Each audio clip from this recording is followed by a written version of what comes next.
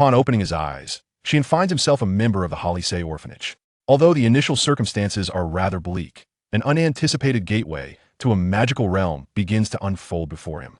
Even more delightful is the arrival of the local specialties from his hometown. Sheen, have arrived at this point through sheer perseverance. Proficiency panel, allocate points. From a novice spellcaster who has just mastered the Lumos charm to a white mage who commands all spells. From an apprentice of transfiguration capable of transforming a matchstick to a legendary sorcerer who can alter the very properties of matter. From barely concocting a potion for scabies as a novice potion maker to establishing an entire system of potions as the master of the Cauldron. His accomplishments in the realm of magic are as numerous as the stars. Transfiguration, potions, charms, dark magic, divination, magical creatures, alchemy, astronomy, and more. His life is extolled by many. Dumbledore Grindelwald's commander. Oh, let us interview the near-death Mr. Voldemort. He seems to have something to convey. The Dark Lord, who met his demise by a kick, exclaimed, "No one told me that Hogwarts concealed a white mage." Chapter 1. The London Orphan. If you insist on attending the Hogwarts, you'll have to cover your own tuition. The orphanage cannot spare a single penny. I understand, Nurse Anna. Sheen watched as Nurse Anna entered the common room, gently closing the door. If the sound were too loud, and she perceived any discontent from him, dinner would be downgraded from cheap pork sausages to baked bean bread. The tap water, if not consumed with caution, could be deadly. However, it has always been unclean, and excessive consumption could lead to illness. Once afflicted, the only awaiting fate in this impoverished orphanage in the southern suburbs is to be claimed by death. How does Sheen possess such clarity? Because the original occupant met his demise in this very manner. Illness, cold, and malnutrition conspired to take his life, and the Sheen who traversed from the previous winter has remained vigilant ever since. He makes every effort to drink the cheap red tea, and even competes for a cup of instant coffee meant for older children, despite the risk of sleepless nights. Over the past 6 months, he has come to grasp his situation. It is now late August 1991. This is the Croydon district of the Harry Potter world, one of the poorest areas in London. The Holisey Orphanage, where he resides, stands as the most destitute orphanage of all. Why is this so? Because there is but one orphanage here established for political gain. Just as in England he once knew, by the end of 1990, the Iron Lady, Margaret Thatcher, was ousted from power. Her Thatcherism brought about economic reforms while starkly exacerbating the chasm between the wealthy and the impoverished. The financial district thrived under deregulation, enriching the elite, while traditional industrial areas and inner-city impoverished zones faced unemployment and cuts to public services. This is particularly evident in Croydon, where the Holisey Orphanage has not received substantial funding for 5 years, leading to a dire financial situation. Each child not only lacks access to sufficient safe drinking water, but also endures winter with merely a thin blanket. In such circumstances, should he fail to gain admission to Hogwarts, he may not even survive to adulthood, especially since his health has always been fragile. A mere cold could prove fatal. This is not due to the inadequacy of London's healthcare, but rather the harshness of the caregivers, who may not notice an ailing child in time. Hogwarts is tuition-free. As for other expenses, I have a scholarship application submitted to Professor McGonagall. Sheen retrieved a bag from the depths of his iron-frame bed, containing 143 galleons, a wand, several robes, and other items. He adhered strictly to the minimum standards outlined on the enrollment list for his purchases. Even so, it cost him a total of 157 galleons, leaving him with less than half of his savings for the academic year. Tomorrow marks the commencement of Hogwarts. I must hurry. If my performance is inadequate and I fail to secure a scholarship, it will be disastrous. I certainly do not have enough galleons. During his last visit to collect the enrollment notice and make purchases, Professor McGonagall had deliberately mentioned this reward, aimed at exceptional young wizards. Will Sheen excel? The prospect appears dim. After all, he practiced the levitation charm a staggering 500 times before mastering it. Fortunately, he possesses a cheat. Name, Sheen Jellin. Identity, wizard. Title, none. Proficiency, levitation charm. Apprentice level, 1/300. Lumos charm. Apprentice level, 1 out of 300. Cleaning charm, unlocked, 27/30. 3 apprentice level charms can unlock the title of apprentice in the field of charms. Advancement. 3 introductory level charms can unlock the title of beginner in the field of charms. Indeed, Sheen has a proficiency panel, which proves quite functional. With correct practice, rewards can be earned, and apprentice-level spells require merely 30 correct repetitions, with 3 apprentice-level spells capable of unlocking an apprentice title, which seems rather manageable. Yet, even this seemingly simple task took Sheen 2 months to barely accomplish, averaging 1.5 correct practices per day. His magical talent can be described as dismal. One wonders if this is a consequence of his transmigration. He suspects that the magical realm, which he has yet to encounter, is conspiring against him, though the magical world likely has no time to concern itself with him. Today, I must complete the unlocking of my title. Sheen confidently brandished his wand and cautiously stepped onto the creaking floor, peering out through the drafty single-pane window. The Victorian, semi-detached house, nestled in the impoverished southern suburbs, has fallen into silence. Excellent. Everyone is asleep. As long as I tread carefully, I shall remain undetected. If the original occupant left him with anything of worth, it is this independent, secluded single room. Although the separation was instigated by a fear of disease transmission, for Sheen, it undoubtedly proved to be a fortuitous circumstance, as it afforded him ample private space to practice his magical arts. Scourgify. Sheen enunciated the incantation clearly towards the grimy poster, deftly wielding his wand in an S shape. Regrettably, the count on the panel remained unchanged. Sheen was undeterred, once again reciting the spell and gesturing with his wand. It was only through personal experience that he began to grasp the obscure complexities of magic. For instance, regarding this cleansing charm, where should the emphasis lie in the incantation? How many times must it be uttered? What manner of S shape should the wand movement depict, large or small? At which moments should he hasten his movements, and where should he slow down? Sheen understood that scour signifies cleansing, while Ife denotes the act of rendering something into a certain state. Thus, the term translates to making something clean. Consequently, his pause should occur between scour and Ife, while the S-shaped gesture would rely on serendipity. Fortunately, he could gauge success or failure based on whether his proficiency increased, drawing insights from past correct practices. Scour, Ife. Sheen articulated the incantation for the 5th time, adhering to his acquired wisdom in wand movements. First swift, then slow, and after the final arc, it should be broader. As Sheen muttered to himself, he meticulously followed his successful methodology in wielding the wand. At that moment, a radiant light suddenly erupted, and the poster on the table was instantly cleansed of its stains. You have practiced the cleansing spell at an entry-level standard, Proficiency JA 3. Cleansing spell unlocked. A new title in the realm of spells has been unlocked. Please check. A wizard talent has been unlocked. Please check. Success. Sheen picked up the freshly cleaned poster and examined it closely, marveling at the wonders of magic. As for the entry-level standard, akin to the varying effects of spells, the criteria for correct practice also differ, categorized into apprentice and entry-level. An apprentice would yield an increase of 1 point in proficiency, while entry-level would grant 3 points. As for whether there are further standards post-entry-level, Sheen was uncertain. Given his magical aptitude, attaining even an entry-level status was nothing short of a blessing from Merlin. Let's check the new title. Sheen eagerly opened the panel, which refreshed with 3 lines of content. Title, Spell Novice. Slightly increases perception of spells, moderately enhances spellcasting talent. Sheen continued to peruse the information. Wizard Sheen, spellcasting talent. Green. The Spell Novice title confers an enhancement, original talent being white. Note, the average wizard possesses a green talent. Sheen inhaled sharply, white trash.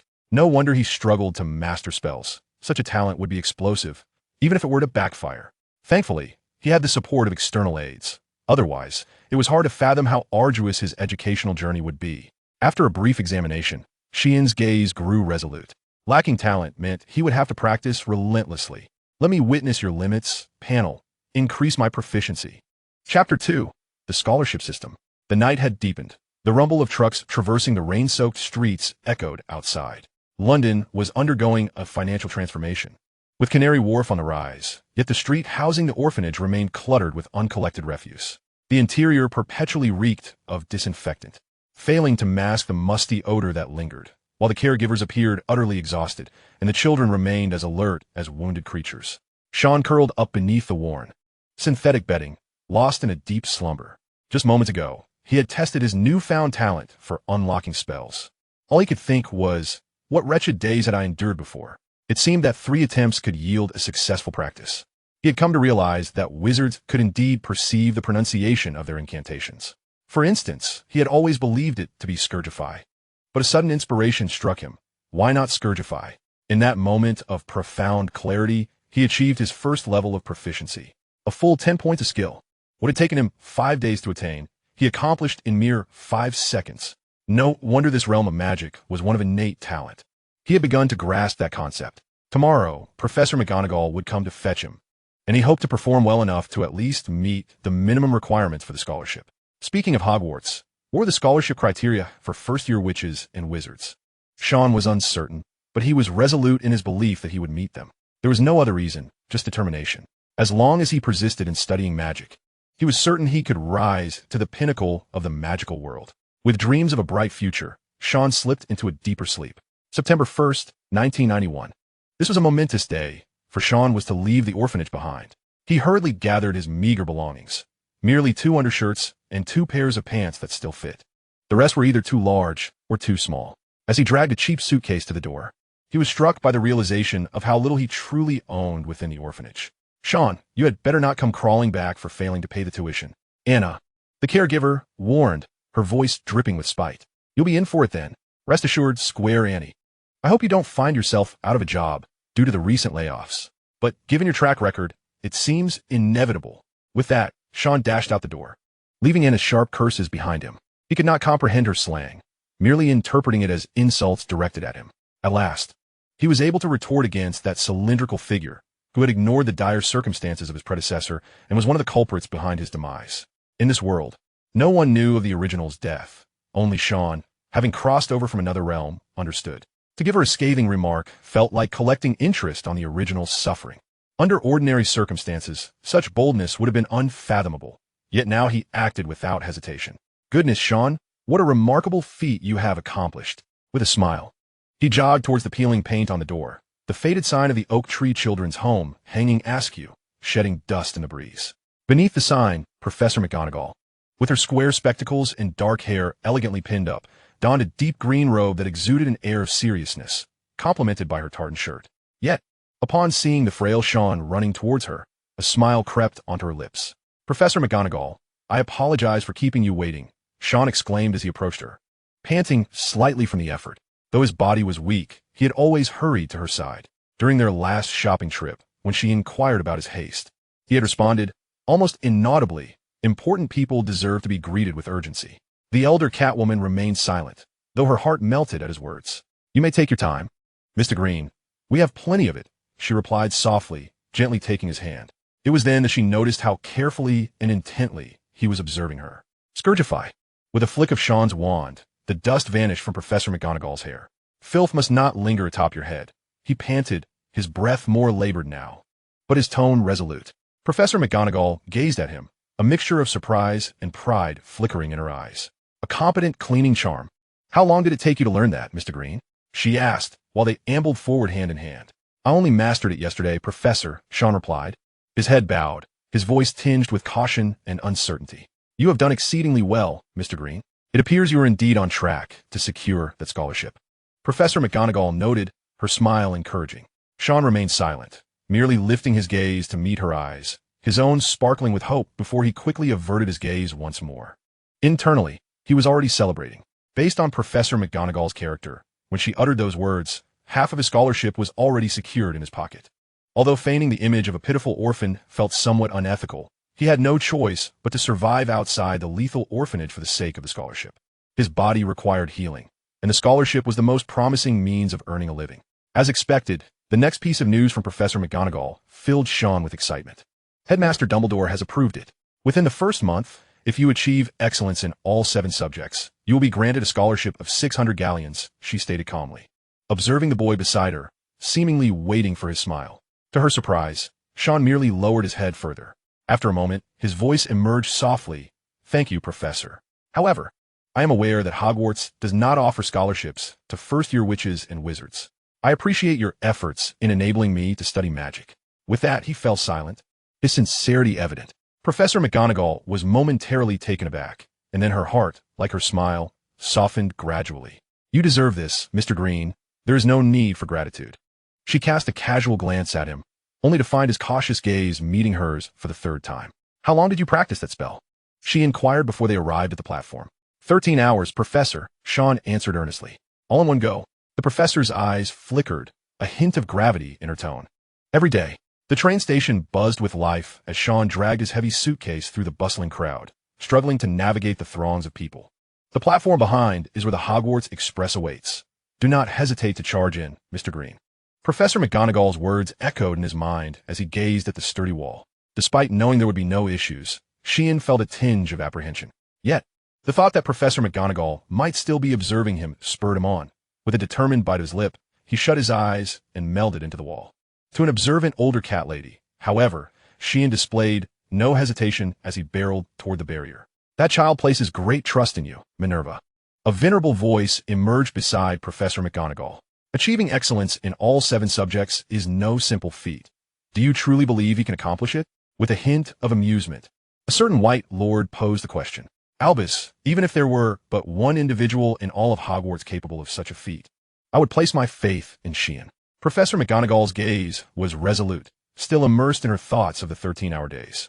Even at her most fervent, she had never managed to sustain such an intense study regimen for 2 consecutive months, let alone contend with the mischievous young wizards of Hogwarts.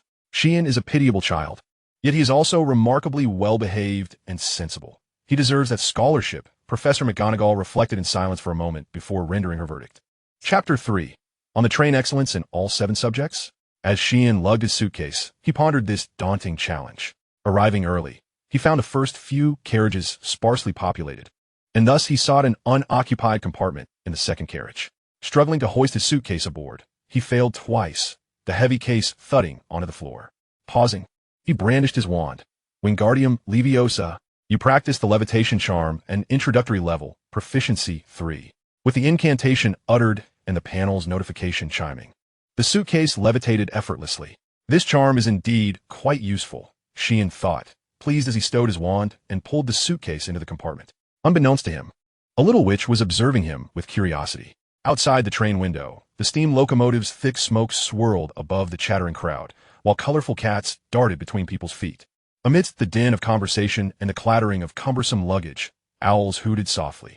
Sheen opened Hogwarts, a history, a tome nearly half the size of the table before him, which stated on one page that the 7 core subjects of Hogwarts are Transfiguration, Charms, Potions, Herbology, Defense against the Dark Arts, History of Magic, and Astronomy. These subjects are also compulsory courses at Hogwarts. So, how does one attain excellence? He sought a benchmark, namely the brilliant Hermione from their trio. If memory served, she had achieved 9 O's, outstanding, and 1 E, exceeds expectations, in her OWLs, the ordinary wizarding level examinations. Hermione's performance had always been stable. Thus, comparing himself to her would provide a clear measure of the standard he needed to meet. Was it challenging? Certainly. His magical aptitude was dismal.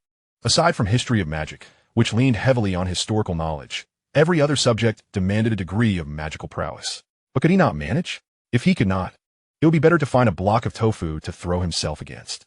Time to get serious. As he contemplated while stowing his luggage, Sheen decided to start with Transfiguration. He settled into a plush seat, returned a history of Hogwarts to his bag, and retrieved The Beginner's Guide to Transfiguration, a book adorned with crimson and gold. It meticulously elucidated the principles and techniques of Transfiguration, serving as a textbook for first and second-year students at Hogwarts. The classic example within was transforming a matchstick into a needle. Should he achieve this within a month, Sheen believed securing an outstanding would be within reach. When performing Transfiguration, it is crucial to wield your wand firmly and decisively. Do not wave or twist the wand unnecessarily, lest your transformation fail.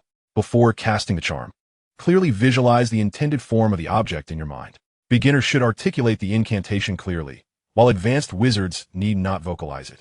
Thus, Sheen meticulously absorbed every word in the Beginner's Guide to Transfiguration, preparing to memorize its over 200 pages before attempting any practical transformations.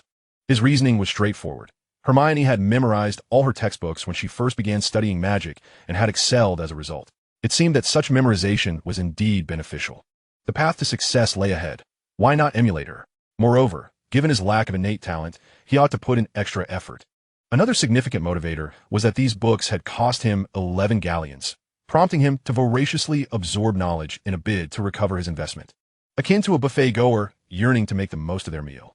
Thus, unbeknownst to him, he had skimmed through all the books he had purchased.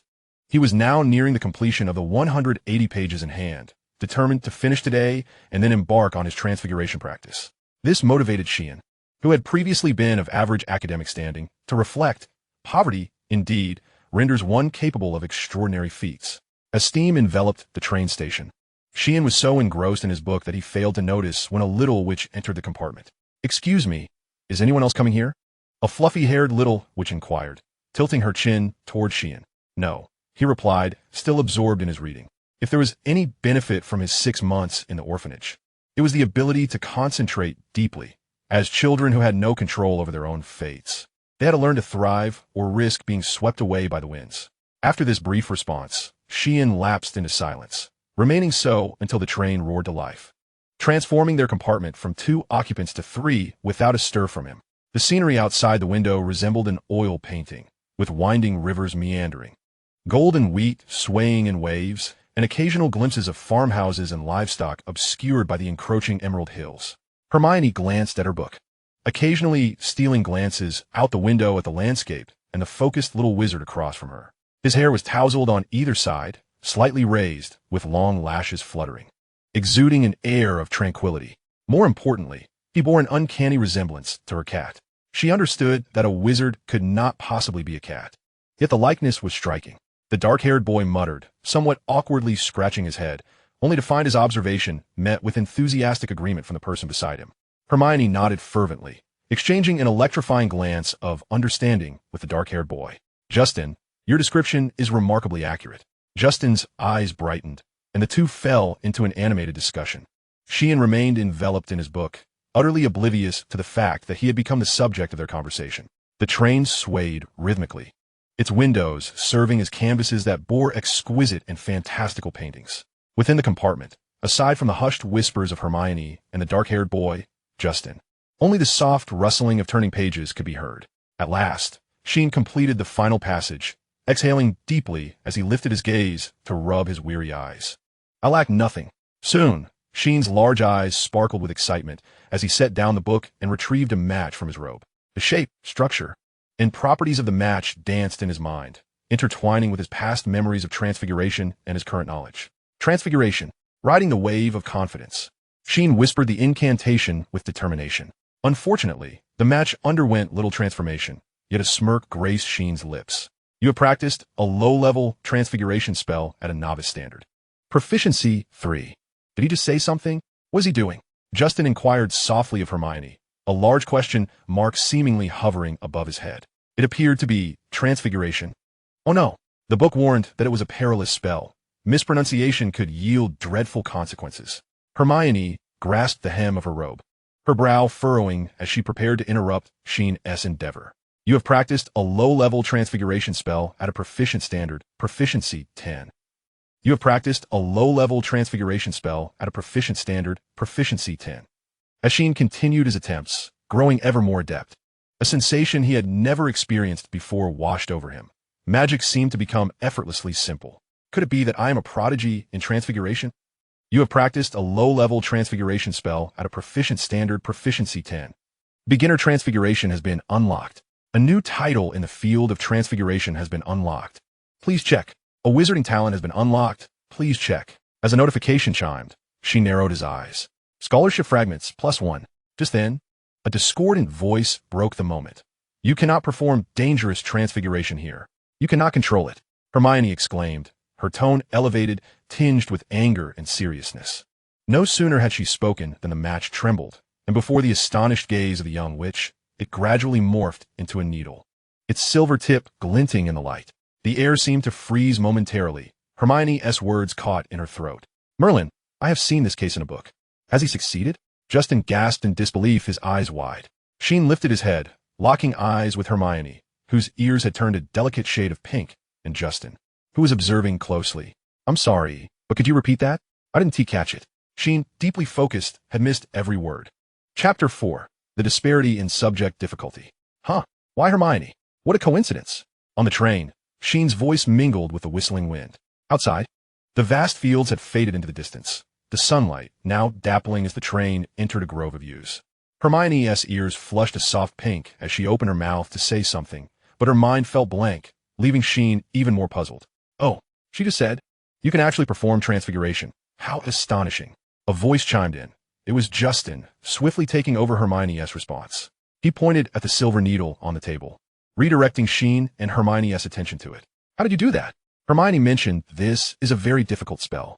After speaking, he felt a twinge of anxiety, silently wishing the young wizard would not take offense at his words. The incantation is transfiguration, with a break between trans and figura, the emphasis on phi. Moreover, the wand must be waved swiftly from left to right without pausing. Sheen reflected on his practice, identifying potential focal points, a method he had always employed in his studies. Yes, of course, it is essential to vividly visualize the intended transformation in one's mind, a point that can be found on page 5 of the Beginner's Guide to Transfiguration. Soon, the train exited the Yew Grove, the compartment brightening once more, illuminating Sheen's emerald eyes like precious jade. So my failure was due to pausing? I mean, it's a pleasure to meet you. You might not have heard my earlier introduction, so I'm happy to repeat it. I am Justin Finch Fletchley. Upon hearing Sheen's words, Justin let out a sigh of relief. Hermione Granger. Despite the lingering blush on her cheeks, Hermione's voice was robust. Sheen Green. Sheen found Hermione somewhat peculiar, although puzzled. He chose not to dwell on it. More pressing matters awaited him. In the compartment, Sheen appeared to continue flipping through the Beginner's Guide to Transfiguration. Yet his gaze had already settled on the proficiency panel. Let me see. What level of Transfiguration prodigy am I? His eyes slowly descended, acknowledging a hint of nervousness. 100 times more intense than when drawing cards in his past life. The power in a game is illusory, but this is real, pertaining to his future talent. Title: Transfiguration Apprentice. Slightly increases perception in Transfiguration, modestly enhances Transfiguration talent. As expected, Sheen held his breath and continued to read. Wizard Sheen. Transfiguration talent. Light purple. Transfiguration Apprentice title has been conferred. Note: average wizards possess a green rating. Evaluation: you are a true genius in the field of Transfiguration. Through guidance, you will become a pivotal master in this discipline. An epic purple. Am I truly a genius in Transfiguration? Sheen felt as if someone were drumming and singing a tune of good fortune in his ears. Those who have experienced the drudgery of white trash can truly appreciate the rarity of an epic purple. Through guidance, I could become a master of Transfiguration. Suppressing his inner excitement, Sheen resolved to remain at Hogwarts for the next 7 years and began to contemplate diligently. The distinction between Transfiguration talent and spellcasting talent affirmed one thing. In the world of Harry Potter, magical aptitude is not uniform. Different wizards may excel in disparate areas. For instance, Neville may be average in most subjects, but excels in herbology. Hermione is strong in nearly all branches of magic, yet her defense against the dark arts is not as formidable as Harry's, and her predictions class was a disaster. For Sheen to achieve excellence in all 7 subjects, he must exert additional effort in areas where he is less adept. At Hogwarts, the difficulty of different subjects varies. This is not only due to the subjects themselves, but, more importantly, the professors who play a crucial role in the courses. Much like in university, where the knowledge is laid bare before us, the enjoyment of learning and the ease of passing largely hinge upon the professors.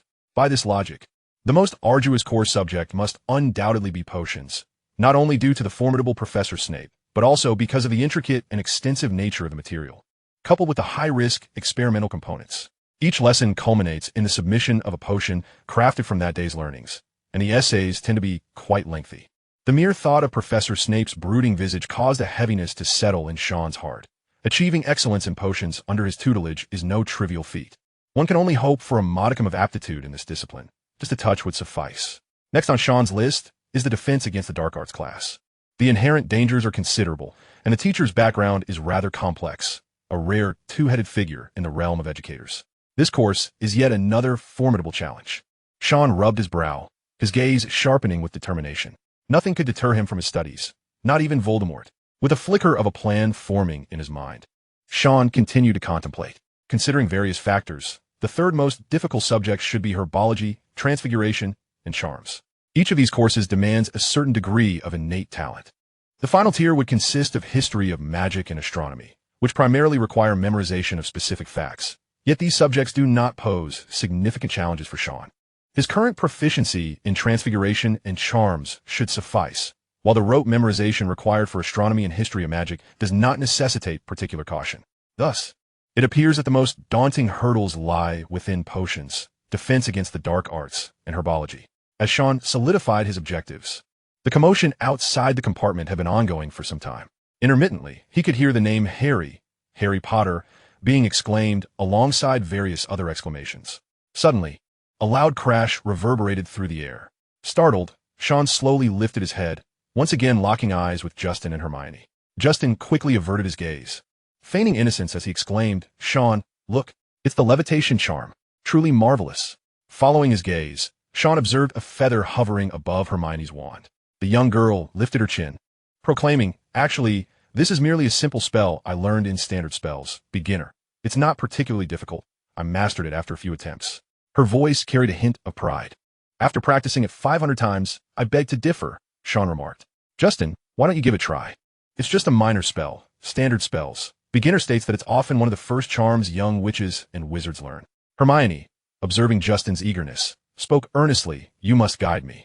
Justin, without hesitation, brandished his wand with a glimmer of aspiration. "Wingardium Leviosa." The feather remained still. "You need to flick your wrist," Hermione corrected. "Wingardium Leviosa." The feather trembled slightly.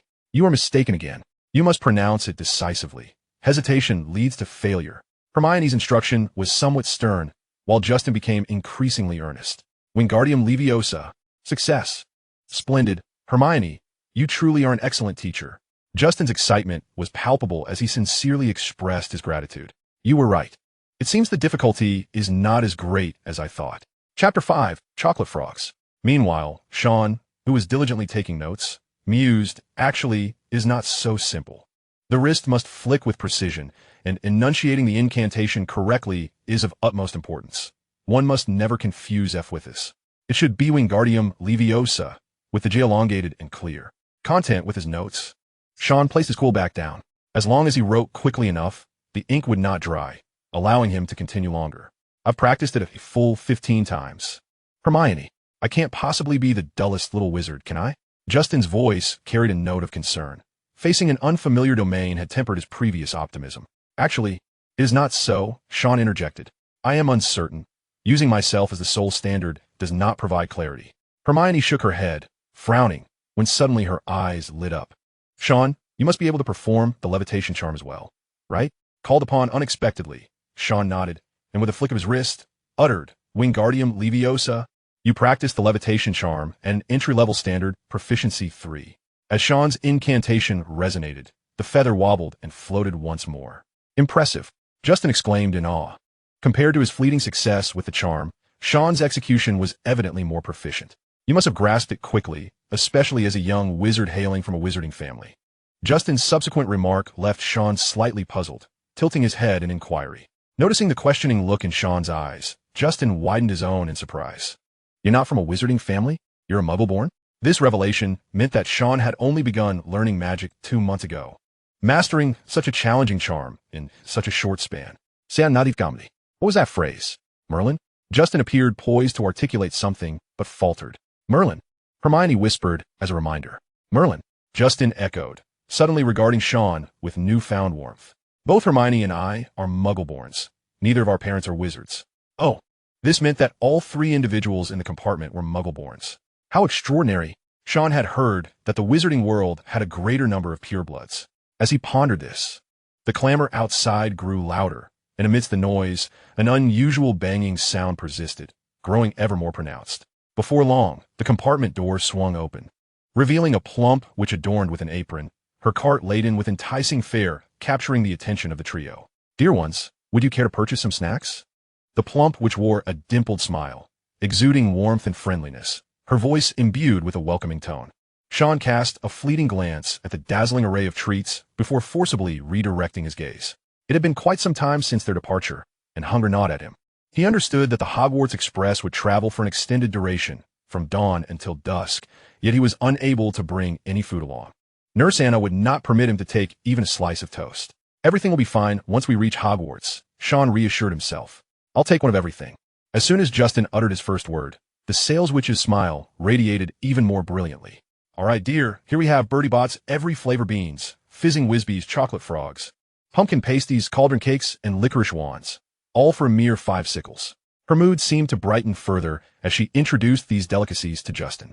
Hearing the price, Hermione gasped in shock, ready to protest, only to be dazzled by the galleons Justin produced. He quickly settled the bill and, with a slight flush on his cheeks, explained, "This money was originally set aside for my enrollment at Eton, but the very next day, I received my acceptance letter from Hogwarts. Although my mother believes Hogwarts does not compare to Eton, just imagine. Learning magic is far more enticing than a career as a lawyer or a business mogul," he concluded, placing a pile of galleons into his bag. At that moment, Seamus recalled who he was, Justin Finch-Fletchley, a sincere and kind-hearted Hufflepuff. He had participated in the dueling club and joined Dumbledore's army.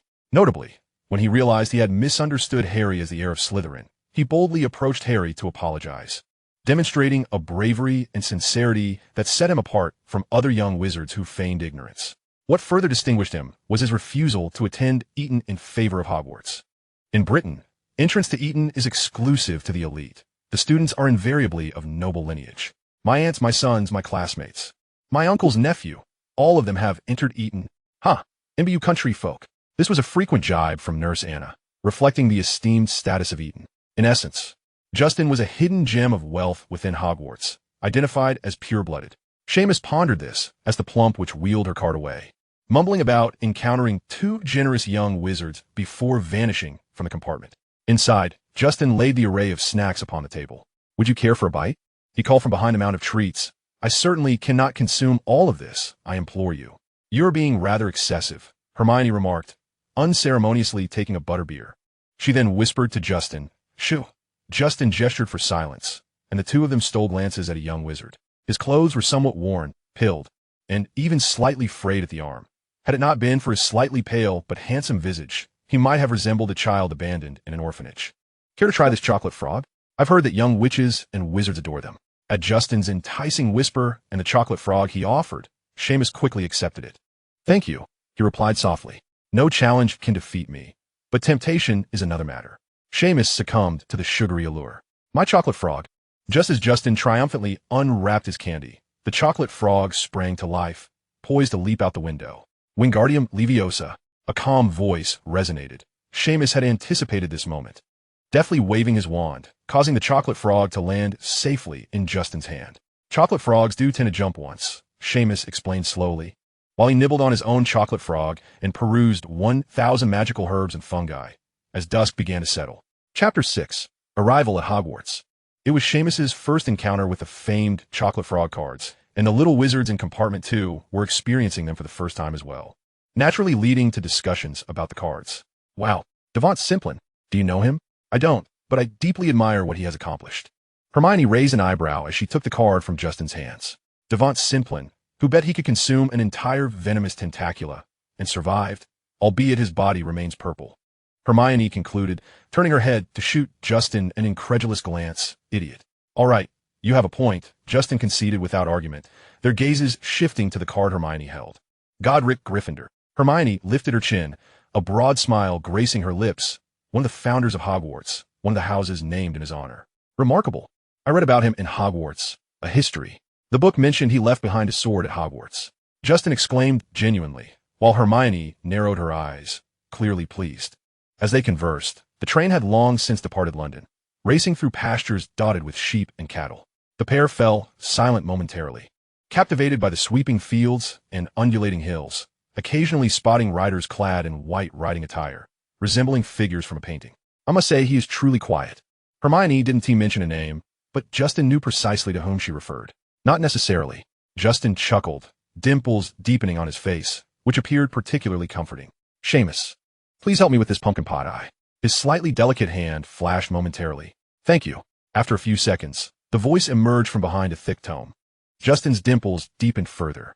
My mother once told me that those who are truly capable often remain very quiet, even if a mountain were to fall before them. It wouldn't frighten them. However, they're often rather unlucky. Justin's gaze fell upon Seamus's pilled jacket and his focused expression, suggesting his mother's wisdom. I always need friends like that. Her teachings led me to find my companions at Sam Field. It turns out she was right. I believe we will be lifelong friends. They vowed to maintain correspondence even while attending different schools. Oh, if you're interested, I'd be delighted to share our letters with you. As Justin spoke, he opened his suitcase, revealing not only the items from the enrollment list, but also a neatly stacked collection of letters, accompanied by scattered photographs that appear to be snapshots of Justin with his friends. Just as Hermione was taken aback by this revelation, a voice filled with a wail suddenly pierced the air. Trevor, where are you? A round-faced boy hesitantly entered the compartment, timidly inquiring, Excuse me, have you seen my toad? At that moment, the train had traversed 2/3 of its journey, and Shuren was momentarily disrupted from his concentration by the warm, amber glow of the train's lights. Rubbing his eyes, he realized he was alone in the compartment. Observing the dimming sky, He was about to change into his wizarding robes when he discovered a note tucked in 80,000 marvelous herbs and fungi. It read, "Shuren, we have gone to help a young wizard named Neville find his toad. If you wish to join us, you can find us in the corridor." After pondering for a moment, Shuren scribbled a few words on the back of the note. "The train is nearing its destination. Remember to change your clothes." With that, he clutched his school robes and opened the compartment door. The corridor was remarkably noisy, far more than before. Likely because the young wizards in the compartments had grown familiar with one another, resulting in a cacophony of animated discussions. As Shuren walked past one compartment, he overheard a spirited debate within. "Daisy, Sweet Cream, and Sunlight turn this foolish fat rat yellow," a youthful male voice proclaimed. "Are you sure that's a proper spell?" A girl questioned. "It doesn't seem very effective, does it? I've tried a few simple spells at home, just for practice, and they all worked. So, look at this, Reparo." Shuren began to comprehend the situation when he noticed a platinum-haired boy striding out of a compartment, flanked by two bodyguard-like young wizards. Without a second thought, Shuren anticipated the forthcoming confrontation. Soon enough, a mocking voice rang out. "If I were you, Potter, I would tread carefully. You ought to be more courteous, or you might end up like your parents. They were equally foolish. If you associate with the likes of the Weasley family or Hagrid, you will be adversely influenced." Such venomous words, Shuren silently assessed, before turning away and heading to the cloakroom. In that atmosphere of palpable tension, a loud shout soon echoed from the compartment, and Shuren could easily deduce that it was Scabbers biting Goyle, aiding Harry in his defense. If memory serves, this was the only instance of Wormtail assisting Harry. As the second compartment filled with young wizards once more, the rumble of the train reached its peak. The crimson steam engine gradually slowed. Outside, beneath the dark violet sky, only a tapestry of rolling mountains and forests was visible. Hermione and Justin could hardly contain their excitement as the three disembarked from the Hogwarts Express, arriving at a dimly lit platform. In the distance, a giant holding a lantern appeared, resembling one of those monstrous creatures from fairy tales. The night air was chilling, yet Shuren felt no shiver this time. His attire was no longer the tattered, donated garments, but rather the warm, unadorned robes and lining of Hogwarts. Following Hagrid through the woods, upon sighting Hogwarts Castle, the young wizards erupted in a chorus of wow. Justin's exclamation was the loudest, prompting Hermione to glare at him repeatedly. "Forgive me, Hermione, but Eton is not easily forsaken. My decision is not misguided. Just look at this castle, those floating lights, and the moving statues. If my mother could see this, I believe she would be proud of me." As they rowed across the Black Lake, gliding into the boathouse and traversing the cliffside stairs, the young wizards came to a halt at the entrance hall of the Great Hall, eagerly awaiting Professor McGonagall's explanation of the sorting ceremony. Chapter 7. The Sorting Ceremony. "Welcome to Hogwarts," Professor McGonagall announced. "The feast is about to commence, but before you take your seats in the Great Hall, you must first determine which house you shall belong to. The sorting ceremony was a significant event, as your house would serve as your home during your time at Hogwarts." She elaborated on the 4 houses and the house cup, reminding the young wizards as she departed, in a few moments. "The sorting ceremony will take place before the entire school. I suggest you tidy yourselves up and present a spirited demeanor while you wait." Her gaze lingered on Shuren for a fleeting moment, her sternness briefly dissipating. It suited him well. "The sorting ceremony, dear heavens. I have heard we are to battle a fire dragon." A dark-haired young wizard trembled as he shared with his companion. "What? We are to battle a fire dragon?" The blonde-haired young, which beside him appeared on the verge of tears. "No, please. I've only learned Lumos." This declaration swiftly incited a commotion among the young wizards. "A dragon? An adult one? Or a juvenile?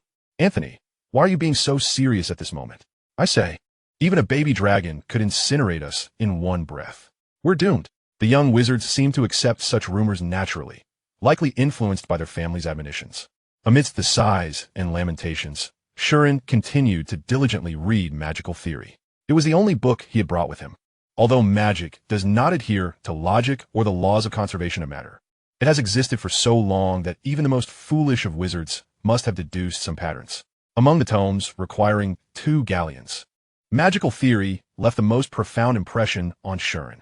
The branches of magic, whether spells, transfiguration, or potions, could all find some elucidation within its pages. Shuren believed it to be the most underrated book on the first-year reading list. At that moment, he was engaged in his 3rd reading, each time gleaning different insights. Magic is inherent to the wizard. The strength of one's magic is contingent upon the wizard's emotions or mental fortitude. However, most wizards cannot consciously control their magical power.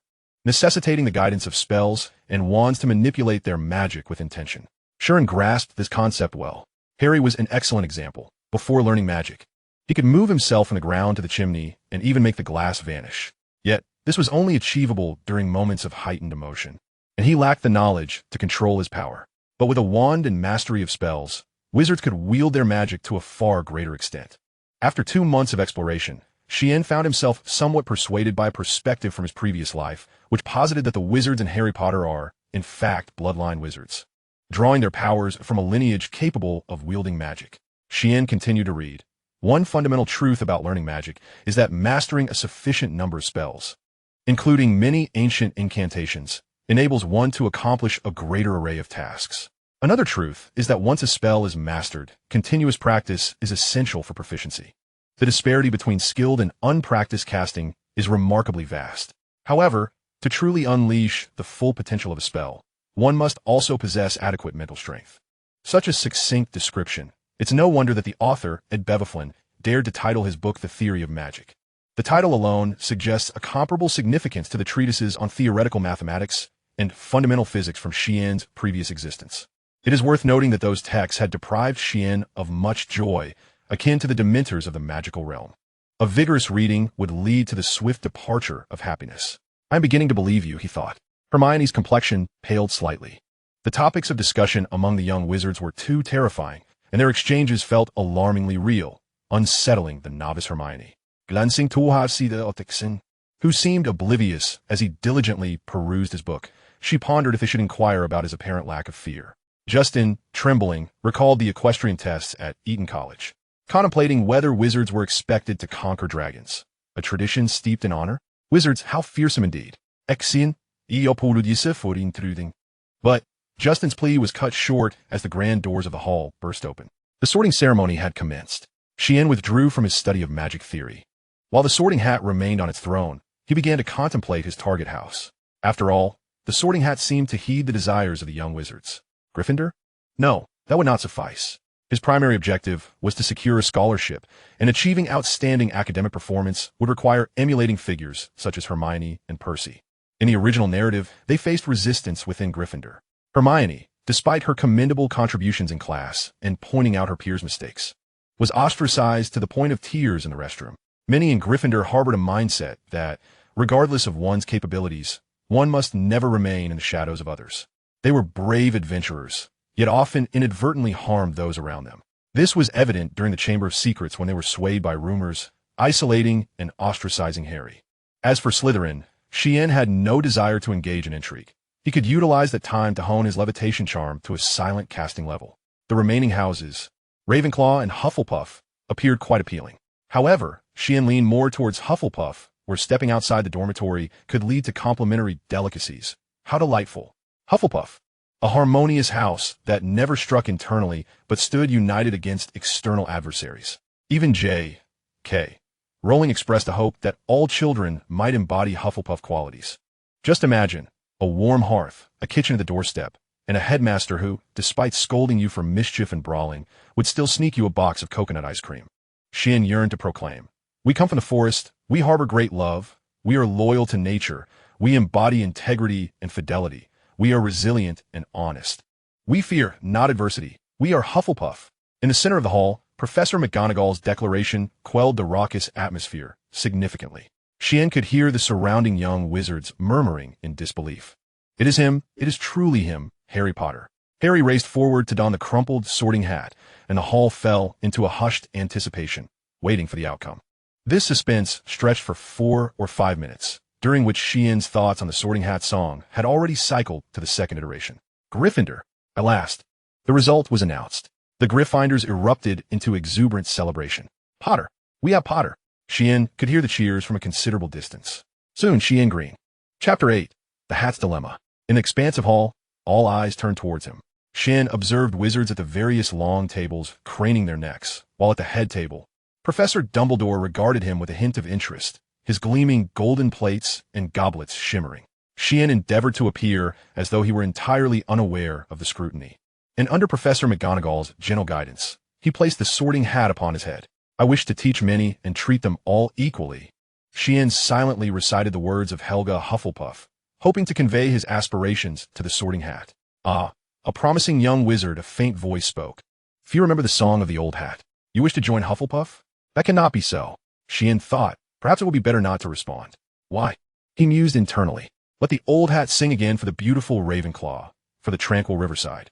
The Sorting Hat suddenly began to sing while twisting atop his head. Sorting Hat, is that you? Sheen inquired, clutching his head in confusion.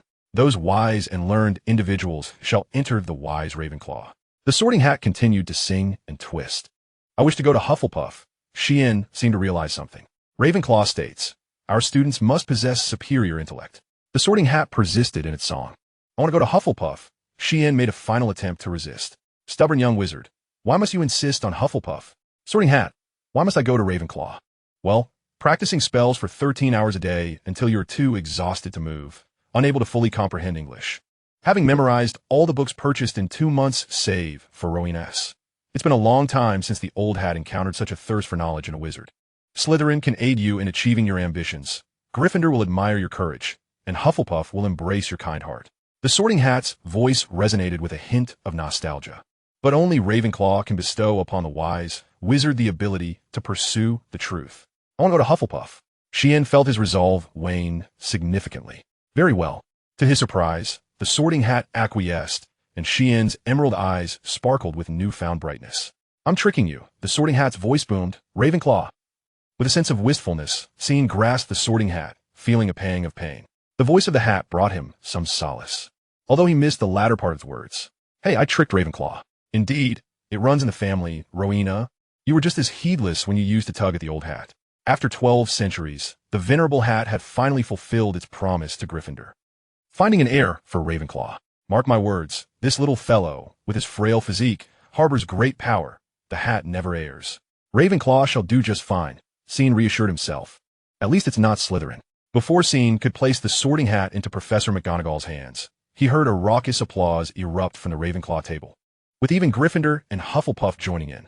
Upon glancing over, he noticed the most enthusiastic clapper was a standing Justin, rallying a cluster of Hufflepuffs to clap fervently. This only deepened Sheen's discomfort. What splendid Hufflepuffs! What a detestable Sorting Hat!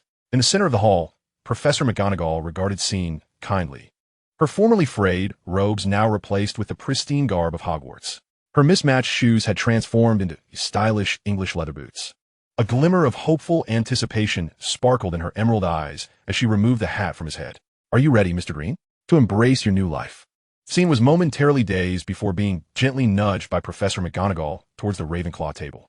Welcome. He noticed a slightly plump wizard beside him, waving enthusiastically. I can hardly believe you are Hatstall. His large, copper-framed glasses framed curious eyes, and after a brief jolt, he extended his hand towards Sheen.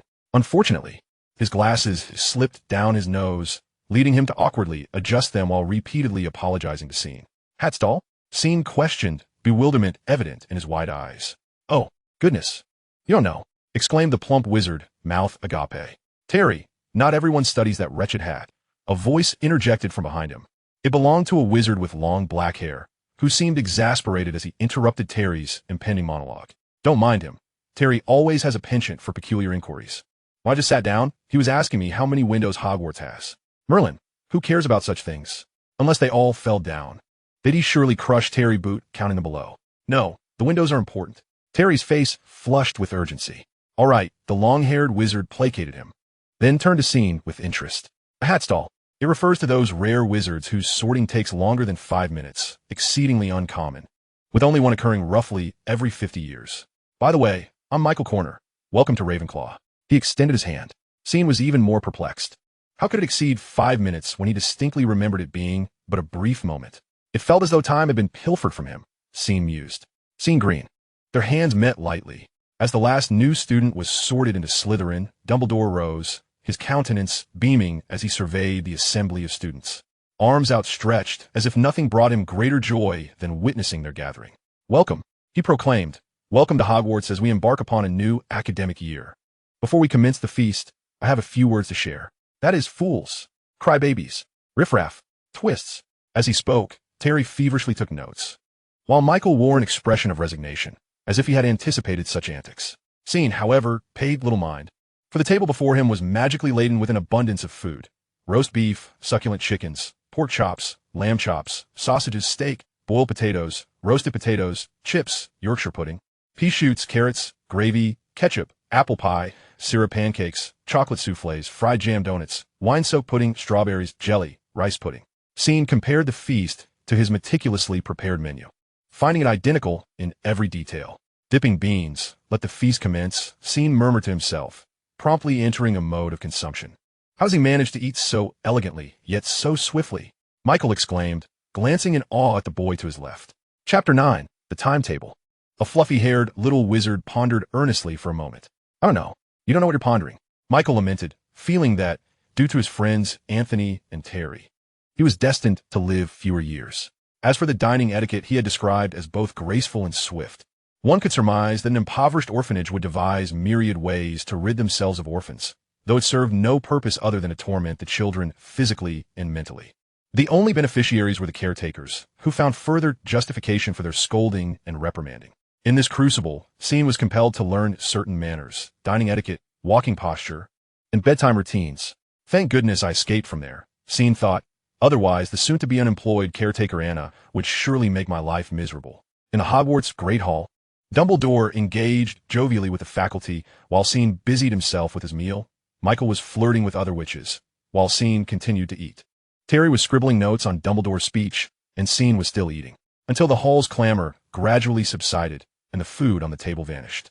Now, everyone is sufficiently fed, Sheen heard Dumbledore's resonant voice declare. Sufficiently fed? Not quite, Sheen silently mused. Dumbledore continued, outlining 3 warnings. Prohibition from entering the room on the far right side of the 4th floor, prohibition from venturing into the Forbidden Forest, and prohibition from nocturnal wanderings. Now, before everyone retires for the night, let us sing the school song. Dumbledore called out. Sheen observed Dumbledore, realizing that the smiles of all the professors surrounding him had frozen. Soon enough, Sheen understood why. It was truly discordant. He covered his ears. If you don't wish to hear it, then you must sing. Michael sang with fervor, despite his lack of pitch, exclaiming, if you do not harm others, others shall harm you. A sentiment of truth indeed. Thus, Sean joined in the chorus. Hogwarts, Hogwarts, Hogwarts. Impart unto us knowledge. Whether we be balding elders or children with scraped knees, our minds are eager to embrace intriguing wonders. For now, our brains are barren, filled only with air, dead flies, and trivialities. Bestow upon us valuable wisdom. Restore what we have forgotten. You need only exert your utmost. And the rest we shall take upon ourselves, striving to learn until we are but dust. Your singing was splendid. After the performance, Michael leaned closer, and Sean nodded, having just melded a melody from a previous life into their tune, with pleasing results. At the very least, he noticed the cacophony around them had diminished significantly. Before long, they followed a tall prefect out of the auditorium, ascending an interminable spiral staircase.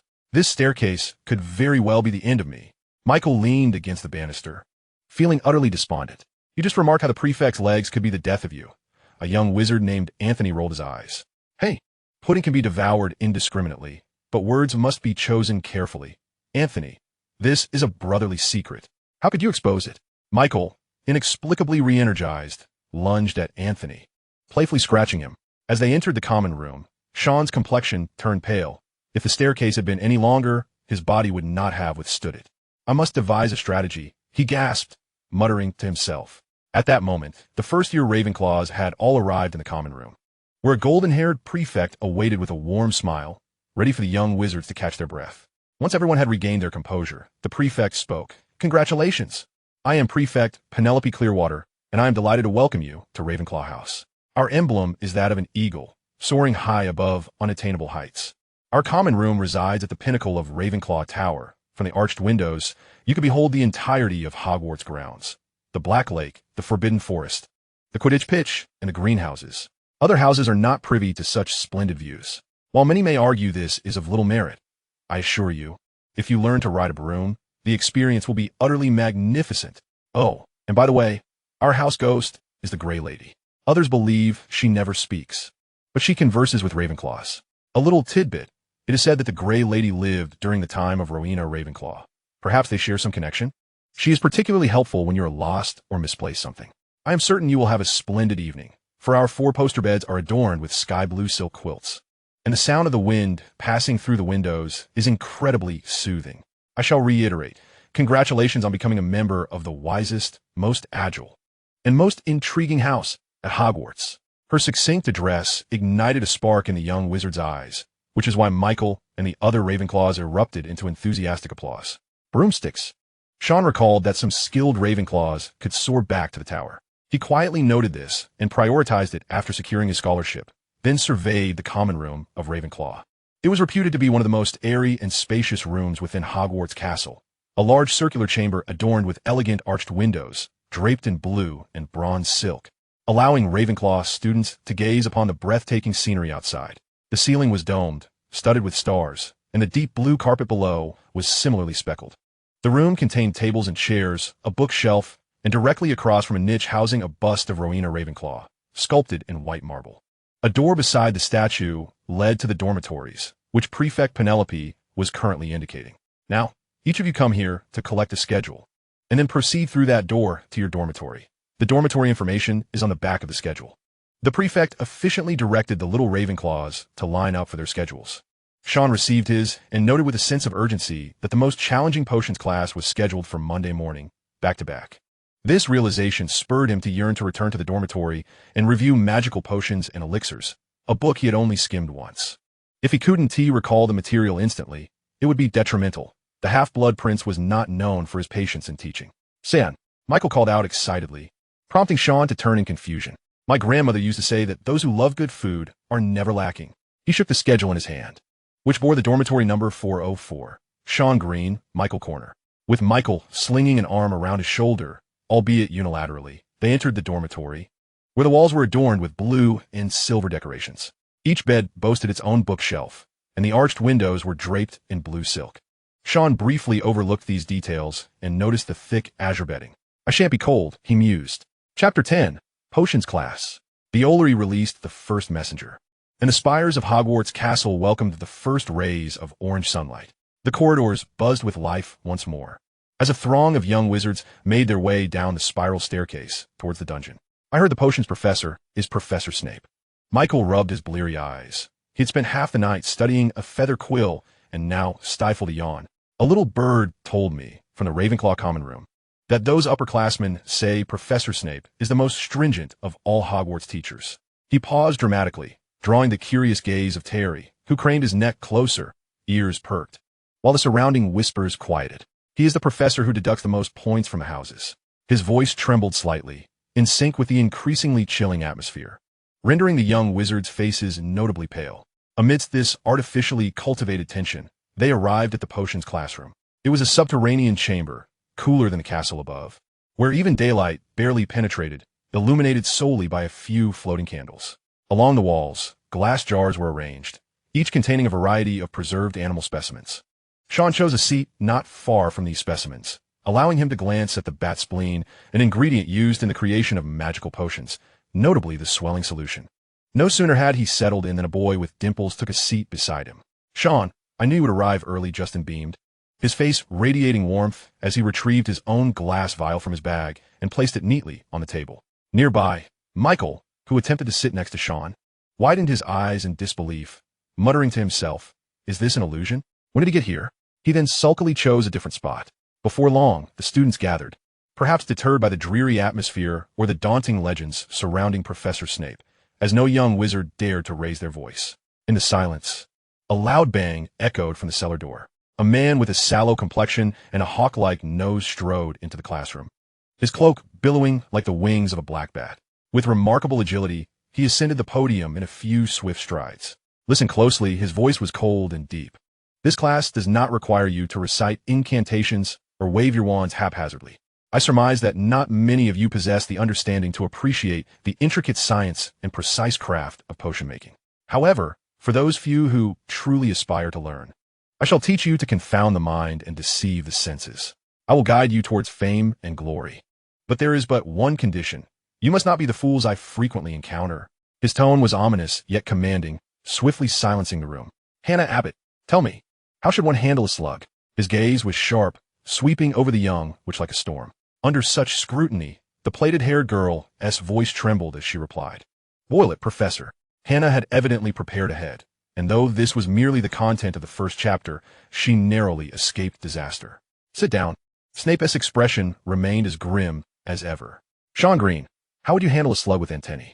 He leaned slightly, casting a shadow over the candlelight. Boil it for a longer duration, perhaps 3 minutes, Professor, Sean promptly responded. Not bad. Snape dismissed him with a wave. Wayne Hopkins, what is Dunkstone? He loomed like a dark cloud over Wayne, whose voice was a mere whisper. I don't know, Professor. If your giant troll-like brain were functioning, you would know that Dunkstone is a solid substance extracted from the stomach of a goat, serving as an antidote in potion making. Snape's lethal glare remained fixed on Wayne, who was visibly trembling. Sit down. Hufflepuff loses a point for your classmate Wayne's empty-headedness. He surveyed the room, and no one dared to meet his gaze. Others, why do you not jot this down? In the oppressive atmosphere, the young wizards scribbled fervently, as if writing could shield them from the tempest unleashed by Professor Snape. His relentless roll call continued. Ernie Macmillan. He resembled a merciless point deduction machine, and by the end of the questioning segment, Ravenclaw had lost 6 points, while Hufflepuff had forfeited a staggering 12. This led Sean to a natural conclusion. The 6-time championship of Slytherin was likely intertwined with Professor Snape's efforts. In the original text, Professor Snape had kept a record of every student's name to facilitate point deductions. As Professor Snape spoke next, Sean leaned in, all ears. Pay attention. If anyone dares to alter the potion's recipe or arbitrarily adjust the steps, Snape's voice darkened as he scanned each face, ensuring no one dared to be distracted. He began instructing on the steps to brew the scourging potion, a simple remedy for boils. The cauldron before him simmered, producing bubbles and transforming into a thick, dark green potion within minutes. I do not expect any of you to succeed swiftly. I merely hope some imbecile does not create a danger. What are you waiting for? Pair up and begin. Justin's face turned pale as he feigned calm and commenced the steps. Sean, too, felt a knot of anxiety, not from Snape's oppressive presence, but from the uncertainty of his own potion-making abilities. Slug, dried nettles, ground snake fangs, porcupine quills. Sean, these are correct, aren't they? Justin gazed at Sean as he arranged the components, his residual fear evident. Seeing Sean's composed demeanor eased his own tension. Indeed, Sean nodded, then proceeded to handle the materials according to the book's standards. Let us tackle the slug first. Justin quickly understood and began to light the fire under the cauldron. The cauldron needs to be preheated, he stated. Using my cauldron? Justin inquired softly. Sean looked at Justin's silver cauldron and nodded. The quality of the cauldron would drastically affect the potion's outcome.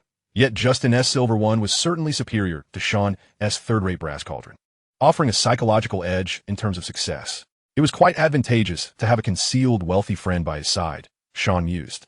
Chapter 11. 2 Choices. Sean had initially believed that brewing potions would be a relatively uncomplicated task, given the strict procedures involved. However, the reality was far more complex than he had anticipated. He understood that he needed to combine the dried nettles and ground snake fangs into the cauldron, adding the porcupine quills only after extinguishing the fire. Yet, this was merely a cursory description. The practicalities were fraught with challenges. To what degree should the snake fangs be ground? How long after extinguishing the fire should the porcupine quills be added? What force should be applied while stirring? What angle should the stirring take? When should one stir? The book contained no guidance on these matters, and Professor Snape offered no explanations. Sean felt that these were likely elements that wizards were expected to intuitively grasp. Perhaps there would be an instinct, akin to the peculiar sensation he experienced while practicing the levitation charm, guiding the wizard's actions.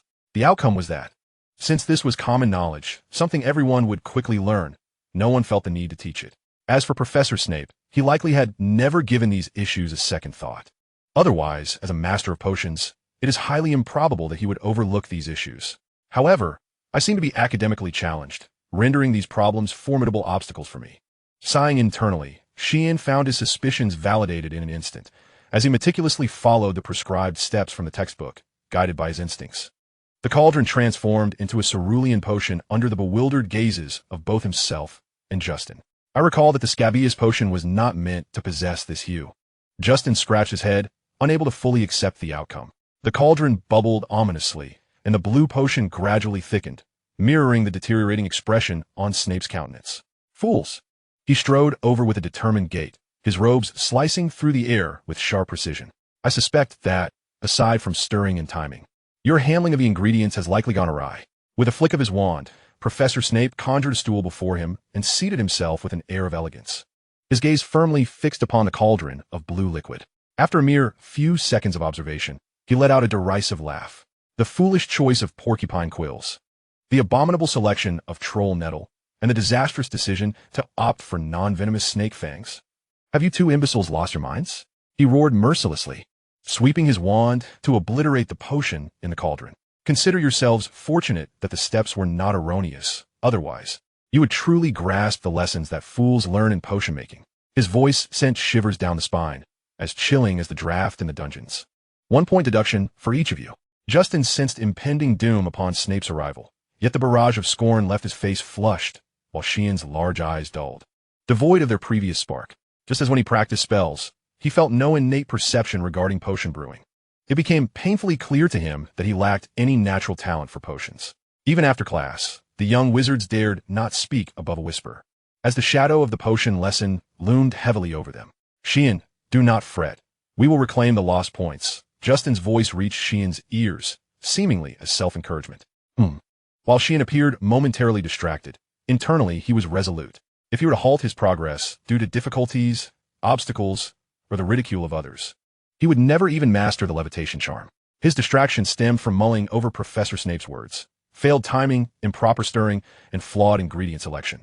These were the fundamentals of potion brewing and the very challenges facing Sheen. Before him lay two paths. One was to mindlessly brew potions as he did when learning spells, relying on chance to glean experience. However, this option was swiftly dismissed by Sheen. Potion making was not akin to the safe branches of magic. It was fraught with peril and discomfort, where a moment's inattention could lead to toxic fumes. To gamble with luck in such matters was akin to tempting fate with potions. Thus, only the other path remained. He must endeavor to comprehend the intricacies of potion making as swiftly as possible, resolve all potential issues, and subsequently practice brewing to attain proficiency, ultimately earning the title and enhancing his innate talent. This route was undoubtedly more complex and arduous than the first, yet was evidently feasible.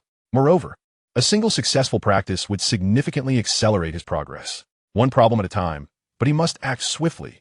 Hogwarts offered more than just this subject. Sheen's thoughts were his own. The long tables in the Great Hall were laden with delectable fare: roasted turkey, sausages, buttered peas, meat gravy, cranberry sauce, Christmas pudding, and turkey sandwiches, a veritable cornucopia. The lamentable state of his talent and Professor Snape's biting remarks did nothing to diminish Sheen's enthusiasm for dining. By Merlin's beard, this is delicious. He fought valiantly and elegantly against the food. For half a year, he had not indulged in a satisfying meal. Even yesterday's feast had left him only partially sated. The orphanage often resorted to frugality, and regarding the specifics of such thrift, Nurse Anna had once posited a theory that a child needed only one meal a day. The discomfort of acid reflux in the dead of night was no small burden, and during his most ravenous moments, Sheen often regarded the stray dogs at the orphanage as a source of potential sustenance. Hermione, over here, Justin called out, seeking a corner to sit with Hermione, who soon approached, her cheeks flushed. You're too loud. Hermione shot him a glare. My apologies. I feared you might not hear me, Justin replied, his dimples deepening. Our first class this afternoon is herbology, and I noticed it appears most frequently on the timetable. I suspect it won't be simple, so I reviewed the textbook again, hoping it will prove beneficial. By the way, I heard you had potions class.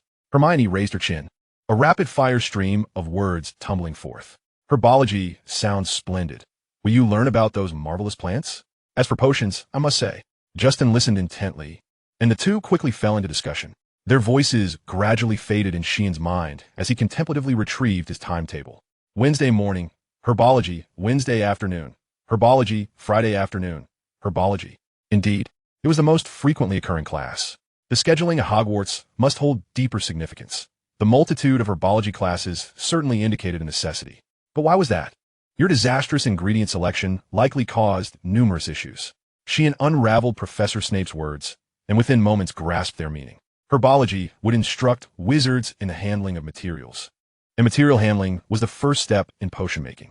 Thus, it was not difficult to conclude that to learn potions, one must first study herbology. Chapter 12, Greenhouse Number 1. Everything had come together. Sheen examined the timetable once more. Ravenclaw, first year, Monday morning, potions, Monday afternoon, history of magic.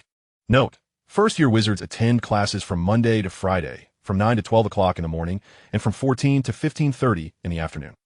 The first-year curriculum at Hogwarts was undoubtedly light, with no classes after 3:30 p.m. This also implied a greater reliance on the self-directed learning capabilities of the young wizards. After the half-roasted chicken on the long table in the hall, Sheen's cheeks puffed out. Unlike potions, herbs are not entirely devoid of perilous plants. However, Sheen could sidestep the dangerous flora and instead hone his skills with safer magical plants, such as white ash and daisies. As long as he could locate Professor Sprout and secure her consent to enter the greenhouse, even doing menial tasks would suffice. Just then, several upperclassmen from Hufflepuff sauntered past Sheen, their conversation piquing his interest. Move a bit faster. Professor Sprout is preparing for the first lesson for the new students today. We have a busy time ahead. It's always like this every year. I don't mind assisting the professor with herbology, but I sincerely hope we don't encounter those serrated three-leaf plants again. Do you know what I mean? Huh. Are you telling me you've been sneezing for 3 weeks and haven't bothered to learn about that herb? I thought you were just backbiting me behind my back. Well, we certainly have been, but no one can berate you for 3 consecutive weeks, just as you can't be in a relationship for 3 weeks straight. Hey, can you refrain from mocking me all the time? If you wouldn't sprinkle itching powder in our hats and underwear. Okay, I admit my fault. As the 3 Hufflepuff wizards were about to move on, Sheen quickly stood up, peering over the long table. The serrated 3-leaf plant must be sneezing grass, a toxic plant commonly used in confusion potions. Its dried leaves could also be made into sneezing powder. To avoid falling victim to it, one would be wise to keep a distance of over 2 meters as its pollen drifts through the air. Sheen's youthful voice rang out, powerful enough to make the 3 boys halt in their tracks. A knowledgeable young wizard, you must be a first-year Ravenclaw, right? However, you really shouldn't have revealed the truth to that fellow Bruce. He deserves a hefty sneeze. The boy with fluffy brown hair looked on with mischief in his eyes. Hey, at least don't do it in front of others, the short-haired wizard interjected helplessly. If you wouldn't sprinkle itching powder in our hats and underwear. Can we please move past this? I'm begging you to. He said this with a face devoid of remorse, seemingly relishing the moment. Sheen couldn't be mistaken. That seemed to be a hint of nostalgia. Oh, thank you for informing me about that. Sneezing for 3 weeks is quite unbearable. But we must be on our way now. Next time we meet, I'll treat you to some Birdie Bot's every flavor beans. As they prepared to leave, Sheen's voice rang out once more. I've always wanted to learn about those marvelous herbs. May I accompany you to assist Professor Sprout with herbology? I can recall all the plants in our first-year textbook. Perhaps I could be of help. Sheen quickly enumerated his merits and awaited their response. In truth, even if these upperclassmen from Hufflepuff did not take him along, he would seek out the greenhouse on his own upon hearing this news. Huh? The boy with brown hair displayed a perplexed expression. Really? Have you memorized that brick-like thick book? Bruce's eyes widened in disbelief. Bruce, Professor Sprout never mentioned we could bring someone along. The boy with fluffy brown hair realized what his companion was about to do. Calm down, Leon.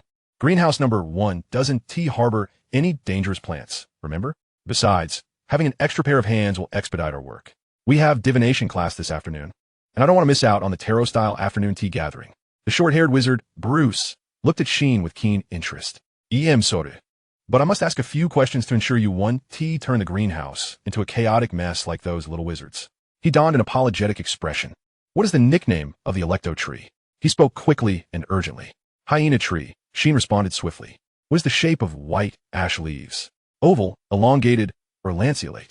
What does mistletoe produce? Mistletoe berries, which are white and serve as excellent materials for crafting common antidotes and forgetfulness potions. Please do accompany us.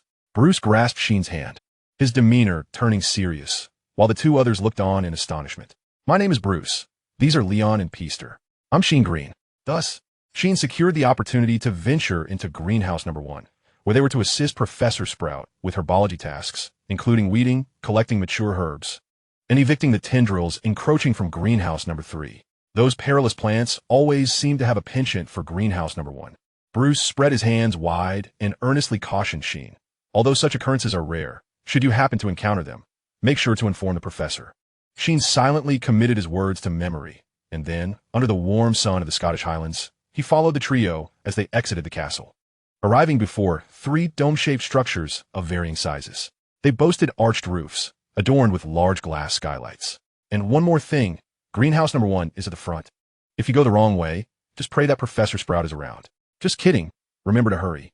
All the while, Bruce elaborated on various details, and although he appeared somewhat unreliable, he was quite serious about important matters. As he spoke, Leon and Peester nodded in agreement, clearly endorsing his words. Pushing open the creaking wooden door, a wave of stifling humidity enveloped them instantly, and Peester-esque glasses fogged over. Before their eyes lay a veritable tapestry of bewildering green plants. Enormous, warty pumpkin-like plants, sneezing grass, planted in pots with only a raucous tuft of leaves protruding from the top, and wooden frameworks entwined with vines surrounding the greenhouse. The shelves brimmed with various oddly shaped pots, some of which emitted smoke, others whose leaves pulsed like hearts, and still others bearing luminescent, gem-like fruits. Amidst this verdant chaos, a narrow path remained for passage, and at the center of that path stood a short witch with flowing gray hair. Chapter 13, Herbology. Upon reaching the professor, the previously boisterous Bruce suddenly became reserved. "Oh, Bruce Dickinson, Leon Howard, Peester Jefferson, I'm so pleased you could come to assist," Professor Sprout beamed, her smile radiating warmth like the sun. "A new Sprout? Child, it's delightful to meet you. What is your name?" She set aside the large shears used for handling the tubers, bending down to gaze at Sheen. Without inquiring why he was present, she removed her mud-streaked dragon-hide gloves, exuding warmth akin to that of a benevolent benefactor from an orphanage. Though her donations had not materially aided the children, it did not diminish Sheen's admiration for her. Sheen Green. He too felt himself growing bashful. "Mr. Green, it is truly delightful to see you here to lend a hand. Mr. Dickinson, would you kindly assist him with the mature plants?" Professor Sprout gently pinched Sheen's cheek before enthusiastically delegating tasks. "Mr. Howard, I entrust the weeds to you. And as for Mr. Jefferson, I would like you to select the white fresh at various growth stages. This will be the first plant the young sprouts will encounter." "Yes, Professor."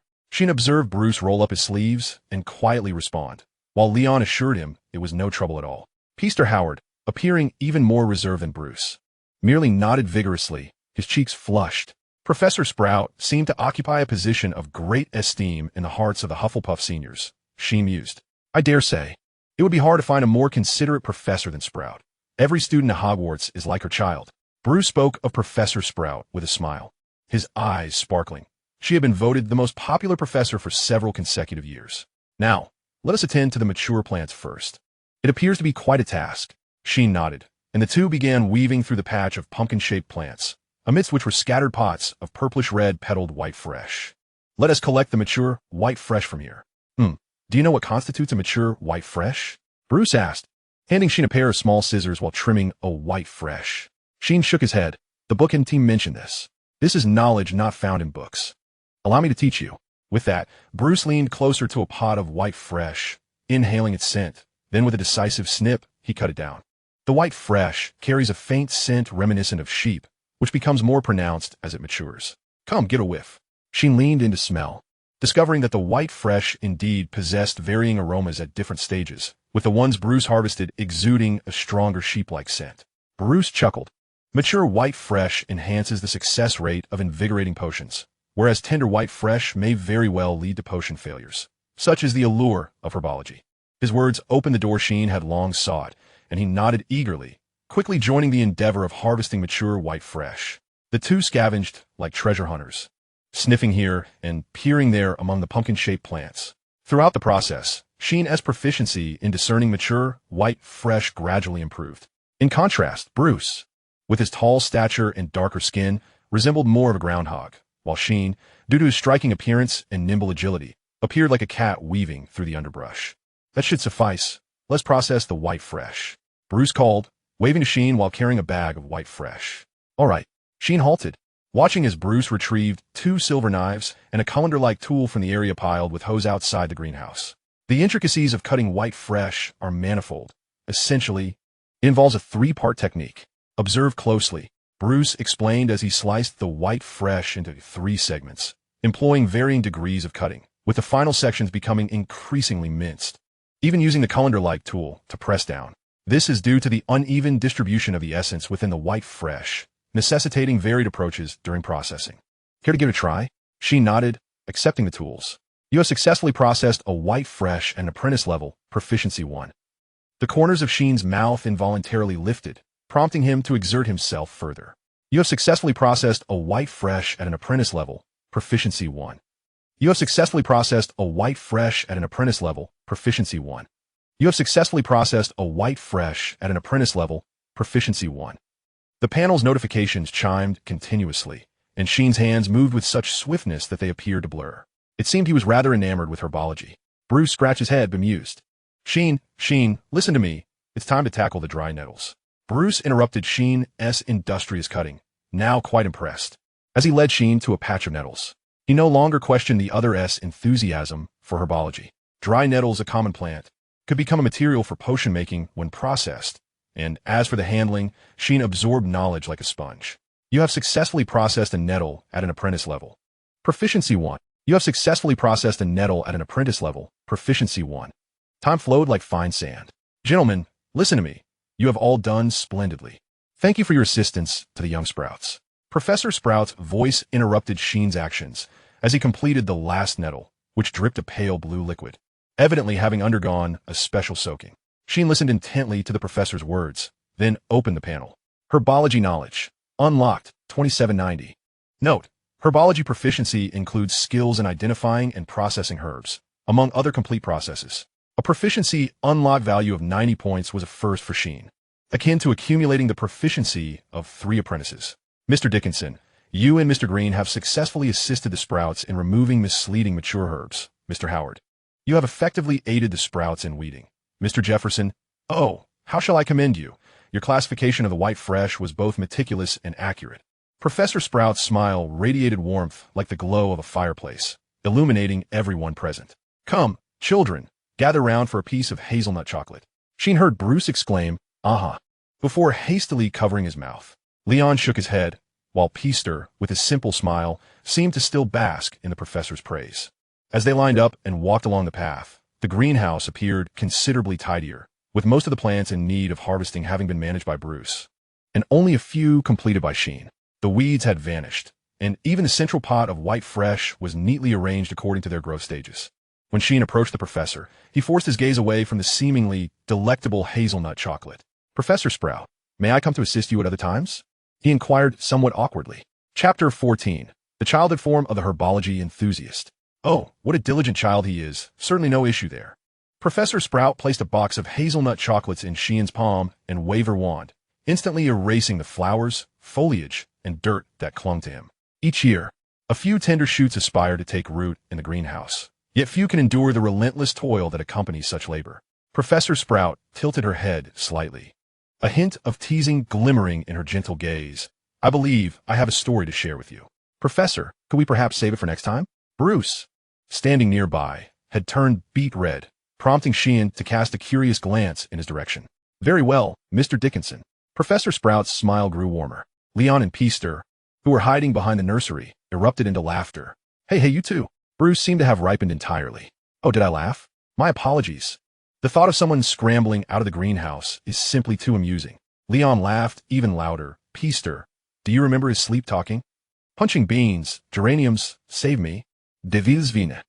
The plump Hufflepuff senior comically mimicked, and everyone present chuckled softly, the atmosphere becoming lighter. All right. I concede that the greenhouse is indeed perilous yet alluring and, of course, quite exhausting. Bruce raised his hand in surrender, exclaiming helplessly. Thus, few wizards can persist. He directed this remark at Sheen, his expression earnest. Sheen responded softly, a trace of stubbornness detectable in his voice. I wish to give a try. The greenhouse has always been short-staffed, compared to the direct efficacy of spells. The fascinating and animated Transfiguration and the exhilarating game of Quidditch, herbology has traditionally only attracted the diligent and hard-working Hufflepuffs. Yet even the industrious and kind-hearted Hufflepuffs would not remain buried in the soil forever, let alone risk touching dangerous plants. Hence, Professor Sprout ultimately acquiesced to Sheen's request, her gaze toward him mirroring that of the enthusiastic Hufflepuffs of yore, part admiration, part joy, and also tinged with a sense of resignation regarding potential outcomes. In the corridor outside the greenhouse, a long, blue shorthand quill floated before Sheen. It was a marvelous alchemical creation that would commence writing automatically when held upright against parchment. Sheen had purchased just one, primarily to aid him in organizing his thoughts and jotting down inspirations. By the way, the prices for stationery in a magical world are quite exorbitant. This quill cost him a full 10 sickles. Nevertheless, he gritted his teeth and made the purchase. He thought to himself that one must never let the pursuit of knowledge be hindered by hardship. Step 1. Understand the handling methods of all materials for the scabies potion. The quill scrawled across the parchment, and Sheen inscribed his current objective. Professor Sprout had already granted his request, and just moments ago, Bruce had demonstrated the key techniques for identifying and handling dried nettles. Perhaps next time, he could inquire about handling other materials. He believed Professor Sprout would not refuse. Once he comprehended the handling of the materials, the next step would be practice. The nuances of timing and stirring could not be learned from books. They had to be experienced firsthand. Yet, if he succeeded even once, he could rely on the interface to grind away at it. The plan was feasible. Sheen tucked the quill into his bag when Bruce's teasing voice reached his ears. I recall that during our very first herbology lesson, distinguishing mature ash trees stumped a whole host of wizards. He observed Sheen taking notes with keen interest. It seems you might shine in the next herbology class. Professor Sprout is surely generous with extra points for the eager young wizards. Extra points? Sheen did not pay much heed. Additional points would not aid him in securing scholarship. Professor McGonagall had stated that the criteria for scholarships were determined by the headmaster, who would consider his academic progress and the professor's evaluations in a comprehensive manner. Naturally, Headmaster Dumbledore was just and wise. Sheen believed that as long as he met the standards, Dumbledore would not be stingy with the 600 galleons. It was he who had unreservedly approved his scholarship application. Had it been Headmaster Black, Sheen would have had to toil for the Azkaban trifecta to borrow money from dark wizards. Sheen had a vivid recollection of Hogwarts' legacy, where a popular saying resonated. Voldemort is terrifying because he personally killed hundreds. And what about the following day? Sheen's thoughts drifted a bit. In the orphanage, everyone excelled at daydreaming. When the interface had yet to activate, and he could only lie feebly in bed, he too had been like that. It was then he realized that some silences were not due to a lack of words, but rather a lack of care. Everything changed dramatically after that owl shattered the drafty window. Thus, Sheen cherished his opportunity to learn magic, even if it was mundane. He would strive to transform it into something legendary. Oh, you may not yet grasp the significance of the House Cup, but trust me, it is of great importance. Although we do not mind the great hall adorned with banners of other houses during the year-end feast, the Hufflepuff yellow and black is undeniably more visually appealing. Is it not? Bruce remarked, his expression filled with longing. Sheen nodded, at which point Bruce noticed that the young wizard beside him belonged to Ravenclaw. He chuckled nervously. I mean blue and teal are quite nice as well. Yellow and black are indeed beautiful, Sheen replied earnestly. As the time for the first class of the afternoon drew near, Sheen swiftly placed the hazelnut chocolates in Bruce's hands and turned towards the staircase leading to the History of Magic classroom. Thank you, Bruce. Goodbye. Only his soft voice echoed in the corridor. A commendable young wizard. It's hard to fathom he isn't a Hufflepuff, Leon observed, watching Sheen's vanishing silhouette. A gentle smile gracing his lips. I wonder who said that. Professor Sprout. Enough of that, Leon replied, his expression darkening. Meanwhile, Mr. Peaster merely smiled unperturbed. Once outside the greenhouse, Sheen had to contemplate how to counter Professor Bin's hypnosis. Although the Scream Shack, rife with unfounded rumors, had never been haunted, Hogwarts was indeed the most haunted place in Britain. At this juncture, there is no doubt that these damp aisles are reputed to harbor more specters than any other place in the world. In the realm of Harry Potter, these apparitions are referred to as ghosts, translucent, three-dimensional manifestations of deceased wizards who linger in the realm of the living. Muggles, upon their demise, are incapable of becoming ghosts, and all prudent wizards would eschew such a fate. Only those wizards who cannot find peace, whether due to fear, guilt, or an obsession with the material world, refuse to transition into the next realm. Professor Binns, for instance, is fixated on reciting textbooks. Chapter 15, The History of Magic. Professor Binns emerged from the wall, his head appearing first, followed by his entire form. The moment he materialized, the temperature in the classroom dropped slightly. Sheen observed that a small section of the candles at the front flickered with blue flames. Emmerich was a short-lived but exceedingly malevolent dark wizard, who met his demise at the hands of his opponent, Egbert, in a particularly bloody duel. Without so much as an introduction or roll call, Professor Binns commenced his lecture the moment he entered the classroom. As a ghost, such formalities were of little concern to him. The eccentric Eutychus was an ancient oddball wizard, renowned for peculiar acts such as donning a jellyfish as a hat. He had once slumbered in a chamber filled with no fewer than 50 augury birds. During an especially humid winter, upon hearing the cries of the augury birds, Eutychus became convinced that he had perished and transitioned into a ghost. Consequently, he attempted to pass through the walls of his home, resulting in a 10-day concussion as chronicled by the biographer Radolphus Spideman. Professor Binns' voice always carried an inexplicable pause, with a drawn-out cadence that sounded rather peculiar. I have heard that. Michael, seated nearby, suddenly mimicked Professor Binns' tone. causing Anthony in the back to halt his note-taking and Terry to cease his observation of the bizarre runestone in his hand. Even Sheen turned his head slightly. Michael, with his wide-ranging social circle, was known to possess intriguing tidbits of information, a fact well known to the trio. It was said that Professor Binns had been a professor at Hogwarts long ago, and one fateful day, this elderly instructor of magical history had dozed off in front of the staff room fireplace. Upon awakening, he proceeded directly to his next class, inadvertently leaving his corporeal form behind. Michael vividly illustrated this scene, prompting Terry to mutter an awed wow, as Anthony raised an eyebrow in surprise. The self-stirring cauldron, a magical vessel capable of automatically stirring potions, was invented by Gaspard Sington at the close of the 20th century. Professor Binns' voice echoed throughout the classroom, yet nearly all the young wizards appeared distracted. Some whispered amongst themselves, while others simply laid their heads down to sleep. Having memorized an entire tome of magical history, Sheen diligently noted down his observations, discovering that the history of magic in the West seemed rather disjointed. Professor Binns predominantly recounted individual exploits and confirmed the existence of various legends. As for significant events, such as the self-stirring cauldron, they seemed to arise alongside notable figures. Professor Binns' lectures lacked a particularly clear logic, leaving one to ponder whether this was inherent to the history of magic itself or a consequence of his ghostly state. Nevertheless, amidst these disparate occurrences, Sheen managed to discern a coherent narrative. For historical studies, a systematic approach is always advantageous. He wrote fervently, flipping the parchment over as Professor Binns concluded his final statement. Michael, curious, leaned over to glimpse Sheen's notes and discovered a timeline that seamlessly connected all the key points. Merlin's beard, Sheen, you are truly a genius, Michael murmured, astonished that such obscure knowledge could be retained. Sheen, unfazed, nodded slightly, contemplating that this might suffice for excellence. As class concluded, the young wizards roused themselves energetically, chattering animatedly as they exited the classroom, following Professor Binns' departure. Sheen, would you care to join me for a game of 15? Michael enthusiastically invited. Not at the moment, Sheen replied, intrigued by the unfamiliar game, but aware he needed to head to the greenhouse. Very well, Michael sighed, watching as Sheen walked away. Following the advice of senior student Bruce, Sheen paused before the first edifice. The soaring dome shimmered in the sunlight, reflecting the sky and drifting clouds. The sturdy wooden framework appeared ancient yet robust, its deep green paint peeling to reveal the dark timber beneath. As the wooden door swung open, a warm, humid breeze, rich with the essence of life, enveloped him. Professor Sprout was waving her wand, her movements deft, and in the blink of an eye, the dirt-laden path was restored to pristine condition. Gring, just in time.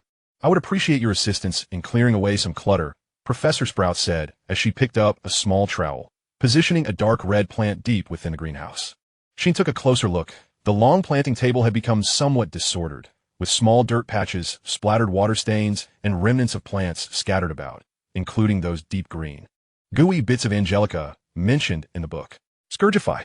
Sheen pronounced the incantation accurately, wielding his wand with practiced precision. You practiced a cleaning charm at the apprentice level. Proficiency 1. In the next instant, a small section of the planting table before him was restored to cleanliness. With renewed focus, Sheen continued to wave his wand. Scourgify. You practiced a cleaning charm at the apprentice level, Proficiency 1. You practiced a cleaning charm at the apprentice level, Proficiency 1. You practiced a cleaning charm at the novice level, Proficiency 3. What a diligent little sprout you are, Professor Sprout remarked, her face radiating warmth as she observed the industrious young wizard. Before fatigue could overtake him, Sheen completed the cleaning of the greenhouse. With a wave of her wand, Professor Sprout conjured a cup of honey lemonade that floated into Sheen's hands. Take a moment to sip some honey water, Mr. Gring, she encouraged. Sheen gazed at the now tidy planting table, feeling a sense of accomplishment, primarily stemming from the increase of 66 proficiency points in the cleaning charm. Name, Sheen Gring. Identity, Wizard. Title, Novice Spellcaster, Transfiguration Apprentice. Proficiency, Levitation Charm. Apprentice level, 4300. Illumination Charm. Apprentice level, 1300. Cleaning Charm. Apprentice level, 70300. Transfiguration. Apprentice level, 3900. Herbology Knowledge. Unlocked, 2790. Advancement. 3 entry-level charms, capable of unlocking the entry-level title in the realm of spells. Advancement. Entry-level Transfiguration, capable of unlocking the entry-level title in the realm of Transfiguration. Wizarding Talent. Spell Green. Transfiguration. Light purple. Compared to just a few days ago, The transformation was utterly remarkable. Sheen took a sip of honey lemon water, the sweetness blooming on his taste buds, causing him to squint in delight. It was delicious. 100 times better than the bitter tea at the orphanage. Sheen tucked away his wand and settled on the small stool summoned by Professor Sprout. A thought blossoming in his mind. While assisting may suffice, the primary focus now must be on mastering herbology.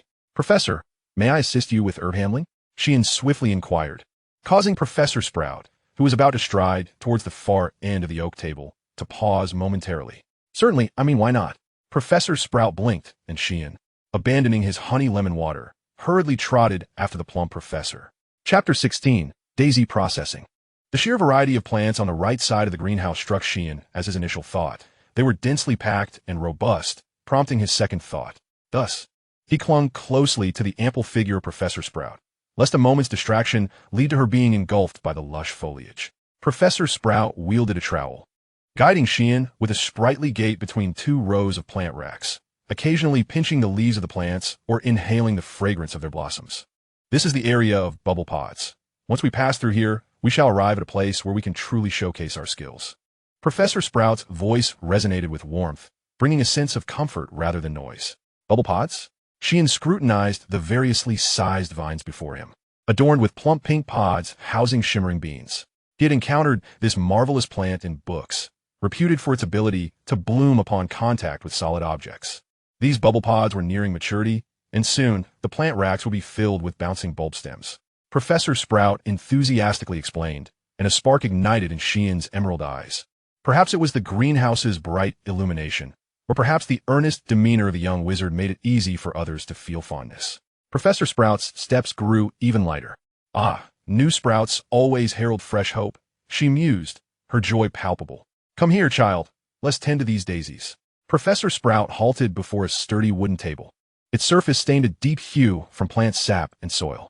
Sheen hurried forward to see Professor Sprout retrieve several pots of daisies from beneath the table. If one were to draw a distinction between these and the delicate ornamental blooms, it would be their sturdier root systems. Moreover, if purchased from Diagon Alley, a bundle of 20 would cost a staggering 1 galleon. Stay focused. Observe closely. The yellow daisies must be approached from 3 inches below the petals. Professor Sprout deftly sliced into the daisy, a milky sap oozing from the stem, which she skillfully collected in a glass vial. The sap can only be harvested at this time of year. The incision cannot be too deep, lest it hinder the future growth of these lovely blossoms, nor too shallow, for the extracted sap must meet the standards for crafting shrinking potions. The professor elaborated with meticulous detail. Then, with a flick of her wand, a small knife and a glass vial materialized on the wooden table before Sheen. Now, give it a try, Mr. Green. Sheen nodded and grasped the tools. Angle is off. Mr. Green, adjust a bit. Too light. Mr. Green, be bolder. Oh, Mr. Green, don't cut. You're off target. Time swiftly passed amidst Sheen's blunders. He swiftly realized he seemed devoid of any natural aptitude for herbology. Just as he was pondering his 15th failure with a furrowed brow, a gentle voice broke through. To recognize one's lack of talent, yet still willingly grasp the hoe, is where herbology truly begins. Sheen looked up to find Professor Sprout's countenance radiating warmth and depth like the gentle sun. Thus, until the shadow of Professor Sprout grew slanted, Sheen gradually grasped the essence of processing daisies. Force, angle, and position were all crucial. Any slight miscalculation would prevent the proficiency panel from advancing. You have successfully processed a daisy to the standards of an apprentice, proficiency level 1. The notification from the panel resounded like sweet music. With the correct method now in hand, Sheen's determination surged terrifyingly. You have successfully processed a daisy to the standards of an apprentice, proficiency level 1. You have successfully processed a daisy to the standards of an initiate, proficiency level 3. As the sunlight inclined, a total of 30 pots of daisies were neatly stacked, and Sheen wiped the sweat from his brow, his eyes gleaming as brightly as those of the herbology professor beside him. Well done, Mr. Green, Professor Sprout gently applauded. Nothing delighted her more than witnessing a tender sprout thrive. Now, go enjoy your dinner. Oh, and take this. A piece of candied jackfruit was pressed into Sheen's arms, and simultaneously, he heard the clanging of bells, signaling the commencement of dinner. Hogwarts dining hours were always fixed to miss them meant enduring hunger. Of course, some young witches and wizards would ask friends to procure food in advance, but Sheen clearly had not prepared for such. The thought of going hungry at Hogwarts was indeed terrifying. With this in mind, Sheen quickly bid farewell to Professor Sprout and headed towards the Great Hall. If only he were in better health, he would have run. Next time, we shall handle some special materials, Professor Sprout remarked before Sheen departed. And he noticed the dark wooden table piled with tooth-like objects, wondering if perhaps they were these. After the Great Hall overflowed with a sumptuous array of food, Justin found himself scolded by Hermione for not having noticed that he also had herbology class that afternoon, alongside Gryffindor. Thus, when Miss Granger spotted him in Greenhouse 1, she instantly erupted in frustration. Were you doing this on purpose? I was wrong. Sheen was struggling with Hungarian beef stew, oblivious to Justin's pleading gaze. Soon, he sipped his pumpkin juice while examining the day's harvest. Herbology knowledge, unlocked, 5990. By processing daisies, Sheen had gained a commendable proficiency of 33. Apprentice-level herbology knowledge, unlocking the apprentice title in the field of herbology. The activation of the title was tantalizingly close. With prudent use of the remaining time, he might just activate it today. As for the pile of tooth-like objects, Sheen carefully compared them and concluded they were indeed the fangs of a venomous snake. Although he was unsure why Professor Sprout had chosen to handle them, they perfectly aligned with Sheen's needs. One of the ingredients for brewing the Scabious potion was the fangs of a venomous snake. The battle had just concluded, and Sheen left the hall, leaving Justin and Hermione momentarily bewildered. Sheen, oh, he leaves so quickly. I wanted to invite him to the library. Perhaps he could help us with our paper on distinguishing mature white fresh. Honestly, I have no idea how to write the herbology essay.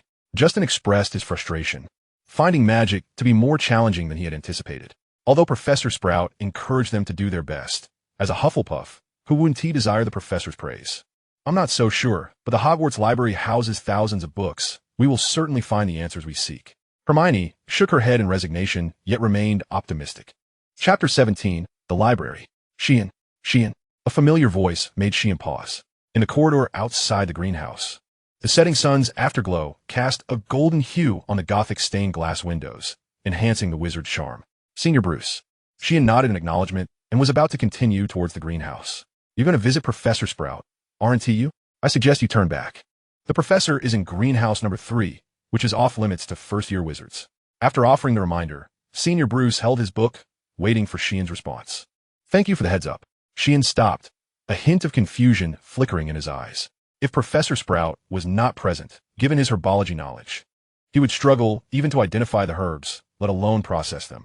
Moreover, he had no idea which herbs needed handling. You're truly enamored with magical plants. Observing Sheen's hopeful gaze dim, Bruce felt as though he had committed a grievous act. He reluctantly closed his book and added, generally, Professor Sprout only stays in greenhouse number 3 for a short while. You should still be able to find her in greenhouse number 1 after class tomorrow.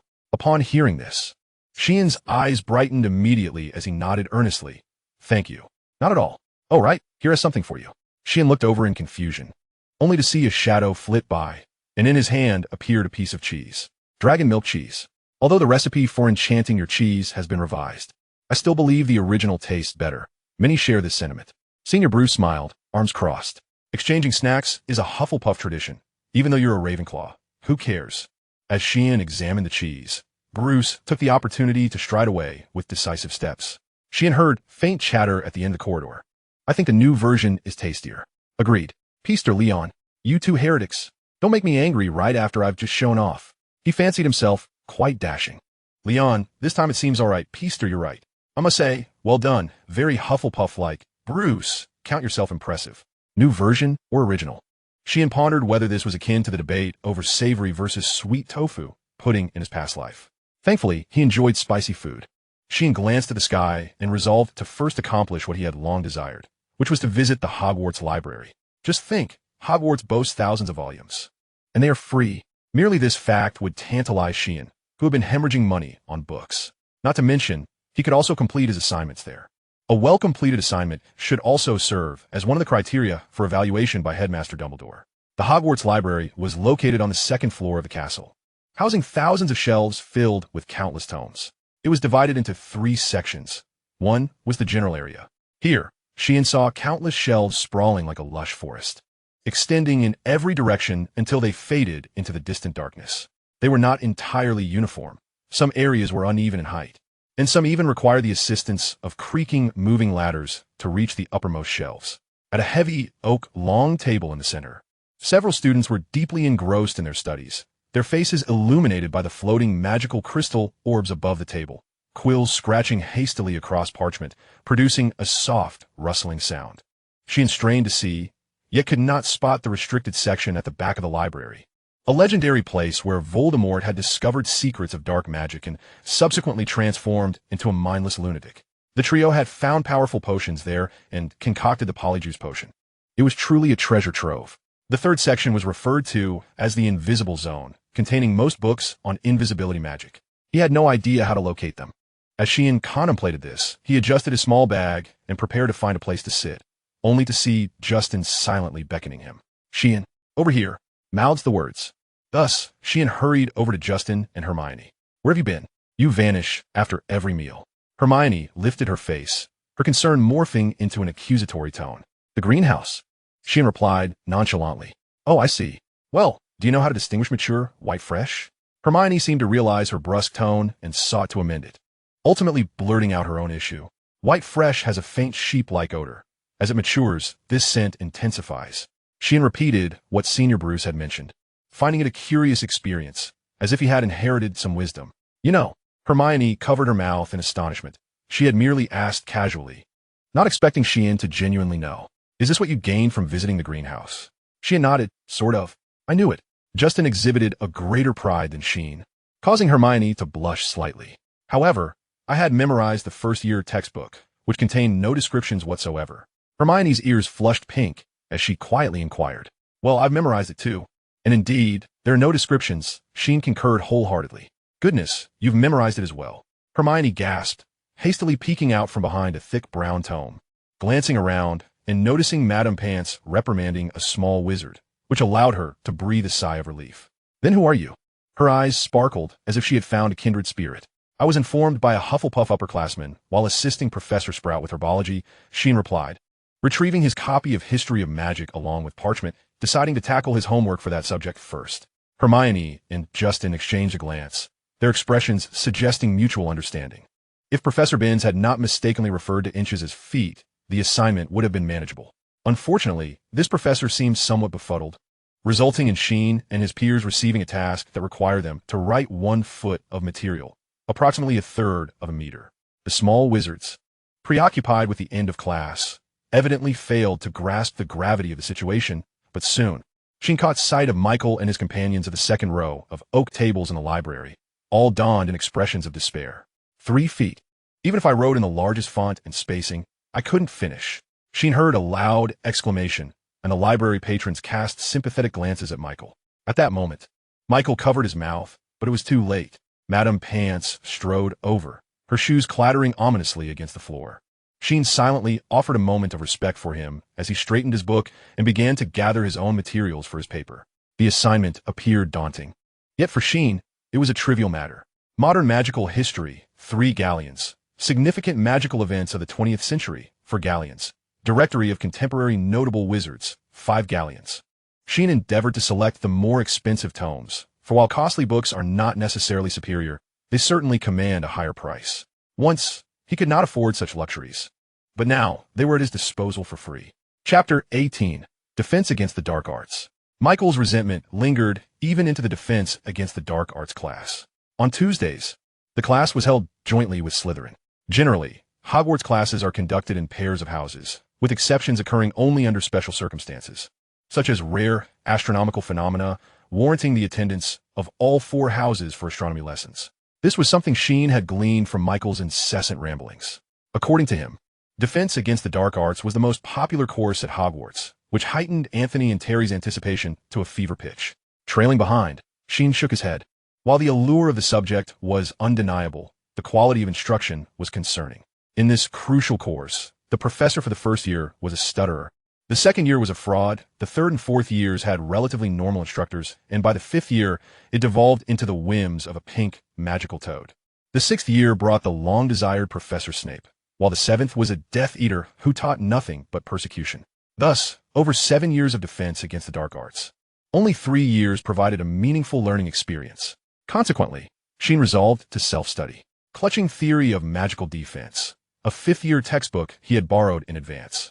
He felt compelled to prepare, not merely for the sake of evading payment for reading. As the defense against the dark arts class commenced, the flicker of hope he harbored dissipated, although he was aware that Professor Quirrell had once been a brilliant Ravenclaw. His transformation into a double agent had evidently robbed him of his esteemed intellect, or perhaps he simply lacked the energy to exhibit it. At that moment, Michael, seated in the front row, began to comprehend Sheen's peculiar behavior. Sheen had taken his place at the back of the room early on, engrossed in his studies before the lesson began.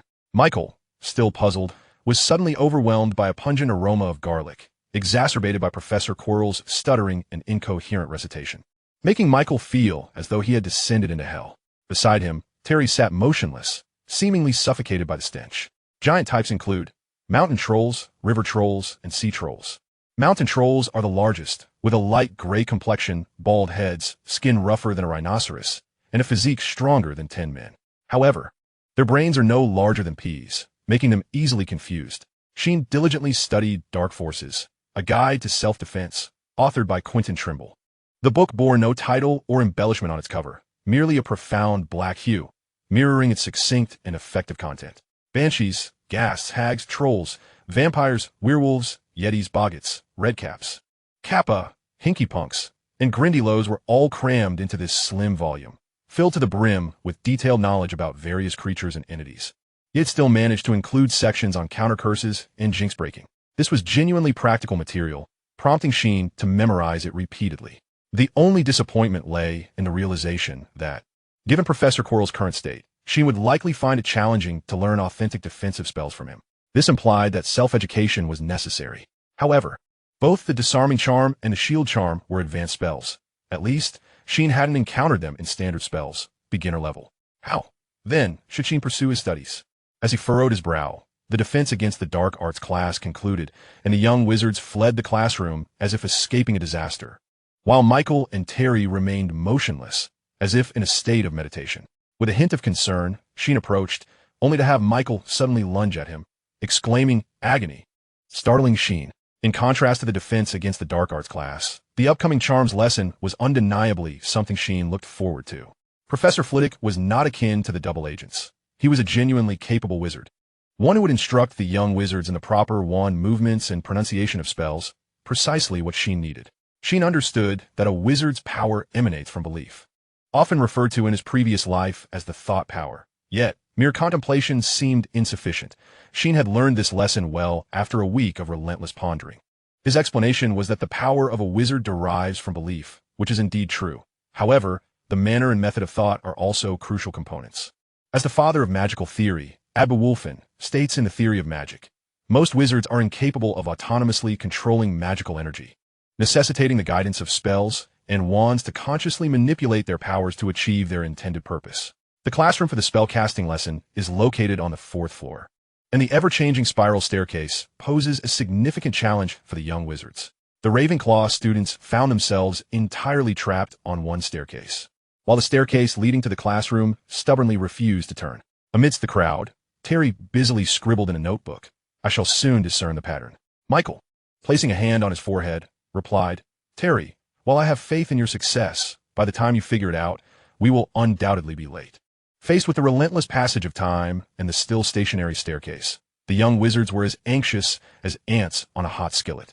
Today marked the inaugural lesson of the Ravenclaw head, yet all the Ravenclaws were tardy. Goodness, sighed Sheen, returning to his book. He could not alter the staircase, so he opted to review the textbook in advance. All right, move a bit closer, Terry. This time, I truly rely on you. Sheen, hurry up, at the very least. Do not be the last one to enter the classroom, Michael urged, pulling Sheen forward with Anthony and Terry following closely behind, the four of them squeezing a path through the throng. "Are you ready, Terry?" "Almost. That makes your 4th identical response," Michael exclaimed, seemingly driven to madness by the garlic and the staircase. At that moment, Sheen spotted a particularly tall ghost passing through the wall. Her appearance suddenly sparked an idea in Sheen's mind. "Ms. Gray," he whispered. Instantly, Ms. Gray floated over, and the surrounding young Ravenclaws felt a noticeable drop in temperature. A ghost, heavens! She is coming. Many of the young wizards were more fearful than curious about such ethereal beings, immediately huddling together. Even the usually brave Michael tremblingly inquired, "Sheen, what do you intend to do?" The prefect mentioned that Ms. Gray might be related to the eagle ancestor, remember?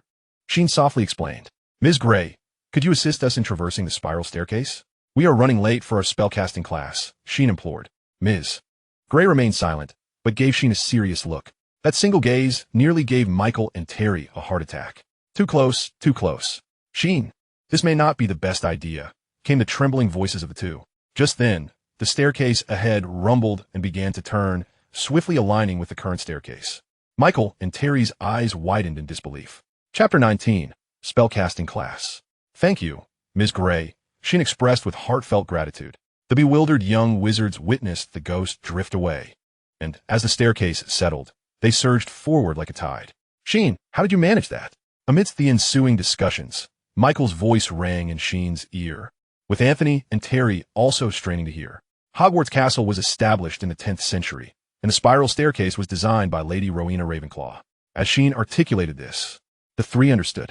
Yet, in such a frenzied situation, who could have thought of that? More importantly, seeking help from a ghost, Michael had assumed it was a jest by the prefect. But how did you know Ms. Gray could influence the staircase? Michael quietly queried. I do not know, but attempting it is surely better than doing nothing, Sheen replied. They arrived at the spellcasting classroom just as the bell rang. The young wizards took their seats, their faces flushed. The seating arrangement in the spellcasting classroom was quite distinctive, featuring a central aisle flanked by 4 rows of connected seats. Sheen chose a seat near the front, right next to Hermione, who was engrossed in her book. There was no one beside her until Sheen sat down, followed by Michael. Terry and Anthony, you nearly arrived late, Hermione remarked, her head still buried in her book, her voice muffled. Sheen nodded, directing his gaze toward the stack of books at the end of the aisle. The professor of spellcasting was a remarkably short wizard, Professor Flitwick, who had just emerged from behind the first row of seats, capturing the attention of all the young wizards. They curiously observed this professor, who stood merely a meter tall, with his fluffy white hair and beard. He turned and began to ascend the towering stack of books, leaving the students in awe. Once he stabilized himself, the young wizards could not help but erupt into laughter. Well, laughter is not a bad thing, is it?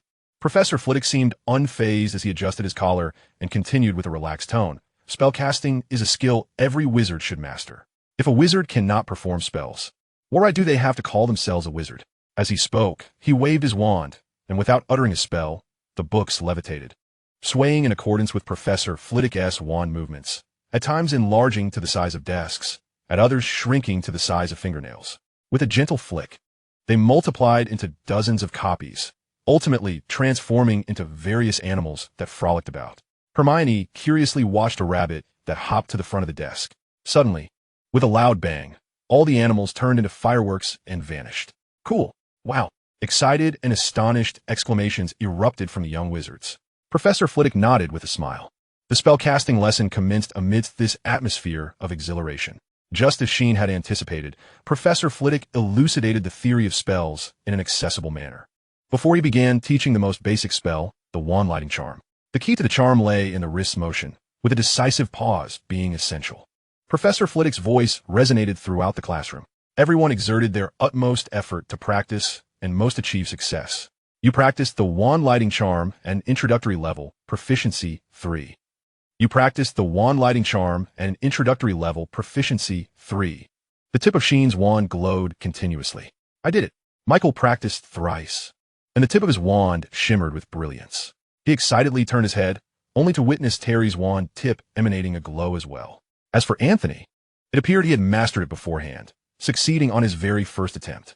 Well, Michael pursed his lips and sought out another young wizard. Sheen, you practiced the Lumos charm at a beginner's level, proficiency 3. Sheen, you practiced the Lumos charm at an adept level, proficiency 10. Sheen, did you not hear me? Michael tilted his head closer. However, Sheen's mind was consumed by Professor Flitwick's voice. If you struggle to conjure the Lumos charm, you should try envisioning yourself in darkness, yearning for light. Ah, how fervently you desire illumination. Yearning, Sheen murmured to himself, recalling the nights in the orphanage when the power would be cut early, leaving the room devoid of even a flickering candle. At that time, London was still harboring fugitives, and the snow-laden winds battered against the drafty windows, producing a crackling sound. Lying on his sickbed, Sheen was not afraid, yet the longing for light lingered incessantly. I have a wand now, Sheen declared. Lumos. You practiced the Lumos charm at a master level, proficiency 300. Merlin's beard. Everyone look at Mr. Sheen Green. Professor Flitwick excitedly rushed down from the pile of books.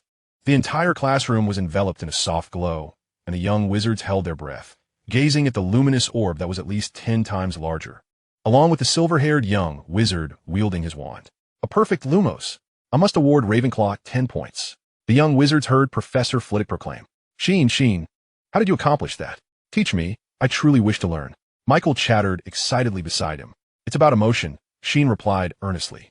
A wizard's magic is innate, and its strength is contingent upon their emotional state or mental fortitude. Emotion? Michael echoed, as Anthony, Terry, and Hermione, who had been eavesdropping, contemplated this notion. Just as they were momentarily lost in thought, Sheen had already turned into the Great Hall. Justin, like a radar, promptly settled beside him. He always managed to find Sheen. Curiously prodding at the steak and kidney pudding, Sheen pondered what mindset British wizards must have had to invent such a dish. As he ate, his thoughts wandered. The tome on magical theory had repeatedly emphasized the significance of mental strength and emotion, stating, when you master a spell, to truly unleash its full potential, one requires sufficient mental fortitude. Sheen mused that mental strength was likely a composite, encompassing a wizard's mental acuity and emotional state. Mental acuity might relate to willpower, while emotion was rather self-evident. Together, these two elements seem to form the crux of a wizard's magical progression. The impact of emotion on magic is profound, and this perhaps underscores the most idealistic aspect of sorcery. After losing a child, Mrs. Molly Weasley, in her fervent desire to protect another, was driven to a furious outcry during the final battle. You shall never touch my child again. Subsequently, with a silent incantation, she turned the tide and vanquished Bellatrix. Harry, by the lake in the Forbidden Forest, bellowed to protect Sirius Black's life. Expecto Patronum.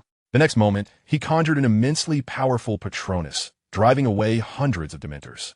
These instances made Sheen acutely aware of the formidable role emotion plays in magic. If the emotion behind the Lumos charm is yearning, then what a cleansing charm? Sheen mused as he subconsciously bid farewell to Justin and headed towards the greenhouse. Oh, Justin? Sheen glanced back at Justin. Chapter 20. Transfiguration Class. Pushing open the greenhouse door, Sheen felt his heart racing. What if Professor Sprout was not present? What if she had already dealt with the venomous snake fangs? The fleeting thoughts were cast aside when he spotted the plump professor diligently at work. Professor Sprout, Sheen trotted over, his voice wavering with excitement. Welcome, Mr. Green. Professor Sprout greeted warmly. Follow me. Today we have special materials to handle. Sheen's trot transformed into a brisk walk, as if he feared the professor might vanish at any moment. A certain rotund, which exhaled as she cleared the vines from above Sheen's head. Professor Sprout walked briskly ahead, guiding Sheen through the familiar bubble pod area. Our dear bubble pods are on the verge of ripening. Once the pink pods grow larger, the shimmering beans will leap down. We must harvest them before they bounce down, lest the greenhouse be filled with blooming pods. The professor pinched a pod, her voice brimming with the joy of harvest. Mr. Green, would you care to assist in the picking? Sheen nodded vigorously, and the two wizards approached the oak table laden with various snake fangs. Every year around this time, I'll lend a hand with the materials. Ah, look at these fangs. They are remarkably sturdy. Mr. Green, do you discern their differences? With a flick of her wand, several fangs levitated before Sheen. Sharp and gleaming, they indeed appeared to possess some distinctions. Venomous fangs have small grooves, Sheen observed closely. Exactly right, Professor Sprout remarked, somewhat astonished. Keen insight. Upon uttering this, a mortar and pestle flew into Sheen's hands. Now, give grinding a try, Mr. Green. Without hesitation, Sheen commenced grinding. It was not a troublesome task, especially since the pestle seemed to possess a certain magical quality, perhaps a crushing charm, that expedited his progress. Professor Sprout watched as Sheen diligently ground the material, then waved her wand, causing 10 jars and pestles on the table to spring to life. For the antidote, we must grind it finer, but for the scabies potion, this size is just about right. As Professor Sprout finished her sentence, Sheen halted his grinding, having already completed the processing of 10 materials. It shouldn't be too slow, Sheen pondered, and then he saw 10 jars moving in unison. The wizardry is indeed quite comprehensive. Sheen paid little heed to this, instead focusing intently on noting the current grinding state of the snake fangs and meticulously observing the distinctions between the powdered venomous and non-venomous fangs. Regrettably, he could not discern them. Oh, Mr. Green. Professor Sprout, noticing his eyes nearly glued to the powder, chuckled, causing her hat to tilt askew. With another flourish of her wand, she directed the powder into differently colored glass vials. The vial for the venomous fangs was a pale red, while the non-venomous was white. Sheen had an epiphany. The angle of the sunflowers suggests it is time for you to depart, Mr. Green. Professor Sprout gestured with her 5 fingers, signaling farewell. Sheen then realized that an hour and a half had elapsed. He quickly bid the professor goodbye and softly inquired, "Professor, may I return this afternoon?" "Of course. The greenhouse welcomes every child who cherishes nature," she replied. Thus, Sheen pushed open the greenhouse door. In the afternoon, Ravenclaw was to attend the first Transfiguration class with Gryffindor. He wished to avoid being transformed into a pocket watch or a map, so he quickened his pace. Along the way, he opened his panel. Herbology knowledge. Unlocked 5990. Apprentice-level herbology knowledge can unlock the title of Herbology Apprentice. Indeed, the handling of snake fangs could not be classified as herbology. Sheen continued to peruse. Levitation charm. Apprentice level 4300. Cleaning charm. Apprentice level 70300. Luminescent charm. Beginner level 19900. The luminescent charm was already at the beginner level. Sheen ignited his wand, which glowed significantly brighter than during his apprentice phase, and he found its execution quicker and easier. To achieve the same brilliance as before in the classroom, however, would require emotional cultivation, albeit with no guarantee of success. In fact, Sheen had attempted this in class, but could no longer produce such a bright light. The Transfiguration classroom was located on the 2nd floor of the castle, not far from Professor McGonagall's office. Upon entering the classroom, he was greeted by a modest brown wooden table, behind which were chairs from the time of the Gryffindor dynasty. Such antiques, Sheen thought, Hogwarts truly possesses great wealth. He then spotted Michael, who appeared conflicted, seated next to a black-haired girl who was currently debating whether to sit with Sheen. Shaking his head, Sheen chose to sit beside Hermione, next to whom sat a cage containing a chattering mouse. Despite being a 2-person desk, the seat beside her was perpetually vacant. "Sheen, have you seen the tabby cat on the desk? It's so adorable," she exclaimed. Sheen looked up to see a stately tabby cat, its silver-gray fur interspersed with darker stripes, sitting gracefully atop the desk. Indeed, she nodded. As they conversed, the sound of creaking reached their ears from behind. It was Harry and Ron, who hurriedly pushed open the door and rushed into the classroom, now 3 minutes late.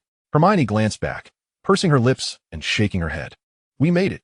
If we were any later, Professor McGonagall's expression would be positively terrifying," Ron remarked with relief. Observing that the two were delaying their seating, Sheen realized they could not evade the inevitable. Suddenly, the tabby cat leapt and transformed into a tall, witch-clad in a deep green robe. Tilting her head as she scrutinized Ron, Ron's eyes widened, lips pressed together, his expression conveying, "Harry, do you think we'll survive this?" "That was remarkable." Ron attempted to deflect. "Thank you for your assessment, Mr. Weasley. Perhaps I should transform you and Mr. Potter into a pocket watch, so at least one of you could keep track of time. We got lost." "Then transform into a map. Surely you wouldn't need a map to find your own seats?" Laughter rippled through the classroom. "Gryffindor loses 2 points," Professor McGonagall added. She noted Hermione casting a speechless glance at Harry and Ron. Truly, Gryffindor's reputation was well-deserved, Sheen mused. "Transfiguration is the most complex and perilous magic you will learn at Hogwarts," Professor McGonagall stated sternly. "Any mischief in my classroom will result in immediate expulsion, and you shall never be allowed to return. I have warned you." With a flick of her wand, the desk in front of her transformed into a pig, trotting around the classroom before reverting back. The young witches and wizards watched with wide eyes, eager to begin their lessons. Chapter 21. Intermediate Transfiguration. Mastery of Transfiguration requires immense diligence, as it is more rigorous and scientific than other subjects. Only absolute precision can be deemed successful. Professor McGonagall descended from the podium and tapped Harry's book. "Now, please turn to page 5. I shall reiterate the previous content. When performing Transfiguration, it is crucial to wave your wand firmly and decisively. Do not wave or rotate your wand unnecessarily, lest your transformation surely fail. Before casting a Transfiguration spell, envision clearly in your mind what you wish the object to become. After outlining 2 key points and introducing a counterspell known as the Reversion Charm, she instructed the young wizards to transform the matchsticks on their desks into silver needles. The young wizards eagerly commenced their attempts, but very few succeeded. Despite varying their gestures and reciting the incantation in myriad ways, the matchsticks remained unchanged, causing them to fidget and frown in frustration. Hermione, however, fixated intently on Sheen. Sheen's gaze flickered as he reflected. Transfiguration, regarded as the magic that best exemplifies a wizardess will, aptly illustrates a profound truth. Magic is, at its core, miraculous. and wizards are the deities who command these miracles. With a clear intention, steadfast belief, and sufficient mental strength, even first-year wizards can alter the essence of an object. I understand the structure of a match and possess enough confidence to succeed, Sheen contemplated. Perhaps I could delve deeper into the match as construction or provide myself with more affirmations of confidence, but I am more intrigued by another matter. As mentioned in magical theory, when one masters a particular form of magic, to truly unleash its maximum potential, an ample reservoir of mental strength is also required. If the emotion that fuels the Lumos spell is a yearning for light, what emotion is essential for the Transfiguration spell? It is the command. I am divine transfiguration, exclaimed Sheen. You have practiced a basic transfiguration spell with an expertise level of 30. The tip of Sheen's wand erupted in brilliance, transforming a mere matchstick into a gleaming silver needle in an instant, the needle glistening coldly at its tip, with a tiny hole appearing at the base. This spectacle instantly drew the attention of the young wizards. Goodness, he succeeded. How'd he do that? Who is it? Is it Sheen?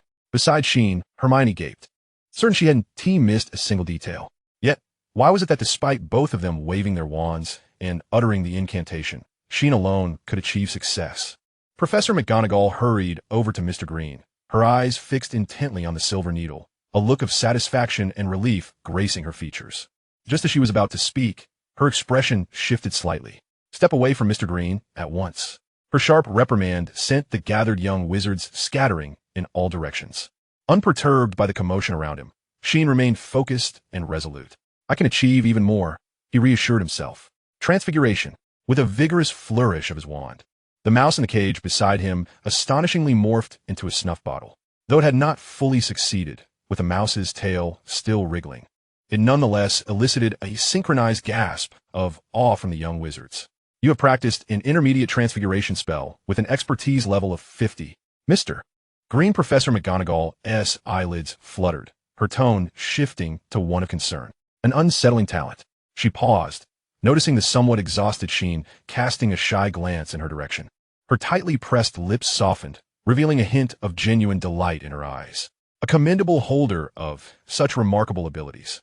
For your exceptional performance in Transfiguration, Mr. Green, I shall award Ravenclaw an additional 10 points. Professor McGonagall beamed with satisfaction. Splendid, Michael exclaimed, pumping his fist in the air, inadvertently pocketing Terry's matches from the front row. Terry, snapping back to reality and not yet angry, heard Michael exclaim, Look at Sheen's transfiguration, Terry. Ravenclaw gets 10 points. Terry gazed at Sheen, momentarily taken aback, before breaking into a bashful smile. Meanwhile, Michael chuckled as he held the matches, prompting Anthony, who had initiated the applause, to shake his head slightly. You have practiced an intermediate transfiguration spell with an expertise level of 10. You have practiced an intermediate transfiguration spell with an expertise level of 10. You have practiced an intermediate transfiguration spell with an expertise level of 10. With the class not yet concluded and his energy slightly replenished, Sheen continued to hone his skills. As fatigue set in once more, he gasped for breath while glancing at his status panel. Transfiguration, Apprentice level, 113900. Progress, Basic Transfiguration. Unlocking the title of beginner in the field of Transfiguration. The progress was swift. Indeed, I am blessed with a lilac talent. Though Sheen was eager to discover what the beginner title entailed, his immediate priority was to reach a level capable of brewing potions.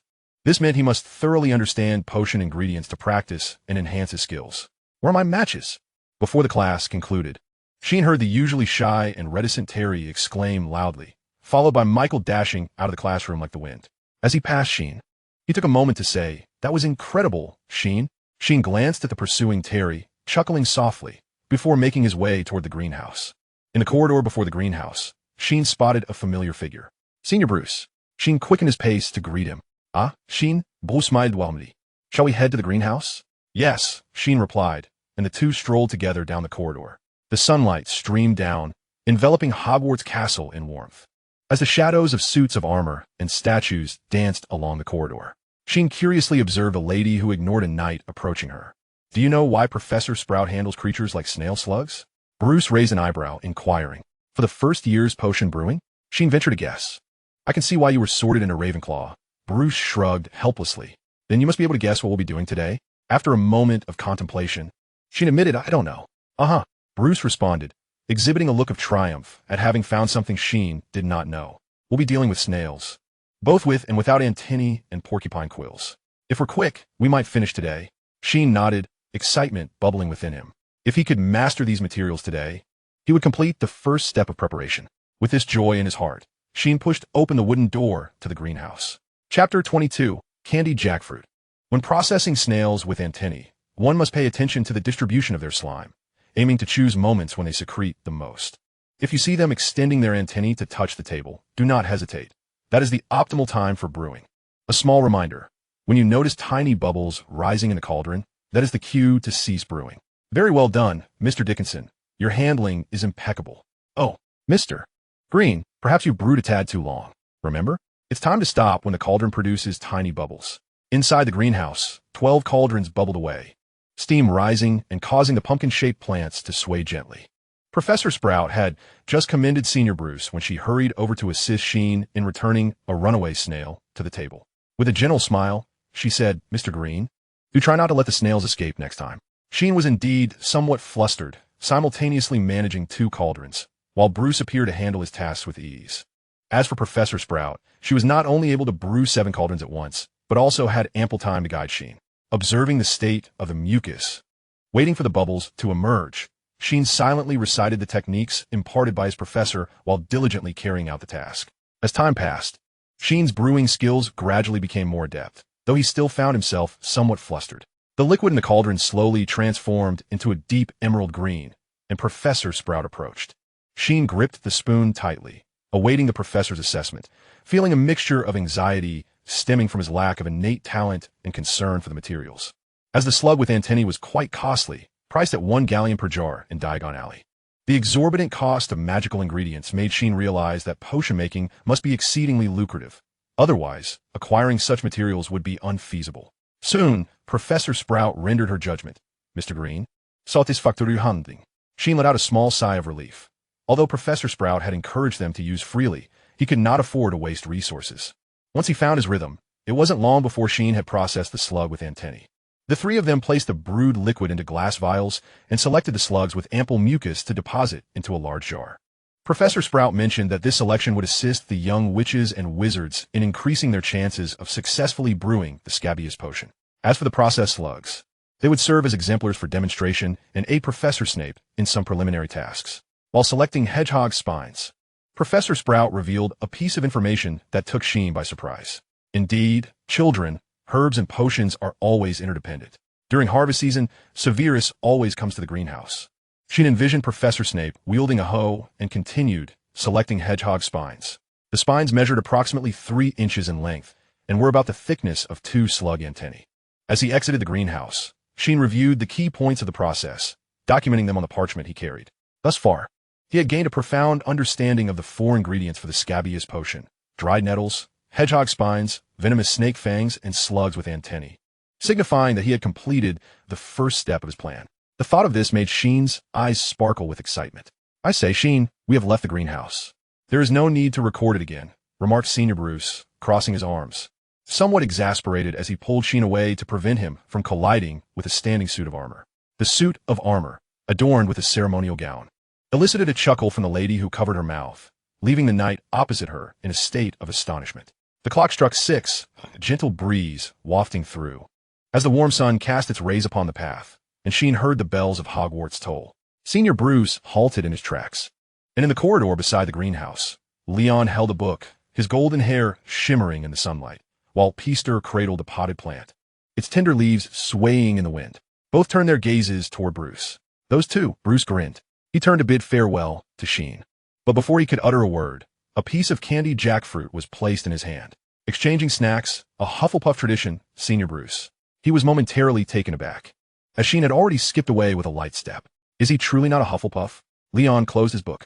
Perhaps the sorting hat made an error.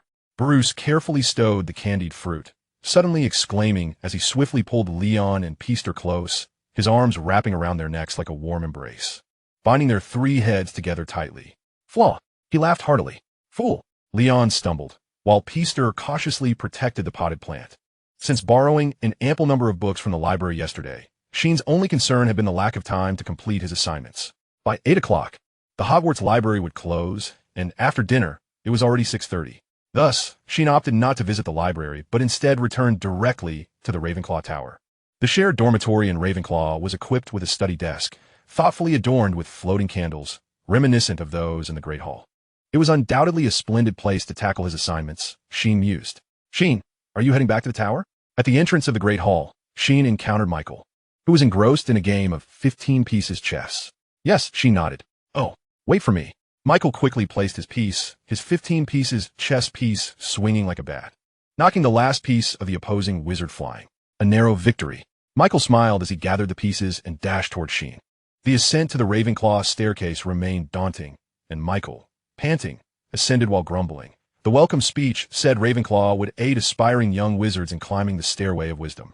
But it didn't mention how long these stairs are. He looked up, the seemingly endless staircase stretching before him. Merlin, am I to climb this for 7 years? Before he could finish, a gust of wind rushed by. A senior Ravenclaw had entered the tower on a broom, eliciting gasps from the younger Ravenclaws. Cool. Michael stared, captivated by the graceful wizard, his heart racing. Gradually, the steps lessened, and Sheen and Michael finally reached their destination. While many believed the glorious era of the Chudley cannons had ended, everyone knew they would reclaim their former splendor. At this moment, Michael's complaints had transformed into a yearning for Quidditch, and just as he was about to recount the illustrious history of the Chudley cannons, he noticed a wobbly young wizard beside him. Sheen, Chapter 23, The Missing Potion Ingredients. Are you all right? Michael carefully supported Sheen, who was still breathing heavily. I'm fine. After a few minutes of recuperation, Sheen regained his composure. He had indeed overestimated his recovering body. He resolved to take it slower the next time and prioritize the importance of learning to fly, making it his foremost task beneath obtaining a scholarship. All right, Michael said, his eyes drooping slightly, flickering with uncertainty. Upon reaching the dormitory, Sheen's tasks became significantly simpler, as he only had to confront the straightforward assignments for history of magic, transfiguration, potions, charms, and defense against the dark arts. Originally, these were assignments to be completed within a set time frame, yet it was evident that Sheen was not inclined to procrastinate. He finished his essay for the defense against the dark arts in merely half an hour, and the charms essay was completed in less than 20 minutes. The only task requiring his attention was the 1-foot-long history paper. Although it was substantial, he had nearly completed it previously, leaving only the conclusion. What a joke. Meanwhile, Michael, who had been a silent observer throughout, appeared somewhat dazed. You mean to say you just, like that, finished 3 assignments? Including that terrifyingly lengthy history paper? Sheen turned his head, his long eyelashes fluttering. Please don't look at me with that expression that implies it's perfectly normal. What? Can't you manage it? Michael slammed his book shut. I assure you, at this moment, no one could possibly complete these assignments, he exclaimed, hastily exiting the dormitory, only to return moments later with 2 other wizards in tow, Terry and Anthony. My apologies for the intrusion, Anthony greeted politely. Michael mentioned that there's Sheen here. Terry shyly spoke up, but was promptly silenced by the long-haired young wizard. Sheen, look, no one else has finished. Michael triumphantly brandished 2 sheets of parchment, covered in nearly 3 inches of writing, yet still significantly short of the required length. So do enlighten us. Sheen, somewhat perplexed, acknowledged that while the workload was indeed considerable, it shouldn't be that difficult. Gazing into 3 pairs of eager eyes, he nodded and picked up his parchment. In fact, he indicated his handwriting. Completing a history paper is quite straightforward. Professor Binns assigned the topic of Emmerich the Evil and the Peculiar Wizard, Ulrich. The first step is to create a timeline, identifying the era in which these 2 wizards existed. Sheen handed over his drawn timeline to the 3 who dared not lose focus, then proceeded to explain that this would allow them to understand their historical context, as the content and history of magic is sufficiently detailed. Next comes the second step, analyzing the actions of these 2 wizards in relation to their context. A phrase from the book captures it well. Judging a character devoid of their background is sheer folly. The third step involves reassessing their actions and presenting one's own argument. Following that is the fourth step, comparing the 2 with other figures and events documented in historical sources, merging historical facts with analysis. This is the essence of a history paper. Finally, one can write a brief conclusion or elaborate on the value of one's argument, and including some deeper insights wouldn't go amiss. Suddenly, Sheen seemed to recall something, flipping open a notebook he had already filled halfway. Due to the chronological confusion in history of magic, I've compiled some notes that incorporate the timeline along with several books, such as Famous Wizards, Bizarre Magical Failures, and their lessons, which you may utilize directly. Upon finishing, He observed the expressions of the three young wizards shift from bewilderment to illumination, culminating in Michael reverently accepting the notes and murmuring, "Sheen, you are the angel sent by Merlin to save us. This is my holy scripture. Parchment. Whereas my parchment, I shall battle it for 300 more rounds." Terry and Anthony erupted with enthusiasm, and the three began poring over the notes, leaving the dormitory filled only with the sound of quills scratching the parchment and the crackling of the fire in the hearth.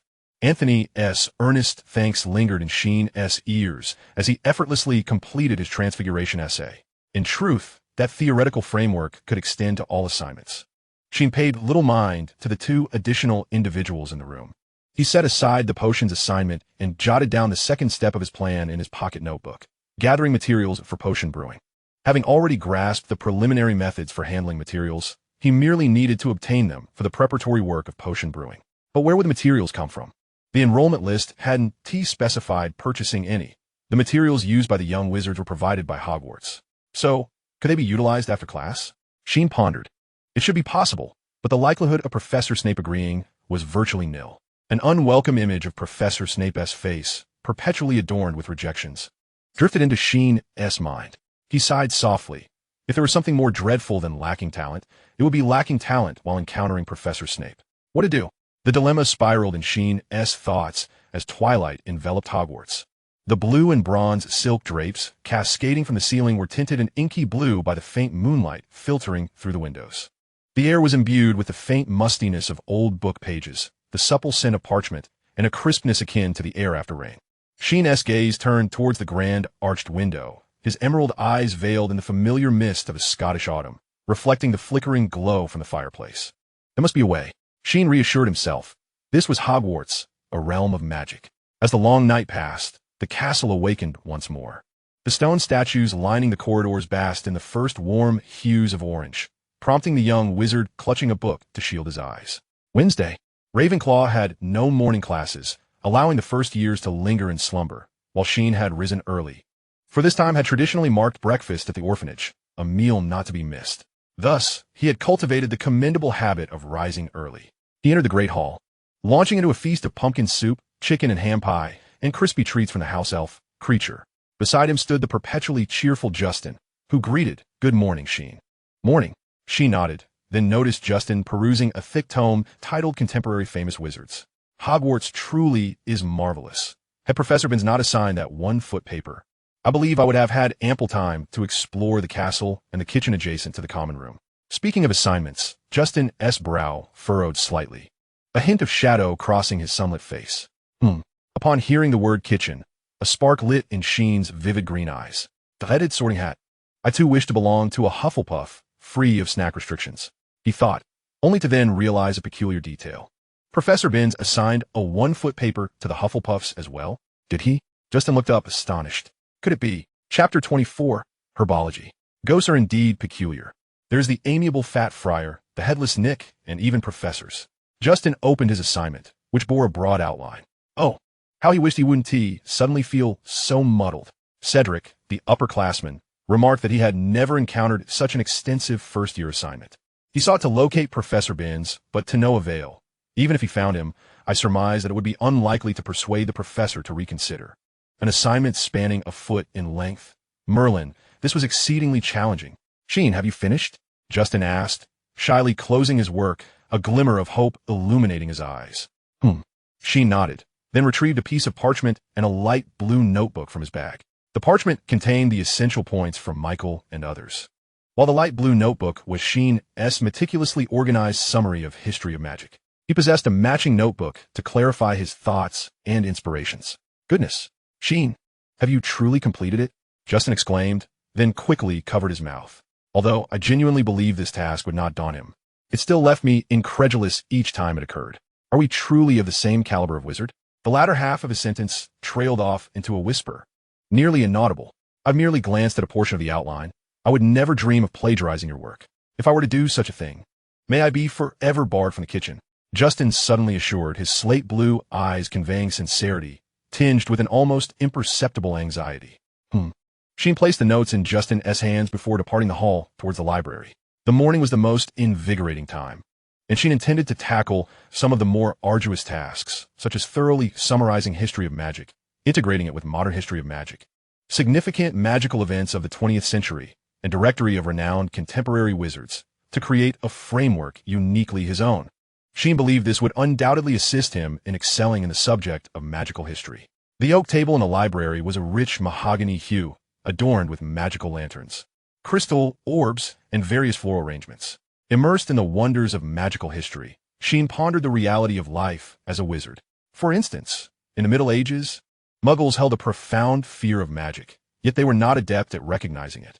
They occasionally captured male or female witches, but in such instances, burning them proved largely ineffective. The witch or wizard, while being consumed by flames, would cast a basic freezing spell on the fire, relishing the mild, tingling sensation it produced while feigning agony with their screams. The diviner, Gwendolen, took great pleasure in being burned, allowing herself to be caught in various disguises no less than 47 times. This account diverged significantly from Sheen's imagination of witch-burning tragedies, as well as from his envisioned portrayal of wizards. Upon completing his examination of the Middle Ages, Sheen was compelled to confront yet another dilemma. Where would he procure potion ingredients? Perhaps Professor Sprout might have some surplus materials? Or maybe he could find a way to acquire some in Hogsmeade, provided he could locate the castle's secret passage. Perhaps he could inquire with Professor Sprout whether young wizards might utilize Hogwarts potion ingredients after class to brew potions, and then practice in secret. However, this approach was fraught with risk and required utmost caution. Nevertheless, there were always more methods than difficulties. Sheen extracted his notebook, preparing to untangle his convoluted thoughts. Yet upon opening the first page, he was taken aback. Emmerich was a short-lived but exceptionally ruthless dark wizard. He continued to flip through. Yorick, upon hearing the call of the augury bird, became convinced he had died and transformed into a ghost.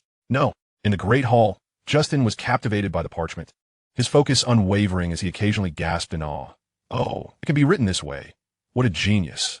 With newfound understanding, he opened the light blue notebook, the contents causing his hand to hover mid-air, seeking materials for potion brewing.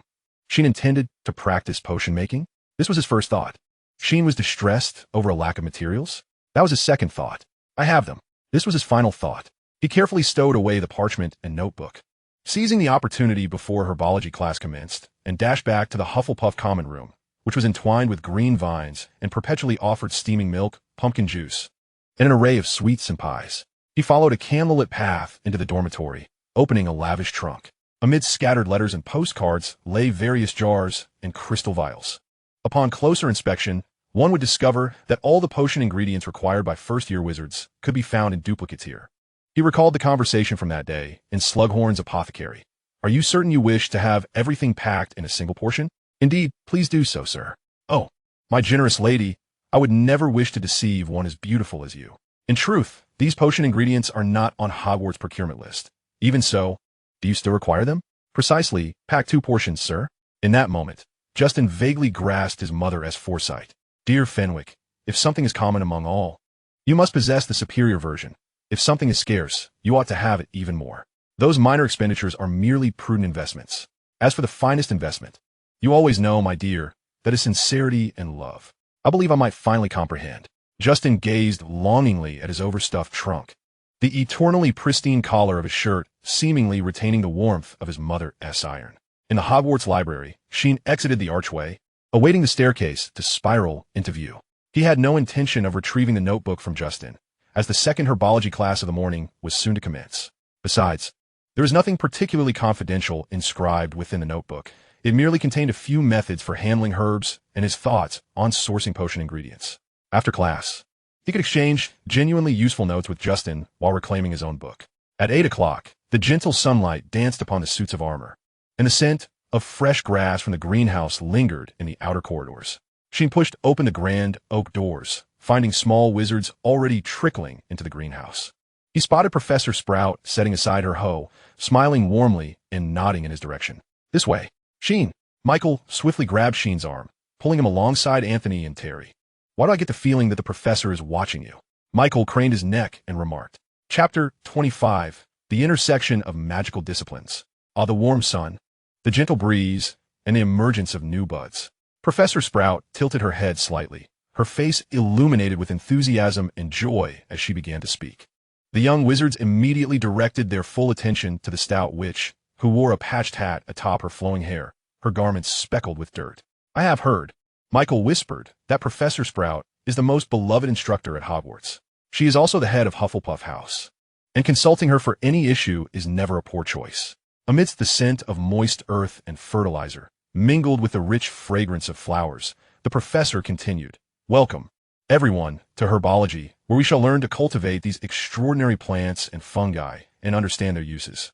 With a gentle flick of her wrist, she tapped a pink pod, causing a shiny bean to spring forth and bloom into a vibrant flower. An exclamation of awe erupted from the students. "Is this magic?" Michael mused aloud, suddenly struck by a thought. "Sheen, do you know? It's a magical plant called the bubblebean pod, found on page 62 of 1,000 Magical Herbs and Fungi. The bubblebean pod produces a plump pink pod containing glimmering beans that bloom instantly upon contact with solid objects." Anthony and Terry, their ears perked, diligently noted Sheen's explanation, while Michael interjected, I suspected as much." The content shared by Professor Sprout mirrored what Sheen had learned during his initial studies. It is noteworthy that whenever the portly professor struggled to find a respondent, Sheen was invariably called upon. "Does anyone know what this plant is?" "Well, you go ahead, Mr. Green." "The white fresh, a plant imbued with healing and restorative magical properties." "Absolutely correct. Ravenclaw earns a point. Now, which young wizard can tell me how we should handle the white fresh?" "Oh dear, it seems no one knows. What about you?" "Mr. Green?" "Generally, extracting an essence from the white fresh yields superior therapeutic effects, but can also heal superficial wounds when consumed raw." "Precisely correct. Ravenclaw earns another point." "Final question. What is the function of the white fresh? How should it be used to treat werewolf bites?" "My dear Sprouts, think back to your defense against the dark arts lessons." Unfortunately, the professor's hopes were destined to be dashed, for no one could concentrate during Professor Quirrell's class. His progress had been markedly slow. He had barely managed to introduce the material intended for the first defense against the dark arts lesson. Oh, how unfortunate. Wizards once utilized a mixture of white fresh and silver powder to treat werewolf bites, preventing victims from succumbing to excessive blood loss. Sheen's proficiency was almost painfully impressive. A perfect answer. Ravenclaw earns 2 points. Professor Sprout surveyed the circle of young wizards with their heads bowed, undeterred by their lack of participation. She continued to enthusiastically guide them in handling herbs. "Very well, Sprouts, since you did not learn this in defense against the dark arts, do not zone out now." Professor Sprout instructed everyone to don a pair of gloves and carefully observe the white fresh, then proceeded to teach them how to process the mature specimens. "Sheen, you aren't some distant relative of Professor Sprout, are you?" Michael suddenly inquired in a hushed tone. Sheen shook his head. "Are you perhaps the professor's private MMPH?" Anthony quickly covered Michael's mouth, a brief loss of oxygen allowing his intellect to regain its footing. He scratched his head and clasped his hands together in an apologetic gesture. What a dreadful imagination. Sheen shook his head in silence. After imparting knowledge on processing the white fresh, the professor supplemented her instruction with information regarding the handling of dried nettles. This made Sheen ponder. Perhaps the education within the magical realm was not as disheartening as previously imagined. For instance, in defense against the dark arts, they learned about the white fresh used to treat werewolf bites, and in herbology, not only would they delve into the knowledge of the white fresh, but also discuss the identification and processing techniques of dried nettles, which were precisely the materials required for brewing scabious potions. From this perspective, it seemed that Hogwarts' educational system was meticulously designed. As Sheen contemplated, he diligently processed the white fresh. "You have successfully processed a white fresh to apprentice standards, proficiency level 1. You have successfully processed a white fresh to apprentice standards, proficiency level 1. You have successfully processed a white fresh to apprentice standards, proficiency level 1. Although his skills remained at the apprentice level, he was far more adept than the other young wizards. This was akin to the distinction between himself and Senior Bruce. After class, Professor Sprout assigned an open-ended task to differentiate mature white fresh, and, as she departed, the portly professor winked at Sheen. In a corridor outside the greenhouse, Sheen paused beside a suit of armor. Ahead, a portrait depicted a lady in a ceremonial gown, nodding amiably at him, to which he politely nodded in return. Meanwhile, he opened his panel, Herbology Knowledge, unlocked 80/90. Through processing the white fresh, Sheen had gained 21 proficiency points. Apprentice-level Herbology Knowledge can unlock the title of apprentice in the field of herbology. There was another herbology class scheduled for that afternoon. and he was certain he would unlock the title by then. Ah, and his herbological talent. Without any doubt, Sheen knew what it would be. Just like those challenging exams from his past life, as soon as he received the test papers, the results would emerge. Hardly any suspense involved. Perhaps there was a modicum of uncertainty. Maybe he would be an ordinary green, rather than some white rubbish. However, by observing the greenhouse, Sheen came to a realization. Hogwarts was affluent, and the professors within were hidden magnates. He noticed those dried nettles in the shadows, some of which had surpassed their maturity and should have been processed, yet remained untouched. The greenhouse was vast, and they were placed separately beneath plants as large as umbrellas. Sheen mused that they were likely intended for sale. Perhaps he could inquire with Senior Bruce about who was responsible for selling the herbs. The professors were often very busy, and Bruce had mentioned that it was primarily the Hufflepuffs who handled such tasks. Thus, he might be able to purchase some in advance, although it would undoubtedly be expensive. One must invest to reap rewards. As he pondered, Sheen instinctively retrieved his personal notebook, but just as he withdrew his shorthand quill, he reconsidered. Nevertheless, his steps towards the hall quickened. To his surprise, before he could reach the dining hall, he was intercepted by the enigmatic Justin, whose expression was imbued with a sense of mystery. "Ah, Sheen, I have some inkling of what you seek, albeit only a smidgen.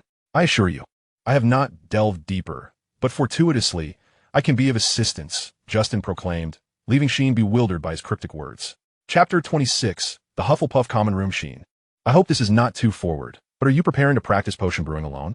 Justin inquired, placing a piece of parchment and a pale blue notebook into Sheen's hands, his tone gentle, laced with a subtle concern. Yes, Sheen nodded.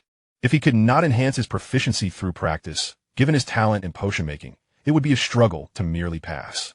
As for achieving excellence, the likelihood was so slim that Sheen would not dare to wager on it. Are you in search of ingredients? I mean, the 4 components for the Scabious potion? Upon Sheen's affirmative nod, Justin appeared to exhale in relief, a warm and perfectly measured smile gracing his face. Perhaps I can be of some help. Cool, mate. I must take you somewhere. With that, he led the perplexed Sheen across the hall. They traversed beneath the grand Hogwarts hall and proceeded down the staircase leading to the Hufflepuff basement. The stone corridor below was brightly lit. Curiously, Sheen surveyed his surroundings, sensing something amiss. "Oh, we are passing by the Hogwarts kitchen. I must let you in on this secret," Justin smiled as he approached a wall. He halted before a painting of a bowl of fruit and gently scratched a pear depicted therein. To Sheen's astonishment, the pear chuckled and transformed into a green doorknob, revealing the entrance to the Hogwarts kitchen. A food quest has been triggered, Sheen mused. As long as you speak politely, the house elves will generously provide you with food. But only a little. You cannot bring peeves in, Justin cautioned earnestly.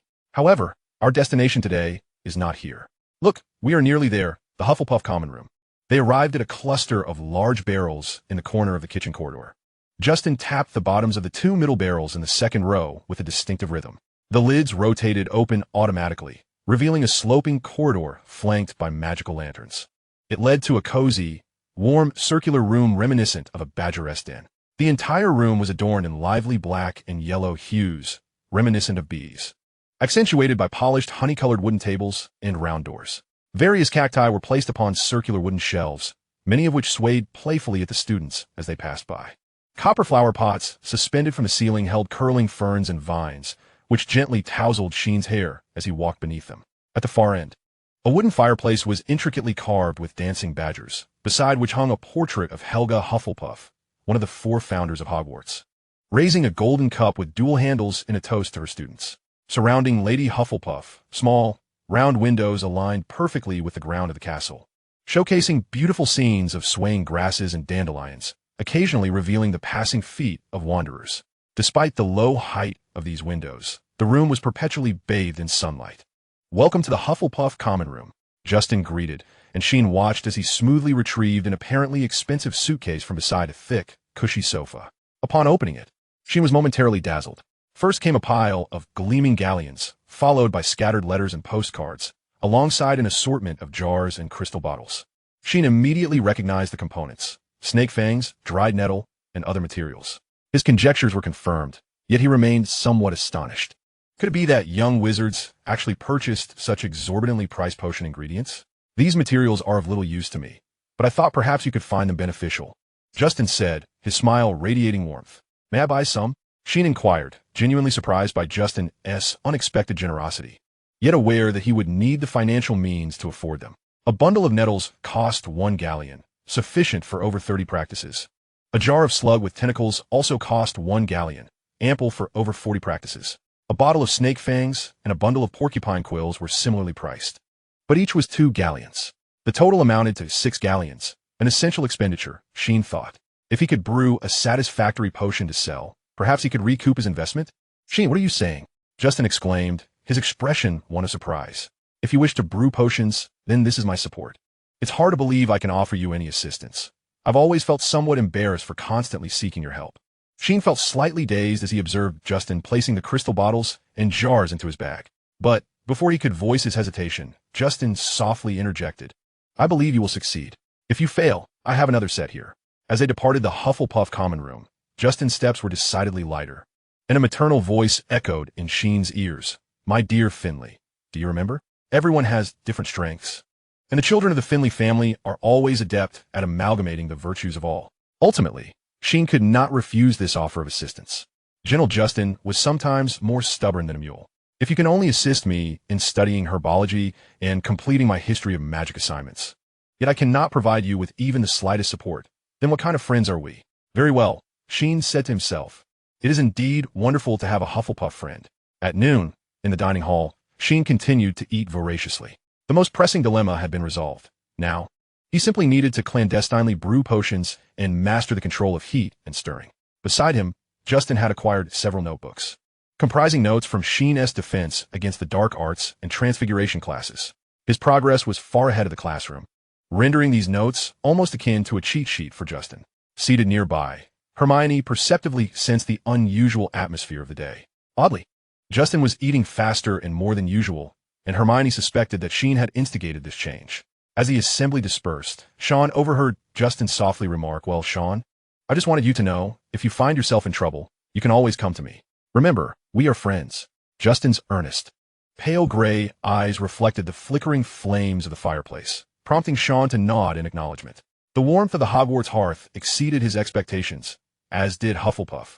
I want to be a Hufflepuff too. That wretched sorting hat. During the afternoon herbology lesson in the greenhouse, Sean expertly handled the dried nettle. Though a common plant, when steeped in a special blue potion, it transformed into a magical ingredient for crafting swelling potions and remedies for scabies. Professor Sprout added, the essence of nettle can be utilized to create sedatives or hypnotics, but the technique employed by wizards alters significantly. In stark contrast to the fumbling of younger students with incorrect potion measurements and improper soaking times, Sean's handling appeared remarkably proficient. A few troubled Ravenclaws and Slytherins gathered around him, learning under Professor Sprout's guidance. Meanwhile, notifications began to chime incessantly. Chapter 27, The Magic of Learning. You have expertly processed a nettle as an apprentice, proficiency level 1. You have expertly processed a nettle as an apprentice, proficiency level 1.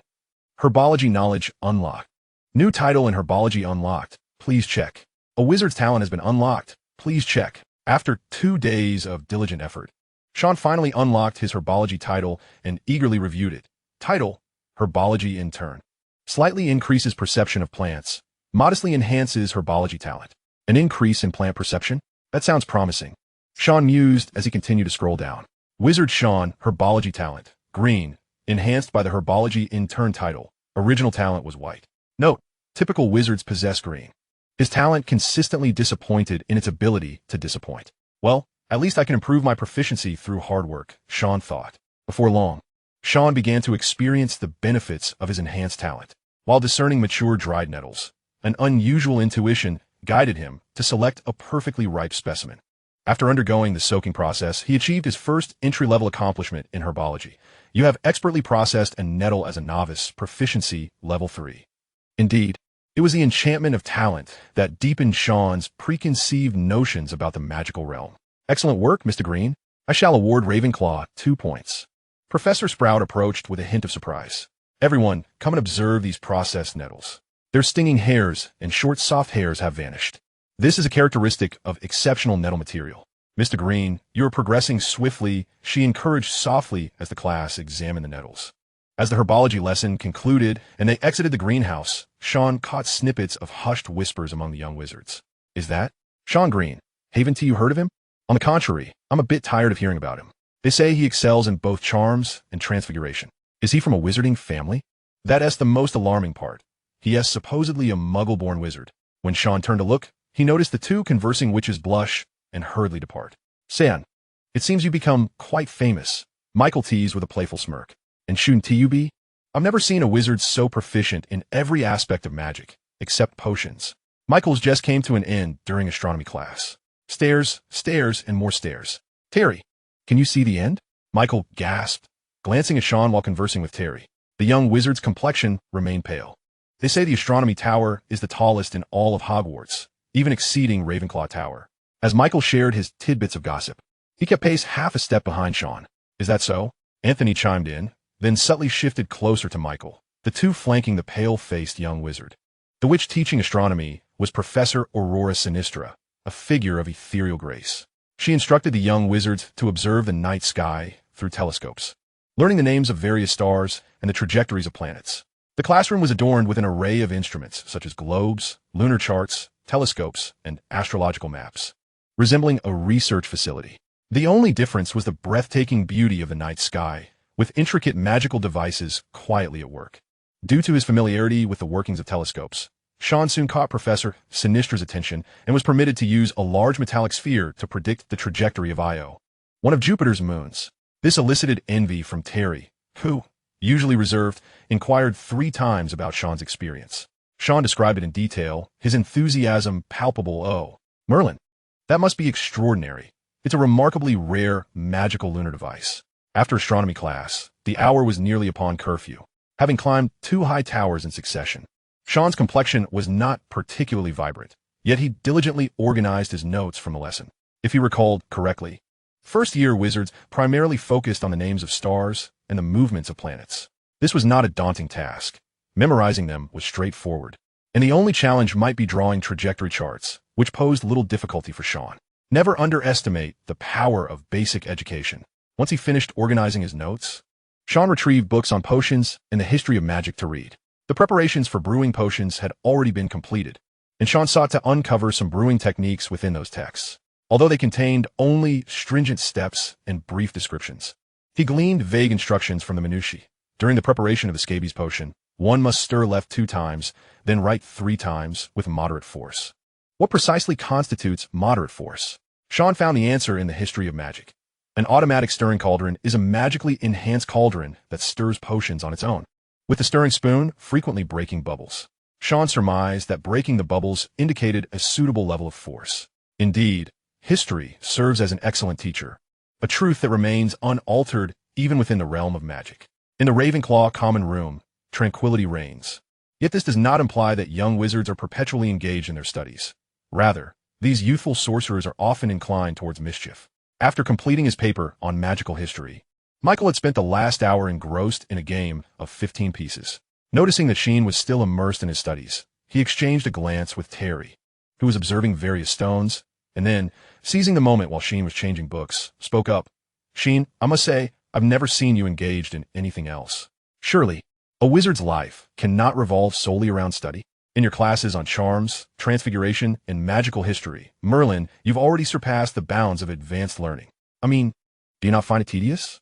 Sheen looked up amused. Tedious? What are you talking about? This is magic. With its astonishingly immediate and positive feedback, the more one learns, the more fascinating it becomes, and the more motivation one gains. Moreover, in the realm of magic with sufficient effort, one can transform knowledge into tangible power. This is both visible and perceptible, not to mention its practicality and ever-changing capabilities. It is nothing short of a metaphysical miracle. Soon, Sheen realized he had overlooked a significant point.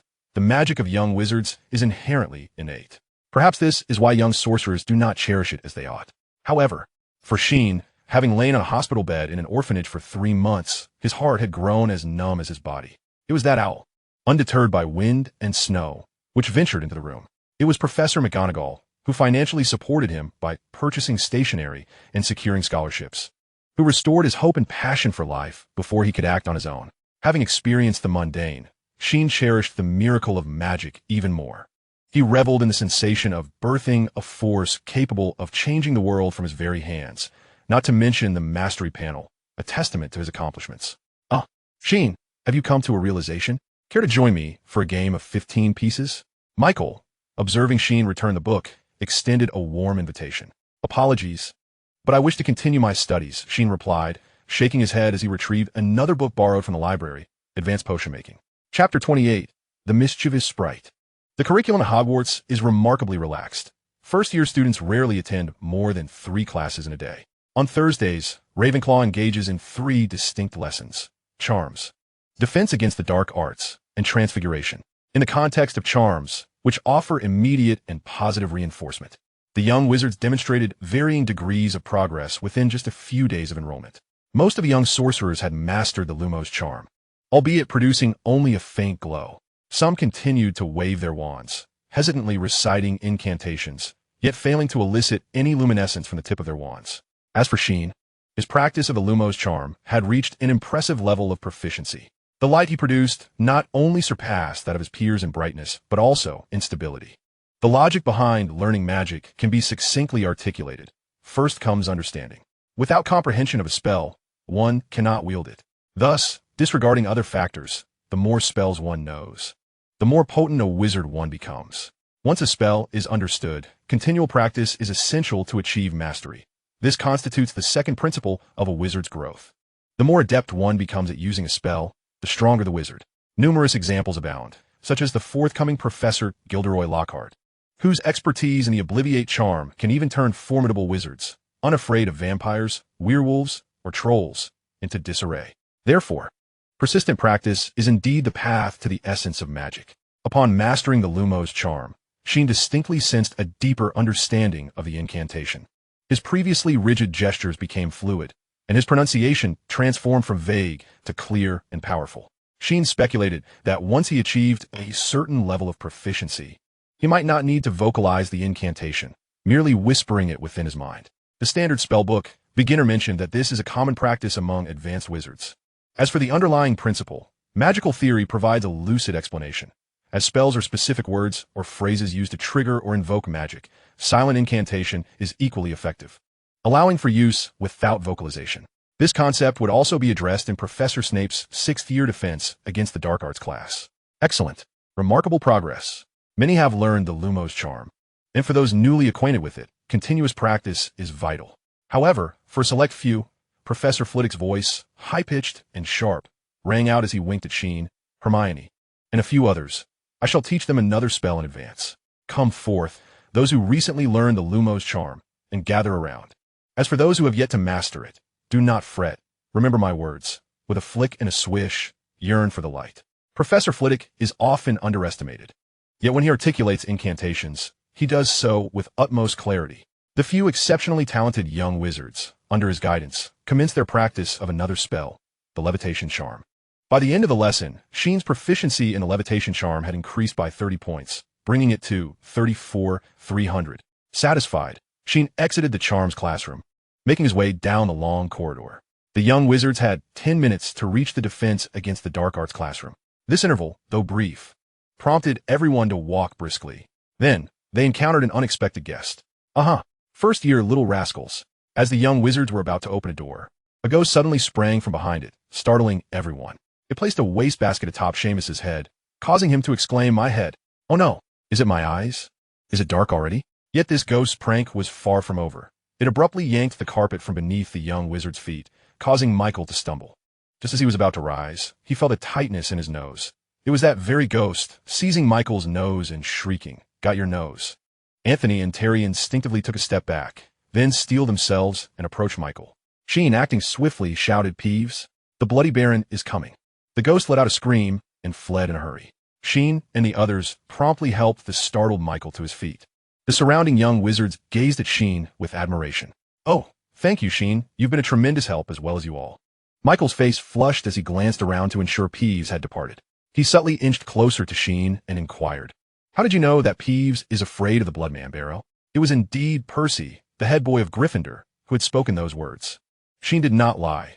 Percy had uttered such a statement, yet how Sheen came to know this was another matter entirely. On the spiral staircase, the frightened young wizards hastened their departure from the scene. It was not until the flickering flames appeared in the corridor that they released a collective sigh of relief.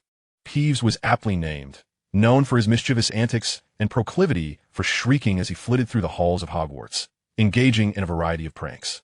Although he lacked a physical form, able to glide through walls and appearing semi-transparent like a ghost, he was, in essence, not a specter. Sheen had gleaned this information while perusing Dark Forces, a guide to self-protection during his defense against the Dark Arts class. In Hogwarts, Peeves is notoriously boisterous, yet he is not a ghost. He is a poltergeist, often referred to as a mischievous spirit. Poltergeists are manifestations of psychic energy rather than remnants of the deceased. The ghosts of Hogwarts all acknowledge that Peeves is not one of their own. Theorists generally posit that poltergeists arise from subconscious actions, particularly those of the oppressed. For centuries, students at Hogwarts have endured considerable pressure, making Peeves an understandable manifestation of such psychic energy. This explanation intrigued Sheen, prompting him to continue reading. I advocate that young wizards should at least master the following spells to confront the darkest aspects of magical power: Green Sparks, Red Sparks, Knockback Jinx, Smokescreen Spell, and Wand Lighting Charm. Sheen diligently absorbed this section, committing the first 4 spells to memory. Mastery of these spells would likely elevate his performance and defense against the Dark Arts class to an exemplary level. As for the method of learning, he glanced at the stammering Professor Quirrell, sighed deeply, and temporarily set his plans aside in his notebook. He had to confront that tumultuous yet apprehensive question: practicing potion brewing in the dungeon, a place deemed forbidden under the watchful eye of Professor Snape. Chapter 29. Stealthily brewing potions. Potion brewing always demanded a considerable amount of time. Some special concoctions, such as Felix Felicis, were said to require 6 months of preparation. Bearing this in mind, Sheen scheduled his activities for the afternoon, immediately following the first Transfiguration class. He prepared 5 sets of ingredients and brought along his crystal vial, an expensive container housed within a small box.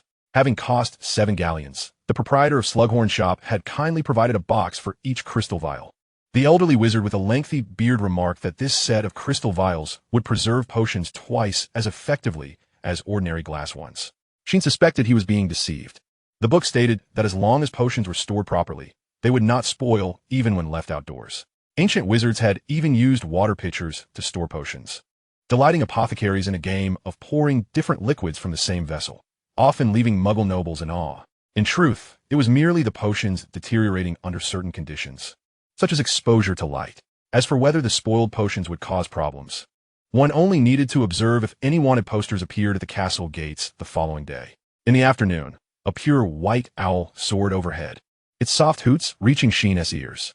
Upon exiting the castle, the sun bathed everything in warmth, as if aiming to envelop every young wizard in its glow. Sheen had never witnessed such a resplendent summer. Hogwarts and the surrounding fields shimmered with a golden hue. The islands resembled an oil painting, adorned with a golden castle. If only Snape's classroom were not located in the dungeon, Sheen's spirits would have soared even higher.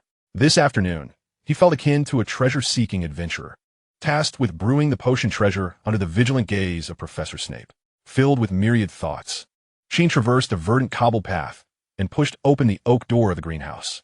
He had promised to assist the professor in gathering bubble beans and transplanting the jumping beans into Greenhouse 1. The air inside Greenhouse 1 was rich with the scent of fertile soil and fine droplets of water condensed on the glass roof, trickling down in gentle streams. Professor Sprout was not alone today. A group of young wizards had gathered around her. Round-faced Neville, the cautious Ernie watering the plants, and a plump little boy whom Sheen did not recognize.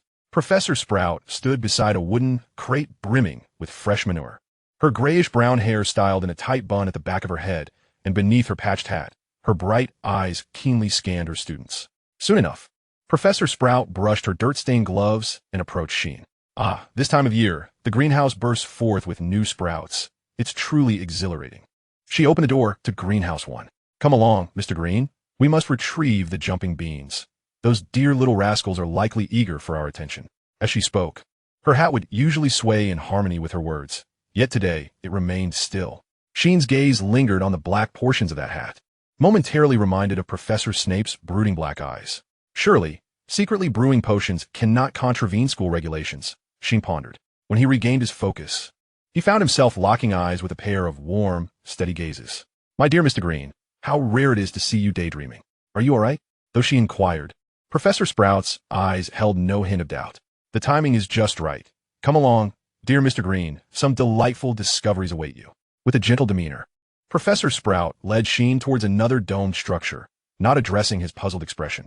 They paused before a building marked with the sign of Greenhouse 3. Sheen had never entered here. Michael had mentioned that the plants in Greenhouse 3 were more fascinating and perilous. Professor Sprout retrieved a large key from her belt and unlocked the door. A damp, earthy aroma of fertilizer enveloped the air as a spiny green plant extended its tendrils. Beside it, some bean-like green fruits bounced against the fence.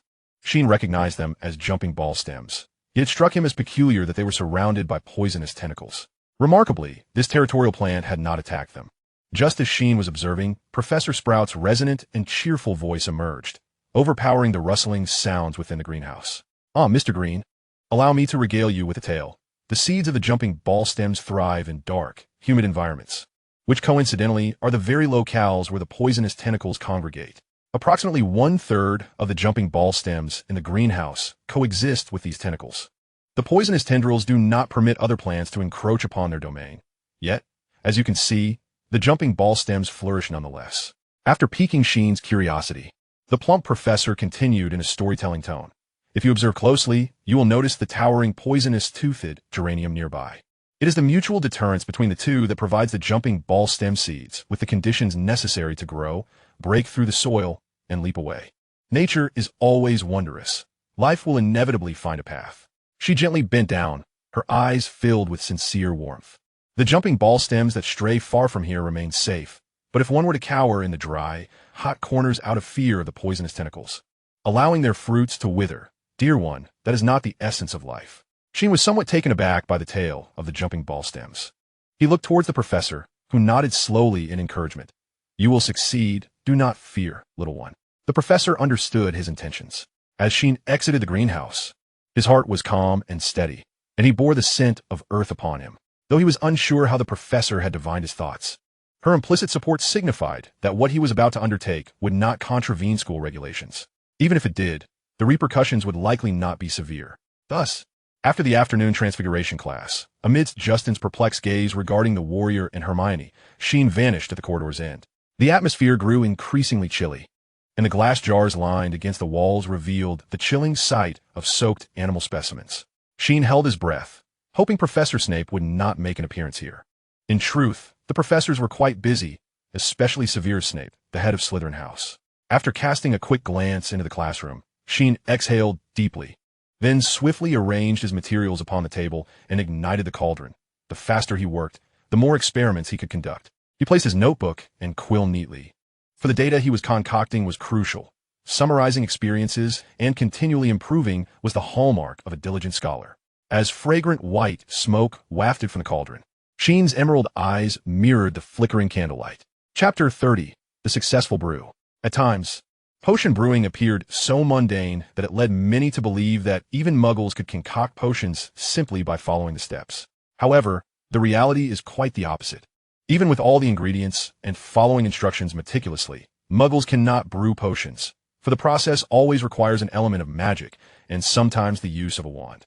In the case of the Scabious potion, the magical aspect emerges at the very end, when a wizard must perform a special gesture and recite a particular incantation, which essentially conveys, grant this potion the ability to cure scabies. As for the preceding steps, Sheen was currently engaged in them. In the cellar, the dim light cast patches upon the stone walls as the cauldron simmered gently, emitting a delightful fragrance. The empty underground room resonated solely with the bubbling sounds and the soft rustling of Sheen flipping through magical potions and elixirs. Professor Snape had made it abundantly clear on the first day of class that precision and rigor were paramount in potion making. Sheen turned to the necessary section of magical potions and elixirs. Although he had memorized it, he kept it aside for reference. The first step was to weigh the ingredients and brew the slug with tentacles. While the cauldron had yet to reach the designated preheating time, Sheen swiftly measured 4 portions of the materials with precision and promptly commenced boiling the slug with tentacles. During the brewing process, he meticulously crushed the poisonous snake fangs using the tools available on the table and chopped the previously soaked nettles. The skills he had acquired in the greenhouse came into play as he adeptly selected and processed the materials to meet the required standards, saving him ample time. During the spare moments, Sheen did not idle. He diligently recorded the quantities and conditions of the ingredients at that moment. He even noted the state of the flames. Although the cauldron in the cellar ignited automatically, he would eventually need to learn to control the flames with his wand, wouldn't he? Sheen had always been one to prepare ahead of time. The second step involved removing the slug, then adding the chopped nettles and poisonous snake fangs. With ample time at hand, Sheen reviewed magical potions and elixirs once more, ensuring he would not overlook any detail in his nervousness. The brownish-black book, adorned with illustrations of cauldrons and steam, lay open beside him, revealing the first page. Basic brewing techniques. This book suffices. The third step required stirring leftward twice, then rightward 3 times with a moderate force. Sheen employed a gentle yet firm motion to stir the potion, aiming to break the bubbles. In truth, he felt a tinge of anxiety.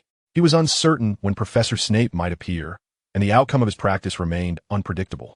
One cannot help but feel apprehensive about the unknown, and Sheen was no exception. Thus, he was particularly meticulous. As the moment approached, he added the slug and then moved the cauldron to incorporate the hedgehog spines. At this juncture, the potion brewing had clearly reached its critical phase upon the slug's addition. It dissolved, and the concoction took on a pale blue hue. Sheen silently counted 25, 24, 23.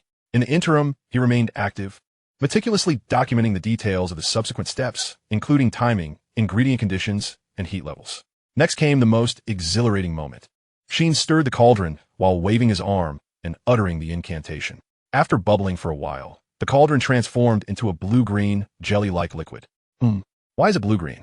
The panel emitted no sound of notification, and Sheen was acutely aware of his failure. Yet, upon examining the final outcome of the potion, he realized that his failure was not as extensive as he had feared. Furrowing his brow, he pondered. If there were no issues with the material handling, then the fault must lie within the brewing process itself. Was it the stirring, the heat, or perhaps the final incantation that had gone awry? Or had all elements faltered? A passage from Theory of Magic unexpectedly surfaced in his mind. However, when one masters a spell, to truly unleash its maximum potential, adequate mental fortitude is essential. He recalled the phrase a spell, wondering if potions fell under the same category. Aware of his limited aptitude for potion making, much like spell casting, he knew that it could require countless repetitions to hone his skills. However, with little time and fewer materials at his disposal, he recognized the necessity of taking shortcuts. Carefully, he extracted advanced potions from his bag and swiftly skimmed through its intricate content. Soon, he stumbled upon a particularly illuminating description. The Ministry of Magic classifies the Polyjuice potion as high risk due to its effects being significantly influenced by the brewer's emotional fluctuations, necessitating rigorous oversight. He was not entirely certain what emotional state was required for potion brewing, but he knew that feelings of tension or mechanical detachment would not suffice. As the cauldron ignited, releasing steam once more, Sheen's previously taut body began to relax. He reassured himself that should Professor Snape discover him, whether he succeeded or failed, he would surely be doomed. Yet the distinction between a successful doom and a failed one was vast. His green eyes deepened with tranquility, and even the manner in which he stirred the potion took on an unusual rhythm. Sheen had always excelled at controlling his emotions. Failing to do so would have rendered his life at the Holisey Orphanage quite miserable. The nettles dissolved in the cauldron like rock candy, while the venomous ingredients hissed as they melded into the potion. He maintained the same precise heat as before, yet this time, it felt as if he were genuinely creating an art form, the art of potion making. The cauldron exhaled a billowing white vapor, and time slipped away quietly amidst the soft clinking of the spoon against the cauldron's walls. When he added the porcupine quills, the extinguished cauldron seemed to consume the final ingredient as if it were merging with it. Sheen focused intently on completing the ritual, reciting the incantation. This time, the cauldron did not change slowly. It appeared to obey Sheen's will, swirling rapidly. In a matter of moments, the liquid transformed into a jelly-like consistency, its color shifting to an almost ink-green hue. You have successfully brewed a batch of Scabia's potion at an apprentice level, Proficiency 1. Sheen's eyes sparkled with brilliance as he gazed at the ink-green, jelly-like substance, a smile involuntarily gracing his lips. Without wasting a moment, he meticulously documented every step in his notebook, emphasizing the most crucial part in capital letters. Potion making is a precise craft. The wizard's focus and calmness are pivotal. Just as he immersed himself in reflection and summarization, a flickering torch on the staircase leading to the cellar caught his attention. Above the cold stone steps, a dark robe suddenly billowed in. Chapter 31, Wrath. Severus Snape was not in the best of moods that day. The timid and cowardly individual he had been closely monitoring had become increasingly elusive in recent days. Whatever you intend to do, It is best to pray that you do not cross my path, he murmured coldly as he rounded the staircase. At that moment, a series of faint clucking sounds piqued his interest. No one at Hogwarts was more familiar with that sound than he. It was the delightful bubbling of potions brewing in a cauldron. However, he was not in the cellar, which indicated that it had been breached. He strode down the stone steps with urgency, like a roiling storm cloud, bringing thunder and tempest in his wake. "What are you doing?" he barked, his voice laced with uncontainable fury. Outrageous, utterly ignorant. He glared at the cauldron emitting white smoke, then at the scattered materials, and finally at the liquid in the crystal vial. Did he not comprehend what had transpired? Since he began teaching, he had never encountered such audacity in a young wizard, brewing potions in secret. Did he think this was some trivial astronomy or history of magic class? Potion making is a meticulous science and a perilous craft. In the absence of adequate skill and supervision, even the smallest misstep could claim the life of a young wizard. They wouldn't even have time to react, let alone save themselves. Sheen's smile froze on his face as he quickly swallowed his surging emotions. He understood he had triggered a disastrous outcome. Professor Snape had returned just as he finished brewing the potion, catching him red-handed before he could clean up and escape. "Let me guess, Mr. Green of Ravenclaw believes he possesses such extraordinary talent in potion making that he requires no guidance and can conjure a flawless potion on his own." Snape's voice slithered like a serpent, cold and oppressive. Sheen bowed his head, neither panicking nor attempting to explain. He understood Snape well enough. Offering explanations was tantamount to signing his own death warrant, not an exaggeration in the least.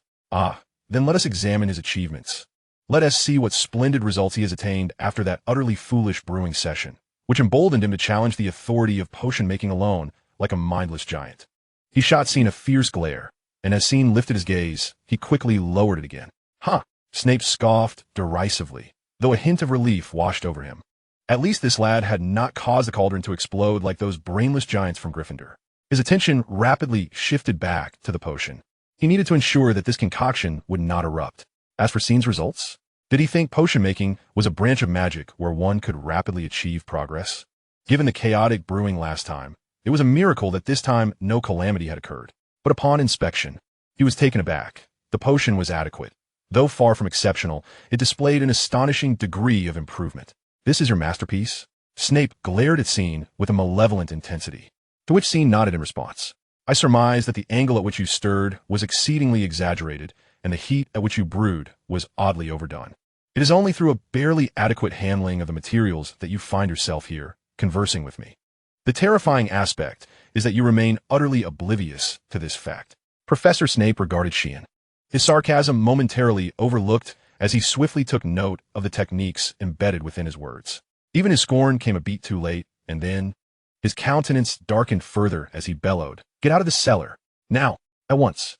Without hesitation, Sheen promptly gathered his crystal vials, books, and materials, and quietly exited the cellar, devoid of rebuttal, fear, anger, or any emotion, only a serene, "I apologize, Professor Snape."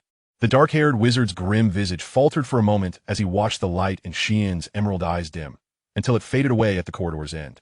As the surroundings brightened, a warm sensation enveloped Sheen once more, yet his mood did not improve.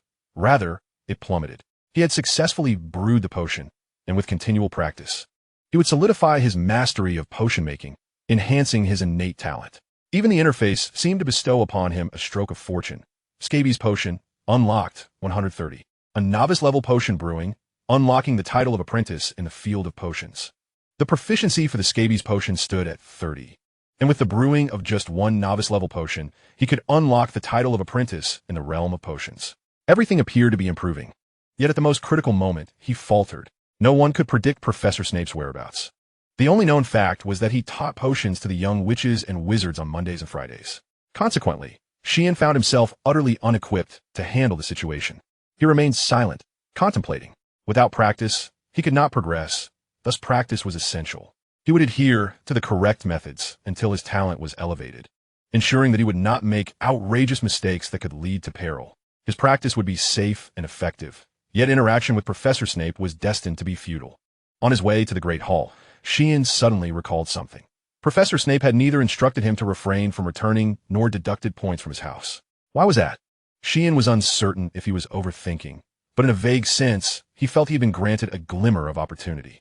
In the cellar, Snape snorted softly, his wand flicking to summon the cauldron before him, the dark green liquid resting quietly, tranquil as the young wizard who had just departed. Because of those strikingly bright green eyes, he withheld further mockery.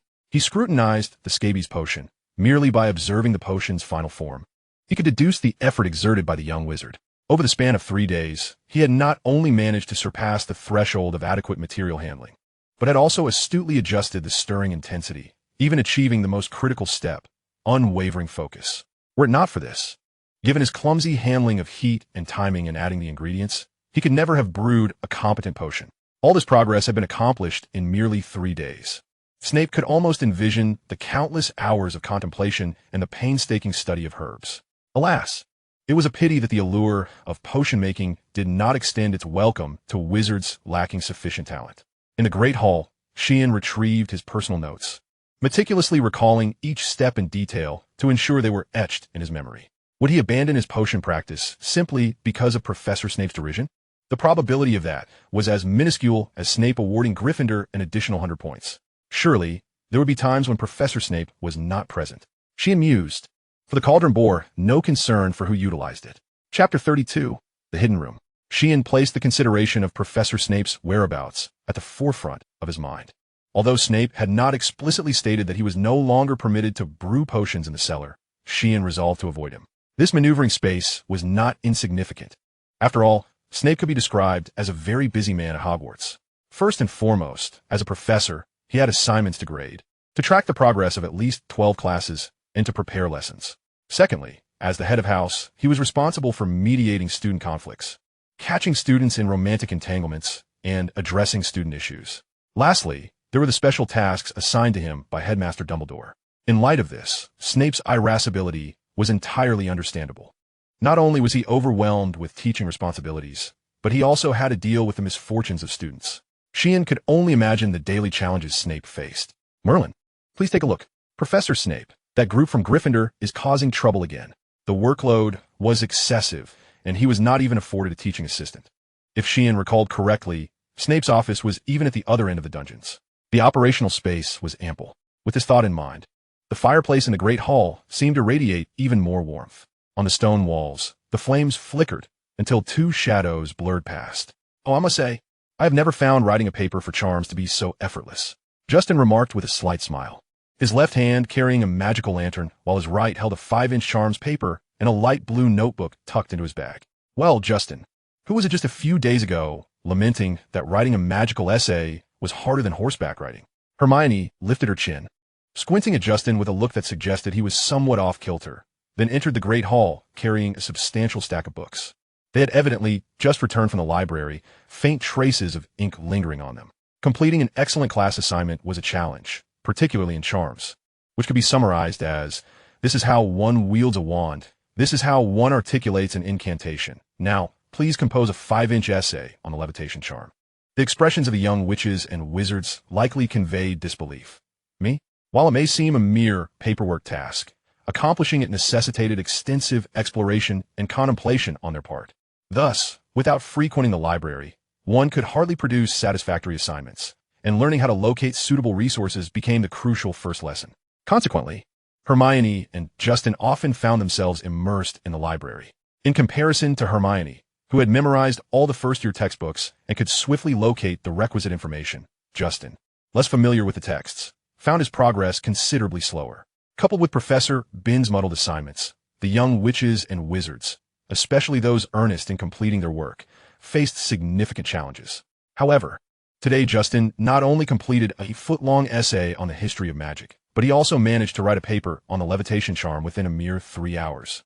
A task that even Hermione did not accomplish with such swiftness, as it was an additional assignment from Professor Flitwick. You produced an admirable essay on spells.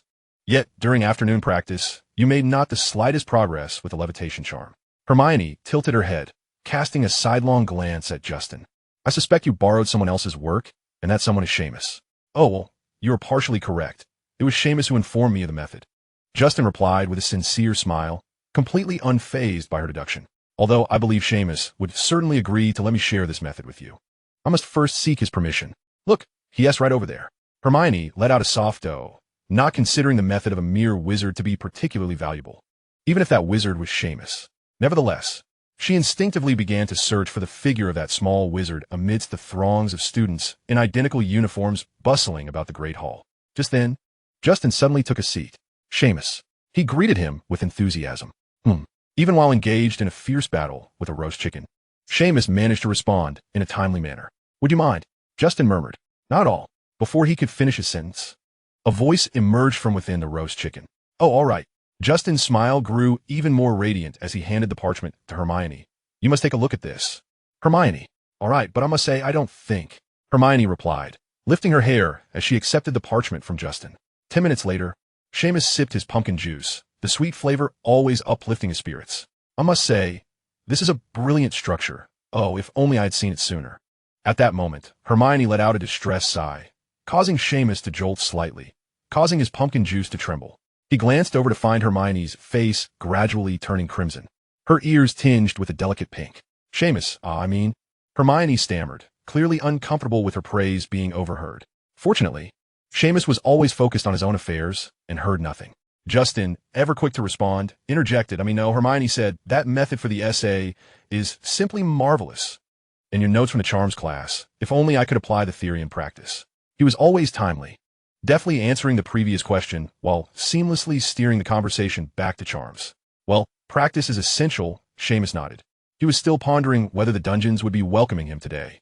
The answer was evident. The dungeons were perilous today, as Professor Snape would be there concocting potions. And the brewing of potions never took a short time. Thus, Seamus decided to allocate his evening to the other 6 subjects, with the most practical, naturally, being charms. Hence, finding a place to practice charms became his objective for the night. Shall we go practice charms, Seamus? Would you like to join us? Justin suddenly suggested, his light gray eyes noticeably brightening at this thought. Seamus paused for a moment. A few minutes later, the 3 figures slowly traversed the corridor, ascending the spiral staircase. Hogwarts boasted a total of 142 staircases. Some were wide and grand, others narrow and precarious. Some changed destinations every Friday, while others would suddenly omit a step halfway up, necessitating one to remember where to leap. Additionally, there were numerous doors. If you did not politely request their opening or precisely poke the right spot, they would not grant you passage.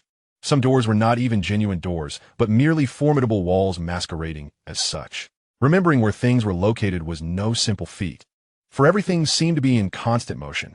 The portraits were also in a state of perpetual visitation, and Justin was adamant that even suits of armor could walk. In such a shifting castle, the existence of a hidden room did not seem so peculiar. Chapter 33. The Dream of Ravenclaw. Here we are, the hidden room we discovered. After spending a considerable time on the spiral staircase, the flight connecting the 2nd and 3rd floors finally turned, linking to a staircase that was seldom accessed.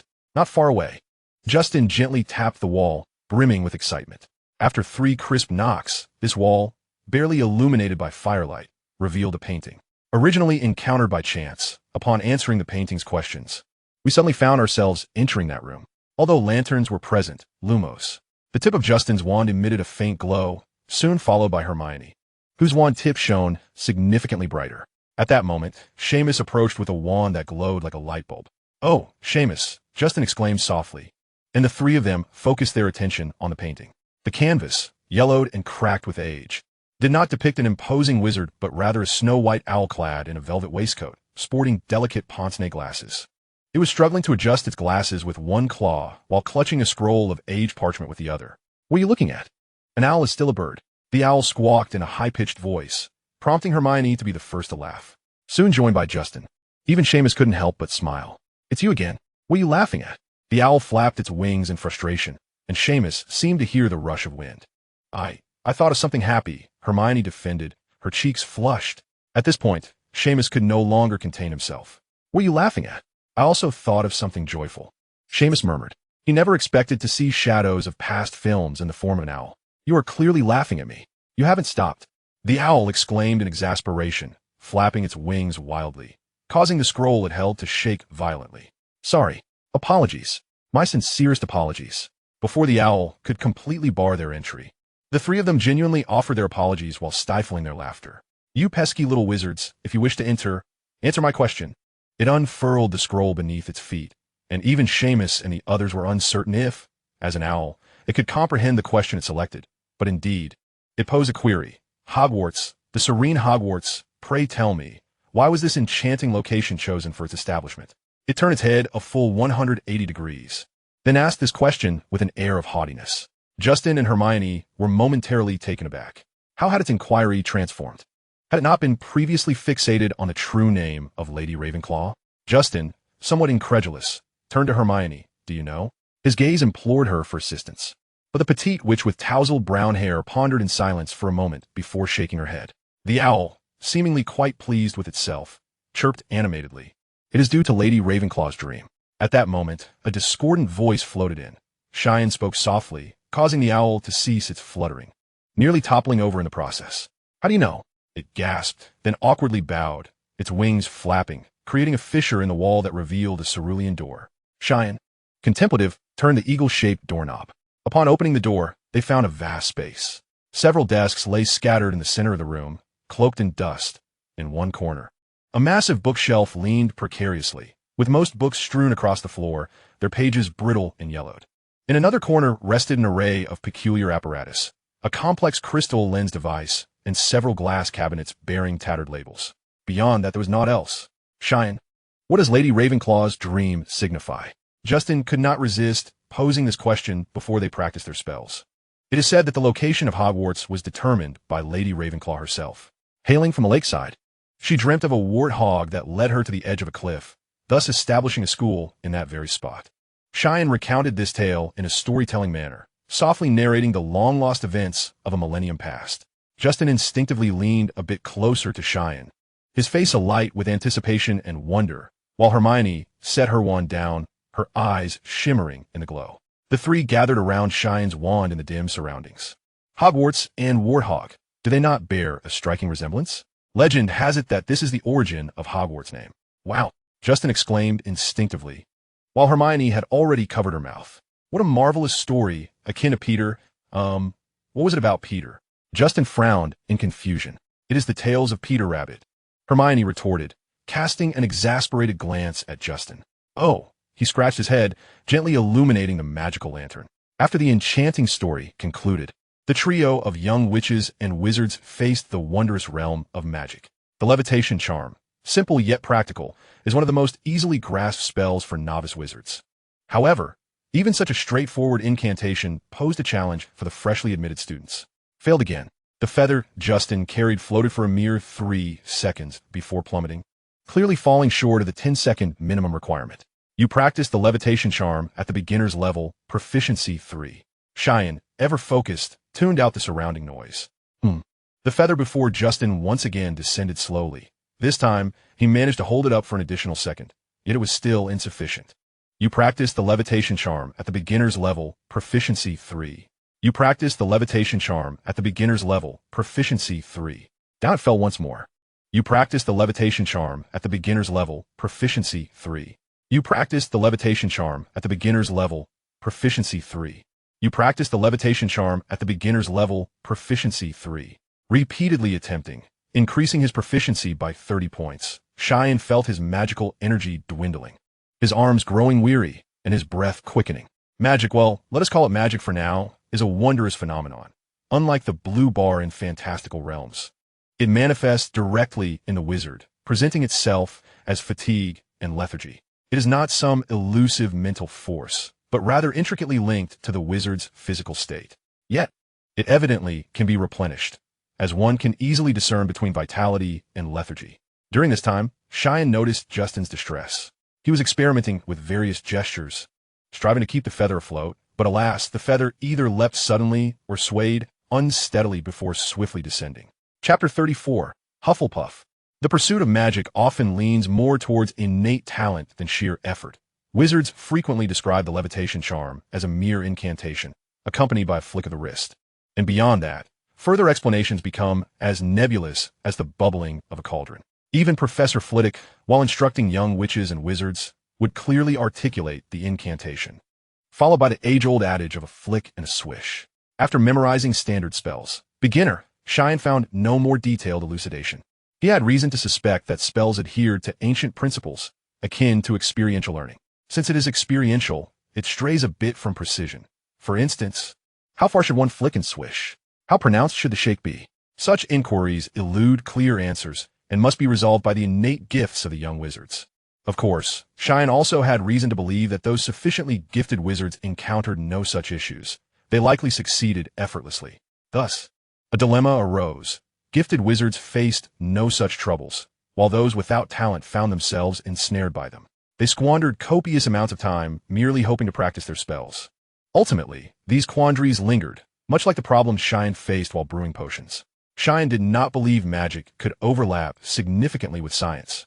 Yet the increase or stagnation of proficiency indicated to him that at least one method existed to perform magic with greater ease. Indeed, the amplitude of the arm's movement should be somewhat greater, and the emphasis in the incantation lay on the G. There exists a subtle detail, with the D still retaining emphasis. In the classroom, a magical lantern illuminated a modest area as Sheen diligently guided Justin's practice, drawing upon all his understanding of the levitation charm. Thus, when Justin executed the levitation charm strictly according to his standards, the feather, having never floated for more than 5 seconds, wobbled and drifted for a remarkable 10 seconds. Good heavens! Sheen, we did it! Justin let out a low exclamation of excitement, his gaze fixated on the feather as it gently descended. Hinny, this is all thanks to you. I truly appreciate your assistance. Justin expressed his gratitude earnestly and fervently. Hinny nodded in acknowledgement. I believe a more pronounced motion would yield better results. But after emphasizing the movement, should the loose still carry the accent? Nearby, Hermione, who had been concealing her face behind a book, had been observing intently for quite some time. Suddenly, she interjected, her tone still tinged with an air of superiority, yet both gentlemen present chose to overlook it. Well, I think it should be more pronounced. As for the range of motion, we could certainly experiment. However, Hinny glanced at the feather, on the verge of voicing that his magical energy had yet to be replenished, when Justin's incantation was already unleashed. Are Hufflepuffs this meticulous? Hinny pondered, momentarily taken aback. The 3 individuals concealed within the hidden chamber were transfixed by the feather, watching it sway delicately for 15 seconds. As it finally touched down, Justin emitted a soft gasp. Wow, Hermione, your hypothesis was absolutely correct. Hermione's cheeks flushed with a hint of pink, clearly relishing the praise. In the ensuing moments, the trio enthusiastically conducted numerous experiments until Hinny's magical energy was restored, allowing him to master the levitation charm, only to find himself depleted once more. Time slipped away like fine sand through fingers, the magical lantern swaying as the 3 exited the concealed chamber. Hinny felt a sense of fulfillment. He had garnered 45 proficiency points. Hermione, too, was satisfied, her imaginative ideas resonating with her even more intelligent partner, Hinny, and the determined Justin, who appeared exhausted yet eager to cast spells. Justin was equally content, as if he had discovered a new realm. As evening enveloped Hogwarts, the castle slipped into slumber. At the far end of the 3rd floor corridor, a wall subtly transformed, revealing a yellowed, cracked oil painting. The artwork depicted a snow-white owl clad in a velvet waistcoat, donning delicate pince-nez glasses. At that moment, it exhibited a remarkably human-like expression, tinged with annoyance, as it struggled to adjust its precariously perched glasses with a fluffy paw. Little wizard. Infuriating little wizard. Upon Justin and Hermione's departure from the room, it squawked sharply, but when Hinny passed by, it abruptly ceased its clamor, muttering softly, "Little wizard, clever little wizard," as they awaited the staircase to settle. Hermione's voice mingled with the rumbling of the spiraling stairs. "I think we may need to consistently utilize this room, so we ought to inform the professor. Professor Flitwick will surely approve of our practicing spells here." Justin marveled. "How thoughtful of you." "As expected of you, Hermione." Hermione's face reddened slightly as she glanced at Hinny. After Hinny nodded in agreement, she hastily bid farewell to the 2 and vanished at the corridor's end, leaving Hinny and Justin to traverse the warmly lit passage. Hinny, I wanted to mention that you didn't even have Yorkshire pudding today. Was the potion brewing not going smoothly?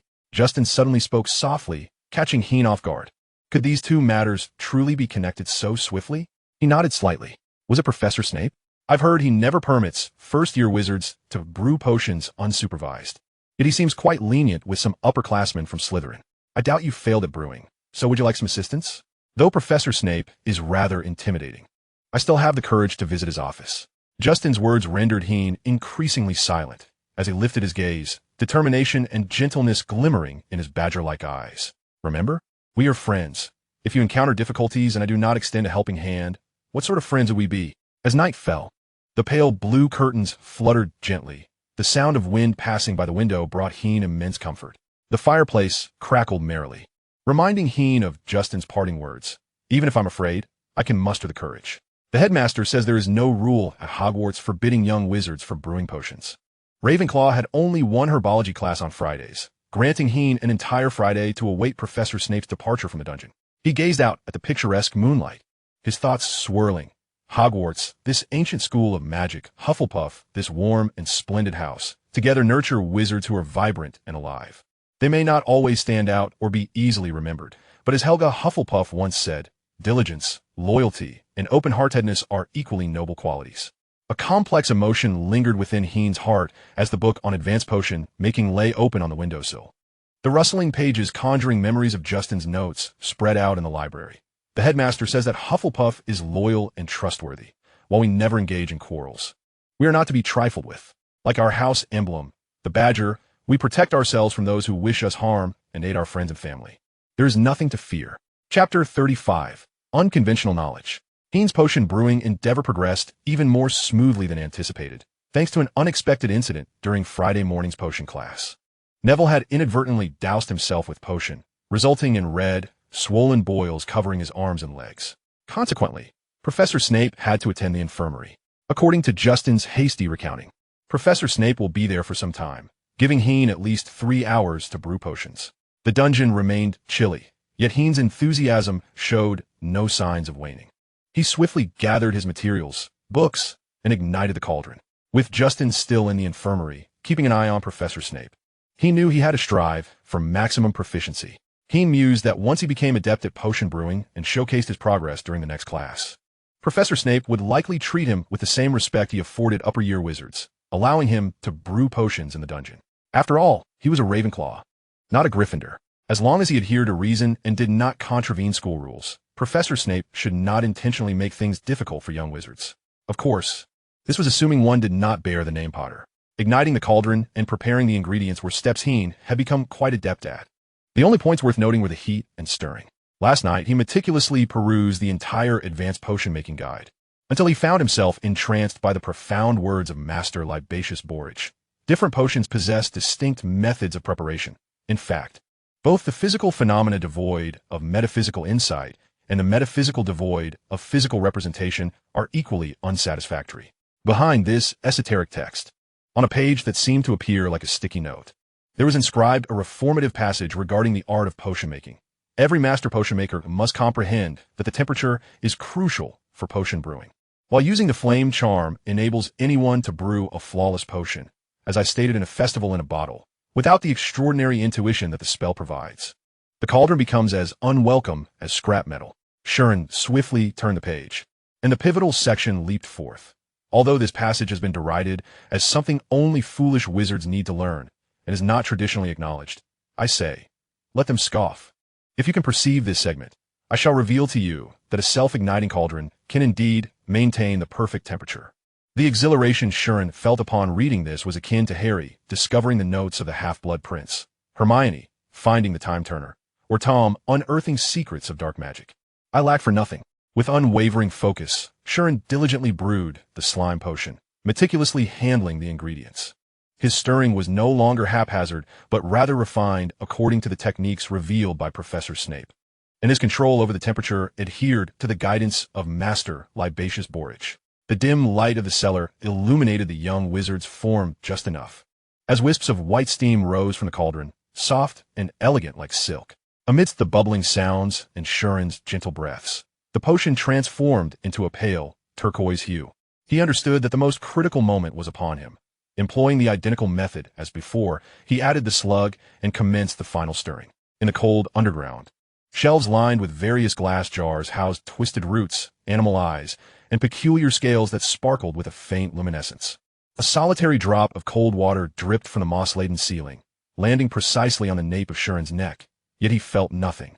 His body and mind, akin to the incantations he uttered and the magic that flowed from him, submerged into the swirling vapor. You have perfectly brewed a potion for scabies to the novice standard. Proficiency level 3. The prompt from the panel roused Sheen from his reverie, his gaze fixed intensely on the dark green, jelly-like liquid. He realized that the most arduous step had been accomplished. What remained was a simple endeavor, to maintain his current level, stabilize his potion brewing skills, and ultimately transform his lackluster talent. Shuren's heart burned with fervor and ambition, yet he moved swiftly to gather his belongings. In an instant, all materials were stowed away, and after carefully transferring the scabies potion into a crystal vial, Shuren waved his wand. Scourgify. The cauldron was instantly restored to its former pristine state, and he gingerly placed both the advanced potion-making guide and magical drafts and potions into his bag. He now comprehended the distinction between the 8-galleon advanced potion-making guide and the 2-galleon magical drafts and potions. Once more, he examined the cellar, ensuring that everything was in order. As the environment began to warm slightly, Justin's anxious face appeared with the sunlight, visibly relieved upon spotting Shuren. Excellent, Shuren. Did everything go smoothly? He inquired, panting slightly. Yes, Shuren nodded. Meanwhile, around the corner of the corridor, a man with waxen hair and a hawk-like nose strode purposefully, causing all the young wizards in his path to retreat quietly. Shuren and Justin watched as Professor Snape entered the cellar, feeling as if they were thieves. Mother always said that friendships forged in wrongdoing are often stronger than those formed in virtuous endeavors. Justin chuckled, then pondered for a moment. Though this isn't truly a wrongdoing, the outcome remains the same. Shuren gave him a quizzical glance. Did Mrs. Fig teach him everything? In a magical realm, the term science is seldom acknowledged, and even a discipline like potion making, which demands profound scientific understanding and meticulous craftsmanship, faces rejection of overly metaphysical dialectics. This was not Shuren's assertion, but rather that of Master Libatius Borage, the author of Advanced Potion Making, Asian Antivenom Compendium, and A Festival in a Bottle. His insights on temperature handling had greatly benefited Shuren, prompting him to plan a visit to the library to explore Borage's other 2 works before lunch commenced. He hoped for additional notes akin to those interspersed within Advanced Potion Making, containing unconventional knowledge. On a Friday, at Hogwarts Library, there lingered a unique atmosphere, a blend of urgency and languor before the weekend. Perhaps the young wizards had finally realized that avoiding the library made completing assignments rather challenging. As the oak long tables were nearly filled to capacity, students were scattered about, engrossed in their studies, with the sound of quills scratching across parchment forming the predominant melody. 5th and 7th year students bore evident anxiety, their desks piled high with books, while first-year wizards were equally vocal, occasionally lamenting a 1-foot essay on the history of magic, only to be promptly escorted out by Madame Pants. Chapter 36, Aggrieved. A gentle rain fell in Scotland, and the Hogwarts castle resonated with the rhythmic patter of droplets.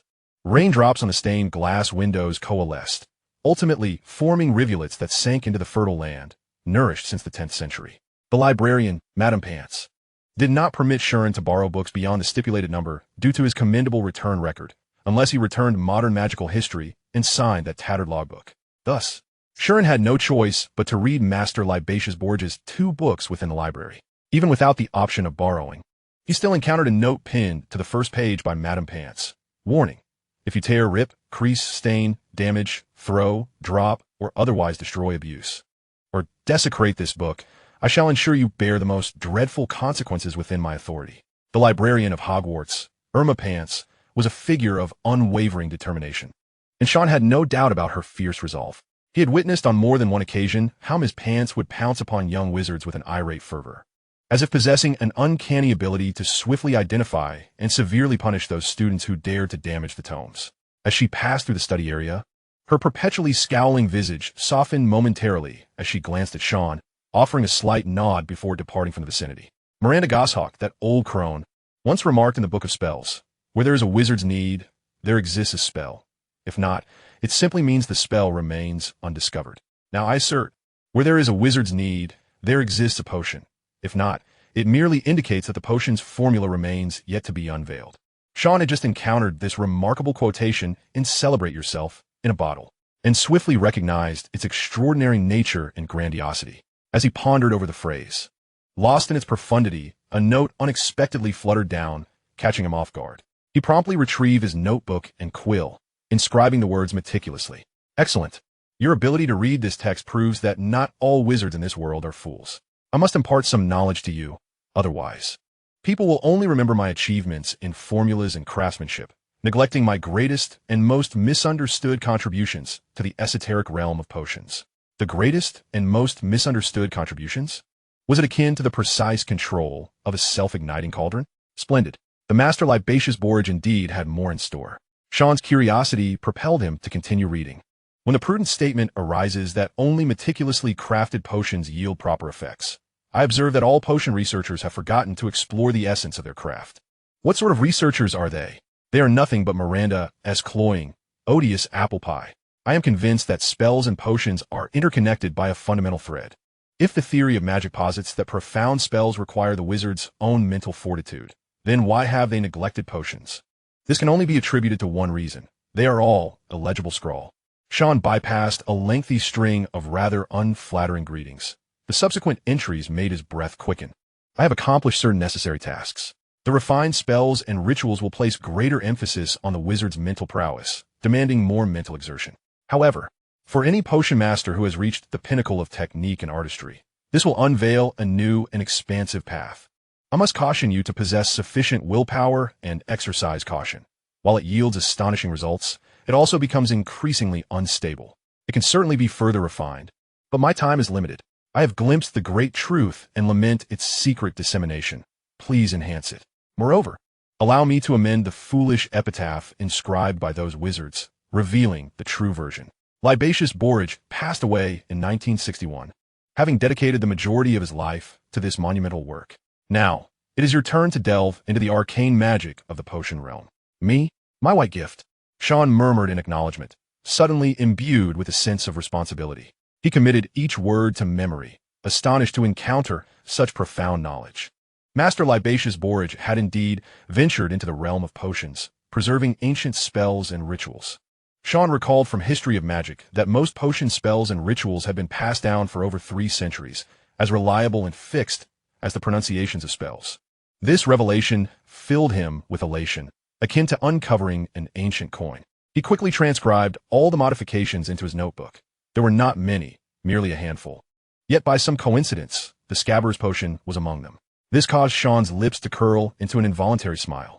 The magical crystal lamp illuminated Sean's focused visage. And soon he rose from the oak table, just as the Hogwarts bell chimed. Accompanied by the hooting of owls, it was time for lunch. Having satiated his intellectual appetite, Sean now considered the needs of his physical body. He swiftly returned the books to Madame Pants, noticing an increasing number of young wizards journeying from the library to the Great Hall. As he passed the warm hearth, Sean observed that Gryffindors were particularly subdued that day. He must loathe me, a dark-haired boy remarked, perplexed. Why doesn't he ask Hermione about daffodil root and mugwort? Harry, don't be angry, whispered the red-haired boy beside him. I've heard Snape has always been like this, particularly unreasonable. Sean silently watched as Harry and Ron settled not far from him. He had some recollection of this matter. In a previous life, some believed that Professor Snape, the pure-hearted warrior, had motives as intricate as his actions. The language of the daffodil flower signifies regret brought to the grave, while mugwort connotes bitter sorrow. Therefore, the underlying implication of this inquiry was, I harbor endless grief for your mother's demise.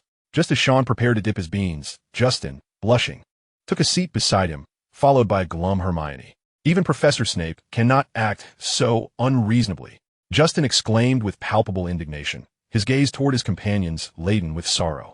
If a student raises their hand to answer a question and is incorrect, then the professor who posed that question should be deemed a fool. Sean, momentarily taken aback, lifted his gaze. They had just completed potions class. Were they indeed criticizing Snape? Even Harry seemed not to have spoken so harshly about Professor Snape. Sean, oh, I meant to tell you earlier, Justin said, as the anger dissipated from his expression. He recounted the scene with evident distress. When Professor Snape questioned Harry, he not only overlooked Hermione's numerous attempts to raise her hand, but also barked at her, sit down. Astonishingly, no one deemed this unreasonable. Those Gryffindors truly were timid. Justin's face flushed again as he spoke, his voice tinged with guilt. I witnessed it from behind the door, yet I couldn't assist as a friend. I feel utterly inadequate. Chapter 37, Buzzing Honeybee Sugar. You have done quite well. Sean shared his Yorkshire pudding with Justin, believing that a sweet treat might uplift his spirits. Professor Snape is an utter fool. He whispered, don't be disheartened, Hermione. Would you care for some pudding? Sheen had a fondness for Yorkshire pudding, a delightful treat he associated with an elderly lady who frequently visited the orphanage to donate supplies. She always brought an abundance of pudding, which Sheen had deemed the most delectable food he had ever tasted. Thus, he invariably chose to sit at the spots with the most pudding. Hermione, unusually, did not refuse. and soon the trio's skepticism regarding Professor Snape transformed into a fervent assault on the pudding. Professor Snape was not always just, Sheen mused, as it often hinged upon whether Harry Potter was in close proximity. After finishing his pudding, Justin's conversation gradually meandered toward the illustrious exploits of Professor Snape, such as feigning ignorance during nighttime patrols, all while he had indeed cast the disillusionment charm, leading to the capture of 5 wandering Gryffindors, or remaining at school during Christmas, where he apprehended 2 couples, or, just the other day, deducting a point from Gryffindor because Harry, in his ignorance, failed to inform Neville of the proper potion brewing method. Oh, Hermione, I offer these examples to illustrate that if anyone is at fault in this matter, it certainly is not you. We all know that Professor Snape is strict, temperamental, and at times, utterly unreasonable, Justin remarked softly, with Sheen silently nodding in agreement. If one were to allow the unreasonable to sow seeds of doubt and sadness within themselves, that would be rather foolish, wouldn't it? Even if that individual is a professor. Justin continued. She nodded once more. What do you say, Sheen? Justin inquired expectantly. Sheen pondered for a moment. Yes. Well, Justin, somewhat resigned, nodded. At this moment, Sheen sensed that Hermione was subtly trembling. He pulled Justin closer, and the two stood before Hermione, feigning a casual conversation, ensuring that no one witnessed the quiet sobs of the young witch. Hermione always remained silent when wronged. He thought to himself that he must keep a closer eye on her. She often pretended not to care, while those who bullied her remained oblivious to the depth of her hurt. Sheen overheard Justin quietly lamenting. How can I make her understand that she does not need to feign strength in front of her friends? Sheen stared blankly at Justin. Recalling that Hermione indeed had few friends, the Gryffindors ostracized her, and Ron even nicknamed her, ridiculing her to the point that she retreated to the lavatory to weep. At least before Halloween, Hermione had been utterly alone. Soon, Sheen exhaled in relief. At least now, she had 2 friends. The sole class for Ravenclaw that day was herbology in the afternoon, and Sheen had arrived early at the dome building. The first greenhouse was suffused with the damp, warm scent of earth, the glass dome filtering the afternoon sunlight into a hazy golden green. Professor Sprout rolled up her sleeves, her dragonhide gloves smeared with humus, carefully tending to a plant resembling a spider's nest. 3 Hufflepuff students gathered around a deep trough where a pumpkin-shaped plant was being cultivated, their scarf-clad heads huddled together, gesturing and discussing its identity. The astute Sprouts should remember that this plant is called spider egg sac. Though it bears a resemblance to spider eggs, it is actually 2 green berries. Do not be alarmed by its root. That is not a real spider, but merely its roots. Can anyone tell me how often one can harvest a spider egg sac? Professor Sprout's query left the Hufflepuffs puzzled. Neville seemed to have an idea, but faltered in articulating it, while Ernie and a short, plump boy wore expressions of sheer bewilderment. The textbook described it as a perennial plant, with a harvest occurring 3 to 4 times, and under optimal cultivation, it could yield even more. There were reports of a wizard having harvested 5 times from a single spider egg sac. A clear voice floated through the air, as Professor Sprout cheerfully exclaimed, Mr. Green, that was an excellent answer, my dear. It's a pleasure to see you. She then directed Neville and the others to gather crabapple plants. Ah, warm sun, warm summer. New sprouts take root. At times, I wonder if my energy is waning. Otherwise, how could it be so challenging to guide several young witches simultaneously? Mr. Longbottom, watch your legs. Wingardium Leviosa. Neville nearly spilled dragon dung on his shoes, but Professor Sprout skillfully levitated the bucket just in time. Oh, Mr. Macmillan. Professor Sprout gasped, rushing to assist Ernie, who was ensnared by a bouncing bulb stem. At that moment, the door swung open, and a tall figure strode into the greenhouse. Not all first-year witches are named Sheen Green, are they? Senior Bruce leaned against a plant rack, a teasing glimmer in his eyes. After herbology class, Sheen pondered that perhaps he should refrain from visiting the greenhouse for a while. Professor Sprout was already perspiring profusely, especially after leaving 3 Hufflepuffs behind in class, making her even busier. In the greenhouse corridor, a gentle breeze wafted through, and Senior Bruce stood like a statue. Sheen thought he must possess potential as a model, for the 2 older witches nearby had cast glances his way no fewer than 10 times. Fizzing Wisby, Senior Bruce remarked, placing a piece of candy that looked delectably sweet in Sheen's hand. Care to try it now? Curious, Sheen popped the juicy, gelatinous orb into his mouth, only to hear a shout, Green, don't eat that. Damn it, Bruce. Senior Leon's golden hair shone in the warm sunlight, but even as he hurried over, he was unable to prevent Bruce's antics. Sheen felt a surge of magic, and then he began to float, along with Senior Bruce. Isn't it marvelous? He exclaimed excitedly. Marvelous, my foot. Leon growled, gripping Sheen and Bruce by either side. I should let you both float away. Leon shot a fierce glare at Bruce. Sorry, Green, but that's how Bruce treats his friends. Peaster and I have had our fair share of his tricks. Allow me to explain. The fizzing Whizbee is a candy that makes one float into the air. One of its ingredients is the billy wig, and if stung by this creature, one becomes dizzy and then begins to levitate. When Leon turned to Sheen, his anger had clearly dissipated, his tone gentle. Oh, come on, Leon. You don't mean it. At that moment, Senior Bruce seemed to be laughing heartily, and then Sheen saw Leon release his grip. Leon, no, don't. I was wrong. As Senior Bruce's startled scream echoed through the air, Sean beheld Senior Leon gleefully shaking his wrist, for unbeknownst to him, he had tied a rope between himself and Bruce. I have my own insidious methods for dealing with unruly individuals, Sean heard him declare. Chapter 38, The Owl Portrait. After 3 in the afternoon, Hogwarts succumbed to a languid weekend ambience. For the young wizards, the joy and ease of Friday surpassed even that of Saturday and Sunday, as on this day. They could cast their assignments aside and revel in the rare luxury of leisure. As Sean strolled from the greenhouse, the hem of his robe glistened with dew from the recent rain. He learned from Professor Sprout that Professor Snape would commence brewing potions for 2 days, thus temporarily shelving the potion-making plans. Inheriting the knowledge of Master Libatius Borage, he felt akin to a guardian of a golden treasure, yet unable to access it. Fortunately, he was not well-versed in the rituals refined by Master Borage, so he resolved to practice in the hidden room until he achieved proficiency, while also honing his spellcasting skills. I shall sever your head. No, please. The childish voices drifting from the distant lawn starkly contrasted with the content of their dialogue. Sean glanced over to discover several young wizards engaged in a game of hangman, a game that could be played by 2 or more individuals, where one person thinks of a word and the others guess it based on provided letters. Failure to guess meant one had to feign a beheading.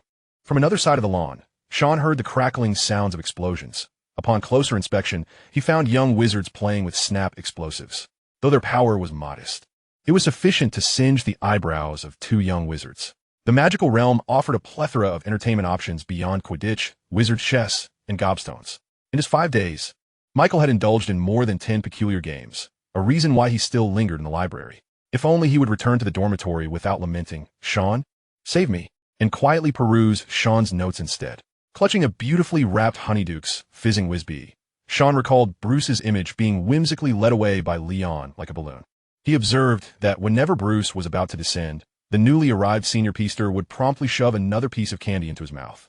The remaining portion of candy was generously bestowed upon Sean by the amiable senior Peaster, for the Hufflepuff ethos is one of sharing. Bruce nearly shrieked this phrase, Sean mused. The afternoon sun dripped like molten honey, languidly cascading over the ancient stone walls of Hogwarts, warming the cold stones to a gentle softness. The tower's spire etched a golden silhouette against the azure sky as an owl hooted and flitted past, causing a breeze to tousle Sean's hair. In the distance, a clarion call resonated. It was an eagle, and racing across the lawn was Justin. "San," he called out exuberantly. This prompted Hermione, standing nearby, to puff her cheeks in exasperation as the wind threatened to pry open the emerald-hued book adorned with a dragon motif that she held.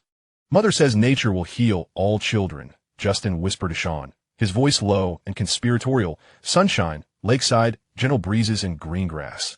Although Hermione did not find these delights superior to her copy of Fantastic Beasts and Where to Find Them, she was right. That book was indeed fascinating. Magical creatures? Sean pondered, and indeed, they were captivating. His gaze followed Justin's finger to one of the pages. "I wish to refute all the other absurd statements made by Miss Rita Skeeter in her book.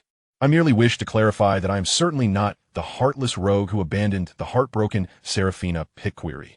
At the time, the chairwoman explicitly stated that if I did not leave New York voluntarily and promptly, she would take severe measures to expel me." Sean found himself momentarily speechless. It seemed that gossip transcended the boundaries of wizards and muggles alike. And there was more. The billywig is a native Australian insect, and anyone who is stung by a billywig will feel dizzy and subsequently float away. Generations of young Australian wizards have sought to capture billywigs, provoking them to sting themselves in pursuit of this exhilarating effect. Wizards can indeed be quite eccentric, couldn't they? Justin remarked, shrugging his shoulders. "What do you think, Hermione?" "Indeed. I also read in the book that some wizards have turned its juice into fizzing whizbees," Hermione retorted, closing the book with a decisive snap. Her words were still hanging in the air when Sean quietly placed a piece of fizzing whizbee into each of their hands. Delicious, Sean declared earnestly. The moment of realization dawned upon Hermione and Justin as they exchanged wide-eyed glances. The sensation of floating is rather delightful, Sean added.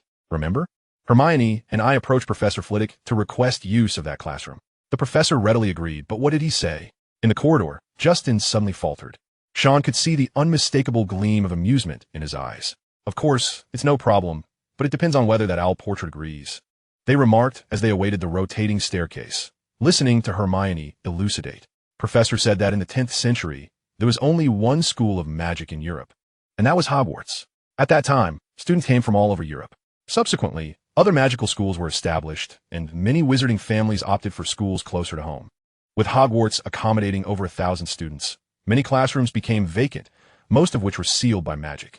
However, ours is not one of them, as there exists a particularly unique owl portrait, whose questions even the most learned professors may struggle to answer. Justin added with a grin, his pride evident. Hermione shot him a disapproving glance. As the staircase rumbled and Justin tapped the wall, the yellowing, cracked canvas reappeared, revealing a snowy owl clad in a velvet waistcoat and sporting tiny pince-nez glasses, its head tilted awkwardly. It seemed perpetually unable to adjust its glasses and grasp the ancient parchment simultaneously. What are you staring at? An owl is still an eagle. It squawked indignantly. No laughing. I shall pose a challenging riddle to you. A conundrum even the cleverest young wizards cannot answer. It declared menacingly. Justin's face fell instantly. After a moment's thought, he attempted to appease the owl portrait with his lollipop quill. If I'm not mistaken, that's an owl feather, right? Though merely a carving.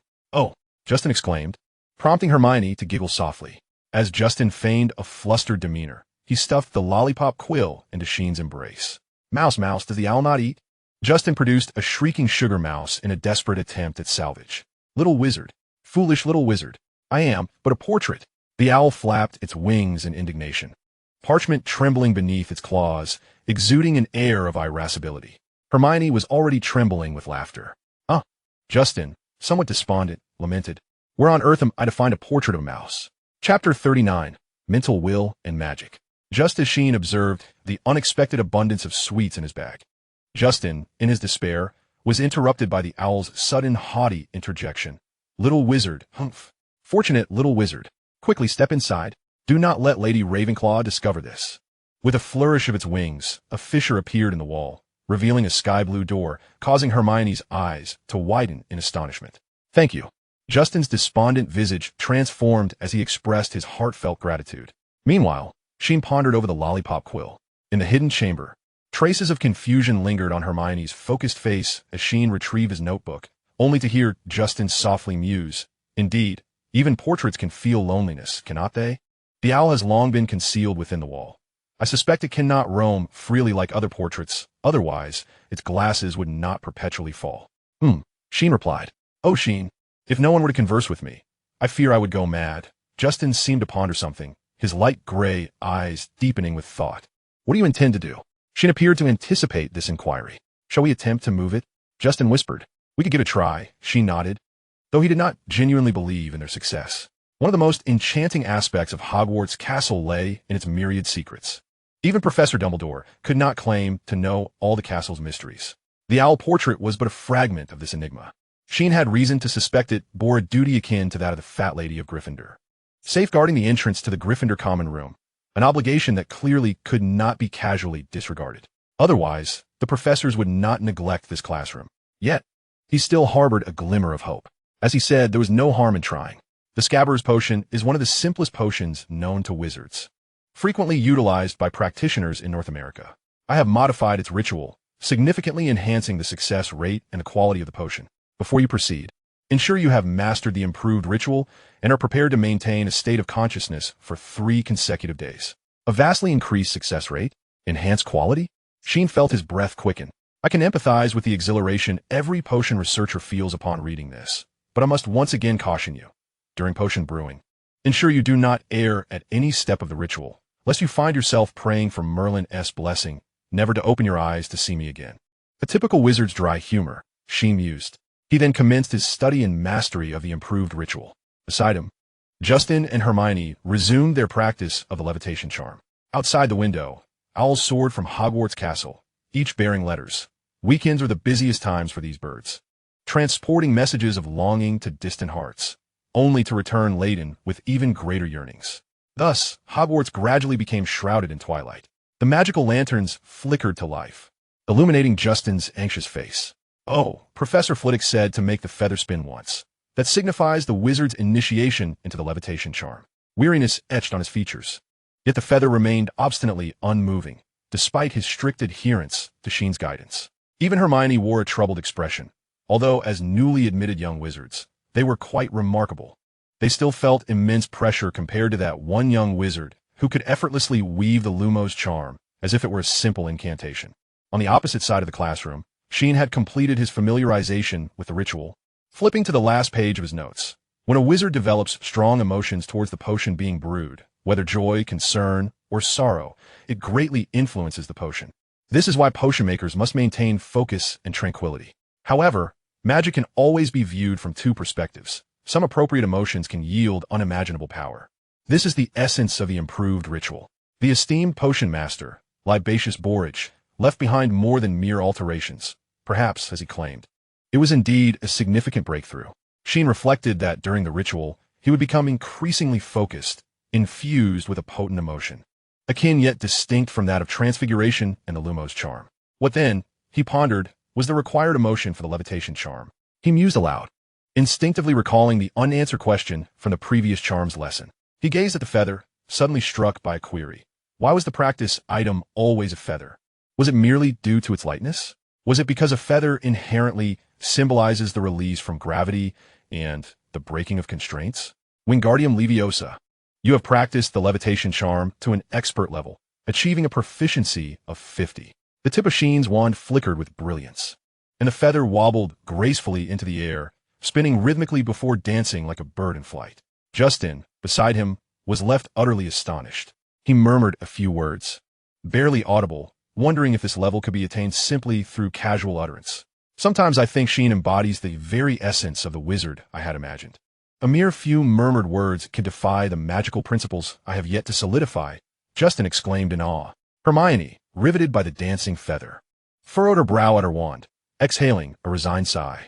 She observed Sheen's concentrated profile, her determination gradually solidifying. As the feather gently descended, Sheen once more waved his wand. Wingardium Leviosa. You practice the levitation charm with the proficiency of an expert, achieving a skill level of 50. At the instant the panel's notification chimed, Sheen felt a wave of exhaustion wash over him. He gently allowed the feather to drift down into his palm, only to be met with the exhilarated expression of Justin and the slightly embarrassed, blushing face of Hermione. As Professor Flitwick had elucidated during the discussion on the Lumos charm, a spell infused with a wizard's emotions becomes significantly more potent. The Lumos charm necessitates a wizard's yearning for light, while the emotion required for the levitation charm is that of liberation from gravity. This, I surmise, is why wizards consistently practice with feathers. Upon concluding his thought, Sheen noticed Justin's expression had grown somewhat dazed. Is that the correct interpretation? Why had I never considered it? He and Hermione swiftly began to jot down every word Sheen had articulated. Sheen, in turn, slowly retrieved his history of magic notes from his bag. Tomorrow, he would have an entire day to meticulously complete the timeline of magical history and curate a personalized outline of magical history for himself. Astronomy was no different. Although it represented a profound aspect of magic, the standards for young wizards remained relatively low. Sheen merely needed to document the trajectories of celestial bodies, akin to how he was organizing his notes on magical history. This signified that his scholarship fragments would reach 4 by tomorrow, those from charms, transfiguration, astronomy, and the history of magic. Chapter 40. The vastness of magic. Everything related to magic was fresh and intriguing to Sheen.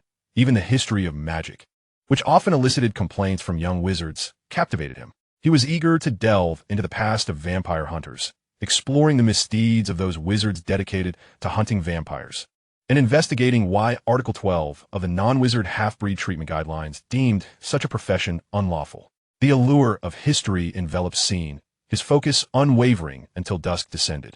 Lying upon his four-poster bed, tales of Gifford Ollerton flitted through his mind. He was a renowned giant slayer, celebrated as a local hero for vanquishing the giant known as Hanges of Barneaton and featured on chocolate frog cards. During the 15th century, the number of giants was significantly greater than it was now, necessitating the presence of individuals like Ollerton to curtail their population and safeguard the wizarding world. Werewolves, vampires, fairies, trolls, and ogres. Sheen found himself awash in visions of the epic saga of wizards, imagining them wielding wands, casting incantations, and embarking on grand adventures across this magical realm. His breathing gradually steadied as the gentle breeze of Hogwarts, like an invisible hand, turned to a page in his history of magic that was filled with his notes. Miranda was a witch who once studied at Hogwarts.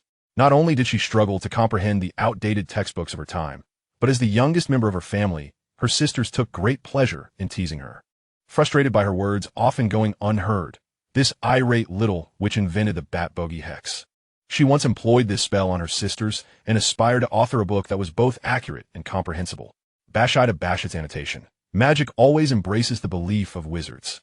It is exceedingly generous to those wizards who meet its conditions, enabling any wizard to create such wonders. Sheen's notes were revised repeatedly until only 3 powerful words remained. Magic. Infinite possibilities.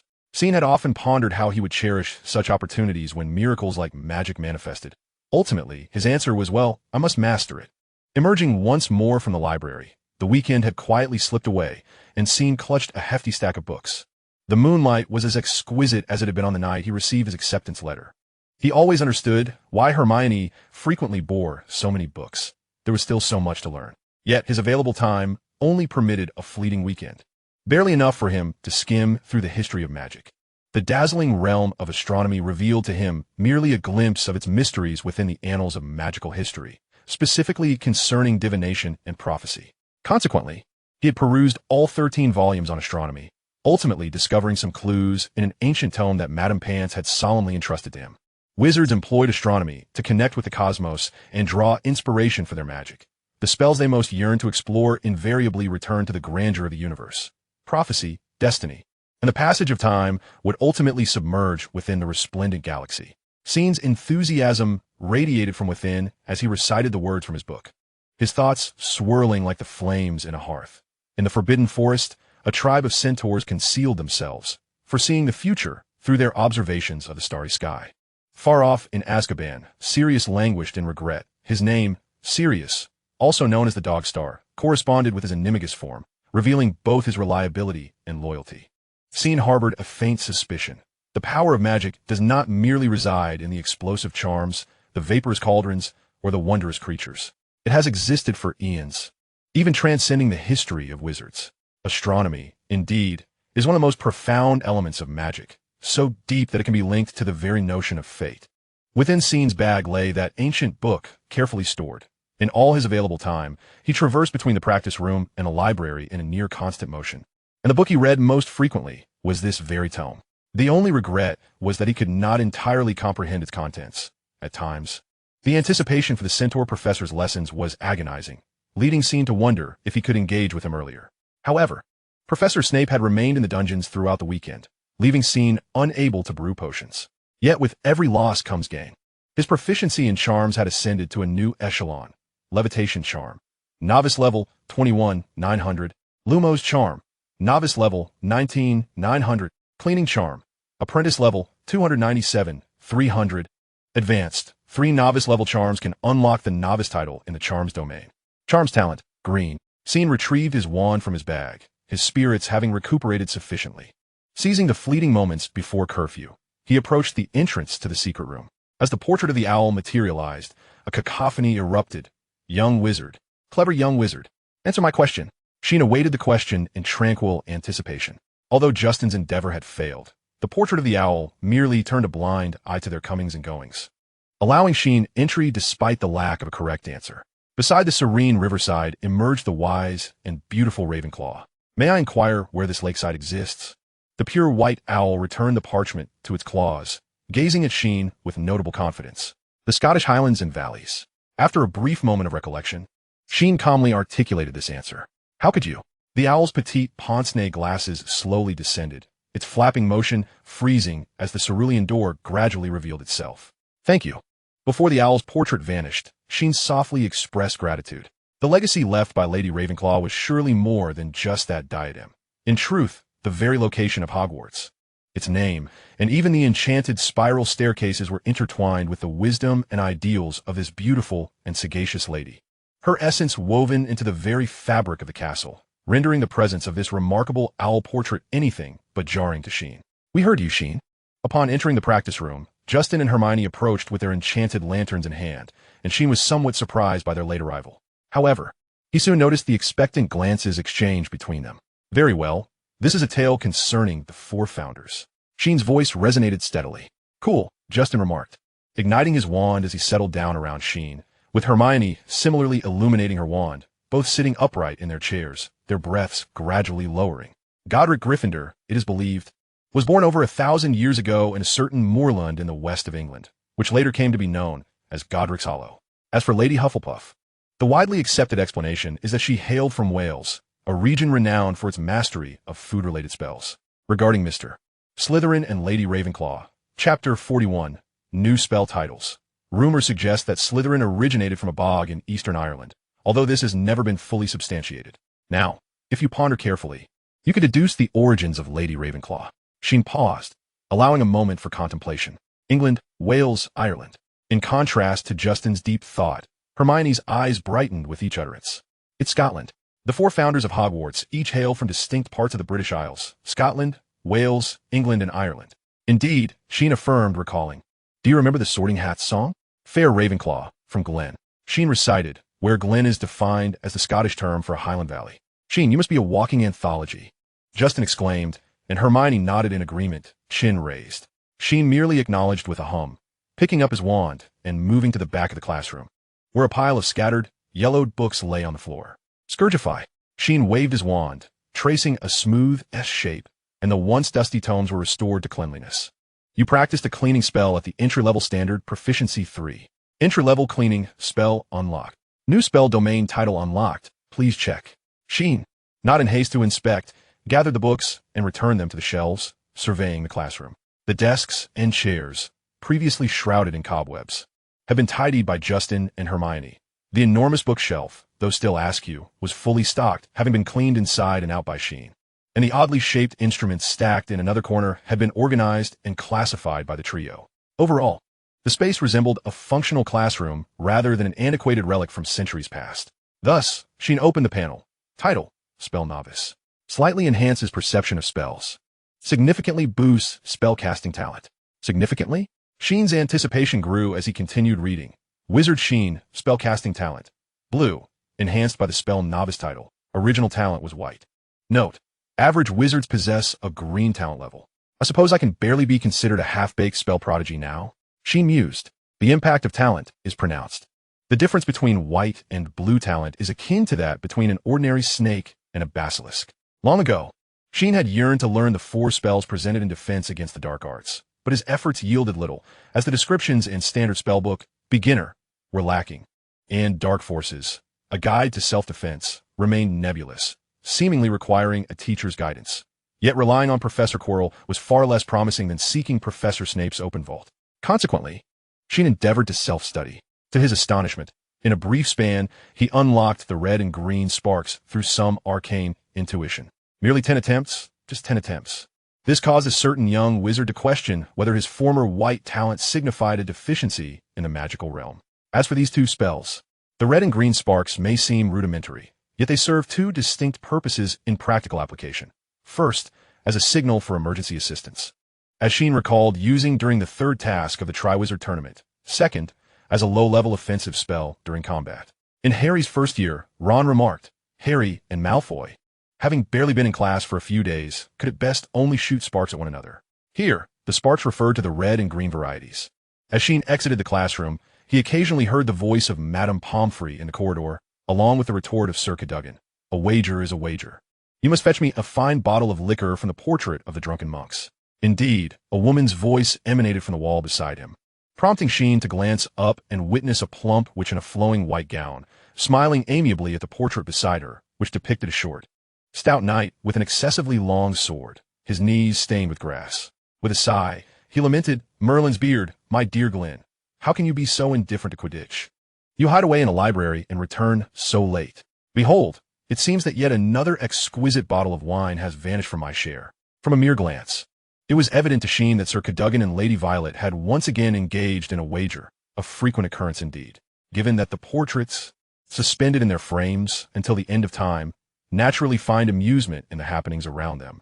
It is not surprising that they would indulge in bets on the Hogwarts students, much like wizards who, in moments of ennui, speculate which raindrop on the window shall fall first. These portraits discreetly compete among themselves regarding which student will navigate the moving staircases most swiftly. Of course, there are neutral portraits that follow to adjudicate. Sheen chose not to respond to Sir Cadogan, lest the knight follow him incessantly to the common room. The last time he revealed his name, it had been enough to leave Sheen exasperated. As the knight managed to concoct 5 or 6 jokes from it, Sean Green decided to become a painter, but he failed for he had only seen one color. Do you know why? Because he has only seen green. Sean Green found none of this amusing. Thus he discreetly relocated the portrait of the drunken monks to a less conspicuous spot. The night swiftly passed, and Hogwarts was poised to welcome a new week, with the initial Monday being the sole day that could induce significant emotional fluctuations in Sheen. Perhaps it was the day that rendered all Ravenclaw first years most anxious. For today, they were to attend their second potions class. Sheen had familiarized himself with the ritual 3 times the previous night and had repeatedly reviewed his notes on the Scabbers potion. In fact, he had only completed his potions essay yesterday, all in pursuit of achieving an exemplary understanding for today as brewing. In the midst of silence, the door to the dungeon swung open with a loud bang, and Professor Snape's voluminous black robes billowed, accentuating the pallor of his countenance, rendering it even more foreboding. Although his movements were graceful, the young wizard still felt the oppressive aura that accompanied him. The alliance of Ravenclaw and Hufflepuff.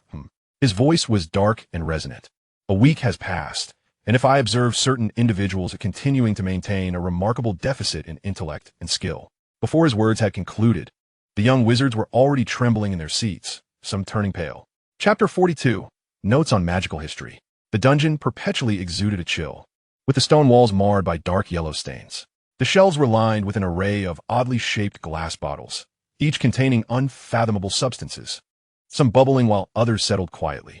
The vapors rising from the cauldron enveloped the entire classroom, rendering Professor Snape's visage all the more indistinct. "Sheen, we shall prevail," Justin whispered to encourage both himself and Sheen. Yet, Sheen immediately noticed the tremor in Justin's hands. He understood, for they had previously concocted a pot of blue potion that had drawn Snape's ire.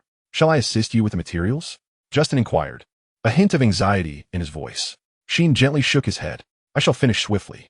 Justin did not press further, but instead focused intently on Sheen's handling of the ingredients, igniting the cauldron and regulating the heat. His actions were nothing short of standard and fluid. Compared to the other hesitant young wizards, who wore expressions of worry, Sheen's progress was at least 3 times faster. Potion making is a precise and meticulous branch of magic. A competent potion master must possess a complex and comprehensive body of knowledge, which is precisely why Professor Snape is so stringent, should the young wizards deviate from the exacting protocols of potion making. The fate of those magical ingredients in the cauldron could only be known to Merlin himself. Thus, the majority of young wizards merely follow the steps mechanically, and only upon attaining proficiency does the enchantment of potion making gradually reveal itself to them. As for Sheen, he had completely immersed himself in this enigmatic branch of magic. His adept handling of materials, impeccable control of heat, appropriate stirring intensity, and stringent brewing time were all executed flawlessly. The cauldron bubbled vigorously, and Justin attentively recorded each step, serving as Sheen's assistant, passing him ingredients and noting the time. While other young wizards struggled with their materials, the duo had already added the final ingredient, the porcupine quill. Professor Snape keenly observed this extraordinary pace. His dark, piercing gaze fell upon the cauldron, and in an instant he surmised that the potion would yield an acceptable result, albeit not exceptional. He scoffed softly and averted his gaze. It is time. Sheen's potion had reached its final and most critical stage. The rituals passed down through the ages faded from his mind, replaced by the unrecognized innovations of Master Libacious Borage. Sheen uttered the incantation, and the ritual commenced. This was his inaugural genuine application of a modified procedure. His focus was sharper than ever, as if he were embodying a dedicated potion maker laboring to concoct a remedy for Scabbers. As this emotion flowed naturally, the potion experienced a fundamental transformation. The once blue-green liquid thickened, the jelly-like potion devoid of any impurities. You have successfully brewed a Scabbers potion to a proficient standard, proficiency level 10. Justin's breath had ceased, his attention riveted as he compared their potion to Snape's exemplar in his memory. It's hardly distinguishable. Sheen, have we succeeded? He inquired in a hushed, anxious tone. Indeed, a profound weariness washed over him, akin to having gone 3 days without sleep. Master Libacious Borage is indeed meticulous. Fantastic. I knew we could do it. Justin exhaled a sigh of relief as he carefully stored the potion in a crystal vial, subsequently standing tall in anticipation of Professor Snape's inspection, a stark contrast to the previous occasion when he had been trembling and pale, a smile breaking across Sheen's fatigued face. Have you completed your task? At that moment, she noticed Michael peering inquisitively, while Terry beside him belatedly cast a glance. Of course. I have brewed a pot. Justin's words caught in his throat as dark clouds gathered. Professor Snape's towering figure obscured the sunlight, his icy gaze silencing the surrounding young wizards. Perfect. Professor Snape lifted the crystal vial, the corners of his mouth briefly curling into a mocking smile before vanishing as if by magic. He seemed momentarily stunned. If the scabies potion had merely met the acceptable standard, then what he held now had reached the threshold of excellence. A terrifying advancement, just barely acceptable. Professor Snape set the crystal vial down, his voice emerging as though forcefully extracted from his throat, 1 point for each. With that, his robes billowed as he swept away. Did I hear that correctly? Michael's eyes widened in disbelief. The surrounding young wizards stared back in incredulity. Wonderful, Sheen. We've earned back the points we lost. Justin exclaimed with evident excitement, revealing how much he had cared about the deductions. Sheen merely nodded, his gaze falling upon the display. Scabies potion, unlocked 1530. Halfway there. If he could maintain his proficient brewing skills, just 2 more attempts would grant him the title of Potions Master. If Professor Snape awarding points to Ravenclaw seemed a trivial matter in Michael's enthusiastic retelling, it transformed into Professor Snape, gifting Sheen 200 galleons and even preparing him 2 dishes. The rumors persisted until the afternoon history of magic class, which almost evolved into a raucous, gossip-filled session. Although the young wizards did not solely discuss Sheen, snippets of conversation that reached his ears left him momentarily speechless. Single-handedly taking down a mountain troll and defeating a werewolf barehanded. Even Michael, the purveyor of these tales, was momentarily at a loss for words. Do you lot even realize what you're saying? He then leaned to the side. A mountain troll? No, 3 trolls, he proclaimed dramatically. Justin, sitting next to Sheen, was flushed with suppressed laughter. Sheen sighed and returned to his history of magic notes. He had completed the skeleton of his work and filled in the necessary content, though it still lacked perfection. Tuesday's History of Magic class saw a slight adjustment as Hufflepuff joined Ravenclaw. Consequently, Justin found it difficult to resist glancing at Sheen's notes. The young wizard even resorted to a secondary breakdown. All characters and historical events were arranged chronologically, and Sheen had even crafted a more precise index, categorizing different events and figures with corresponding page numbers. For instance, Justin was currently perusing the Compendium of Oddities, which included several peculiar beings, such as the oddball Uric and the eccentric Gwendolyn. He was thoroughly engrossed, no longer finding history of magic tedious, nor worrying about becoming entangled in the complexities of events and figures. Occasionally, he would also come across Sheen's notes on fantastic beasts, detailing the contributions of Ms. Elphinstone Karkaroff and Mr. Newt Scamander. How did these contributions cumulatively shape the new regulations of the Ministry of Magic? Sheen had meticulously organized this information. Justin naturally glanced over, inadvertently absorbing the entirety of the history concerning fantastic beasts. Such efficient studying enchanted him. Suddenly, he pulled away from his reverie, his breathing quickening, and he murmured, Sheen, I think this is absolutely publishable. I've never encountered such an engaging history of magic. Chapter 43, The Enigmatic Quidditch Balls. Justin's words startled Sheen, as Justin suddenly erupted with enthusiasm, spilling forth words like a machine. We could let the young wizards of Hogwarts view it for free first. I believe everyone is utterly weary from the tediousness of history of magic, Professor Bin's vague lectures, and a horrendous length of the history of magic essays. He continued with increasing fervor. If the feedback is positive, we could contact a publisher for publication. Just think, students from more than one magical school will need it. Sheen did not respond immediately. He understood that the process of book publishing was a lengthy endeavor. The notes are not comprehensive, Sheen softly remarked. He pursued the study of history of magic for its own sake. Even if Justin's idea held a degree of feasibility, it would not alter his planned progression in learning. However, if it could yield other benefits, that would be agreeable. All right, once you finish the notes, You must let me try to promote the sales among the young wizards, right? Justin's voice dropped considerably, laced with earnest pleading. Sheen nodded.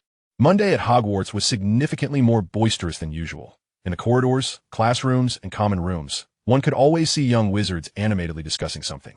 Sheen felt perplexed by it all, but had no intention of delving deeper as he prepared to head to the concealed classroom.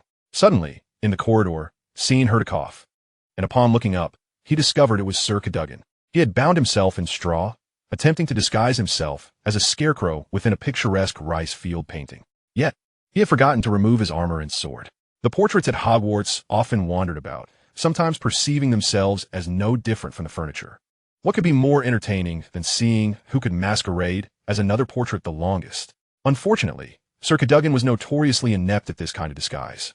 Imagine him, mimicking Lady Violet, sitting in her frame, clad in her hat, and speaking in a comically loud manner. Perhaps it was akin to Professor Snape as cross-dressing. Ahem. Sheen heard the cough again, and with a hint of exasperation, he tore off a page, scribbled Sir Cadogan in large letters, and affixed it to the portrait. Oh, little green, you discover me again. How unfortunate. Why don't you join them in discussing Quidditch? Sheen heard a mournful wail. Oh dear Sir Cadogan, you couldn't even last 3 minutes. It seems you owe me another bottle of fire whiskey. Followed by a teasing female voice. Sheen turned in confusion. It was the second time he had heard the word Quidditch.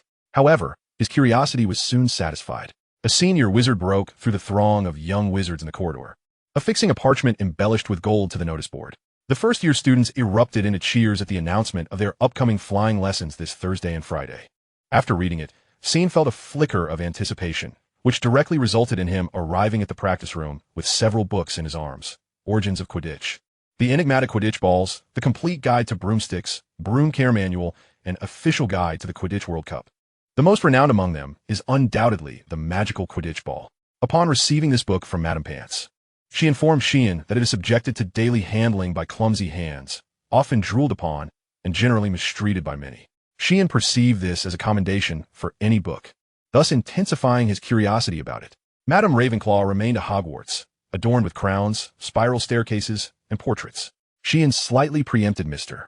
Owl's inquiry and entered the classroom under the latter's disapproving gaze. Sheen, what do you have in your hands? Justin helped carry away 3 books, causing Sheen's emerald eyes to sparkle once again. Wow, the Magical Quidditch Ball. I heard it's more challenging to procure this book from Madame Pants than to ascend to the heavens. Justin exclaimed in astonishment. Sheen inquired, somewhat puzzled. Indeed, some young wizards have used it as a pillow, resulting in drool staining the pages, Hermione explained, slightly bemused. So, shall we take a look together? Sheen placed the book on the table. Justin's suppressed desire was palpable as he promptly moved his chair closer, followed by Hermione. The 3 little heads huddled together. The diligent research of Mr. Wisp has unveiled a veritable treasure trove of previously unknown facts about this wizarding sport. A captivating book, A History of Magic by Bathilda Bagshot. As they opened the book, they were greeted by some quotations and comments, authored by the familiar Bathilda Bagshot. Mr. Wisp has a bright future ahead. If he continues to work diligently, one day he will have the opportunity to pose for a photograph with me. Magical Me by Gilderoy Lockhart. This was indeed a phrase Sheen could almost recognize from Gilderoy Lockhart. It certainly seemed like something he would say. Thus, Sheen bypassed this section and continued reading. Thus far, wizards have not invented any spells that allow them to fly in human form without the aid of tools. Consequently, wizards have devised various methods, all of which have proven ineffective. A select few animagi can enjoy the thrill of flight, but they are exceedingly rare. Later wizards transformed themselves into bats. Bats? This revelation surprised them, particularly Justin, who gasped aloud. The trio continued to read with curiosity, aware that if transforming into bats were truly effective, flying broomsticks would not exist. This practice has been deemed foolish. Although wizards who transform into bats can soar freely, their bat-like minds inevitably lead them to forget their intended destinations. It is commonplace to float aimlessly. As they delved deeper, Sheen's green eyes suddenly brightened. Today, we are all too familiar with the fact that every wizarding household in Britain possesses at least one flying broomstick, yet we seldom pause to question, why is that? Why has the humble broomstick, as a mode of transportation for wizards, become a legally sanctioned object? Why do we in the West not utilize the beloved flying carpets of our Easter brethren? Why do we refrain from employing flying barrels, flying chairs, or flying bathtubs, opting instead for broomsticks? Chapter 44. The Wizard's Broomstick. Merlin, why is that? Is it merely for its peculiarity? Justin's light gray eyes reflected confusion. At that moment, a tumultuous gust of wind shook the magical lantern hanging on the wall, jolting Justin from his reverie. He nudged Sheen and Hermione, rousing them from their immersion. Hermione frowned slightly, puffing her cheeks, poised to speak, only to find Justin gaping in astonishment, his finger pointing toward the window. A figure, like a flash of lightning, hurtled toward the castle, soaring past the open fan-shaped window, stirring a wild gust of wind, the tip of the broom glinting in the sunlight. I can understand why. It looks rather impressive, Justin murmured, his voice swallowed by the wind, though the eagerness in his eyes was unmistakable. Forget it. First-year students are strictly prohibited from flying broomsticks without permission from Madam Hooch. Haven't you memorized the school rules? Hermione's soft admonition shattered the blonde boy's fantasy. Oh. Justin stood there, stunned like a piece of wood. Don't tell me you came to school without understanding the rules.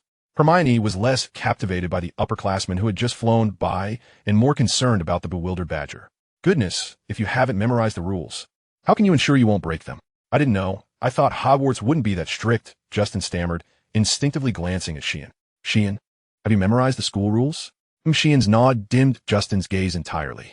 In truth, to ensure he could remain at Hogwarts, Sheen had even memorized the rules backward. Hermione was correct. First-year wizards were forbidden from flying broomsticks independently, but exceptions were made with Madam Hooch's permission. While few first years managed to obtain such permission, there was always hope. Here, take this. Hermione handed Justin a brown-covered book with golden lettering filled with precise notes. The badger's dim eyes brightened again as he cradled Hogwarts, a history, only to hear Hermione mutter fool under her breath.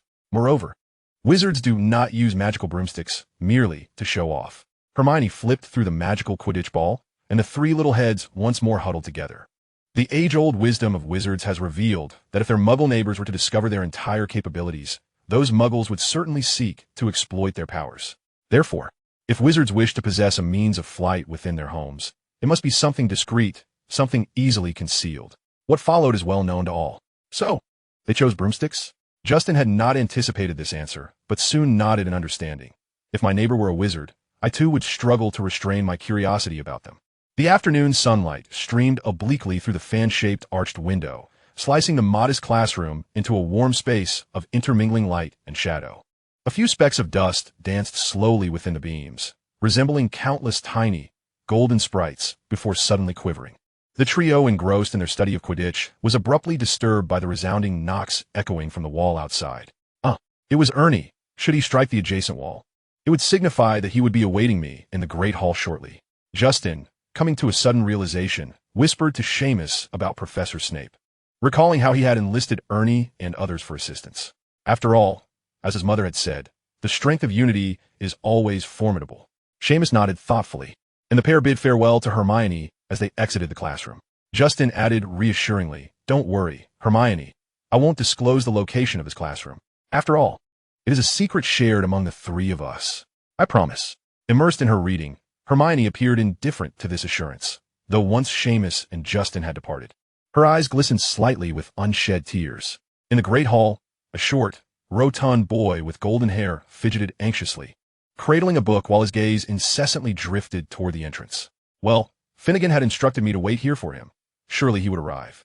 It would be more prudent to fret over Friday's flying lesson than this. Ernie. Justin scanned the hall and spotted the boy at the Hufflepuff table. Justin. The stout boy responded immediately as Justin, accompanied by Seamus, hastened over to him. Recognizing this somewhat familiar face, Seamus recalled a wealth of information. Ernie Macmillan, a ninth-generation pure-blood Hufflepuff, was known for his earnestness. He had once mistakenly believed Harry to be the heir of Slytherin, but after Hermione was petrified, he gradually understood Harry's innocence and publicly apologized, a gesture which Harry graciously accepted.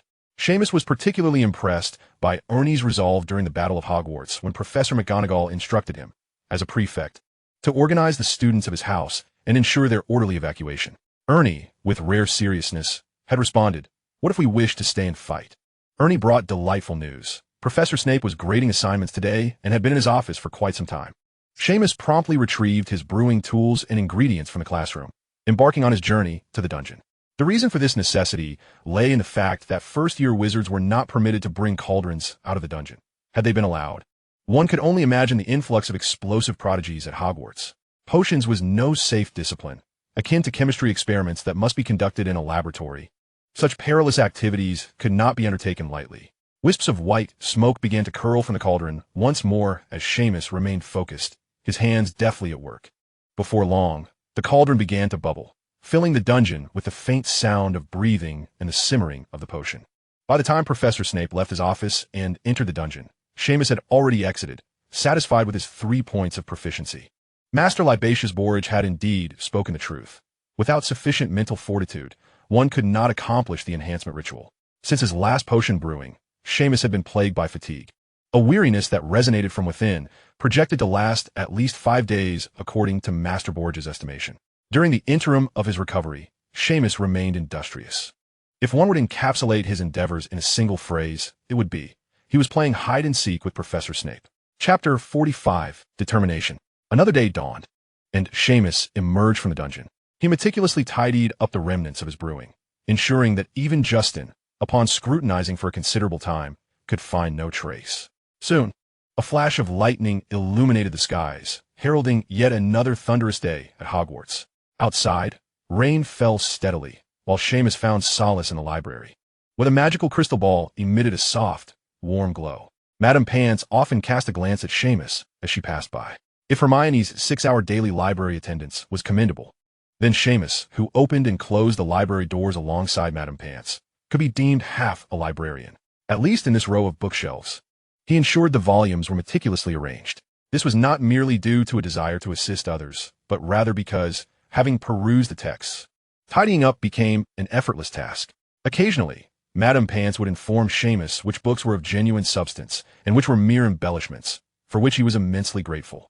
Contrary to the rumors circulating among the young wizards, Madame Pants was not as unapproachable as they claimed. At least, when she beheld Seamus's annotations in his History of Magic notes, she was willing to engage in discussion and share treats with him. Though those moments were not in the library, but during the opening and closing hours. The delectable treats from Justin had recently gained significant popularity. One could only wonder how he had persuaded the house elves to infiltrate the Hogwarts kitchen. However, his culinary skills were indeed exceptional. Perhaps it was the innate culinary prowess of Hufflepuffs. Justin's revised desserts in conjuring a feast had garnered widespread acclaim. Even Hermione indulged in 2 Dainimachi. Her cheeks puffed out, while Seamus typically was the first to sample them. Outside, the rain pattered gently upon the fertile ground, a veil of mist rising from the Scottish Highlands, where the night always bore a warm, golden hue, as the damp breeze, imbued with the scent of earth, brushed against Seamus's cheek. His emerald eyes sparkled with a hint of magic. I must be more resolute. The arc of my left hand should be greater. Most importantly, I must believe that I can defy gravity, Seamus murmured, correcting Justin's levitation spell once more. Due to his relentless dedication, within just over a week, Seamus had made remarkable progress in charms, surpassing that of his peers. Even Hermione would pause to contemplate his teaching methods. Seamus never hesitated to share his experiences. He was more than willing to impart what little knowledge he possessed about charms after their practice sessions, even when fatigue weighed heavily upon him. The sole source of his vexation was Professor Snape's recent proclivity for potion brewing. The past few days had seen a curious dynamic between Professor Snape and Seamus. In the dungeon, if Professor Snape was not present, then there was Seamus, and if not Seamus, then there was Professor Snape. Through the game of hide-and-seek, Sheen had unlocked more than 2/3 of the potion's title, yet he still felt an overwhelming sense of urgency. Having been enrolled for a week and a half, he deemed his progress far too sluggish. Thus, he resolved to brew potions, even in the absence of precise news from Professor Snape. He aimed to unlock the potion's title before the week concluded. This was his assurance of advancing further along the path of potion making. In the realm of gifted magic, the disparities among wizards with varying talents had always been pronounced, a truth Sheen deeply understood. In the Ravenclaw common room, since the announcement of the flying class, nearly all the young wizards were engrossed in fervent discussions about Quidditch. Many believed that the illustrious era of the Chudley Cannons had come to an end, yet a greater number held steadfast in their conviction that the team could once again reclaim its former glory. It was worth noting that the Chudley Cannons had triumphantly hoisted the League Cup a staggering 21 times. Michael, holding a poster in one hand while propping himself up with the other, was enthusiastically expounding upon the topic. The poster depicted the Chudley Cannons players clad in vibrant orange robes, adorned with a speeding cannonball and 2 bold black letters, C. Oh, come now, Michael. Can you elucidate their slogan? It used to be we shall conquer all before 1972, yet now it has morphed into let us all cross our fingers and stay optimistic. A tall, slender wizard interjected with a chuckle. That doesn't count, Michael retorted, clearly stung, and then proceeded to cite a series of slogans crafted by management that had no connection to the team, eliciting laughter from those around him. Such despondence. Eventually, even Michael could not help but sigh, spreading his hands in exasperation. The warm glow of the fireplace flickered as Sheen, his face pale, passed by. Behind him, Anthony feigned reading, yet his gaze never strayed from Sheen, always lagging slightly behind. Oh, Sheen, Anthony! Michael's keen eyes spotted the duo, and he approached them with alacrity, casually linking his arm with Sheen's. The three of them settled into the seats of the Ravenclaw common room, the velvet upholstery worn with age, exuding a warm luster. Scattered throughout were star-patterned cushions and low stools, adorned with deep purple, midnight blue, or bronze silk upholstery, haphazardly placed upon Persian rugs or velvet carpets, resembling constellations scattered across the sky. The lively chatter of the group intertwined with the sound of torrential rain outside, allowing Sheen a moment of respite in the public lounge. The Ravenclaws were animatedly discussing various Quidditch teams from England and Ireland, having seemingly forgotten their earlier boasts about their own Quidditch skills. Sheen slowly retrieved the magical Quidditch ball, and he had to admit, the book was indeed captivating. For instance, the Falmouth Falcons are renowned for their daring play, featuring the world-famous batsmen Kevin and Carl Broad. The team's slogan is, "Let us strive for victory, but if we cannot win, let's at least break a few heads." Quite impressive indeed. Suddenly, she noticed the surrounding conversations had abruptly ceased. He looked up, bewildered, to find 6 or 7 heads huddled close together. "Sheen, did you manage to borrow the magical Quidditch ball?"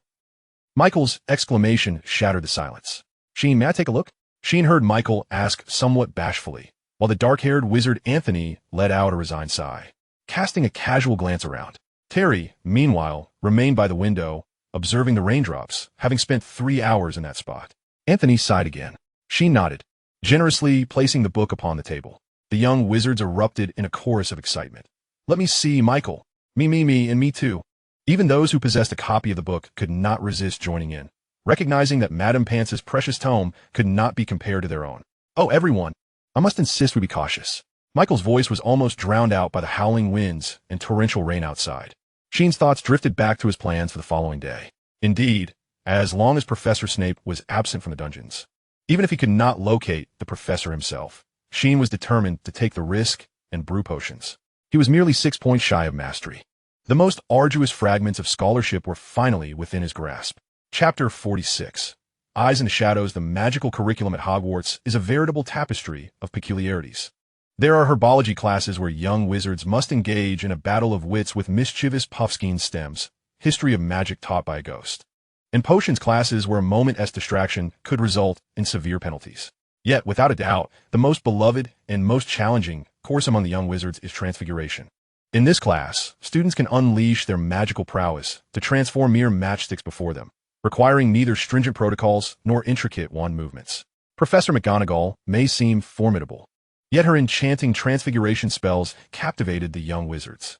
No one could resist the allure of turning a teapot into a trunk-spraying elephant, nor could anyone refuse the spectacle of a quill performing a dance. Paradoxically, however, very few students could achieve rapid success in transfiguration. Even Hermione, the fastest learner, could only transform a matchstick into a rounded needle. Therefore, when she morphed a scurrying mouse into a snuff box and then set it running again, the majority of young wizards gathered around in unison, exclaiming in awe, "You practiced intermediate transfiguration to the standard of a proficient wizard. Mastery level 100. Sheen had indeed underestimated his talent for transfiguration. Merely 2 weeks of practice had enabled him to reach the proficiency standard for intermediate transfiguration. Not only Sheen was astonished, but so was Professor McGonagall. The wrinkles at the corners of her eyes softened, and a glimmer of pride shone behind her square spectacles. "Excellent work, Mr. Green. A remarkable feat of transfiguration. I shall award 5 points to Ravenclaw." She strode purposefully to Sheen's side, disregarding the astonished gasps of the surrounding students. Her focus solely on the slightly bashful Sheen, lost in concentration. "Come with me after class," she instructed softly. Sheen, momentarily taken aback, nodded in reply. The transfiguration class soon concluded, and the young wizards hurriedly vacated the classroom, leaving only Sheen and Professor McGonagall behind. She regarded him intently, the whispers of the other students still echoing in her ears. tales of a certain Ravenclaw who had accrued the most house points, reportedly surpassing the second place by an entire margin. The customary severity in her gaze gradually softened. She extracted a seed from a barren land, and now she watches as it begins to sprout and grow. "Follow me, Mr. Green," she said, briskly exiting the Transfiguration classroom. Professor McGonagall's office was not far from there. Upon pushing open the wooden door, Sheen surveyed the room for a few seconds. It was a modest study located at the end of a corridor on the second floor, complete with a roaring fireplace, and from the window, one could see the Quidditch pitch. A steady stream of young wizards arrived there, for the flying lesson featuring Gryffindor and Slytherin was about to commence. Demonstrate Transfiguration once more. Professor McGonagall's stern voice had unknowingly softened a little. Sheen quickly realized that this was a private lesson, a special opportunity afforded to him by Professor McGonagall. When he departed from her office, his proficiency in intermediate Transfiguration had significantly improved, and he left with a notebook filled with notes. As the professor had clarified many of his confusions and pointed him towards the essence of Transfiguration, the will of the wizard. Like other forms of magic, Transfiguration is influenced by the wizard's emotions.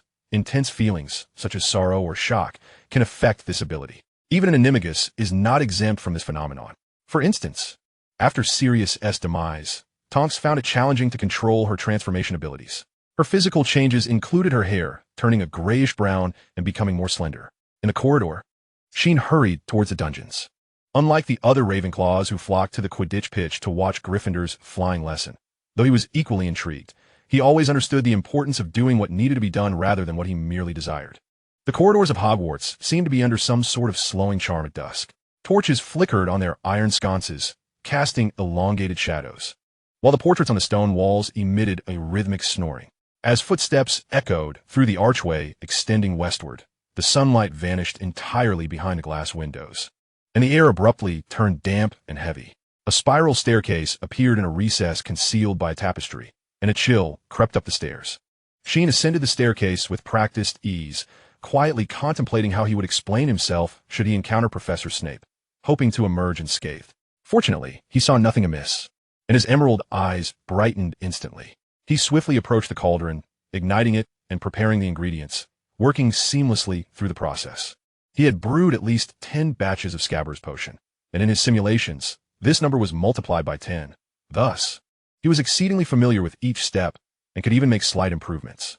The liquid in the cauldron emitted a reassuring gurgle, its thick, dark green surface bubbling and bursting.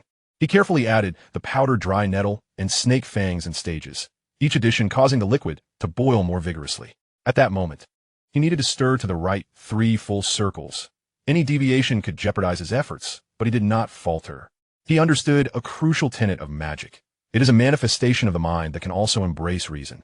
The study of spells had taught him that while a wizard's mental acuity was paramount, the correct pronunciation and gestures could facilitate the casting of spells. However, young wizards, and even professors, often did not grasp this fully. Had they done so, the text in textbooks on the floating charm would not merely indicate clear enunciation and precise movements. What constitutes clarity in pronunciation? How should one move left or right? And to what extent? Regrettably, the magical community adhered to a survival of the fittest mentality. Those endowed with talent would instinctively practice until they succeeded, while those less fortunate were doomed to repetitive trials until, by Merlin's grace, intuition graced them. During Transfiguration class, Sheen had noticed more than once that Michael was merely flailing his wand aimlessly, often repeating the same erroneous gesture 10 times. In contrast, Sheen diligently recorded his own mistakes and successes in posture and pronunciation, analyzing the nuances between them, sometimes conducting comparative experiments until he was utterly exhausted. Coupled with a certain ancient intuition, his progress in Transfiguration was nothing short of rapid. The same could be said for potions.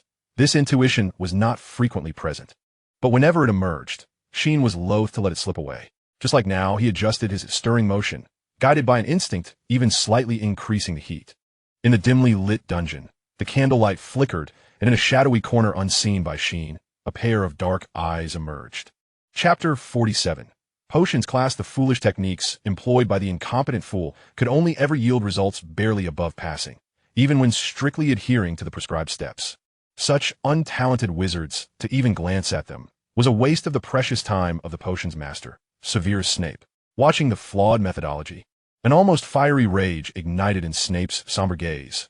Yet, when he beheld those strikingly bright emerald eyes, his anger gradually subsided, reflecting on the wizard's relentless pursuit. Eluding him only to concoct a potion of subpar quality, a peculiar complexity of emotions stirred within Snape. Fortunately, there had indeed been progress. During the previous potions class, he had managed to brew a potion that was barely deemed acceptable, which was why Snape had not immediately dismissed him. He occasionally found himself here, observing the young wizard's frantic struggles and deep contemplations. Those foolish wizards believed he was in his office, unaware that the secret passages of Hogwarts outnumbered the towers. However, there was one thing he might never admit, that while he fancied himself merely enjoying a spectacle, he was silently watching over the young wizard's safety. Failure. You have brewed a batch of Scabbers potion to the standards of an apprentice, proficiency level 1.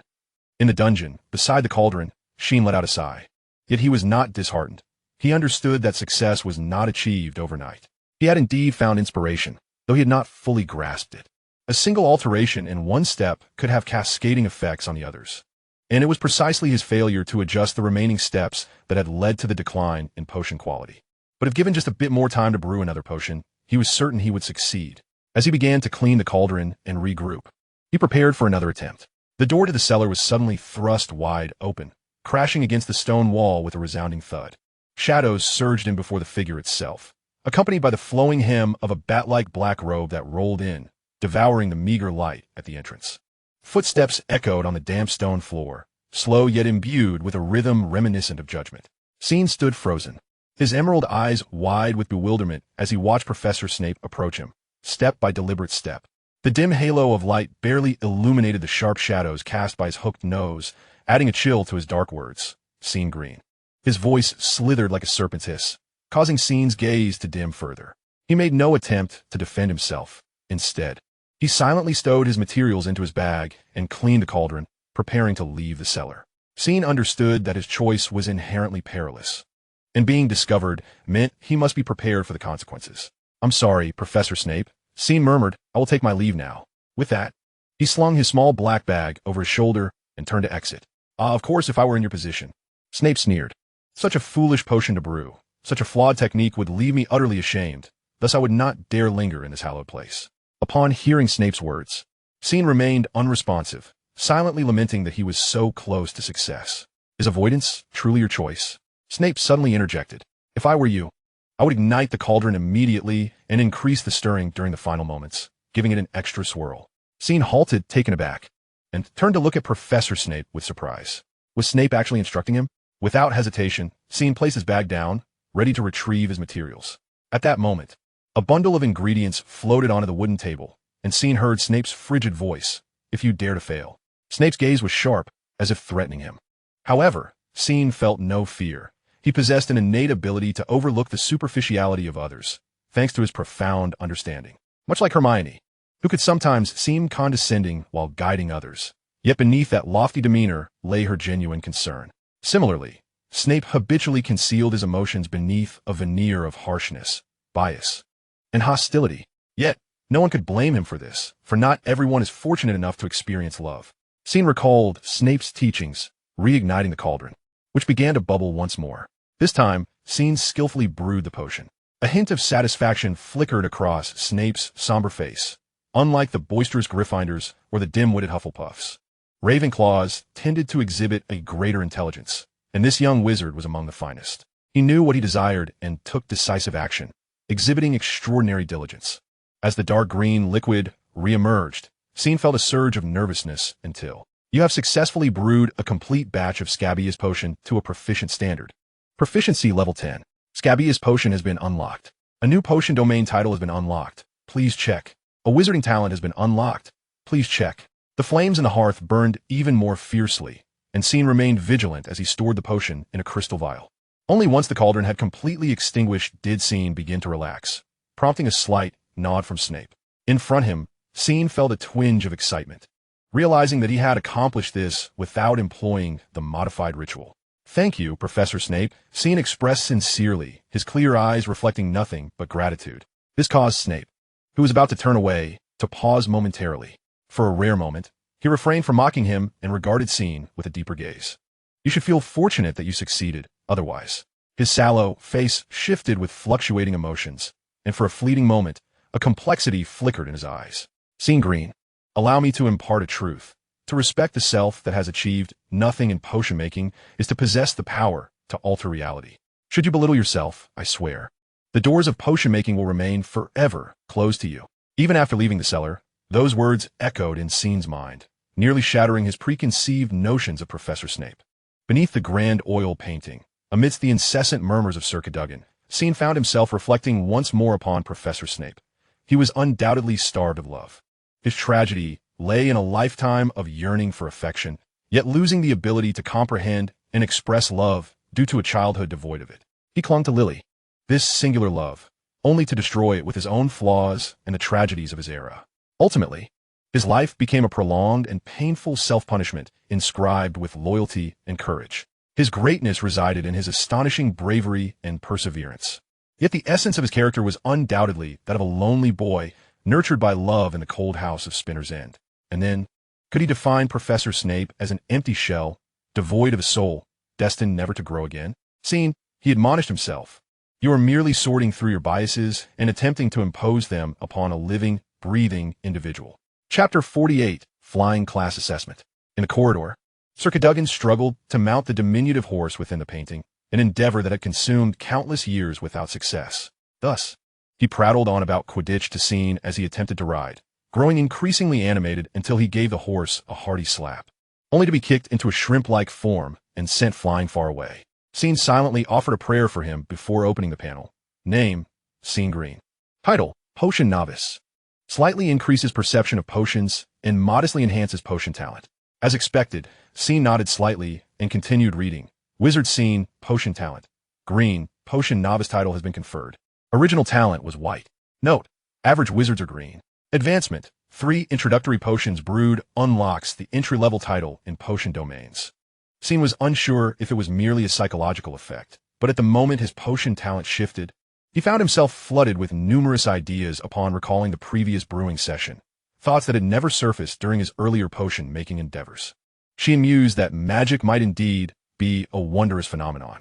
It coursed through the veins of wizards, bestowing upon them miracles potent enough to alter reality. And those gifted enough could even inherit faint echoes of knowledge from this lineage. If it were otherwise, it would be difficult to account for how those vague tomes in the magical realm imparted wisdom to young witches and wizards. As he pondered, he slowly lifted his gaze. The portraits lining the corridor were mostly dozing, and the slanting rays of sunlight streamed through the Gothic-stained glass, illuminating the incessant chatter of Sir Cadogan. It was no wonder the night had come to disturb him. Everyone else seemed to be napping. Sheen. At that moment, Justin appeared, emerging lazily from the sunlight. He inexplicably placed a seemingly delectable slice of English layered cake in Sheen's hand. Please help me try this new flavor, he implored, his gray-blue eyes narrowing with anticipation. Oh, and there's one more thing. Gryffindor and Slytherin just began their flying lesson. Perhaps we could go observe? He continued. Hermione and I spent all day studying techniques. I wonder if she's put any of them to use.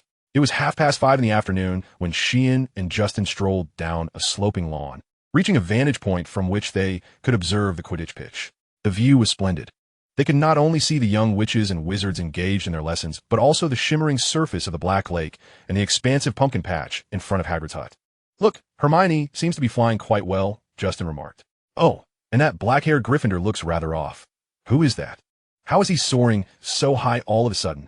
Justin's eyes widened as he watched a plump wizard shooting into the sky. Is this some sort of special training? He murmured.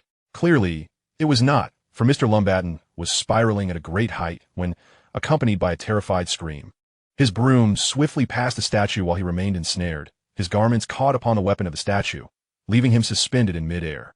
As the onlookers held their breaths, Mrs. Hooch canted a spell, and Mr. Lumbatten once again cried out as his clothing tore under his own weight. This was followed by a series of muffled exclamations. Mr. Lumbatten crashed into a torch, then against a wall, and finally plummeted heavily to the ground. Will he survive? Justin's voice was tinged with concern. He should be fine, Sheen whispered reassuringly. If memory served, from such a height, Neville had merely broken his wrist. This led to a contemplation of the wizard's far superior physiques compared to ordinary humans. Sheen even suspected that there might not be any protective enchantments on the brooms. Wizards relied solely on their physical prowess to withstand wind resistance. executing various high-difficulty maneuvers at breakneck speed. It is worth noting that in 1967, the Nimbus 1000 reached speeds of 100 miles per hour, while in the 1990s, the Firebolt, with its white ash handle, boasted a staggering speed of 150 miles per hour, making it capable of outpacing the most agile of seekers. With such terrifying kinetic energy colliding, Hogwarts had only reported a few incidents where 1 or 2 individuals suffered broken jaws, and that was the extent of it. Wizards were nothing short of superhuman. Well then, Justin shifted his worried gaze back to Hermione, silently praying she would not ascend too high. Meanwhile, he managed to offer Sheen a couple of chocolate chip cookies. Though flight was a human aspiration, after witnessing this incident, Sheen reassessed the flying lessons and suddenly realized that the dangers involved were not dissimilar to those of Potions class. It was hard to fathom that, having only briefly listened to Mrs. Hooch's explanations, wizards were expected to take to the skies without any demonstrations or practice flights. What was the difference between that and hitting the road after watching a few driving tips? Wizards truly were made of tougher stuff. However, Sheen was not. Should he fall from a height, it would likely result in far worse than mere bruises. The flying lesson concluded swiftly, and after carefully observing Mrs. Hooch's flying techniques, Sheen and Justin successfully reunited with a still-shaken Hermione. "How are you feeling, Hermione?" Justin inquired, offering her a steaming cup of honey lemon tea. Sheen shot him a surprised glance, wondering where he had procured it. "Not too well," Hermione admitted after taking a sip of the lemon tea, her tension slightly easing. "I must say, if you both take to your brooms tomorrow, the most crucial thing is not to fall. And did you see Neville fly?" "You're right." Justin nodded in agreement. As they entered the castle, Sheen continued to reflect on Mrs. Hooch's flying skills. Mastering broom riding was equally important, especially after Sheen unlocked the potions title. He had now collected 5 shards of scholarship, leaving only herbology and defense against the dark arts. Herbology was straightforward enough if one followed the steps, leaving only the solitary defense against the dark arts class. If Professor Quirrell proved unreliable, surely there must be competent professors available, Sheen thought. Hogwarts had more than one instructor adept in dark magic and counter curses. Upon reaching the Great Hall, Hermione and Justin were engrossed in discussions about the recent thrilling flight, while Sheen heard some unusual voices. "Is this your last meal, Potter? When will you take the train back to the Muggle world?" This remark caused both Justin and Hermione to frown in unison as they glanced toward the Gryffindor table. "Now that you're back on solid ground, with your little friend by your side, your courage has increased significantly," they heard Draco Malfoy say coldly. "I'm always willing to duel you alone," he continued. "If you have no objections, let us do it tonight. A wizard duel, only wands, no physical contact." "What is this? I presume you've never heard of wizard dueling?" "Of course, I've heard of it," Ron interjected, suddenly turning around. "I'm a second. Who is yours?" "Oh no," Hermione puffed her cheeks in annoyance. "How many points do they intend to deduct from Gryffindor?" Chapter 49, The Knight's Technique. Soon, the adversarial group dispersed after agreeing to their duel. As Harry and Ron passed by, they were still quietly discussing, "What is a wizard duel?" Harry asked, "What do you mean by being my second?" "Oh, if you die, the second steps in," Ron casually remarked, only to realize the pallor of Harry's face as he continued. "But you know, people only die in formal duels with real wizards. You and Malfoy can at best create a few sparks at each other. What if I wave my wand and nothing happens? Then just toss aside your wand and land a punch right on his nose." Ron's voice was resolute and powerful. "Oh my goodness," Hermione exclaimed, her face flushed with anger. "Do they not comprehend how many points they might lose? I've painstakingly accumulated so many points, and we're still trailing behind Ravenclaw, and now they want to deduct points." With that, she stormed off, her concern for Justin compelling him to follow closely. "Oh, Sean, we'll be back shortly. With me around, Hermione won't be bullied." Sean nodded, though at that moment, his focus was more on the Yorkshire pudding before him. Justin, towering over Ron and the others, would manage their squabble with ease, ensuring that Ron would think twice before uttering any hurtful remarks. Simultaneously, Sean was keenly aware that due to this midnight duel, Harry would encounter a 3-headed dog for the first time, marking the official commencement of his adventures for the academic year. Yet, this bore little significance for Sean. The most consequential aspect was that once Harry vanquished Voldemort, the safety of Hogwarts would significantly enhance, allowing Sean to hone his skills with peace of mind throughout the year. As the final day before flying lessons dawned, the enthusiasm among the Ravenclaws soared to new heights. After politely bidding farewell to Madame Pants, Sean could still hear the raucous discussions about Quidditch echoing down the corridor.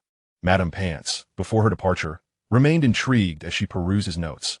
This lady, whom the young wizards both revered and feared, occasionally exhibited a lack of impatience, or rather, it was the behavior of the young wizards that provoked her ire.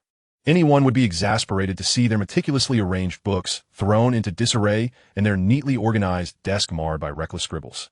Thus, Sean would quietly take it upon himself to perform a few cleaning charms, a task that was rather simple and did not consume much time. Sean's history of magic notes had reached the halfway mark, enriched by the many valuable suggestions from the erudite Madame Pants. Whenever Sean found himself in a quandary, this kind-hearted lady would inadvertently present him with books, saving him an immeasurable amount of time. Once more, he closed the heavy oak door of the library. The cool evening breeze tousled Sean's hair as Sir Cadogan, unbeknownst to him, had squeezed himself out of the portrait of the black-robed wizard above. Oh, Sean Green. I see Green. Sean ignored him. Tomorrow, yes, tomorrow you shall attend flying lessons. And today you do not wish to seek advice from Scotland's greatest seeker? Sean kept his head down, hastening his pace, while Sir Cadogan flitted between several portraits, sometimes treading through a golden wheat field with a lovely lady donning a straw hat, and at other times narrowly avoiding some monks. Sir, you are a figure from the time of King Arthur, and the first Quidditch World Cup was held in 1473. Sean remarked with resignation. A bit of finesse. At least you are willing to converse with me, are you not? Sir Cadogan shouted. Violet, 3 bottles of strong liquor. Very well, sir. You certainly have your ways, replied the long-skirted Lady Violet with a resigned smile, willing to concede. Ah, even for the sake of the liquor, I must offer you some advice. Sean eyed the seemingly unreliable knight with skepticism. To his surprise, Sir Cadogan leapt up, only to be kicked away by a startled dwarf horse. Yet he quickly regained his footing. I have watched Quidditch for 5 centuries, young Green. I know it even better than that lecturing lady. Sean promptly retrieved his notes. This is an exclusive formula. Aside from the charming young wizard I have my eye on, I shall not disclose it to anyone. The last recipient of this technique was a certain Potter.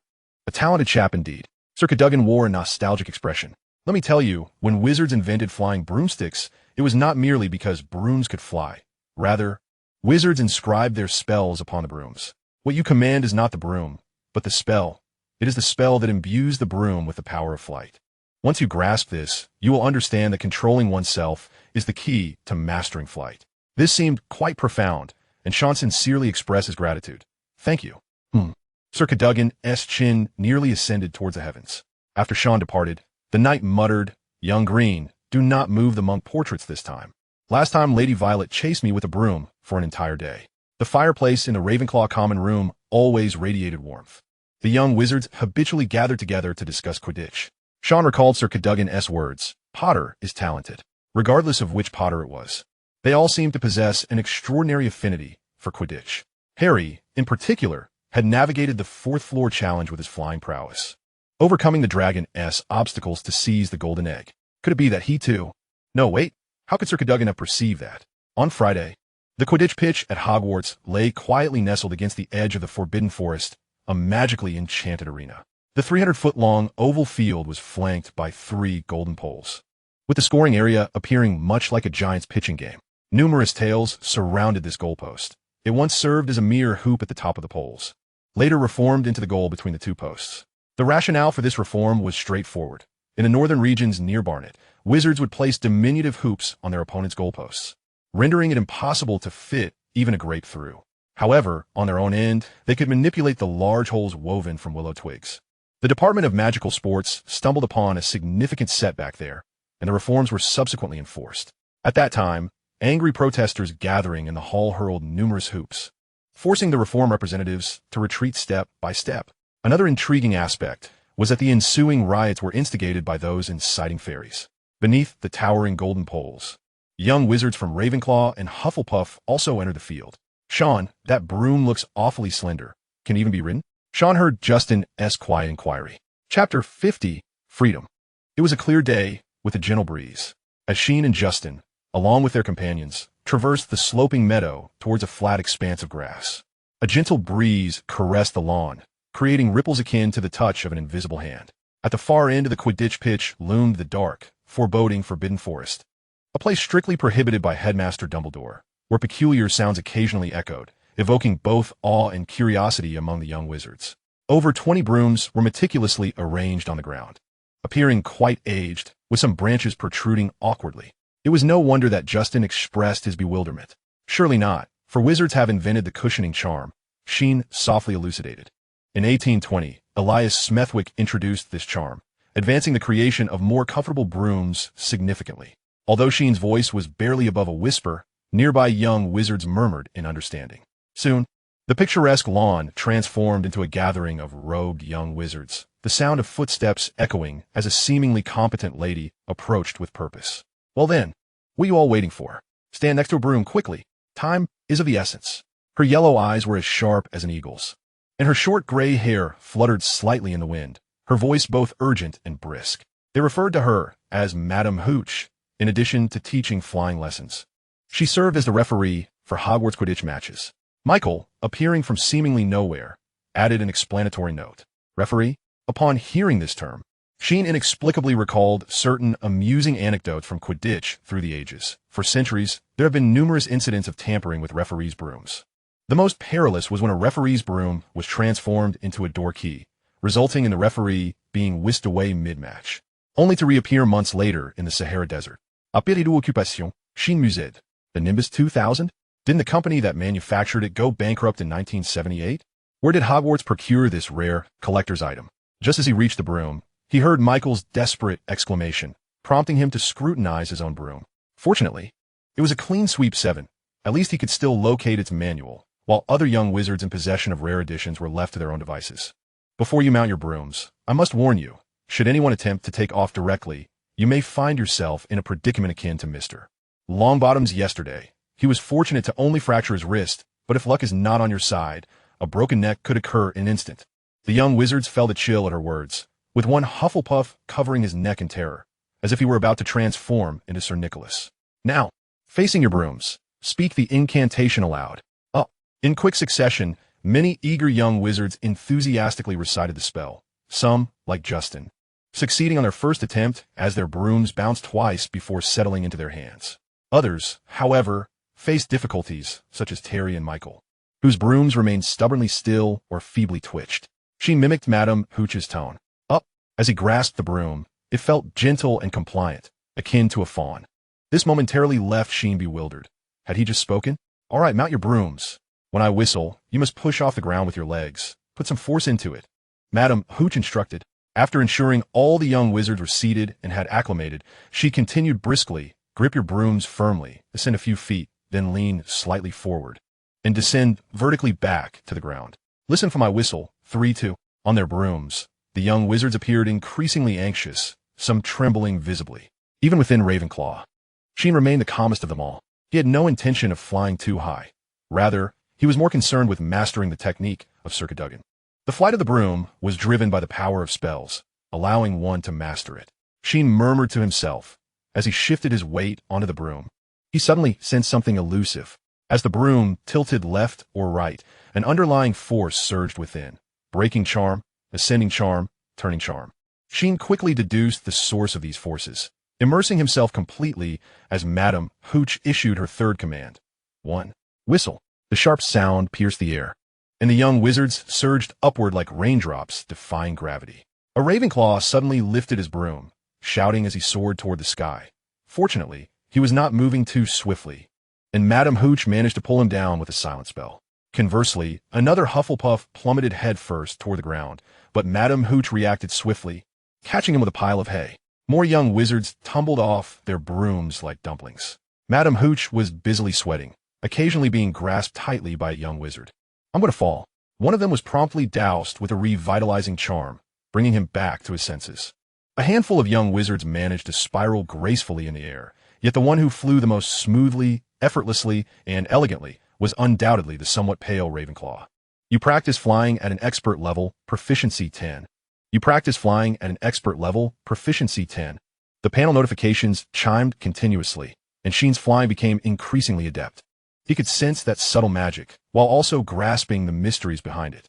It was a straightforward manipulation. To turn left, one must guide the broom with one's magic to invoke the left-turning charm, and to halt, one must delicately touch the breaking charm with a thread of magic. Magic, or rather the faint magic that aligns with one's will, was akin to a key, allowing the flying broom to obey.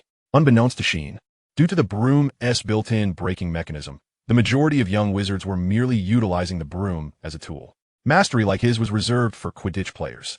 They referred to it as synchronizing with your teammates. Is that Sheen? Michael trembled atop his broom, despite flying a modest height.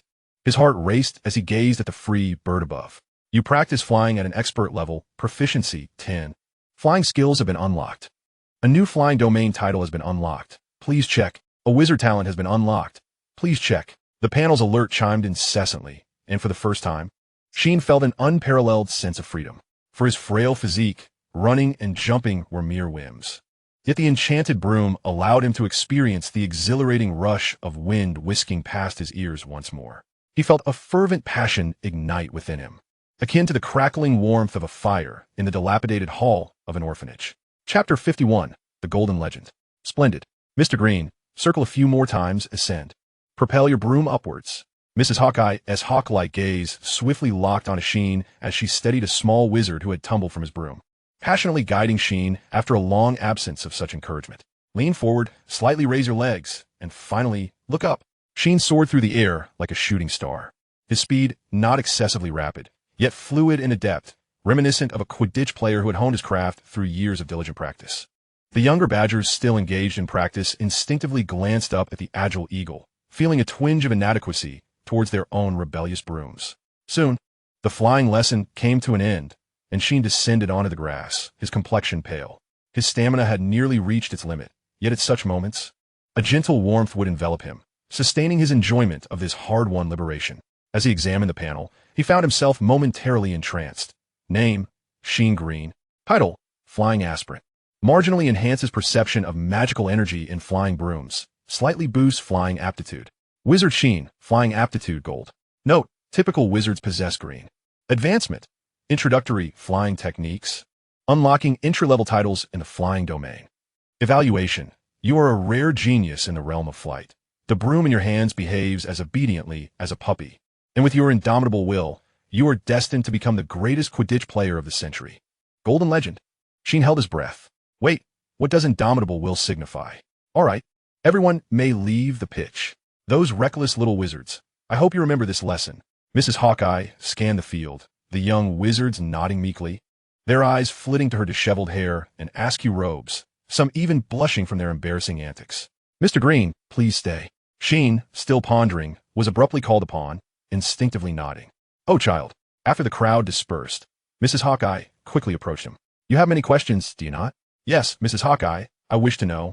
Is a wizard's will what determines their flying aptitude? Sheen carefully posed his query.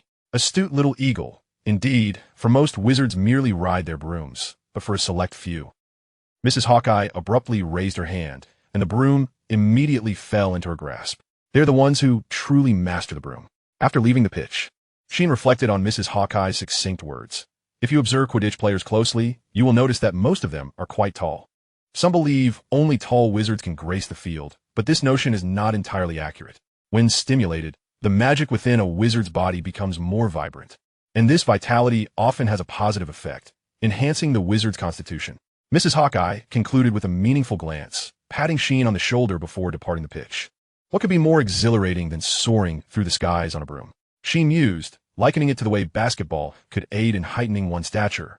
Thus, another task was added to his agenda, practicing flying, even if merely to improve his physical condition.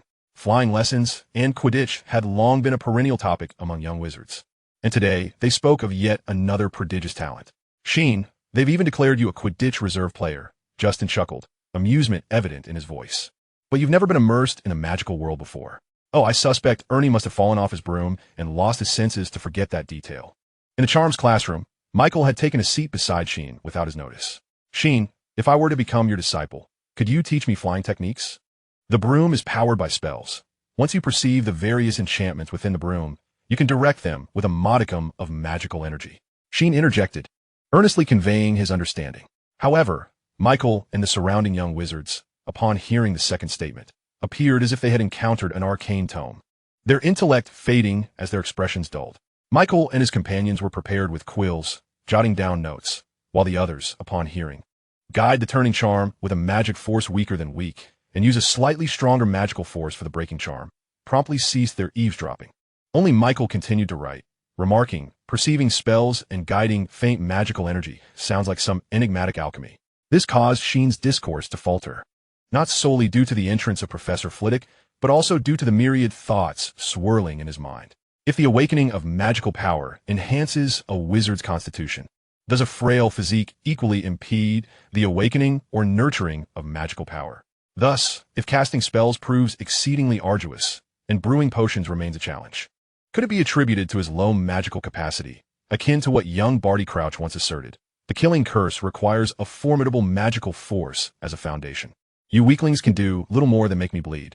She might be in a similar predicament, lacking the requisite magical capacity to cast spells normally. He needed more effective stances and elevated mental acuity. His aptitude fell below average, primarily due to his insufficient magical power, rendering even a strong will insufficient for effortless spellcasting. What transfiguration?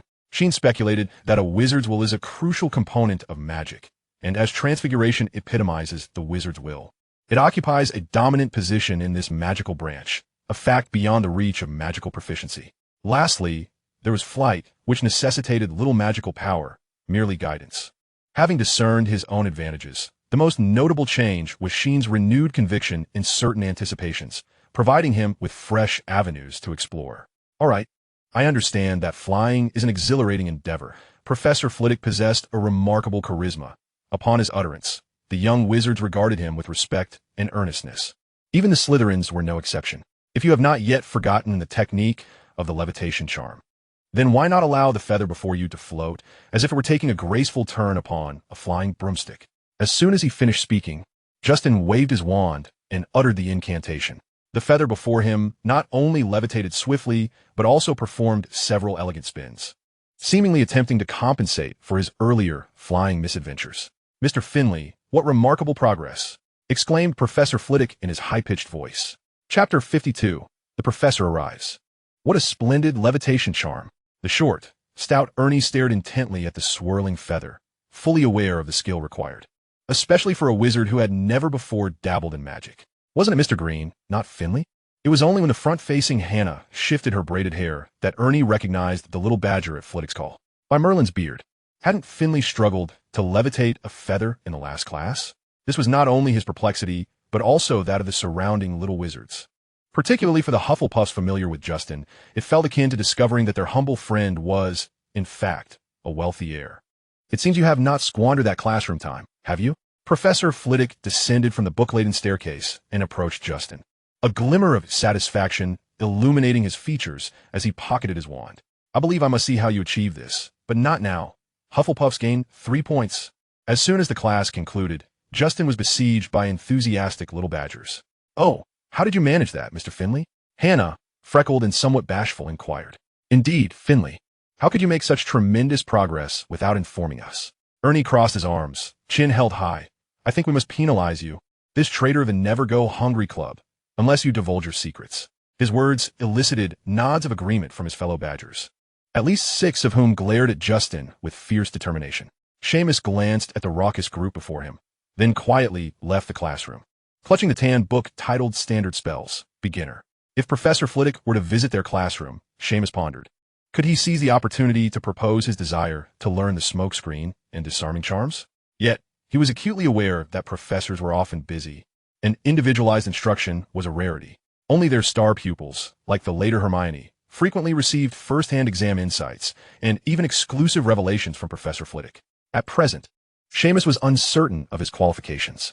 The charms classroom was filled with little badgers, while outside, a languid evening breeze resumed its gentle caress.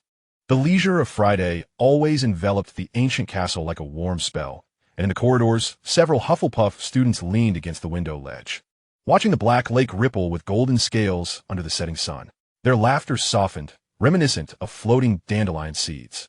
A suit of armor in the corner stirred slightly, releasing a faint metallic sound. Beside the armor, in stark contrast to Justin's popularity, few dared approach Seamus. Except for one. That levitation charm was truly impressive. "I suspect you had a hand in it, didn't you, Seamus?" Michael emerged unexpectedly from behind an obscure portrait, revealing a deep passageway behind him. "Oh, but you needn't tell me. I believe this will be an intriguing exploration, more fascinating than the castle's secret passages and peculiar magical artifacts." With that, his eyes sparkled, and he vanished in a flash. Seamus, left perplexed, wondered if someone had just spoken. He had just closed Standard Spells, Beginner only to reopen it silently. Ascending the spiral staircase, Seamus roused the slumbering Mr. Owl with a rhythmic tap. The owl seemed unusually excited today. Little wizard, clever little wizard, answer my question. Seamus patiently awaited. Simple questions, complex inquiries. I have observed a charlatan, revered and in the limelight, as this is his inner desire. His wisdom facilitated this. I have observed a scoundrel, stirring up trouble with words, as this is her inner yearning. Her wisdom enabled her to do so. Their wisdom always adhered solely to their own hearts. Mr. Owl clutched a parchment beneath his talons, spinning in circles within the portrait. Oh, please tell me, is that wisdom or madness? After a few moments of contemplation, Seamus replied, it is folly. The owl froze, its resolve unyielding as it rummaged through the parchment, gradually stiffening, while its beak continued to move incessantly. Little wizard, greedy little wizard, ambitious little wizard, truly a Ravenclaw lady. The final words became inaudible as simultaneously a sky blue door began to materialize. As Seamus pondered, he opened the door. Ambitious? Not really. Greedy? Seamus considered that a clear bias. Inside the classroom, 3 enchanted lanterns emitted a warm glow, and 3 chairs were adorned with soft, comfortable black and yellow cushions. In the center, a creamy-hued, petite sofa leaned against a small wooden table, strewn with an abundance of candies and biscuits, with an emphasis on various types of puddings: Yorkshire pudding, strawberry mochi pudding, mint pudding, and even spicy sauce pudding. On the sofa, Justin was handing Hermione a glass of pumpkin soda, which the little witch instinctively accepted, appearing somewhat dazed. Yet overall, a single little badger had transformed this place into a veritable secret lair in just a matter of days. Ah, that industrious badger is none other than Justin. Justin? Seamus was taken aback. Wasn't he surrounded by admirers? Oh, Seamus, we need to discuss something. As soon as Seamus approached the sofa, Justin hurried over, and Hermione hadn't even noticed anyone leaving her side. Did you see? Hermione must be hiding something from us. Just then, a series of knocks echoed from behind the sky blue door, and a paper airplane fluttered in through the crack, transforming into a few glowing words. Are you there, children? Oh, it's Professor Flitwick. Professor Flitwick. Hermione's sudden reaction startled Justin, who looked at him, hesitating to speak, as Seamus silently moved to open the door. Meanwhile, Justin, bearing a hint of concern, settled beside Hermione. If you wish to speak, we have always been here to listen, no matter the time, he offered. As my mother often says, that is the essence of friendship. Hermione slowly lifted her gaze, meeting his sincere, light gray eyes that radiated just the right amount of concern for a few fleeting seconds. Oh dear, how foolish of me to forget I have you all, she replied, her voice regaining its usual strength. Oh, children, Professor Flitwick's voice echoed, though his presence was not yet visible. Justin, having just allowed a smile to grace his lips, now found himself momentarily perplexed. Unsure of how to respond, he turned to Seamus for help. Suddenly, a few books materialized out of thin air, landing on the floor and gradually enlarging, revealing Professor Flitwick's figure emerging from behind the couch. Mr. Finnegan, commendable progress. And what of you, Mr. Granger? Chapter 53, Fools. Professor Flitwick appeared genuinely busy. After briefly assessing the spell progress of the group and jotting down a few notes, he hastily exited the classroom. Seamus diligently recorded every word the professor uttered. The classroom for the wise little wizards never chooses incorrectly. Children, you have all performed admirably. However, I must suggest, if you can make the feather spin, why not try it on that little table? I do not encourage young wizards to delve into complex spells prematurely, but for those with talent, I recommend they seize their gifts and explore the intriguing charms within standard spells. Level 1. The Summoning Charm and the Agumini Charm are both exceptionally practical spells. I hope these notes prove useful. As Professor Flitwick kindly encouraged everyone, he also casually winked at Seamus. Once you have mastered the spells required for your first year, you will discover the mysteries of the nonverbal spells awaiting you. Knowledge is never superfluous. He then hurriedly exited the practice room, adding, just like Miss Creevy, who has completed all the spells for this academic year, I encourage her to boldly attempt the nonverbal spells. Oh dear, I must hurry, lest Miss Creevy inadvertently ignite something again. I recall the last time it was Professor Quirrell's turban. Seamus paused at this remark, pondering how brave the Ravenclaw prefect must be. Well, I suppose I must share a secret with you, he thought. Just as Seamus was lost in contemplation, Hermione suddenly spoke up, and Seamus, anticipating her words, took a seat beside Justin. The 3 nestled into the sofa as dusk settled, the flickering light of the magical lantern casting a weighty, yet enchanting atmosphere. Do you recall what Professor Dumbledore said? Hermione inquired earnestly. Dinner is about to commence. Those who wish to avoid unexpected, grievous fates should not enter the corridor to the right on the 4th floor. Justin and Seamus exchanged astonished glances, each reflecting the other's surprise. Seamus, is this not your greatest concern? Justin asked incredulously. Seamus pondered for a moment. I misspoke. You too. Hermione huffed, pounding the table, causing Justin to instantly lower his head like a quail, while Seamus inexplicably felt his own spirit diminish. Professor Dumbledore is correct. Those who wish to avoid a tragic demise should steer clear of that place, Hermione murmured, her voice dropping significantly. Seamus noticed Justin tensing up. So, did you go in there, Hermione? What happened? Are you all right? It was not my intention to break school rules. It was Harry, their voices chimed in unison. But Hermione abruptly halted mid-sentence. Hermione, I do not care for the school rules, nor do I concern myself with Harry. My only interest lies in your well-being. Are you all right? Justin's voice quivered at the mention of a tragic end. Seamus observed Hermione's eyes glistening with unshed tears. Mi fine, Hermione stammered. Though I nearly met my demise. Justin leapt to his feet, his breath quickening. Harry Potter? That Harry Potter? What has he done? Blast it. I must confront him for clarification. Seamus gently restrained the agitated Justin, whose reason seemed to waver with Hermione's momentary daze, only to return with Seamus's gentle pull. Perhaps we should first hear Hermione's explanation.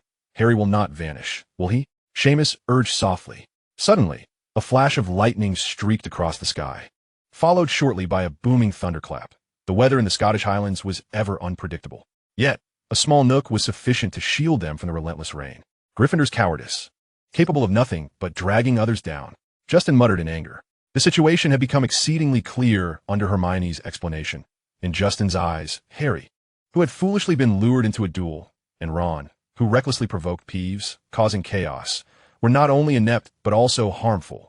Meanwhile, Hermione, filled with a sense of collective honor, had attempted to prevent their nocturnal escapade and even used spells to assist them in opening doors. She was entirely the one who suffered from their folly. Had he been present, he would have taken a stinking boot to knock some sense into their heads. Seamus instinctively felt something was amiss, but could not pinpoint the discrepancy at the moment. It was a three-headed dog, with teeth capable of crushing skulls and corrosive saliva. Hermione recalled, her initial terror gradually subsiding, sleepiness from the previous night's insomnia creeping in. It must have been guarding something, trapdoor. She contemplated, and before long, she had drifted into a steady slumber, which only intensified Justin's fury. He silently covered Hermione with a blanket, his expression impassive as he prepared to leave. Seamus sighed, fully aware of Justin's intentions without needing to think. Professor Dumbledore cannot be ignorant of what lies within Hogwarts. He stated gently. Hermione mentioned the three-headed dog was guarding something. I believe that aligns with the headmaster's plan. If the headmaster permits this occurrence, it implies it poses no danger. Remember, the three-headed dog did not attack Hermione. Justin stood silently for a moment. Seamus, you are always so wise. But if my mother says that undertaking necessary actions will render me a fool, then I shall embrace the role of a fool. He ultimately strode out, declaring, I know nothing of the headmaster's plans. I only know that Hermione nearly perished behind that door. If no one advocates for her, shall her suffering go unnoticed? In the distance, lightning illuminated Sheen's profile. Indeed, having a Hufflepuff friend was quite delightful, Sheen mused once more. The headmaster would likely not be overly concerned with Justin's protests. Yet Hermione would be, and therein lay the significance. Sheen did not believe the narrative could be altered. Everything seemed to be under the meticulous control of Headmaster Dumbledore. At least in the first installment of Harry Potter. This was a pure fairy tale. There was little to worry about, Sheen thought. His scholarship crisis was evidently of greater concern. The three-headed dog posed no lethal threat. The Philosopher's Stone could not be stolen, and Voldemort's essence was merely that of an inexperienced infant. However, if he were to lose his scholarship, it would indeed deprive him of the means to purchase a quill or even textbooks, rather than fretting over the duration of Voldemort's expulsion. Sheen was far more preoccupied with his ability to attend school. Professor Flitwick had practically indicated as much. The levitation charm required at least a proficiency level of skilled, ideally involving the silent incantation. Additionally, the summoning charm and the clear water charm required mastering. Gazing at the slumbering Hermione, Sheen quietly set aside the magical lantern. His paramount objective was unmistakably clear, to enhance his proficiency, elevating his spellcasting to a high standard, and then to seek guidance from Professor Flitwick regarding the defensive spells beyond those taught to first-year wizards. He aimed to gather the final fragment of his scholarship and forge a grand 600 galleon package. Chapter 54, The Clear Water Charm. The incident with the three-headed dog was merely a minor interlude, not stirring any significant upheaval in Sheen's Hogwarts life. Rather, Professor Flitwick's notes provided substantial assistance to Sheen. Although the content remained somewhat ambiguous, knowledge was invariably concealed within that ambiguity. The incantation gestures for the clear water charm are typically described as a slanting upward arc. Miranda Goshawk illustrated it in Standard Spells. Beginner as akin to the arc of water flowing from a fountain, an image that is vivid and intuitive, suitable for novices to construct a mental picture. However, in her later work, The Book of Spells, this description was amended to reflect the exquisite arc created by natural water colliding with stone. Regrettably, I have yet to hear Ms. Goshawk publicly elucidate her reasons for this modification. Nonetheless, in practical application, the latter gesture indeed facilitates a smoother magical conduit and yields more stable results. A fact I have repeatedly validated in my teaching practice. Hence, we might surmise that this alteration was not arbitrary, but rather stemmed from a deeper comprehension of the spell. I believe I comprehend. The languid atmosphere of Hogwarts on a Saturday morning did not permeate this owl-guarded classroom. Early in the day, two small heads could be seen huddled together, deeply engrossed in the array of books sprawled across the table. In the corners of the tomes, the steam from 3 cups of honey lemon tea spiraled delicately, obscuring the serious expressions of the two students. "Shall we give it a try?" Sheen inquired, his gaze lingering on that passage, addressing the little witch beside him. Of course, Agwamini. Hermione confidently waved her wand. Its tip traced a natural arc, and a gentle stream flowed forth, ultimately splattering onto the floor. "It needs to be higher and more vibrant." "Oh, what am I saying?" Hermione attempted to articulate her feelings, but found her words as indistinct as those in the book. With a sigh of frustration, she turned her gaze toward Sheen, hoping he would grasp her meaning. "A larger arc and a quicker wand movement, correct?" Sheen first employed the cleaning charm to clear the water stains before meticulously describing the technique, causing Hermione's eyes to brighten with understanding. "Agwamini, you practiced the clear water charm at an apprentice level, proficiency 1. Clear water charm, unlocked, 2730. Summoning charm, unlocked, 130. Levitation charm, beginner level, 200,900. By midday, Sheen had nearly unlocked the clear water charm, thanks in no small part to Hermione's assistance. Miss Granger indeed possessed a natural aptitude for spellcasting, which would later facilitate her becoming Professor Flitwick's trusted aide. Sheen used the cleaning charm to wipe away the water on the floor and, while still not entirely fatigued, intensified his practice for a few more rounds. You practiced the clear water charm at an apprentice level, proficiency 1. You practiced the clear water charm at a beginner level, proficiency 3. The clear water charm has been unlocked. It was not overly challenging, yet the sensation of exhaustion was quite unpleasant. Sheen felt as though he could hardly lift his wand. He exchanged a glance with the weary Hermione, both their eyes alight with the thrill of mastering a new spell.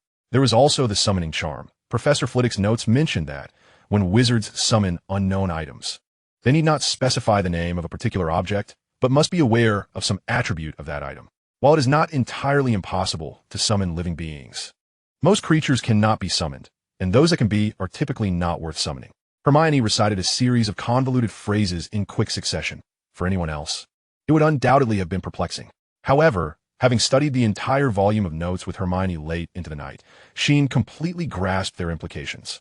Following the incident with the three-headed dog, Hermione had become increasingly obsessed with the study of spells, perhaps driven by a sense of impending crisis. As she frequently engaged in discussions about magic with Sheen. As for Justin, something seemed to have transpired between him and Harry. Upon learning that Hermione had insisted on accompanying them, his demeanor had notably softened. Hermione no longer paid heed to Harry and Ron. Yet Justin had conversely altered his assessment of Harry. "Sheen, I believe the disparity between my perception of Harry and reality is substantial. When I conversed with him, he even expressed his apologies regarding Hermione. That expression was unmistakably genuine. We chatted for a while, and I must say, if I were to encounter troubles akin to those of that Slytherin, I would find it exceedingly difficult to refrain from violating school rules." Justin appeared contemplative. "If this experience has imparted anything to me, it is to refrain from judgment in the absence of complete understanding. My mother was indeed correct." She nodded slowly, then departed from the classroom. He was genuinely curious about Madame Pomfrey, certain that she radiated a warm glow. Left alone, Justin miraculously produced a note for Hermione. "Sorry, Granger." This was unexpected, yet somehow predictable. During their first year, Harry had already exhibited a remarkable maturity and resilience. Growing up under the bullying and neglect of the Dursleys had not warped or cowed him. Rather, it had fostered a quiet kindness and a profound yearning for justice. Perhaps no wizard in the first year understands this sentiment as profoundly as Sheen, for they are all orphans. If Sheen's character is underpinned by a resolute self-awareness that steers him clear of misdirection, then Harry embodies sheer tenacity. Harry could never be deemed a bad child, nor is he a complete fool. If one must describe him, Sheen would assert he is a war orphan deserving of some favoritism. The fleeting references to childhood in the original text evoke a lingering darkness and dampness. Thus, Sheen does not view Professor Quirrell's recruitment by Headmaster Dumbledore to Hogwarts, along with the perilous traps devised on the 4th floor, as a matter warranting complaint. If Harry cannot mature, and Dumbledore cannot utilize this opportunity to eliminate the traitor, then who will confront Voldemort? The sole caution lies in keeping as far from Professor Quirrell as possible. As Sheen contemplated this, he exhaled gently, the warm breeze tousling his hair and enhancing the brilliance of his emerald eyes. The grass, glistening after the rain, was enveloped in a hazy mist, and the crisp scent of damp earth wafted toward him, mingling with the faint mustiness emanating from the oak benches soaked by the night dew. Here he found Madame Hooch, who was busy tidying up the brooms. He approached her briskly. "Madame Hooch, may I practice flying on a broom here? It won't take long." Sheen inquired with a hint of shyness. "Oh, did you think I was waiting for someone? Mr. Granger, take this broom." Madame Hooch's keen eyes swept over Sheen, tossing him a relatively intact Nimbus 2000. "Thank you." Sheen mounted the broom with agility, and whether it was merely a psychological effect, he noticeably felt the fatigue from practicing spells dissipate somewhat. Chapter 55, The Quidditch Invitation. After circling a few times on his flying broom, Sheen still hesitantly hovered before Madame Hooch. "Madame Hooch, may I fly a little higher?" My answer would be no for the mischievous little wizards, but Madame Hooch lifted her hand, summoning another weathered broom to her grasp. "Come on, what are you waiting for?" The wind howled fiercely as Sheen ascended to a height of 10 feet above the ground, where he could clearly see every dent on the pitch made by the errant balls. The southwest corner stand, where the golden snitch typically flitted about, lay directly ahead, its gilded railings shimmering softly in the morning light. Below him, a meticulously manicured lawn passed beneath, where several young wizards peeked inquisitively, exclaiming at the sight of the wizard flying alongside Madame Hooch. With Madame Hooch's consent, Sheen embraced this long-awaited freedom, climbing higher as the broom trembled subtly under his control, yet obeyed his commands. As he surpassed 50 feet in altitude, the entire outline of Hogwarts unfolded before his eyes. The castle spires pierced the morning mist, the black lake mirrored the dark hues of the sky, and the forbidden forest loomed in the distance like an ocean of deep green. You practiced flying to a competent standard, proficiency 10. You practiced flying to an expert standard, proficiency 50. A new flying domain title has been unlocked. Madame Hooch trailed leisurely behind Sheen. Perhaps having been away from the Quidditch pitch for too long, she had forgotten the terrifying talents of the top players. Thus, even as Sheen soared higher, she remained unperturbed, eagerly imparting numerous practical techniques to him. Under Madame Hooch's guidance, Sheen felt his fatigue ebb away, deepening the clarity in his verdant gaze as he contemplated the horizon. Magic arises within a wizard, yet the descriptions surrounding it become increasingly nebulous. The only certainty is that its totality, or the level of magical prowess, grows alongside the wizard's development. So, when utterly exhausted and unable to conjure spells, has a wizard truly depleted their magical essence? If this is accurate, then from where do emotions or mental states invoke more potent magic? As Sheen glided over the grass, he found his answer. Just as a normal person cannot summon all their muscle power, so too does a wizard's magic operate within similar constraints. The training known as flying can gradually awaken the dormant magic within a wizard, albeit at a sluggish pace, yet it holds profound significance. Of course, Sheen believed that daily practice of spells, transfiguration exercises, and even potion brewing serve the same purpose, merely differing in the speed of progress. In a room where the flames of the fireplace burned brightly, a pair of diligent hands grading assignments suddenly paused. Professor Minerva McGonagall felt a gentle breeze sweep in. She raised her stern gaze and instantly spotted the young wizard soaring through the air. His robes billowed behind him, and he glided with the freedom of a bird. Quidditch. Indeed. The corners of Professor McGonagall's mouth involuntarily lifted as she returned to her work. Yet, she abruptly looked up, instinctively moving to the window for another incredulous glance. Yes, indeed. Not only was it a first-year wizard, but it was also that little Granger, the seed she had nurtured, once frail and sickly. How could it now be flying through the sky? Thank you, Madame Hooch.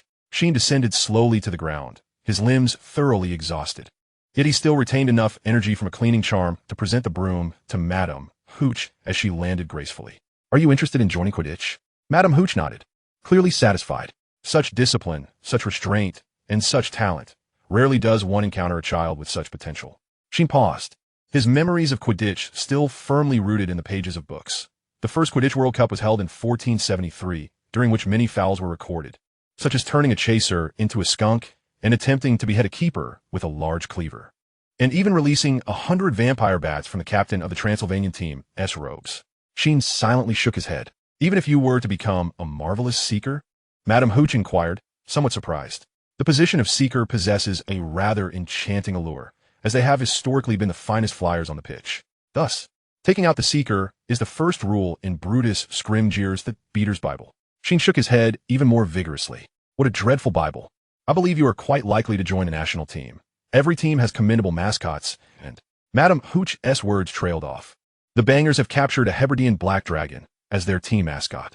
At that moment, Sheen was shaking his head so fervently he felt like a propeller. Compared to the Hebridean black dragon, he mused that perhaps he resembled a mascot even less. And mused that he might as well enlist the black dragon of the Heshidalai Islands as a seeker. Swiftly, he departed from the Quidditch pitch, striding with a buoyant gait to validate his hypotheses regarding his magical prowess, oblivious to the gaze of a tall witch clad in deep green robes. He entered the classroom where Hermione and Justin were engaged in hushed conversation. It became apparent that when the subject broached an individual of mutual interest, halting the discussion proved to be quite the challenge. And diligently practiced the clear water charm, determined to master at least the rudiments of the two incantations. 8-9. Once more, he muttered to himself, a hint of excitement brimming within. Although he could not ascertain whether this awakening of magic was permanent, it held considerable significance. He had never encountered such descriptions in any book. Perhaps, he reflected, he had simply not read enough. Once more, he opened the panel. Clear water charm. Apprentice level 45300. The progress was slow yet steady. Title: Junior Flyer. Slightly increases perception of broomstick magic. Significantly enhances flying aptitude. Significantly enhances flying aptitude. 100 curiously glanced down. Wizard 100. Flying aptitude. Gold. No change. Perhaps this significant enhancement was based on a standard norm. 100 pandeth. Or perhaps it had improved, but not surpassed the golden legendary threshold. While awaiting the fatigue to wane, Hsien opened the advanced potion guide. The pursuit of flight was aimed at scaling the Ravenclaw Tower. The study of spells was in preparation for the forthcoming scholarship. And the study of potions was for a more distant goal, accumulating galleons. Ample resources could provide greater support for Hsien's magical education. As a first-year student at Hogwarts and an orphan, his options were limited, especially after overhearing Professor Snape's veiled remarks. After considerable contemplation, Hsien clarified his objectives. Chapter 56, The Same Knowledge. Professor Snape was not always loathed by the young witches and wizards. At least Hsien hoped to encounter the potions master in the dungeons. While he relished sarcasm, the knowledge imparted was undeniably valuable. This knowledge stemmed from years of accumulation by a master of potions, always perfectly timed to benefit Hsien immensely. As evening descended, the corridors of Hogwarts basked in a languorous warmth. The sun, setting in the west, cast golden rays through the towering arched windows, creating elongated patches of light upon the cold stone floor. The edges of the forbidden forest began to blur in the distance, a thin veil of twilight seeping from the woods, gradually enveloping the towering pines. With his small black bag slung over his shoulder, Hsien navigated past frolicking young witches and wizards. As he passed, a few Hufflepuffs glanced up, momentarily at a loss for words. An orphan residing at the school had scant opportunities for earning money. Hsien contemplated potential avenues for income, perhaps writing assignments for others, though the pay was meager and competition might be fierce. To engage in procurement would require knowledge of secret pathways, and he suspected the twins might have already ventured into this realm. The method he found most agreeable was to approach Professor Sprout in the greenhouse, who was more than willing to provide young witches and wizards with seeds. Hsien could cultivate them and sell the produce. Accumulating galleons was indeed important, yet he felt it would be a disservice to sacrifice time dedicated to magical studies for the sake of profit. Just as with his history of magic notes, Hsien would not hastily refine them simply to earn galleons. The subject of magical history was fascinating enough on its own. If one could not afford the time to craft a sincere work, Resorting to utilitarian approach would hardly be commendable. Thus, Professor Snape's words resonated with remarkable timeliness. Even the most rudimentary potions will find their eager wizards. The last time Professor Snape had uttered such a phrase, Ciaran's eyes had brightened considerably, causing the potion's master to momentarily pause. The surrounding atmosphere grew increasingly cold and dim as Ciaran pushed open the door to the dungeons. Not spotting the potion's master was a slight disappointment. Yet it did not impede his swift retrieval of ingredients and ignition of the cauldron. While Professor Snape's guidance could exponentially accelerate his learning, without a solid foundation, profound comprehension remained elusive. The gentle white steam once more wafted through the dungeons, the scene seemingly unchanged since the 10th century, with only the figures before the cauldron shifting. The one constant was the focused gaze. Two pairs. Deep within the dungeons, beside a row of bizarre specimens, a pair of brooding eyes lingered, silently observing each step taken at Ciaran's cauldron for an extended period. Progress, substantial progress, stemmed from what could almost be described as clumsy, obstinate effort. Just as Ciaran was about to brew a slug, a chilling voice interrupted. Is your intellect so feeble that you cannot even identify a slug? It's on the left side of the second shelf. Ciaran paused, raising his gaze to the high shelf, and then, with caution, levitated a glass jar down with the levitation charm. Your meager eyesight can only gather inferior materials. Next time, do not dare to desecrate the exquisite potions with those subpar ingredients. You green had best vacate the dungeons before I see you again. Naturally, Ciaran disregarded Professor Snape's sarcasm, momentarily taken aback. What an odd occurrence. The potions master was actually permitting him to use his materials. Well, Ciaran mused. It seems the professors at Hogwarts are indeed hidden magnates. As Ciaran once more immersed himself in the brewing of potions, Professor Snape, too, maintained an unusual silence. He could not have forgotten that technique.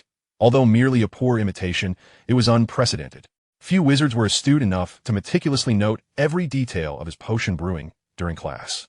Constantly imitating and refining was nearly the universal path to success. The wizard before him was not a potion prodigy, but rather a reclusive student who shared an equal passion for potion making. Snape had casually observed him. The young wizard cared little for social interaction, fixated solely on the cauldron before him.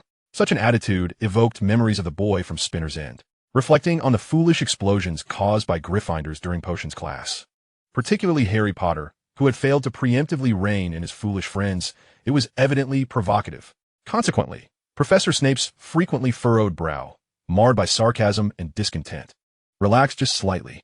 The cauldron bubbled and frothed, the viscous liquid gradually transforming into a deep emerald hue. Sheen focused intently on regulating the heat. The cauldron, a gift from the esteemed master Libacious Borage, offered an unparalleled elevation in potion quality. Yet, this prompted a contraction of Professor Snape's pupils. Where did you learn to control the heat? I do not recall imparting such knowledge. A pang of anxiety gripped Sheen. Could it be that Professor Snape did not endorse Master Borge's principles of heat regulation? Sheen remembered that in the original text, Professor Snape had penned extensive annotations in Borge's book aimed at refining the potion-making techniques it contained. Advanced potion-making, Professor, Sheen admitted. Humph.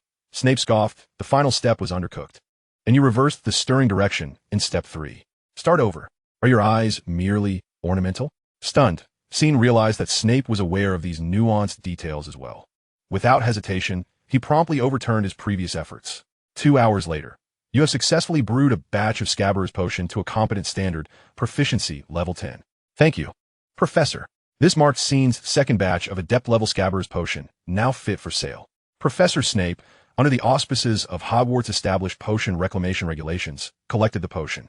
Although Sheen suspected this was a fabricated excuse, the professor generously rewarded him with 3 golden galleons.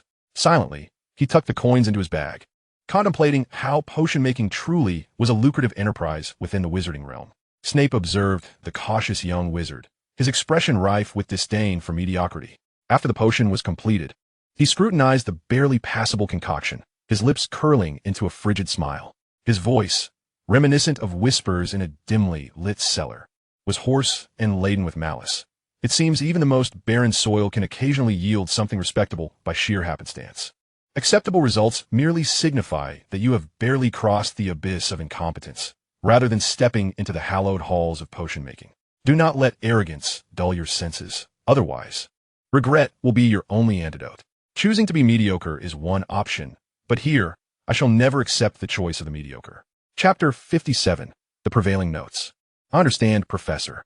Sheen meticulously cleaned the cauldron, pausing momentarily before departing, his verdant eyes brimming with sincerity. Thank you for your materials and guidance.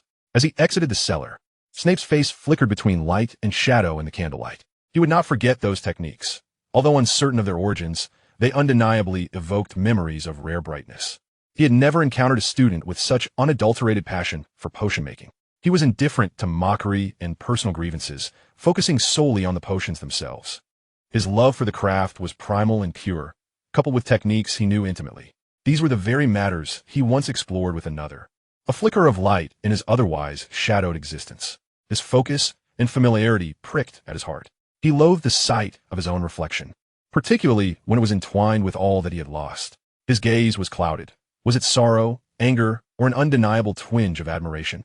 Outside, a torrential downpour fell, the emotions swirling in the rain akin to a fierce, enduring wind. Sheen, cradling a book, walked briskly, undeterred by Snape's biting remarks.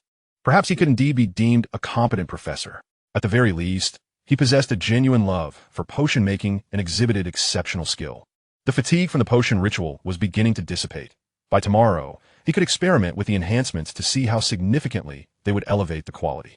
Most importantly, it appeared that Professor Snape had also perused Master Borges' notes. Perhaps he could offer guidance on the modifications? Unbeknownst to Sheen, he was not the sole reader of this improvement. As curfew approached, Sheen overheard two jubilant Gryffindors humming a tune, a pot of fiery love. Oh, come stir my soup. If you do it just right, I'll brew a fiery love to warm your night.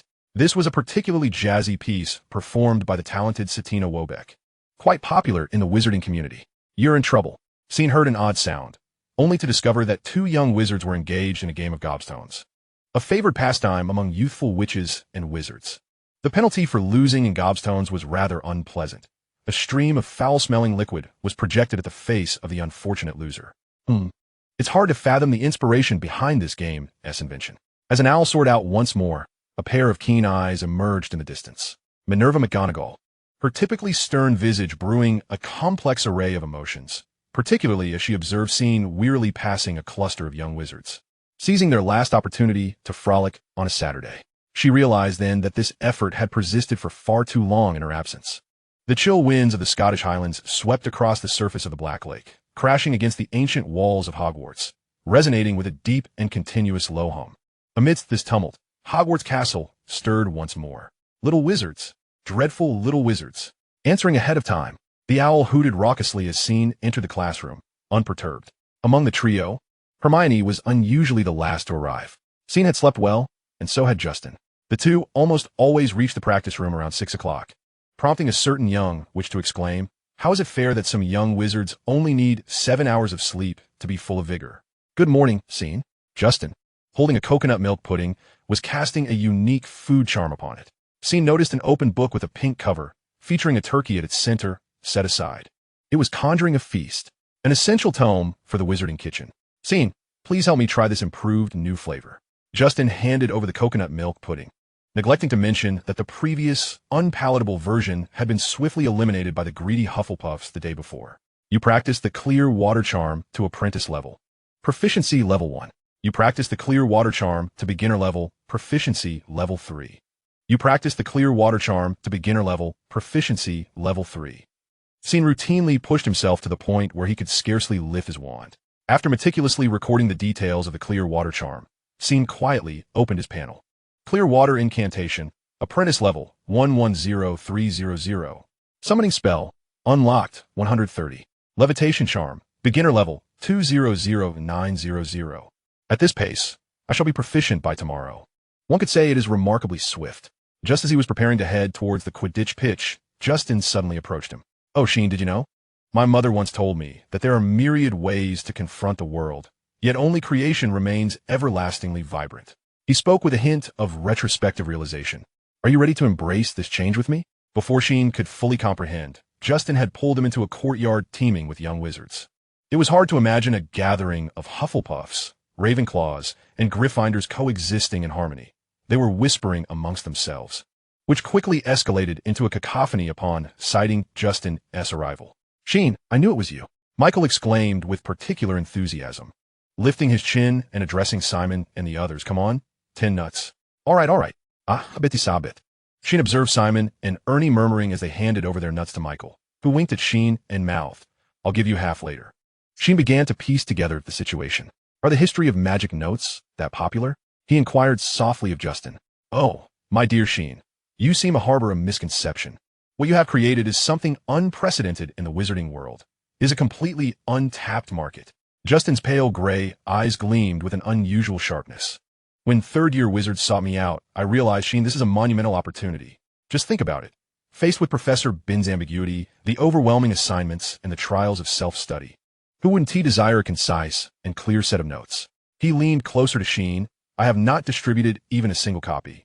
I have merely provided glimpses of the last assignment's inconsequential parts. He then whispered conspiratorially, when everyone faced yet another lengthy assignment due to Professor Bin's confusion. They all turned to me, hoping I would offer that portion of the notes, and they were willing to purchase. The popularity of the history of magic notes indeed astonished Sheen. Nearly every young wizard had acquired a copy, and Justin's handling of it perpetuated this astonishment. Like a serialized drama, we sell only a small portion each time. Given the vastness of the history of magic, even that small portion suffices to fill half a book. And remember, your method for the history of magic essay has gained considerable renown, thanks to a wizard named Michael. We have ample time to cultivate this trend. What matters is to maintain its authenticity and scientific integrity. Oh, Sheen, do not forget, Hogwarts encompasses more than just this one subject. The wizarding world extends beyond Hogwarts. As Justin spoke of these matters, his eyes sparkled with enthusiasm, and Sheen followed along. He quietly made his way to the Quidditch pitch, feeling that, given his current rate of progress, he would soon be soaring back to the Ravenclaw Tower, if not entirely, at least halfway there. Chapter 58, The Nimbus 1500. Sometimes, Sheen felt as though wizards were nothing more than savages cloaked in robes. This sentiment arose from a painting hanging beneath the stands. The Violent Hand of Gant is the victor. It depicted a scene from ancient German pillar play. A renowned artwork portraying a group of wizards wielding sharpened brooms, encircling a wizard bound by a rope around his waist, behind which dangled a large, inflatable bladder. This wizard must exert all his magical prowess to fend off the attacking wizards, safeguarding the bladder behind him from destruction. If this alone were insufficient to evoke such a thought in Sheen, it was the bladder's origin that left him speechless. It was that of a fire dragon. This implied that every match would result in a fire dragon losing its bladder. Sheen suspected this might be entirely a fabrication by wizards to showcase their might, displaying their dominion over the magical realm, much like hunters who hang animal heads in their homes. Yet the wizard's peculiar fondness for bladders was indeed strange. Beneath the northern stands hung a painting of the once thriving Irish stilt barrel race, a recurring theme in many Irish wizarding ballads. The legendary wizard Feargal, said to have been the champion of the stilt barrel race, was depicted as competitors swiftly maneuvered their domes or balls through a series of flaming wooden barrels suspended high in the air on stilts. The victor was determined by the contestant, who could successfully navigate all the barrels at the fastest speed without igniting themselves. The ball in question was, of course, a sheep's bladder. Then there was the painting beneath the western stands of wizards riding brooms backwards. Athletes rode their brooms in reverse, using the bristled end to strike a bladder, scoring points with each successful hit. These bladders were made from pig bladders. Undoubtedly, these bladders were destined to burst upon use. Sheen silently felt gratitude for the current audience, contemplating how the Quidditch matches would be far more exhilarating if such a tradition had been preserved, as it would certainly introduce an element of explosive audience interaction. As the images on the stands gradually receded, Sheen approached the shed filled with brooms. It seemed to be under a peculiar enchantment. He could see raindrops slowly falling from the shed's roof, yet they never splashed inside. Madam Hooch, with anticipation, Sheen stepped before the gray-haired lady. Mr. Green, punctuality is indeed a commendable habit. Madam Hooch waved her hand, and a broom leapt into her grasp. Today, we have quite a few tasks ahead of us. Do you see those tall poles? They will be the focus of our training today. Sheen raised his own hand, and his broom similarly jumped into his grip. He and Madam Hooch gazed toward the Quidditch poles, their synchronized movements rendering him akin to a miniature Madam Hooch. Soon, the pair of wizards, one tall and one small, soared closer to the Quidditch poles. Since he can now levitate and fly normally, why not attempt some rapid turns? Madam Hooch's voice rang clear above the rushing wind, as though imbued with magic. Under her guidance, Sheen made several attempts to circle the pole. Her challenge was, while flying at your fastest, you must not exceed 3 feet in distance while turning around the pole, and you must execute turns from various angles. This was undoubtedly a formidable goal, especially considering that this was only Sheen's third day encountering the flying broom. However, magic never adheres to reason. It solely revolves around innate talent. You have practiced flying once at a proficient level, achieving a skill rating of 10. You have practiced flying once at a proficient level, achieving a skill rating of 10. You have practiced flying once at an expert level, achieving a skill rating of 50. Sheen heard the constant chime of notifications from the panel, his movements becoming increasingly nimble under some instinctual guidance. He began to subconsciously seek the most efficient and effortless posture. Concurrently, his connection with the broomstick intensified, and he could almost perceive every thread of magic infused with its own will at work within the broom. That was the true secret to mastering the flying broom. Sheen couldn't help but recall Mrs. Hooch's words. A wizard who truly understands flying is one who masters the broom. This mastery, perhaps, extends beyond mere flight. It may also reside within potion making. He remembered the wondrous magic he sensed in the cauldron while using the enhancement ritual, akin to the sensation of guiding a broom. Could it be that potion brewing also requires a wizard to channel magic? As he pondered this, he realized he had reached a bottleneck in maneuvering attributed to the antiquated broom beneath him. Some spells, or a series of complex incantations, were faltering. Coupled with the various intricate enchantments it bore, it easily evoked memories of certain convoluted codes crafted by programmers in his previous life. It was a mystery how this broom was still operational. Indeed, magic was far too comprehensive. Remarkable progress. Mrs. Hooch naturally took Sheen's broom, guiding it to a designated storage area. You intend to fly back to Ravenclaw Tower, do you not? Sheen was taken aback, only to quickly grasp the implication. Surely, he was not the only wizard with such thoughts, and Ravenclaw Tower was well known for its height. The quality of Ravenclaws would undoubtedly diminish while ascending the tower, and if one were to traverse the spiraling staircase of Ravenclaw Tower at night, they would hear numerous young wizards offering their affectionate greetings to the tower. Each year, many young Ravenclaws practiced at the Quidditch pitch, yet only a select few obtained flying permits. As Mrs. Hooch spoke, Sheen felt a twinge of anxiety. Regrettably, Mrs. Hooch only vaguely hinted at the rarity of such permits, which appeared only once every few years, without elucidating how to obtain one. Upon leaving the pitch, Mrs. Hooch handed Sheen a piece of parchment, which he silently committed to memory at first glance, regarding the flying permit for first-year wizards at Hogwarts. At least 10 commonly used flying techniques must be mastered, obtain the permission of the Hogwarts flying class professor, pass a flying test, and, after passing the test, possess a broom of at least the quality of a Nimbus 1500. Sheen tucked the parchment into his bag, nestled closely alongside his advanced potion, making notes. With this material in hand, his objective became clearer, yet a weight settled in Sheen's heart. The requirement for a Nimbus 1500 in the flying permit was undoubtedly a formidable challenge. Chapter 59, Owl Letters. Sheen understood the necessity of this requirement. A flying broom on the pitch is also regarded as a wizard's companion. An outdated broom would undeniably hinder a first-year novice who had just learned to fly, potentially even posing dangers. The handcrafted nature of flying brooms determines their high upper and lower limits. Expensive brooms, such as the Nimbus 2000, not only feature a unique braking system, but also incur costly patent fees for the braking charm, allowing for swift starts and stops. And their intricate alchemical craftsmanship supports 360-degree turns. As for the broom Sheen was riding, should he dare to force such maneuvers, it would undoubtedly disintegrate mid-air, a fact clearly stated in the manual issued by Comet Trading Company. As you can see, this is a broom for instructional use, priced at 30 galleons. What more do you expect it to accomplish? Sheen believed the remarks of the company's overseers, Randolph Ketch and Basil Horton, were not without merit. Perhaps in the eyes of most young wizards, this was not an issue, as the price of a Nimbus 1500 was not exorbitant, and the Quidditch specialty shop in Diagon Alley offered delivery to Hogwarts. With just a letter, most young wizards' parents would be more than willing to oblige. However, for Sheen, the prospect of receiving a letter seemed almost fantastical. This also meant that his plan to fly to Ravenclaw Tower would have to be temporarily shelved until he could leave the school. The Quidditch pitch at noon was bathed in an almost luxurious sunlight, the sky a clear and unblemished blue, with wisps of thin clouds resembling strokes of white paint. Hesitantly, Sheen posed one last question before departing. Mrs. Hooch, if I cannot leave the school, what should I? Oh, Mr. Green, I don't believe that will pose a problem for you, Mrs. Hooch interjected, handing him a towel to wipe the droplets falling from the roof. Train well, Mr. Green. That is the least of your worries. With that, she strode away with the broom in hand, leaving a perplexed Sheen standing in place. In the corridor, A knight in a portrait was noisily consuming strong spirits, the effects rendering his cheeks crimson. He wielded an excessively long sword, his knees stained with grass stains. Seemingly inebriated, he shouted, "Oh, Hogwarts past headmasters, Violet, you must understand, Phineas Nigellus Black is an evil fool. Armando Dippet is a talentless buffoon. Dumbledore, however, is quite commendable. But the knight's faith forbids me from uttering lies about him." This sudden outburst of dangerous rhetoric left Sheen astounded.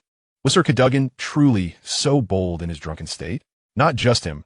It seemed that wizards possessed a peculiar reckless disposition. "Sir, if you continue, I fear tomorrow only one of you and the sun will remain," Sheen kindly cautioned. "Oh, young Green." Upon hearing this warning, Sir Cadogan appeared to regain some sobriety. His face remained flushed, but his voice was considerably softer.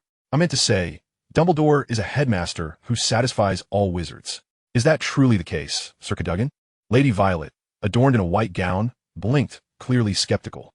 Bypassing the cacophony of images, Sheen quietly removed the inebriated monk's painting he had hung here the day before. The jazzman had bestowed upon him considerable advice regarding flight. It would be rather ironic if his gratitude inadvertently led to the conclusion of a life spanning several centuries. The castle became increasingly familiar, to the extent that Sheen could traverse the hall into the great hall with his eyes closed. Even before entering, he could detect the enticing aroma of roasted pumpkin wafting through the corridors. Today's main courses were pork chops and Hungarian goulash, accompanied by an array of flavor puddings. The recipe for which Sheen could easily surmise was an improvement made by someone in particular. At that moment, a flurry of owls arrived. Approximately 100 owls suddenly swooped into the great hall, startling a few young wizards. These owls flitted around the dining table until they located their respective owners, dropping letters or parcels into their laps. Such correspondence inevitably sparked curiosity among the young sorcerers. Although Sheen was not expecting any letters, he did not mind offering some sustenance to the weary messengers, who were often overlooked by the engrossed young wizards. Several owls settled beside Sheen, who quietly sliced a small piece of toast, observing these spirited creatures as they feasted. After a while, the few pure white owls would return to the Ollery to slumber alongside their companions in the grounds. This scene did not escape the keen eyes of Atal, which seated at the professor's table. Animals always seem to gravitate towards kind-hearted children. Sometimes, they exhibit a better sense of judgment than wizards, do they not, Minerva? The silver-haired wizard at the head table, with his long beard and hair, possessed a gaze imbued with profound kindness and humor behind his half-moon spectacles. It seemed as though he spoke of owls, yet perhaps there was more to it. The mature cat lady remained silent, watching as the young wizards received their letters, joyfully sharing their excitement with one another. Even a box of sweets would incite a frenzied scramble among the young sorcerers, as exemplified by Simon, who might have wept had his friends not reserved a few for him. The young wizard surrounded by owls quietly observed the scene, the surrounding commotion forever disconnected from his experience. After exiting the great hall, Sheen was to confront a new spell, the summoning charm, also known as the Accio charm. It is one of the oldest incantations in the Wizarding Society, employed by sorcerers for centuries. Consequently, its explanations are convoluted and intricate, seemingly amalgamating the understandings of numerous masters of magic. Such interpretations do not render it more precise. Rather, they become elongated and complex, giving one the feeling of being lost within the introductions, much like Hermione's tendency to ramble in class. Sheen, however, excelled at extracting the precise elements from these descriptions, which proved to be a more efficient method for him. In the classroom, Sheen deliberately retrieved a feather quill from his bag to practice, though he seemed to lack clarity. Focusing intently, he recalled the properties of the object Accio quill. The quill flies to him. The quill trembled slightly, but did not respond further. The upward motion required the wizard's palm to face upwards. A voice disrupted Sheen's contemplation. Hermione entered, her arms laden with a towering stack of books. Accio quill. The quill flies to her. She flicked her wand, yet the quill remained utterly still. Thus, the number of contemplative minds doubled. They perused different tomes until Justin entered through the door.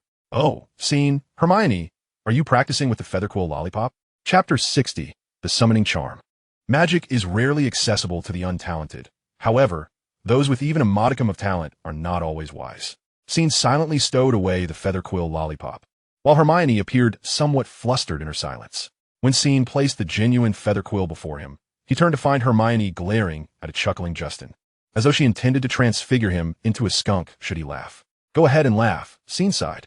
"Ha ha, Seeing Hermione, I must say, you don't actually think that essay real, Quill, do you? This is the second funniest joke I've heard today. Justin doubled over with laughter. Justin. Hermione puffed her cheeks. Upon hearing this, Justin immediately stifled his mirth. Oh, Hermione, teach me. I've been trying to master the summoning charm, but I can't seem to succeed. Do you think it's the wand movement? Your wand flick is too hesitant. Hermione quelled her inexplicable embarrassment and earnestly offered guidance to Justin. Sheen, meanwhile, shifted his focus back to the feather quill. He retrieved a broken quill from his bag. One of its defining characteristics was durability, yet had not proven so in Sheen's case. Despite his clever use of a knife to meticulously trim the quill's hard shaft, thus prolonging its life, all things destined to break will eventually do so. The worn-out portion of the quill would forever remain lost Accio quill. The quill flies to him. He enunciated the incantation accurately, and the quill quivered violently before gently floating into his grasp. You practiced the summoning charm once at the apprentice level, proficiency 1. Just then, Sheen paused, pondering the term used on the panel. Summoning charm? Why not the Accio charm? In the realm of magic, coincidences are rare, and Sheen contemplated seriously. The strength of a spell is determined by the wizard. The wizard's will to summon influences the object, thus giving rise to the summoning charm, Accio quill. The quill flies to him. As soon as Sheen spoke, all the quills in the classroom trembled and swiftly flew towards him. You practiced the summoning charm once at the beginner level, proficiency 3. However, it was not merely quills that descended before Sheen. Justin, clutching a quill, stumbled and ultimately fell onto the wooden table in front of Sheen. As Sheen calmly observed Justin, contemplating whether to assist him, he heard Hermione stifle a laugh and then, with a smirk, pose a question. Looks rather impressive. Is this your new dance? Sheen soon noticed Justin's face flush. Sheen began to grasp the nuances of the summoning charm. As Hermione aptly stated, when wizards summon an unknown object, they need not specify the name of the item, but must be aware of a particular property of that item. For instance, Hermione may not know the title of a specific book, but she understands that it pertains to the summoning charm. When Hermione, hindered by her limited knowledge of the book, was unable to utter its name, she merely needed to ascertain the attributes of the object within her mind, delineating a specific range, the school, after which the items conforming to her desires within that range would come soaring towards her. However, concurrently, the exertion of energy required would escalate tremendously. Had she been able to summon living beings, the potency of this spell would have been truly formidable. Yet, it was evidently not feasible. Harry once attempted to summon Hagrid, but of course he failed. Sheen opined that perhaps failure was a blessing in disguise. Otherwise, Hagrid would have come crashing in. Naturally, Sheen also believed that no matter what Harry silently wished for, Ginny would not come flying in. As Sheen's comprehension of the summoning charm grew clearer, his progress accelerated. You practiced the summoning charm at a novice level, proficiency 3. You practiced the summoning charm at an experienced level, proficiency 10. The summoning charm has been unlocked. Exhausted, Sheen set aside his wand and turned to find an equally fatigued Hermione and Justin. However, Justin recovered swiftly, emerging from Sheen's blind spot with 3 steaming cups of honey jasmine tea. To this day, Sheen remains unaware of where Justin procured the food, only knowing that the honey jasmine tea was delightful. As dusk enveloped the castle, Sheen proceeded to the cellar. The corridor was sliced into patches of light and shadow by the setting sun, and the portraits adorning the walls commenced their most bustling and pleasurable interlude of the day. The fat lady appeared beside her dear friend, Madame Violet, evidently tipsy, elegantly leaning against the frame, humming a discordant tune. "Look, it's Sheen Green, Sir Cadogan. Your mischievous ace," she remarked with a teasing tone. The portraits of Hogwarts were never merely artistic creations. They delighted in their own amusement. The figures within these portraits could traverse to others, concoct passwords, dispense life advice, or challenge students to duels. Privately, they would also devise all manner of mischief. Among these schemes, the most significant involved the so-called mischievous ace, a term that, although not flattering, indeed conveyed a portrait's fondness for a young wizard.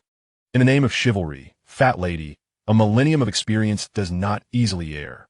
Young Green shall surely make a name for himself in the wizarding world.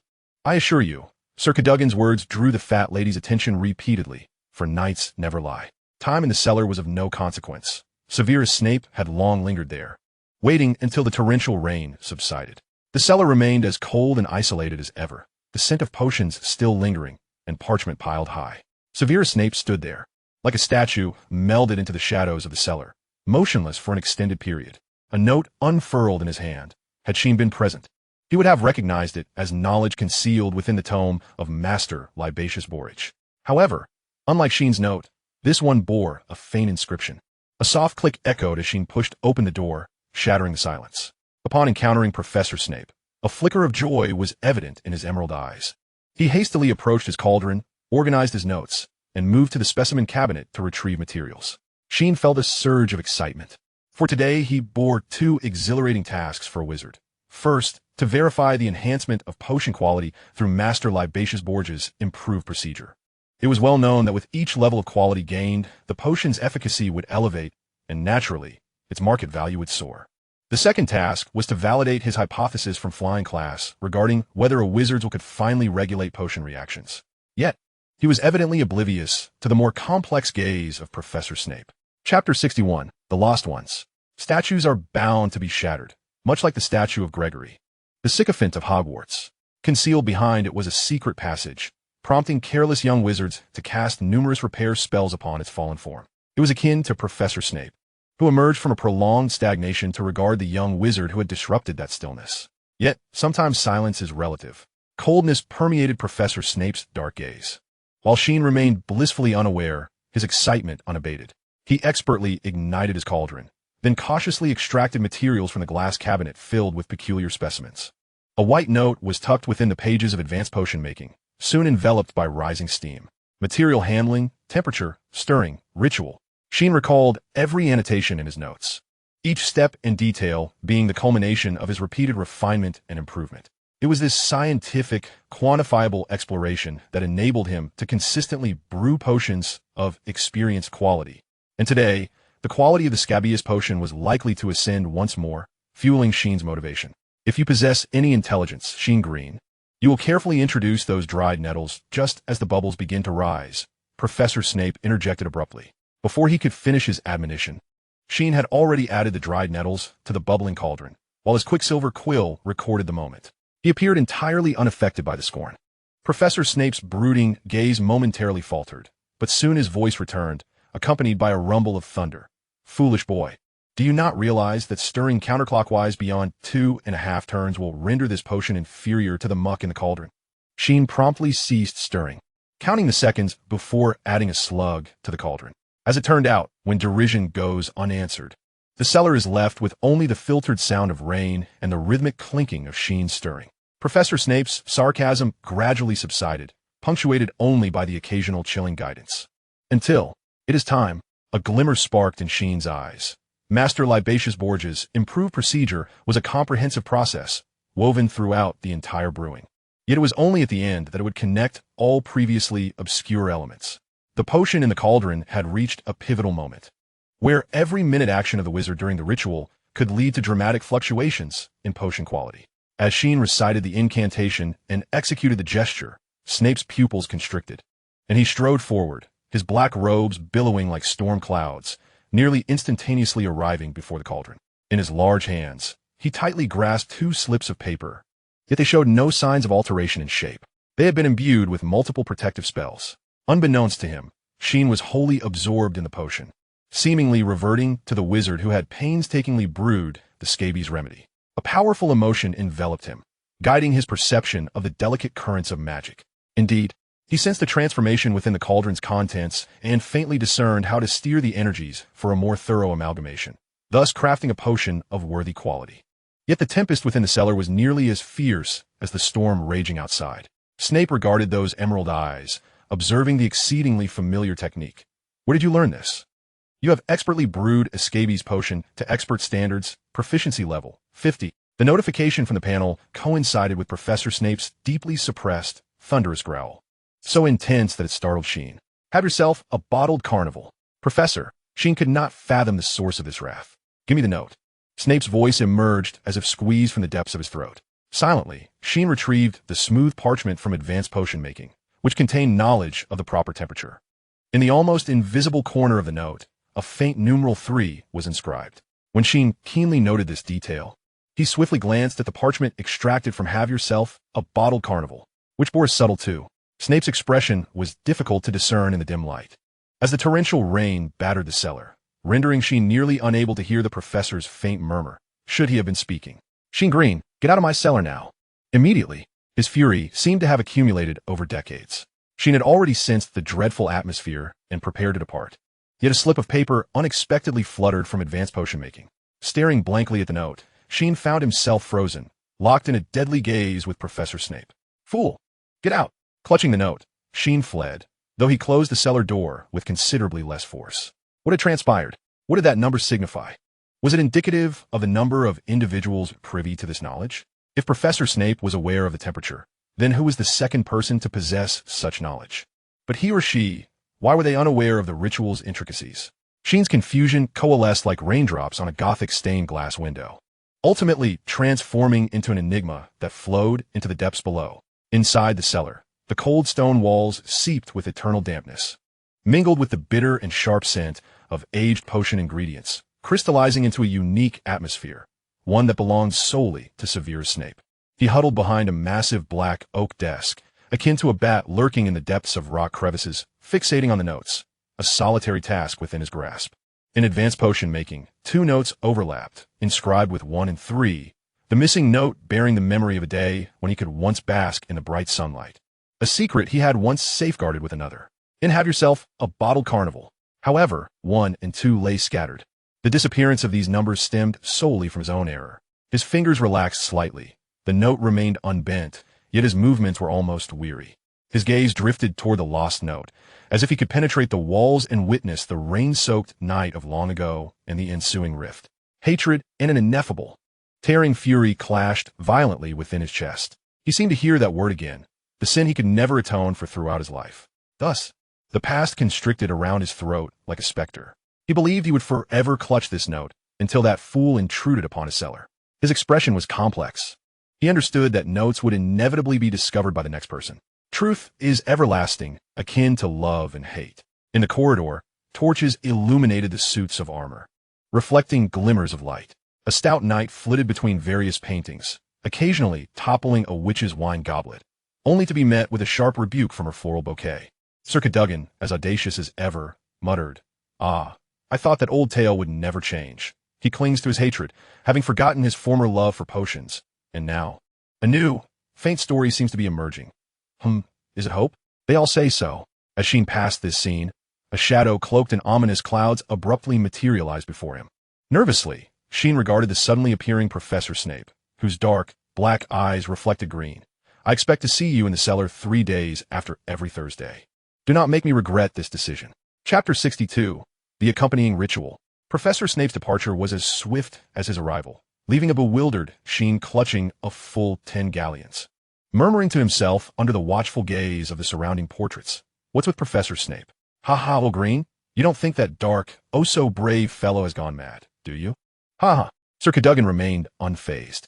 The commotion soon shifted. Sheen quietly walked 100 meters, the surrounding portraits retreating 2 frames distance.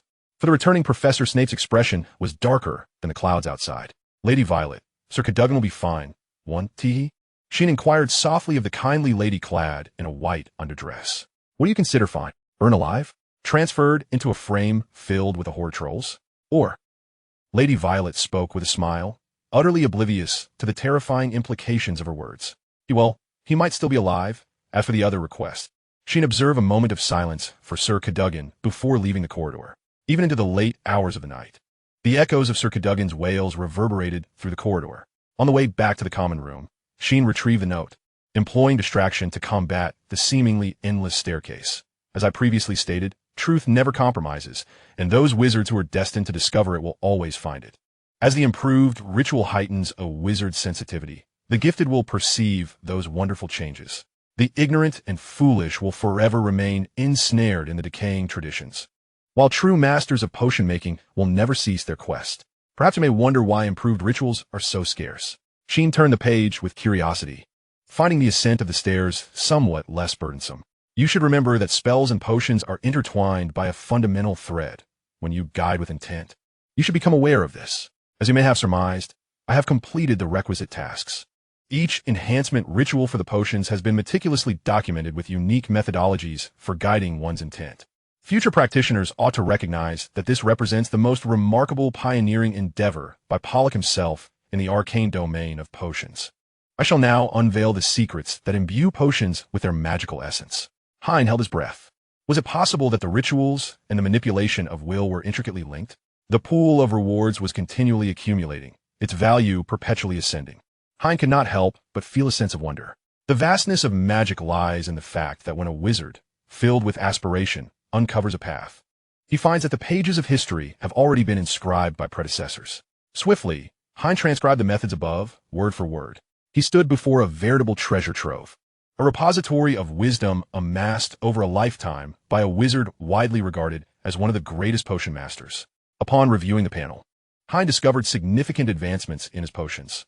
Title: Novice in Potions. Scabies Potion, Apprentice Level 210300. Progression: 3 introductory potions that can unlock the Novice title in potion making. The Scabies Potion was on the verge of completion, and he ought to seek other potions to brew, gaining experience to unlock further titles. The Tome Magical Potions and Elixirs elucidated various potion-making methods, including the Common Antidote, a potion for treating scabies, a Forgetfulness Potion, a Herbicide, a Sleeping Draught, a Swelling Solution, and a Wakefulness Elixir. Their complexities were comparable, each typically priced within the range of several gold galleons. However, these were all of ordinary quality, roughly equivalent to the price of a competent potion. Potions of superior quality could demand exponentially higher prices. Once a potion reached a certain caliber, its cost could be astronomical. Hein pondered whether this was the reason potion masters seldom brewed low-tier potions, while novice potion makers struggled to concoct high-quality brews. For instance, his expert-level Scabies Potion was worth a full 10 galleons, significantly swelling Hein's purse. Late into the night, the weathered purple cover of Advanced Potion making fluttered open in the wind, and a slip of paper danced down beside the sky-blue drapery. Indeed, the journey continues. And we have yet to discover the conclusive answer regarding the essence of potions. Yet, serendipitously, we have unearthed some anomalies. Could this herald a new beginning for potions? Pollock. On Monday, the young wizards of Ravenclaw fell into a hushed silence, for they faced back-to-back potion classes early that morning, under the intimidating presence of a certain potion master. This naturally became the most dreaded class for the young wizards. "Oh, Hein, do take your time," Justin flustered as he stumbled through the brewing process under Hein's guidance. He always felt that with each of Hein's brews, new advancements emerged, rendering even his notes sometimes indecipherable. Terry, are you implying we are still processing our materials while the potion next door is already being brewed?" Michael remarked, stirring a slug with an expression that suggested he was not to be trifled with. "Yes," Terry confirmed, his gaze landing on Justin, who was preparing to collect the potion. "I find it hard to believe I doubted you, Terry." Michael, following Terry's gaze, swiftly turned back, sincerely apologizing. "Terry, I deeply regret my skepticism regarding you and Hein. Do you think we could ask Hein for some tips after class?" Just as the first potion class was nearing its conclusion, Professor Snape strode towards the back row, causing the young eagles and badgers to shrink back in fear. Barely acceptable, his voice remained cold. "1 extra point for each of you." Hein observed the novice proficiency potion, realizing he had hardly assisted. This indicated that Justin's talent for potion making appeared rather promising. As the second class commenced, Professor Snape abruptly announced that they would be learning a new potion, the Swelling Solution. This elicited cries of despair from some young wizards who had only just mastered the Scabies Potion, though they quickly stifled their lamentations under Snape's piercing gaze. Only Hein's eyes shone with increasing brightness. The Swelling Solution, seemingly simple, demanded utmost precision and intellect. Professor Snape's voice resonated, deep and smooth, instantly quelling the last murmurs in the dungeon. He paused, a smirk playing at the corners of his mouth. "Of course, for most of you, this is undoubtedly an excessive expectation. Therefore, if you dare to allow even a moment of distraction," the young wizards jolted, immediately alert. The 3 ingredients for the Swelling Solution were bat spleens, dried nettles, and pufferfish eyes. Hein had never dealt with 2 of these ingredients, so he remained fixated on Snape as he prepared them. Chapter 63. The Swelling Solution. As the name suggests, this potion causes a part of an object to swell.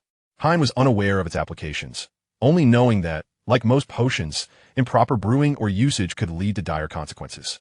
For example, during their second year, when Harry tossed a firecracker into Goyle's cauldron while brewing the Swelling Solution, it diverted everyone's attention, resulting in bizarre swelling of arms, noses, and eyes.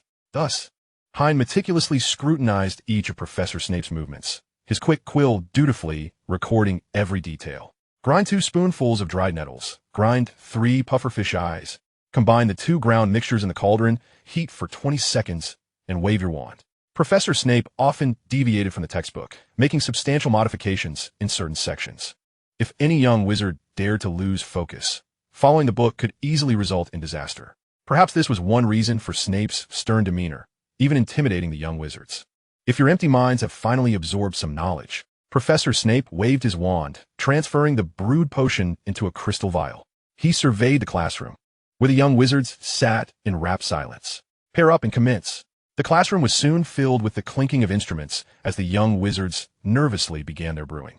After a while, they reached the final phase of brewing, processing the last ingredient until a layer of white foam appeared on the potion surface. Justin, comparing his notes, appeared even more anxious than Hein, who was stirring intently. At this moment, Professor Snape was still conducting a thorough inspection of the room to prevent any further mishaps. As he approached the side of Sheen and Justin, his footsteps faltered. He casually glanced at the notes displayed before him. They were somewhat meticulous, barely scraping the threshold of passable. But, oh dear Sheen, why is our concoction blue? Just then, Justin voiced his query, his form enveloped by a cloud of gloom that caused his already tense body to shudder slightly. Sheen turned to him and calmly delivered a response that rendered Justin momentarily blind with despair. It failed. Justin dared not lift his gaze, seemingly awaiting some form of reprieve. Redo it, you two imbeciles. Professor Snape's roar resonated as expected. Upon hearing that no points had been deducted, Justin exhaled in relief and softly remarked, "You don't look well. Do you need a rest for a moment?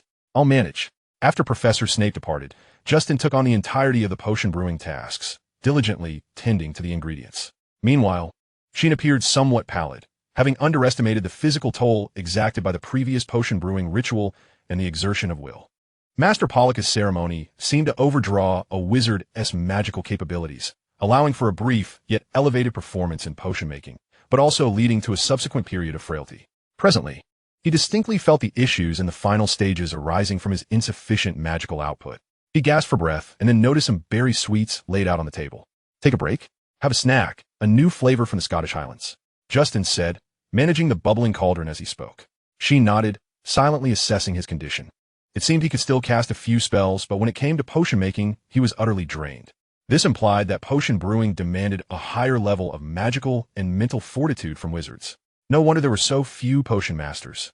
Simultaneously, Sheen realized that the augmentation provided by wands and spells was rather formidable. Currently, he could cast at least 3 or 4 levitation charms, their effects rivaling those of a potion capable of inducing levitation. However, to brew such a potion at this moment might very well render him unconscious. As Sheen pondered this, while reminding Justin of the brewing details according to their notes, Professor Snape arrived like a tempest, clutching a roster. "Sous bones, Lisa Dupin. I wager you Haven Tea even processed the pufferfish eyes to standard." He first mocked the 2 young witches who had concocted a thick potion, deducting a point from each. "What are you waiting for? For the potion to brew itself?" Then, as Susan shrank back, on the verge of tears, he turned to Ernie Macmillan. "If you stir to the right one more time, you may as well leave. At least that way this potion won't explode on its own." 2 points deducted. Ernie promptly halted, trembling as he took out his book, nearly pressing his eyes against the pages. "Barely satisfactory, Michael Corner. What are you waiting for? Hoping the potion will spoil?" He transformed into a merciless point deduction machine, his head seemingly sprouting countless diminutions. -1, -2, -1. Sheen and Justin watched as Professor Snape reached their side. Just as they braced for the impending storm, Snape paused, momentarily overlooking them. "Phew!" Justin breathed a sigh of relief, while Sheen silently gazed at the crystal vial that had unexpectedly appeared in his hand. It contained a transparent liquid, annotated simply, "Drink." After leaving the dungeon, Sheen still felt somewhat dazed. That vial from Professor Snape possessed a singular purpose, to enhance vitality. It appeared akin to a stimulant. Yet its efficacy in restoring magical levels was remarkable. Upon drinking it, Sheen felt a considerable resurgence in his magical energy, and even his stamina seemed to improve while climbing the stairs. In the dungeon, Severus Snape gazed longingly at the cauldron of potion that had failed due to insufficient magical levels, the roster in his hand revealing a line. Sheen Green, Guardian, none. The great hall remained alive with a cacophony of chatter and vivacity. The 4 long house tables were laden with plates of lunch, golden platters and goblets shimmering under the illumination of countless candles. Students chattered animatedly as they savored oatmeal, smoked meat, and pumpkin juice. Sheen, my mother often says, the sunrise is free, and so is the sunset, Justin remarked softly while prodding at a piece of pudding. So if you're tired, just take a break. His light gray eyes radiated sincerity, and Sheen nodded in silent agreement. Until the eyes of the rabbit, the harp's melodious strains, transformed this clear water into fine wine. Sheen found himself momentarily bewildered, glancing back to see Simon seated beside him. Chapter 64. The Mysterious Potion. Oh, are you all right, Sheen? Justin's voice rang out, but in truth, Sheen was not well. He sensed the impending chaos. He quietly shifted positions and then overheard a hushed whisper. What does Simon intend to do, Ron? He wants to conjure wine from a goblet. Just a few days ago, he managed to produce light tea, but then, suddenly, a massive surge of scalding black smoke erupted, enveloping Simon entirely. Shattered glass and water droplets scattered everywhere as the surrounding young wizards shrieked and dodged. Hermione, particularly frightened, stumbled backward, her eyes wide with shock. As the smoke gradually dissipated, Simon was revealed, his face completely blackened, as if he had just crawled out a chimney. His hair standing on end and still emitting tendrils of smoke. He coughed violently, his expression dazed, clearly stunned by this abrupt failure. The long table fell silent for a moment before erupting in uproarious laughter. Ron laughed so hard he struck the table, causing pumpkin juice to spill. Harry, too, struggled to contain his mirth, hastily lowering his head to hide his amusement. Only Justin quickly stepped forward, offering a handkerchief. Are you all right, Simon? Just then, owls flooded into the great hall as usual, delivering letters and effectively diverting everyone's attention. Only Hermione looked at Sheen with a face full of suspicion. Did you feel that surge of magic? Ever since Professor Snape had bestowed that marvelous potion upon Sheen, he would emerge from the dungeon with 1 or 2 vials, occasionally annotated simply, drink. At times, there was nothing at all. However, should Sheen arrive at the cellar with a crystal vial brimming with potions, Professor Snape's derision would be as relentless as a machine gun's barrage. The progress of the swelling potion was swift. Within merely 2 days, it was unlocked. Concurrently, Professor Snape imparted knowledge to Sheen regarding the formulation of the deswelling potion, stating, with your clumsy hands, you will inevitably require it. Regardless, Sheen ultimately acquired yet another potion. The interface transformed as follows. Title, Potion Novice. Scabies Potion, Apprentice Level, 220300. Swelling Potion, Apprentice Level, 1300. Desvingapotion, Unlocked, 130. Advancement, 3 entry-level potions, unlocking the entry-level title in Potion Mastery. In contrast to the slow, yet steady evolution of potions, the classes on defense against the dark arts and charms progressed at a considerably brisker pace. On Tuesday, in the defense against the dark arts classroom, Professor Quirrell stammered, "And now, can anyone tell me 3 types of GG giants?" His timid gaze flitted over the gathered Slytherins and Ravenclaws until Anthony stood forth, declaring, mountain trolls, river trolls, and sea trolls. He elaborated, the mountain troll is the largest, with a light gray body, bald head, and skin rougher than that of a rhinoceros, boasting a physique stronger than 10 men. However, their brains are no larger than peas, making them easily confused. Very good. Thank you, Professor Quirrell replied, as he symbolically selected a student to answer. Meanwhile, Michael was perusing Sheen's notes from Defense Against the Dark Arts.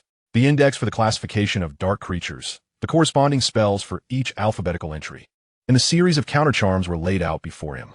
He seemed to hold a tome of secrets, exclaiming, Sheen, how did you conceive this? As he compared it to Dark Forces, a guide to self-defense. He flipped open Sheen's light blue notebook and discovered that the spell section was even more detailed than the book itself.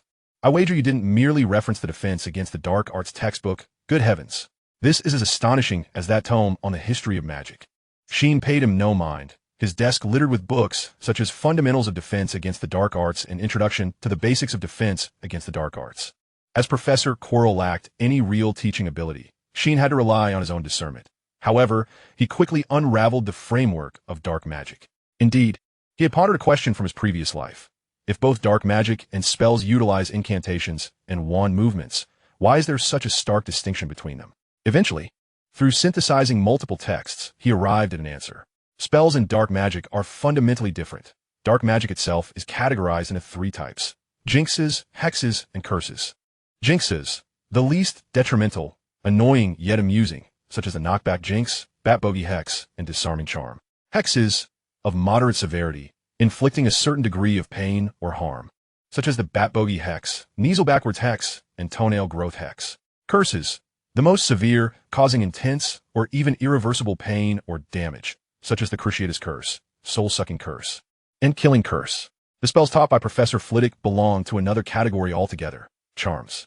This elucidation implies that talent in dark magic and talent in charms are not interchangeable. After the defense against the dark arts class concluded, Michael held Sheen's notes while Terry and the others looked on eagerly. Ahem, if you wish to see it, you may, Michael declared, raising an eyebrow, even Anthony.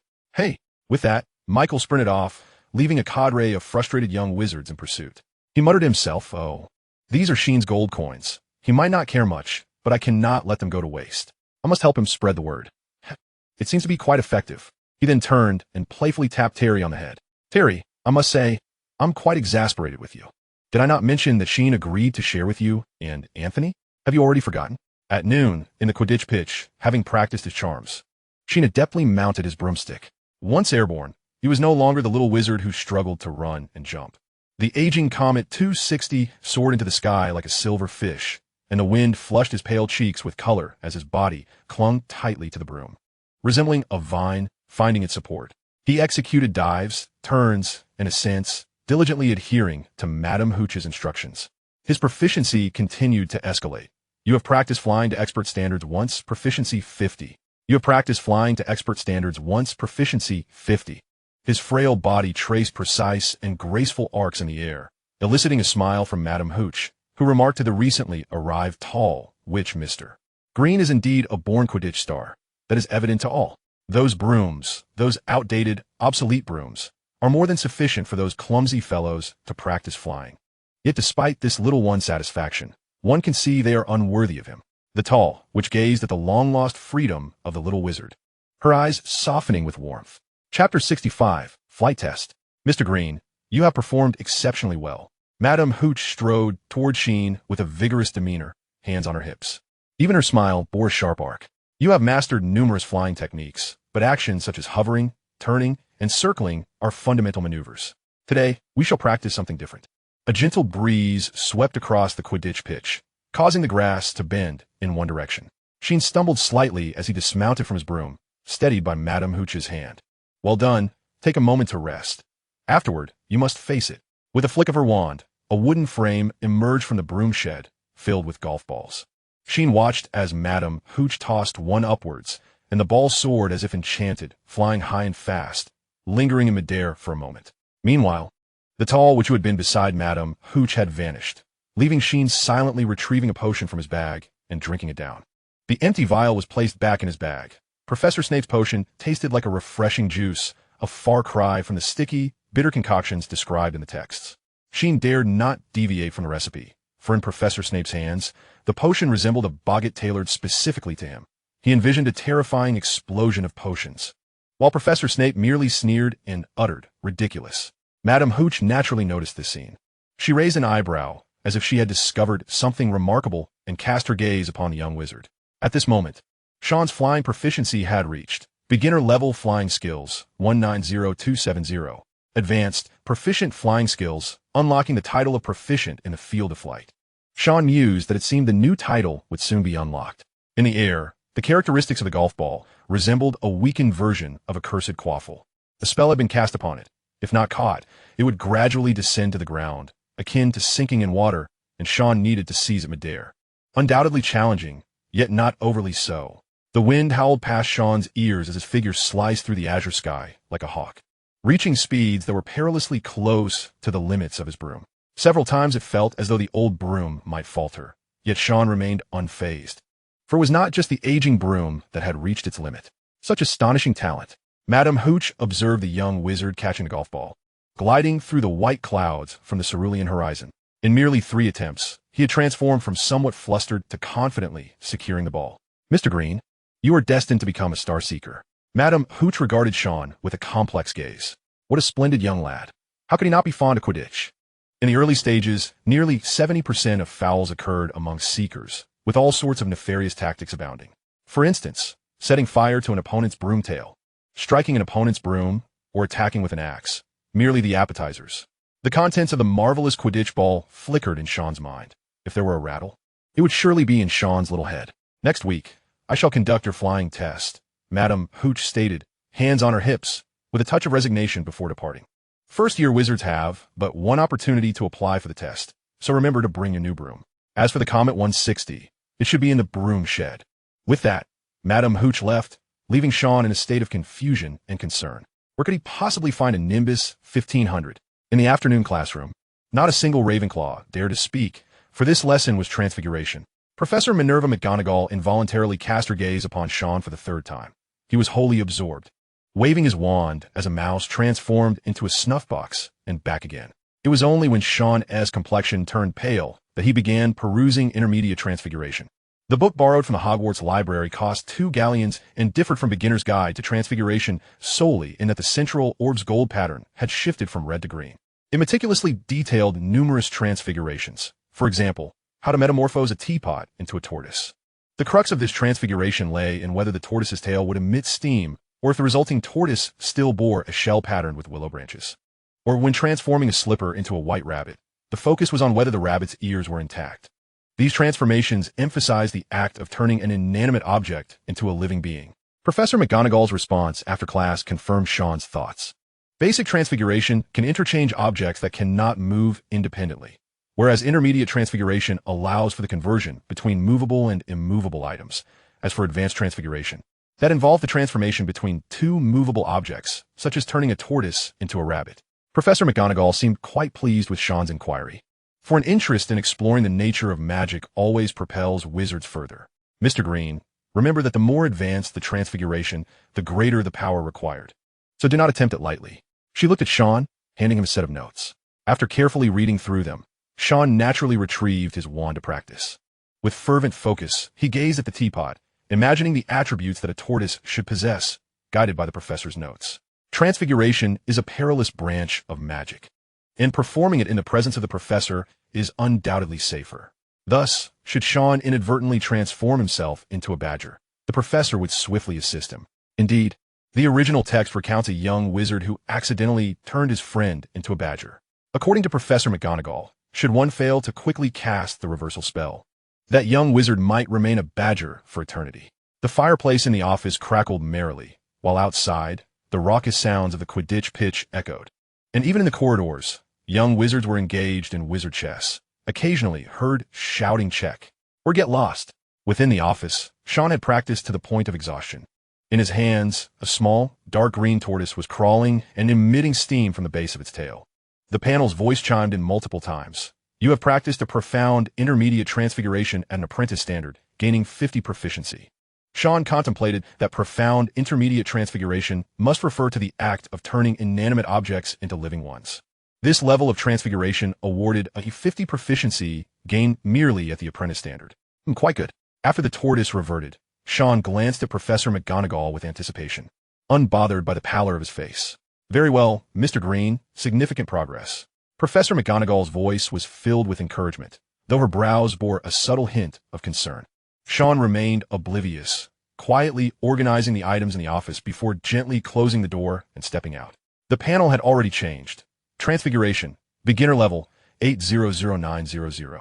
He pondered the knowledge of transfiguration, the surrounding cacophony of young wizards always seeming irrelevant to him. Professor McGonagall stood by the door, gazing longingly at his retreating figure, as if bidding him farewell countless times in the depths of night. Minerva, do you hold great hope for that child? A steady voice interrupted, as an elderly wizard with a long white beard appeared beside Professor McGonagall. There are no coincidences in this world, Albus, she replied, her eyes softening, yet subtly reflecting a blend of pride and concern. If that child is determined to find something, he will undoubtedly succeed. Chapter 66. Come to me. In the corridor, Sean curiously stole a few more glances at Sir Cadogan, who, with his back turned, was still attempting to mount the pony. It appeared that there was no issue at all. Little Green, you always seem a bit under the weather, remarked Madame Violet, blinking her eyes with curiosity. Is it charms, potions, or transfiguration today? Transfiguration, Sean replied candidly, glancing at Sir Cadogan again. The night seemed to be completely fine. Evidently, Professor Snape was rather lenient with paintings. As soon as Sheen felt at ease to depart, a voice, stifling laughter, emerged. Well, my dear Sir Cadogan, Little Green has taken her leave. Only then did the portrait of Sir Cadogan slowly turn around, revealing a visage starkly contrasting with his back. His polished armor, from chest to belly, was grotesquely contorted. The nose guard askew to the left, and the once grand red ostrich plume atop his helmet was now reduced to a mere half, drooping and dripping with mud. His face was a veritable disaster, the left eye swollen to a mere slit, while the right bulged wide open. His beard matted with some viscous substance, and speckled with dubious mushroom remnants. "What are you staring at?" he bellowed hoarsely, yet with a booming resonance. His gaze fixated on the young wizards beyond the frame. "Haven't you ever seen a Medal of Victory?" However, as the little wizards circled to the side of the portrait, they could not suppress their giggles. The back of Sir Cadogan presented an entirely different spectacle. His silver blue cloak remained impeccably clean, not a speck of mud to be found, the velvet fabric smooth as new. The armor on his back gleamed so brightly it could reflect the furrowed brow of Hermione Granger as she hurried past. Even the tassel of the sword slung behind him was meticulously braided, swaying gracefully with his movements. "Ha ha ha! Sir, you truly are a sight to behold." Lady Violet chuckled, unable to contain her amusement. "Despicable giant! Outnumbering me!" Sir Cadogan growled in frustration, startling a first-year student into a tumble. "And despicable," he muttered, glancing around, only to find nothing and murmuring a few more words under his breath. With Professor Snape's guidance in potion-making, Sheen's progress in spell-casting had soared. Previously, he would require an extended break to practice spells anew, but now he could recover in just half an hour. Agwamini, as Sheen's wand traced an arc. A stream of clear water flowed forth, albeit briefly, yet the ability to direct the water indicated his growing proficiency. You practice the Agwamini spell at an adept level. Proficiency 10. Sheen quietly reviewed his progress. Summoning Charm. Apprentice level, 330. Agwamini, beginner level, 2300. Levitation Charm, beginner level, 200900. There was hope that he might master the summoning charm before the morrow, and with that thought, a smile tugged at the corners of his mouth. "Agwamini!" A robust female voice rang out, as Hermione's wand similarly conjured a stream of water. Indeed, a greater arc would yield even better results. She meticulously sketched the curve in her notebook, while her other feather quill fluttered, recording the nuances of pronunciation Sheen had provided. Subsequently, Hermione raised her nose high, glancing towards Justin, who was still practicing. "My mother says every stream has its own course," Justin remarked with a gentle smile, showing no concern for his slow progress. "But can you guess the outcome?" "They all converge into the sea." His words caused Hermione to blush slightly, and the little witch turned her head away. "Well, it seems you have a point." "No, what my mother means is that all rivers of the world will reunite." "Hermione, would you care to assist a stranded stream?" Justin raised his wand, feigning a needy demeanor. Hermione puffed out her cheeks, but leaned closer. Your accent is all wrong." Wednesday. The ceiling of the Hogwarts Great Hall still reflected the soft lavender hues of the sky. Thousands of candles floated mid-air, casting a warm glow. The 4 long tables had already erupted into lively chatter. First-year students in their pajamas rubbed their sleepy eyes, nearly spilling pumpkin juice into their porridge. 2 girls from Hufflepuff leaned together, engrossed in their Transfiguration notes, their hair tips smeared with jam. The Ravenclaw table suddenly erupted in laughter as someone made their History of Magic textbook perform a tap dance. Owls swooped down from above, resembling a rain of feathers, delivering an abundance of packages and newspapers like the Daily Prophet. Today's messengers were particularly numerous. Even the owls perched on Sheen's table numbered over 10. Sheen speculated that perhaps the owls communicated secrets amongst themselves. Otherwise, the number of owls seeking scraps would not have increased with each visit. Thus, he battled while waving his wand, tearing pieces off the toast, and sending nuts and bits of meat flying to the weary messenger's feathers. Hermione received an unusually large number of letters today. As she opened them, a plethora of books, exquisite feather quills, and some sweets tumbled out. Even her tone of voice softened considerably, as she diligently wrote replies. Justin was notably absent from the hall, having been occupied in the kitchen for the past couple of days. In fact, he had sent his owl to assist Hermione with her correspondence during her urgent need to write, inadvertently uncovering a piece of information. Tomorrow was the little witch's birthday. After discreetly gathering some details, he had almost single-handedly toiled away in the kitchen. Along the way, he casually inquired, what about you?" Sheen paused in silence for a moment, shaking his head. He did not know. For an orphan who had grown up in a children's home, the day he was found was considered his birthday. Unfortunately, the caretaker who had discovered him could no longer endure the meager salary and had left. Moreover, the orphanage had long ceased to celebrate the children's birthdays, making the knowledge of one's birth date a luxury. Unbeknownst to Sheen, as he shook his head, Justin stood frozen in place. In the great hall, every long table was graced by visiting owls. Hermione, amidst her letters, displayed a mix of irritation and helplessness upon retrieving a plush toy, yet carefully placed it into her bag. In contrast, Sheen's table was eerily devoid of letters. Unfazed, he continued to battle lamb chops while contemplating the possibility of sending the twins on an adventure to procure a broomstick, with hopes of accumulating enough gold to purchase a Nimbus 1500 after diligently brewing potions. However, he had to factor in the cost of hiring the twins. Just as Sheen's thoughts wandered, an exuberant-looking owl landed in front of him, clutching a letter. As Sheen gently offered a small piece of lamb chop, it placed the letter in his hand instead.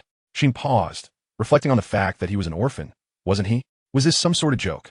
Fortunately, it seemed that Hogwarts was no stranger to the peculiar. With that, he opened the envelope.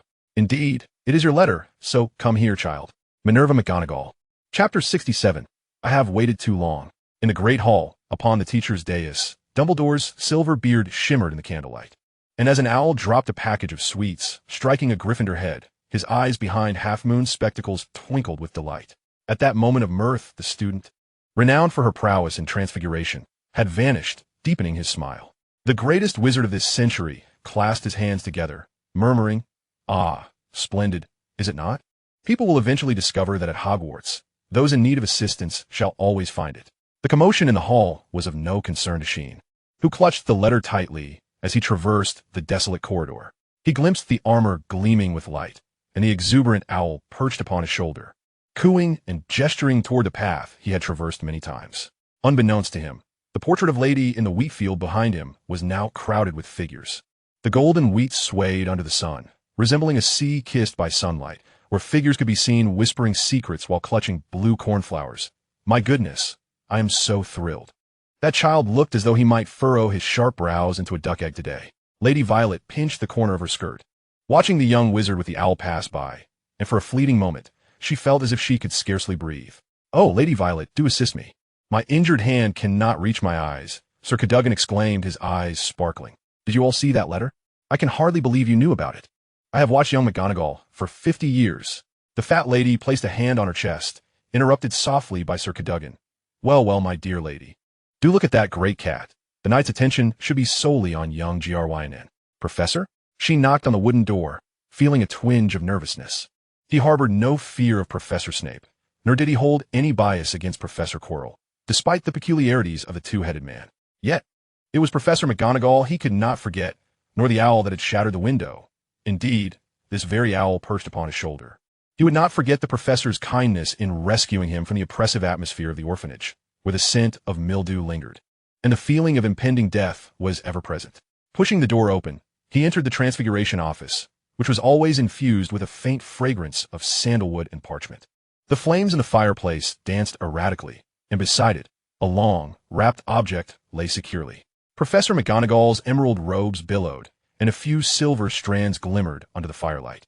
Her usually stern expression softened as she spoke in a calm, measured tone. "Mr. Gryn, come here." Sheen obediently trotted over, oblivious to the deeper sorrow reflected in Professor McGonagall's eyes. With a gentle flick of her wand, the elongated object soared onto the desk before him. "Unwrap it, Mr. Gryn." Holding his breath, Sheen felt momentarily dazed as he carefully unwrapped the package to reveal a magnificent broomstick, sleek, lustrous, constructed from mahogany, with a long tail fashioned from straight, neatly arranged twigs. The words Nimbus 2000 gleamed in gold at the top of the broomstick's handle. "I might not fully comprehend, Professor," he murmured, his voice barely above a whisper, faced with such overwhelming temptation. After all, he was neither a Gryffindor nor the prophesied savior. Just 3 months prior, he had been a mere orphan, struggling to survive in an orphanage, waiting for his health to improve enough to escape from Holisey. He understood that Professor McGonagall was kind-hearted, but did he truly deserve such fervent generosity? The Nimbus 2000 was no ordinary broomstick. Its price in Diagon Alley exceeded 600 galleons. By Arthur, above. Sir Cadogan in the portrait frame of the Transfiguration classroom could scarcely refrain from tapping Sheen on the head, only to be restrained by the fat lady. "Sir, my dear sir, how could you bear to ruin such a moment?" In the glow of the fireplace, Minerva McGonagall slowly withdrew the broomstick, her gentle gaze alleviating Sheen's confusion. "Come here, child." Suddenly, Sheen felt enveloped in a warm embrace. He inhaled a comforting fragrance, overwhelmed by a combination of bewilderment and an unfamiliar warmth. He noticed the glimmering starry brooch upon Professor McGonagall's emerald robes as she softly requested, "Mr. Jarwinen, today there will be no lessons. Tell me about your days at Hogwarts, if you would." In the corridor, a knight strode confidently alongside two ladies across the golden wheat fields, their faces radiant with joy. Even the sternest of faces could occasionally break into astonishing warmth, making the journey worthwhile. The fat lady dabbed at the corners of her eyes. "Oomph." Sir Cadogan's mustache twitched as he muttered, "Coward, coward. Even happiness can leave one flustered," his voice gradually dwindling. Clutching the broomstick, Sheen made his way to the Quidditch pitch, effortlessly lifting the broomstick, enchanted as it was. "Come quickly, Mr. Jarwinen," Madame Hooch called, busying herself with the brooms, her eyes immediately catching sight of the gleaming new broomstick, which prompted a satisfied nod. "A fine broomstick indeed. Get accustomed to it. Today we will simulate a testing scenario." Sheen nodded, mounting the broom, suddenly recalling Madame Hooch's earlier hints. Without even cautiously requesting permission from Madame Hooch, he soared into the air, unaware of the many precautions he had neglected. Madame Hooch's eagle-like gaze fixed upon him, her eyes radiating a hint of pride. The testing involved navigating through several hoops, weaving around poles, and dodging magically animated golf balls. All tasks Sheen was to complete within half an hour. Madame Hooch enforced the most stringent standards. "Mr. Jarwinen, turn, pull up, stay focused, adjust your posture. Only through sufficient practice can you avoid the frequent flying hazards at Hogwarts." In the room where the fireplace blazed fiercely, the tall which observed the pitch, as an elderly voice echoed beside her, "Minerva, it seems you have not been so attentive to a child in quite some time." The kindly wizard with a long, white beard gazed at the painting within the room, his azure eyes sparkling with mischief before turning to deliver a teasing remark. Minerva McGonagall's robes bore creases, her voice firm yet softened with warmth, the two elements unexpectedly intertwined in perfect harmony. She gazed at him as if contemplating a seed, or perhaps a tender sprout finally emerging from the soil. "You do not understand, Albus," he said to me with a gentle smile. "I have long awaited this moment." Chapter 68, Neville Longbottom. You have practiced flying to expert standards, proficiency 50. A new flying domain title has been unlocked. As he departed from the Quidditch pitch, his flying skills transcended beginner and transformed into intermediate. Sheen instinctively opened the panel. Title, Intermediate Flyer. Significantly enhances perception of magical broomstick capabilities, greatly improves flying talent, and slightly boosts short bursts of flying power. Sheen grasped the Nimbus 2000 in his hands, still feeling a sense of unreality. The very thing that had caused him so much distress had arrived in his possession in such an astonishing manner. Professor McGonagall was as warm as the elderly lady who frequently visited the orphanage, always bringing Sheen delightful puddings when he lay in bed sick. He admired her as he did his professors. For a fleeting moment, he truly regarded Hogwarts as his home.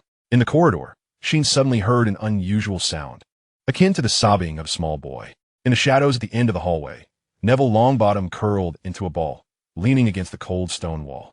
The rough texture of the stone pressed against his shoulder through his robes, yet he scarcely felt it.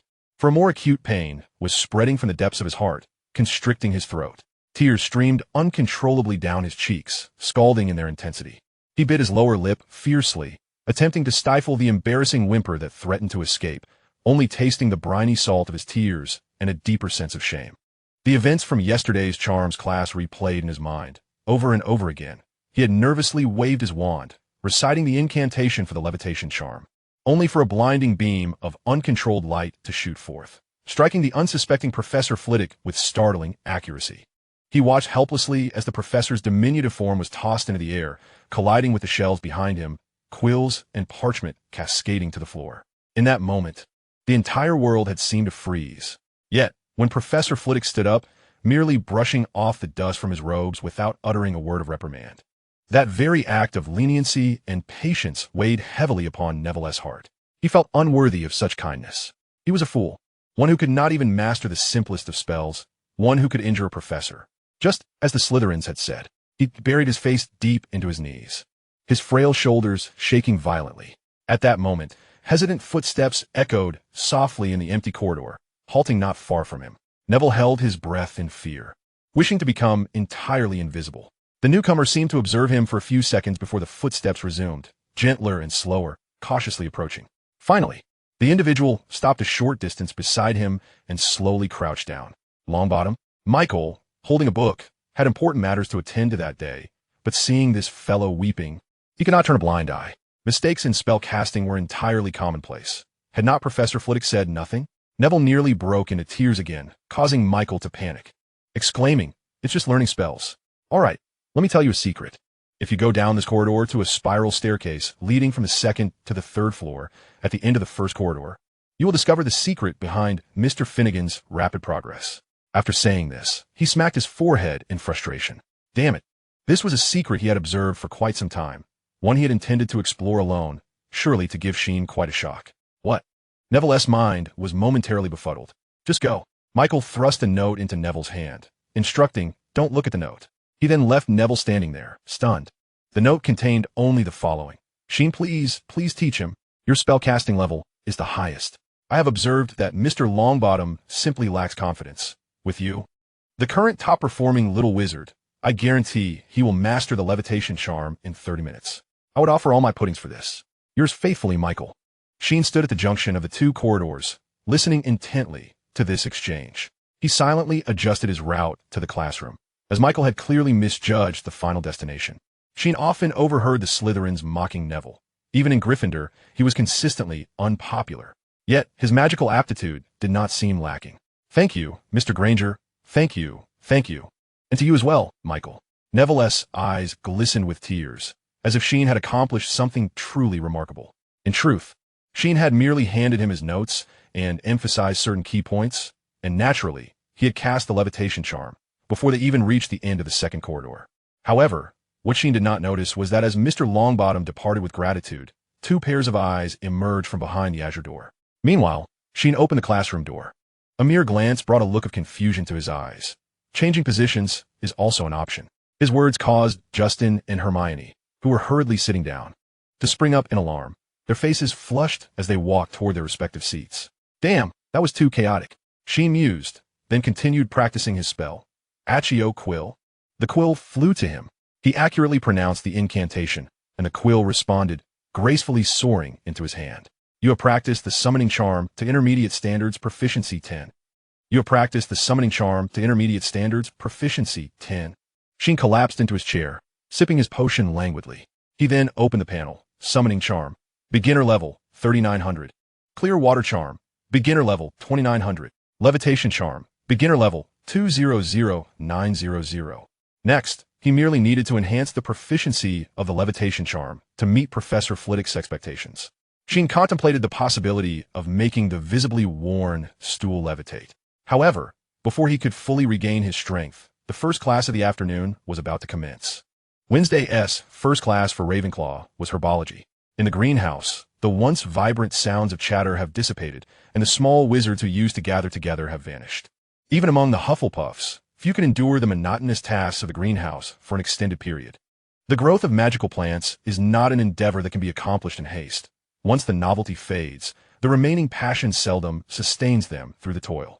Following certain unfortunate incidents involving the professors, even Neville, who typically remained in the greenhouse, has now disappeared.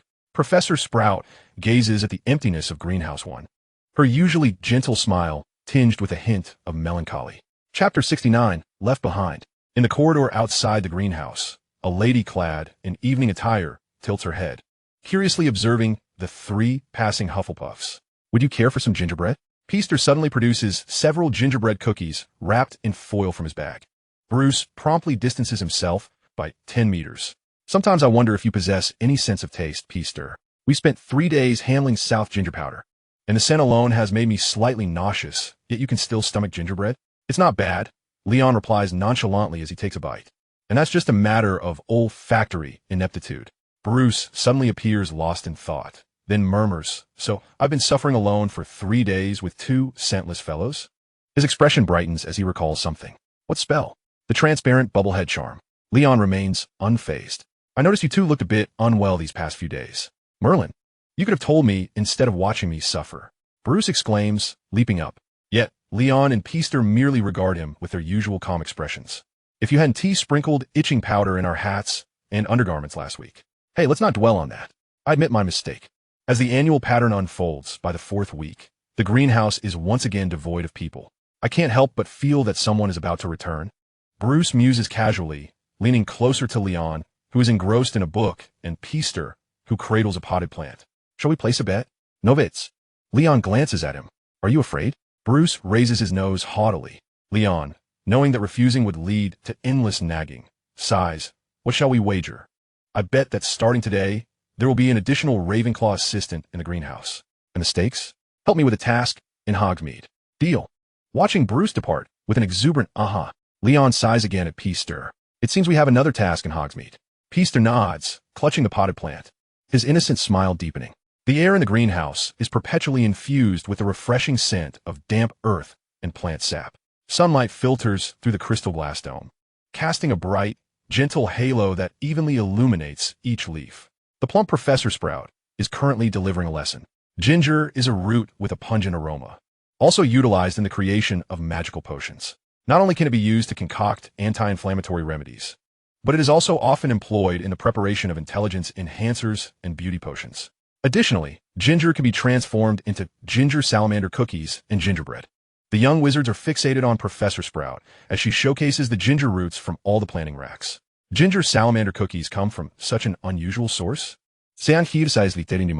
Following Professor Sprout's guidance, the young wizards begin processing the ginger roots, and the professor swiftly introduces them to yet another plant, a shriveled, pearl-white bean resembling an enlarged mistletoe berry. All right, can anyone tell me what this is? Professor Sprout inquires with a gentle smile, prompting Slytherins and Ravenclaws alike to leaf through their textbooks. The tome primarily consulted is 1000 Magical Herbs and Fungi by Philodespore. Although the witch passed away in 1408, her work remains one of the textbooks used at Hogwarts as of 1997. If Sean recalls correctly, her portrait still hangs in the headmaster's office. So, noticing several Ravenclaws looking in a particular direction, Professor Sprout's gaze finds Sean among the crowd. The sleeping draught. It possesses numerous magical properties and is also a material used in potion making. It is important to note that directly consuming the silver juice extracted from the sleeping draught can erase one's memories. Sean feels an uncanny familiarity with this scene. The herbology lesson concludes amidst a cacophony, and the greenhouse descends once more into chaos. Some soil is strewn across the pathway, with uneven footprints visible here and there. As Professor Sprout observes the young wizards streaming out, she notes the absence of the usual Hufflepuffs that would typically flood in at this hour, leaving an eerie emptiness instead. Just as an owl hoots overhead, a young wizard, unnoticed until now, slips in front of the professor's ample skirts. Professor, may I stay and help? Sean asks, holding up a pair of gloves, his emerald eyes sparkling. Of course, my dear Mr. Green. Remember, the greenhouse welcomes every child who loves nature. Professor Sprout's smile broadens more than ever. Some children simply belong to nature and cannot be sent away. Come, child, let us tidy the greenhouse together, and afterward, you must learn to handle South Ginger. Professor Sprout remains as enthusiastic as ever. Cleaning the greenhouse can enhance proficiency in cleaning charms, while processing South Ginger can improve one's knowledge of herbology. Thus, Sean is filled with fervor. And there is another reason. The South Ginger powder is one of the key ingredients for crafting anti-inflammatory potions, and that very evening, he intends to brew a batch. The wealth of Hogwarts professors is a well-known fact, yet if a contest were held for the richest professor, Professor Snape would certainly be a formidable contender.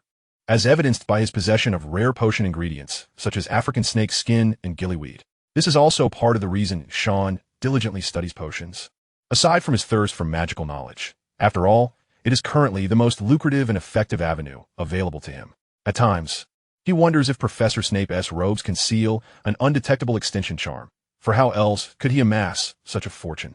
A solid financial foundation ensures that Sean's magical studies remain stable, yet he finds himself in constant flux, much like how he recently lost his notebook. An ordinary young wizard can utilize a notebook for an entire semester, while his barely lasts 3 weeks.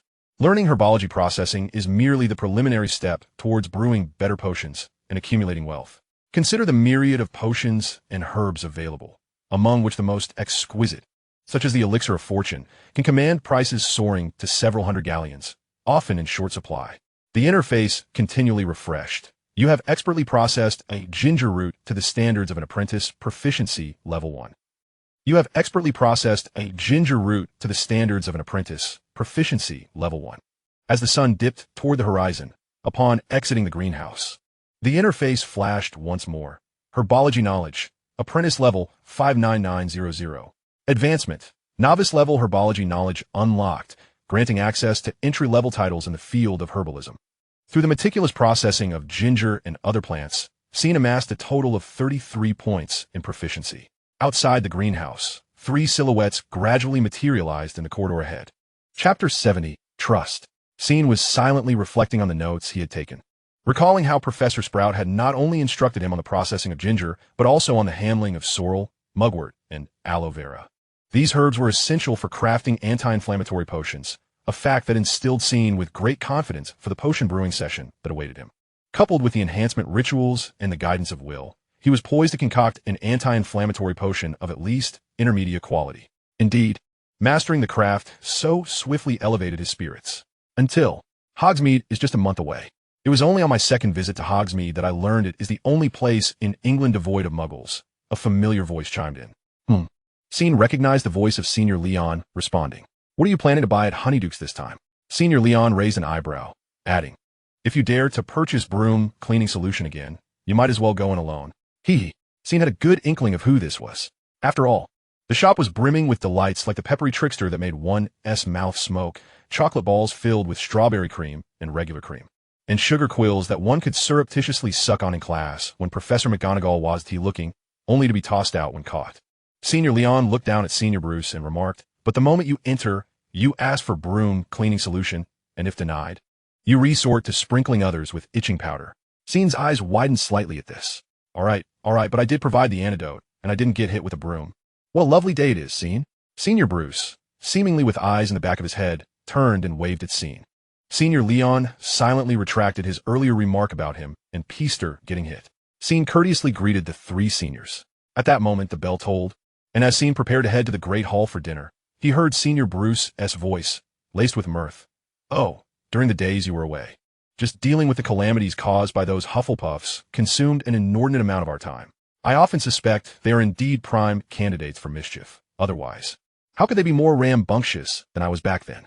Senior Bruce blinked, while behind him, Leon and Peester nodded in agreement, though it was unclear which point they concurred with.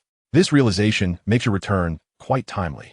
Senior Bruce mysteriously produced 3 servings of chocolate raspberry and nutty ice cream, thrusting them into Sheen's hands, then whispered, you would never guess. I want to bet concerning you.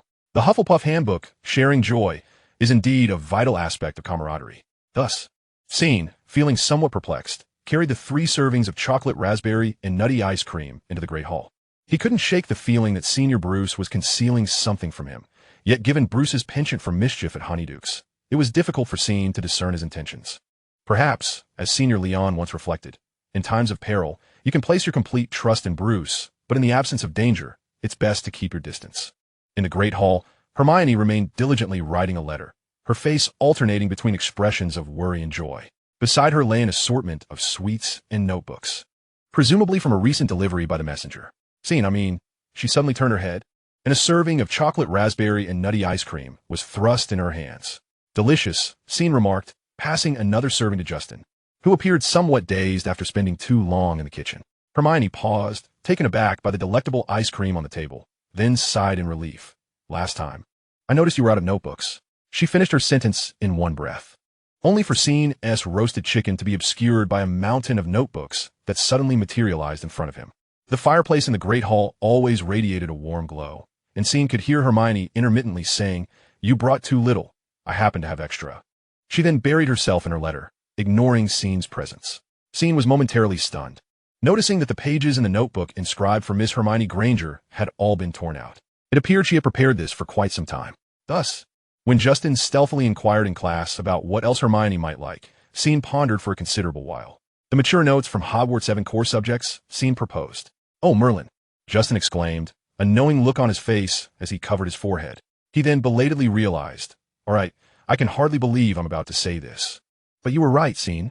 Consequently, Sheen lingered in the classroom for a while, primarily assisting Justin in arranging some items and packaging the notes. Justin repeatedly assured Sheen that Hermione would not be entering the greenhouse today, though Sheen remained oblivious to his exact plans. Meanwhile, in the corridor, Harry was quietly instructing Hedwig to slip a letter detailing the Gringotts robbery into the pile of correspondence meant for Hermione. In the cellar, Sheen, filled with enthusiasm and burdened with a bag full of notes, turned a corner. Just as he had not anticipated receiving a flying broom from Professor McGonagall, he had not expected the missing notebooks to come from Hermione. Speaking of letters, he retrieved a yellowed piece of paper from the innermost part of his bag.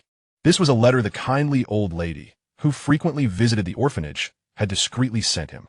2 weeks after receiving this letter, he learned of the gentle elder's passing. The paper was thick, crafted from a remarkably resilient material. Dear Sheen, life can suddenly improve at some moment. This is my little secret. Please continue to engage in some form of action, even the most minuscule, for the wheels of fate will turn slowly yet steadily. My dear child, you must believe this. Voulez-vous, Minon? A dried violet pressed beneath the corner of the letter. He tucked the letter away and made his way into the cellar. The cellar was cold and dimly lit, with candles casting flickering shadows across the room. In a corner, various glass jars were stacked, containing strange biological organs that slowly rotated in viscous liquid. Professor Snape's black robes brushed against the dust-covered stone floor like the wings of a bat. Upon encountering that familiar technique once more, his gaze became intricately complex. The notebook lay beside Sheen, who diligently jotted down his observations on potion-making during each simmering interval.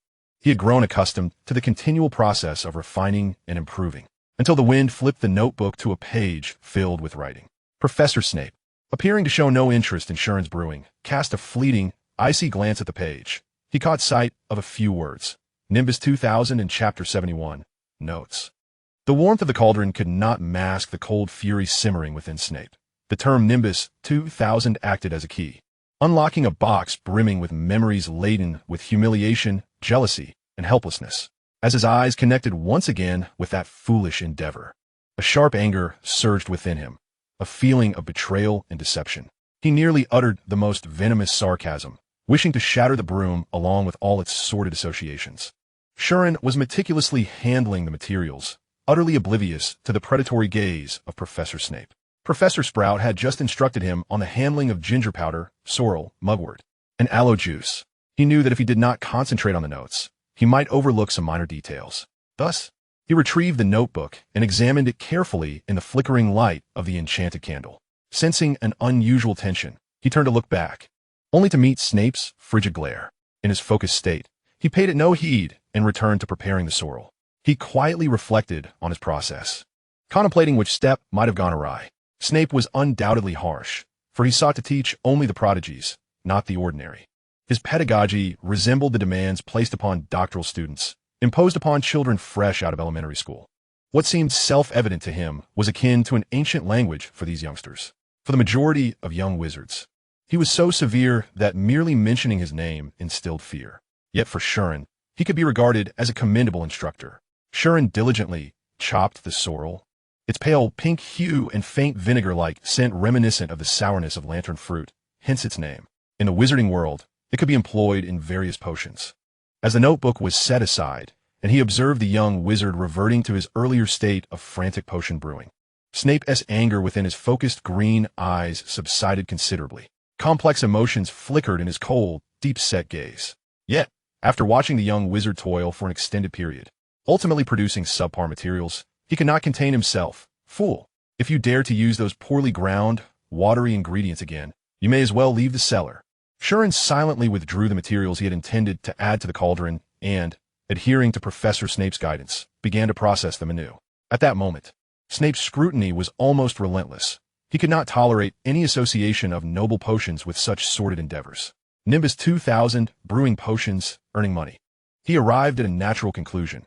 An orphan, without financial means, studying the most expensive broom, aiming to sell potions to fund its purchase. How utterly crass. Pathetic. So pathetic that he could not suppress a derisive laugh. Ah, the ludicrous plight of the lonely. Before his words could fully escape, Sheen had already set down the notebook, and the materials he added caused the cauldron to bubble vigorously, the fiery glow distorting the surrounding air and Snape's shadow. In an instant, a wave of heat caused the pages of the notebook to slowly turn, revealing a line of text before Snape's eyes. The Nimbus 2000 demonstrated exceptional emergency maneuverability during the morning flight test. This control technique does not rely on the waist and abdomen, but rather on the mental guidance of the second group of spells on the left rear side. This is nearly identical to the final step in potion making. Indeed, magic is interconnected by a fundamental thread. In a fluster, Sheen quickly turned his head, causing Professor Snape's words to choke in his throat. How utterly tragic. I doubt your colossal brain can comprehend the exquisite nature of a slow simmer. Therefore, you must learn to adhere to the instruction on the bottom left corner of page 63 of the Book of Potions. The timing for the swelling potion must be according to double the standard quantity. Seemingly oblivious to the professor's reprimand, Sheen concentrated on adjusting the heat, the bubbles in the cauldron rapidly surging and bursting, releasing an intoxicating white vapor. Memories of the book he had recently encountered flooded his mind, authored by the renowned apothecary Zygmunt, who had left Hogwarts. He had been the top student in his potions class at the age of 14, even correcting the teacher on the errors made while using the soft-claw shrimp tail in potion making. Feeling adequately prepared, he had requested permission from the headmaster to participate in the magical school's potion championship. However, the headmaster had refused, citing his lack of age, he was not yet 17, and the inherent dangers of the competition. In a fit of anger, Barty decided to leave school in protest, believing Hogwarts sought to stifle his aspirations of becoming an exceptional apothecary. He never regretted his decision. What left a lasting impression on Sheen were the amusing anecdotes from Barty's time at Hogwarts. At one point, a rival had splashed a love potion upon himself, resulting in an infatuation with the then potions teacher. Consequently, whenever his laughing potion required uncontrollable, boisterous laughter, he would recall this incident. While it may seem an inconsequential triviality, Sheen keenly perceived an underlying truth. If the laughing potion necessitated loud, uncontrolled laughter, could it not be inferred that other potions also require the wizard's emotions? Perhaps the emotions exhibited in the Master Libeshu Palachi's ritual were not the endpoint, but rather a means of focusing and desiring the success of the potion. In other words, it was a reinforcement of belief. The advancement of potions, like spells, might require even more nuanced emotions, such as the liberation of the levitation charm or the yearning for light in the Lumos charm. Potions and spells, indeed, should be interconnected by a fundamental thread.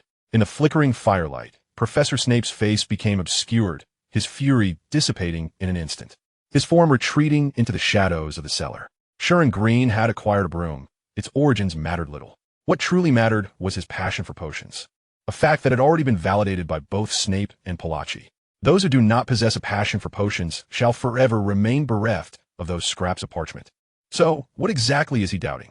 The twisted fury that distorts reason, coupled with the parchment in his hand, once more evokes that irretrievable phrase, and today, this matter nearly unfolded anew. Severus Snape, his dark robe, stirred slightly as his icy gaze descended upon Hyan. Ah, perhaps you would care to elucidate your intention behind employing that foolish broomstick for some ludicrous acrobatics? His gaze drifted back to the distant Hogwarts. Had he not been consumed by rage that warped his reason, had he refrained from uttering that phrase, and instead conducted himself as he does now?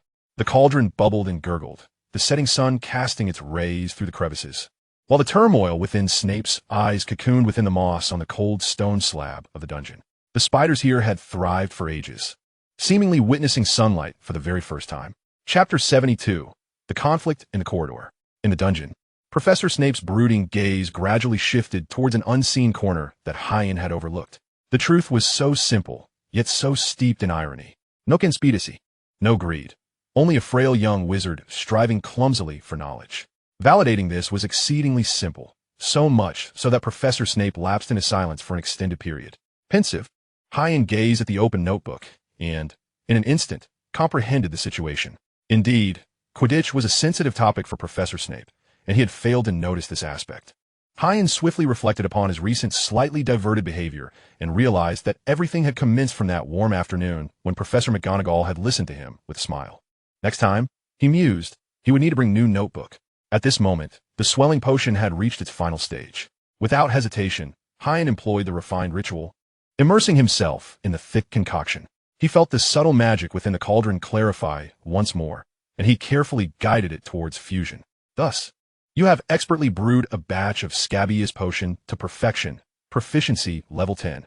Hyan's complexion paled momentarily, yet he did not pause. Instead, he transferred the potion into a crystal vial and extinguished the flames.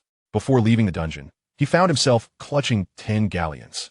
He paused briefly, then counted 7 galleons meticulously into Professor Snape's hand. You've given too much, Professor. A potion of ordinary quality should not exceed 5 galleons in the marketplace. Upon stating this, Hyan began to tidy his small satchel. The black satchel had slightly faded, reminiscent of an old garment bleached by the sun, its edges tinged with gray, as though cloaked in a fine layer of dust. The surface of the bag, once smooth, had become fuzzy, with some areas even beginning to crack, revealing the lighter fibers beneath. This was the bag bestowed upon him by the kind grandmother from Milan, which he had used up until now. In the corridor, Hyan quietly organized his plans. His water charm and summoning charm were already at a novice level. Next would be the liver levitation charm. According to his schedule, he must complete this within the week, as only a little over a week remained until the month's end. Though time was pressing, it remained manageable. He could cast a dozen novice-level levitation charms at once, and with Professor Snape's restorative potion, his proficiency gain in a day would not dip below 600.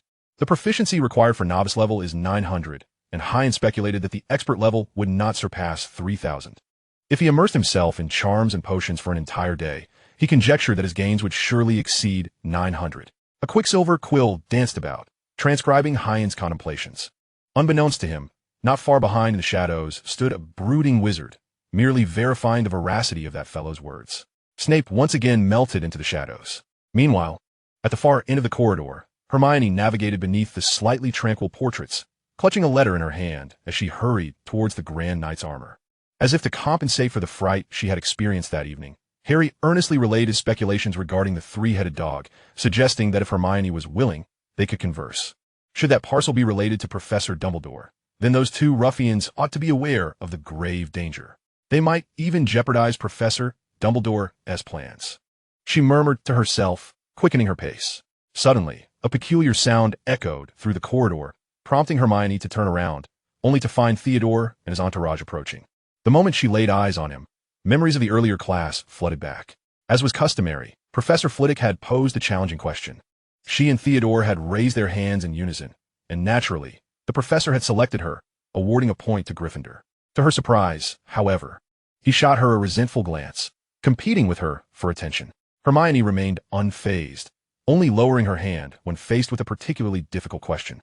Ultimately, when Flitwick called on him, he stood there awkwardly, unable to answer. "Oh, look who it is, the arrogant Miss Granger, just emerging from the library." Ready to respond to the next question no one asked? Theodore Knott's voice elongated mockingly, accompanied by the coarse laughter of the two Slytherins behind him. "If you spent your time reviewing standard charms, beginner instead of loitering in the corridor seeking trouble, Knott, perhaps you wouldn't look like a deflated slug this afternoon." Hermione crossed her arms, striving to maintain a calm tone, yet her rapid speech betrayed her annoyance. Theodore's expression darkened instantly as he stepped closer. "What did you say? Do you think you're impressive, or something? Just because Flitwick favors you bookworms, especially you." He scrutinized her, searching for a derogatory term. "If you dare utter what I think you're about to say, I assure you, my fist will find its way to your face." Just then, Justin rounded the corner of the corridor, positioning himself in front of Hermione, his expression icy as he faced the three Slytherins. "Let me see, another one." Theodore was momentarily taken aback by Justin's presence, but upon realizing he was alone, he resumed his mocking demeanor, "Mudblood." The word hung in the air, causing Hermione's cheeks to flush with anger, while Justin, before Theodore could finish his taunt, delivered a solid punch to Theodore's face, distorting his features. Theodore stumbled backward and collapsed to the ground, blood streaming from his nose. "You dare!" His shout reverberated through the corridor. "My mother told me that for scum like you, devoid of courage and virtue, force can indeed procure equality. Just as my father informed me, for scoundrels like you, I could certainly deliver 3 blows." Seizing the opportunity while the remaining two were still in shock, Justin's fist landed once more upon Theodore's face, rendering him momentarily dazed. At that moment, the two Slytherins finally raised their wands, but to their astonishment, Wingardium Leviosa, as the wands soared into the air, Justin exclaimed in delight, "Sheen? Oh, Sheen." He hurriedly approached, suddenly becoming anxious. "It seems we may have breached school regulations." Sheen cast a glance at the 3 Slytherins. "No worries," he replied, lifting his wand and keeping a vigilant watch on the remaining 2, while Hermione dragged them away in a fit of anger. "Quickly, let us go," he urged. For a figure clad in a long black robe and cloak had emerged from the shadows, his gaze menacing enough to kill. Chapter 73, The Fireplace. What does mudblood mean? In the corridor, the 3 young wizards cast fleeting shadows against the flickering torches. Outside the glass windows, a pale, pinkish-blue sky was enveloped in a thin mist. At sunset, the birds outside always chirped with remarkable vigor. "I don't know," Justin replied candidly. Hermione shot him a helpless look. I wasn't asking you, Sheen, do you know? It's a term laden with discrimination against Muggle-born wizards, Sheen explained. How severe? Justin suddenly inquired. There's no term more severe, Sheen added. I see, Justin said abruptly, then turned sharply. Sheen heard him muttering, attending Eton, next year wouldn't be too bad. Mother would surely be proud of me. Then, Sheen quietly pulled him back alongside Hermione. There's no need for that, Sheen whispered. His words always held weight, and Justin immediately halted, pondering. Is it because of Professor Snape? It seemed that merely mentioning Professor Snape made his voice soften. Yes. For those Slytherins who had transgressed all of Professor Snape's inviolable rules, Sheen could hardly fathom the depths of Snape's notorious wrath. Thus, he hurriedly led Hermione and Justin away. After all, compared to their minor scuffles, Professor Snape's personal retribution was evidently far more terrifying. Hogwarts had its rules. But if an incident went unrecorded, then those rules appeared hollow and ineffective. Remaining on the scene would not only hinder Professor Snape's performance, but ultimately lead to them being held accountable. However, if they departed, the matter would be forcibly transformed into a private affair of Slytherin House by some potions master. Outside, a torrential rain began to pour, the sky dark as ink. Yet within the room, it remained bright and relaxed, with magical lanterns illuminating the classroom and 3 cups of hot milk resting on a small wooden table. Hermione's demeanor was noticeably downcast as she scribbled a letter. Out of a sense of boundary, Justin distanced himself slightly from her and moved closer to Sheen. At that moment, Sheen was still organizing his plans. Whether I can earn a scholarship depends on this last week. First, I need to master the levitation charm to an expert level, followed by studying the smoke charm and the disarming charm, completing the 3 spells expected from first-year defense against the dark arts. With this, he hoped to achieve excellence in defense against the dark arts, and a substantial sum of galleons would suffice for his needs for several years. Upon finishing this segment, Sheen continued writing, I must acknowledge that Hogwarts is not always safe. The prejudices and discrimination against pure-blood wizards persist. If not, the 2 generations of Dark Lords would not have amassed so many followers. I need to master some more potent magic. When it came to powerful magic, Sheen's first thought was Transfiguration. Why not dark arts?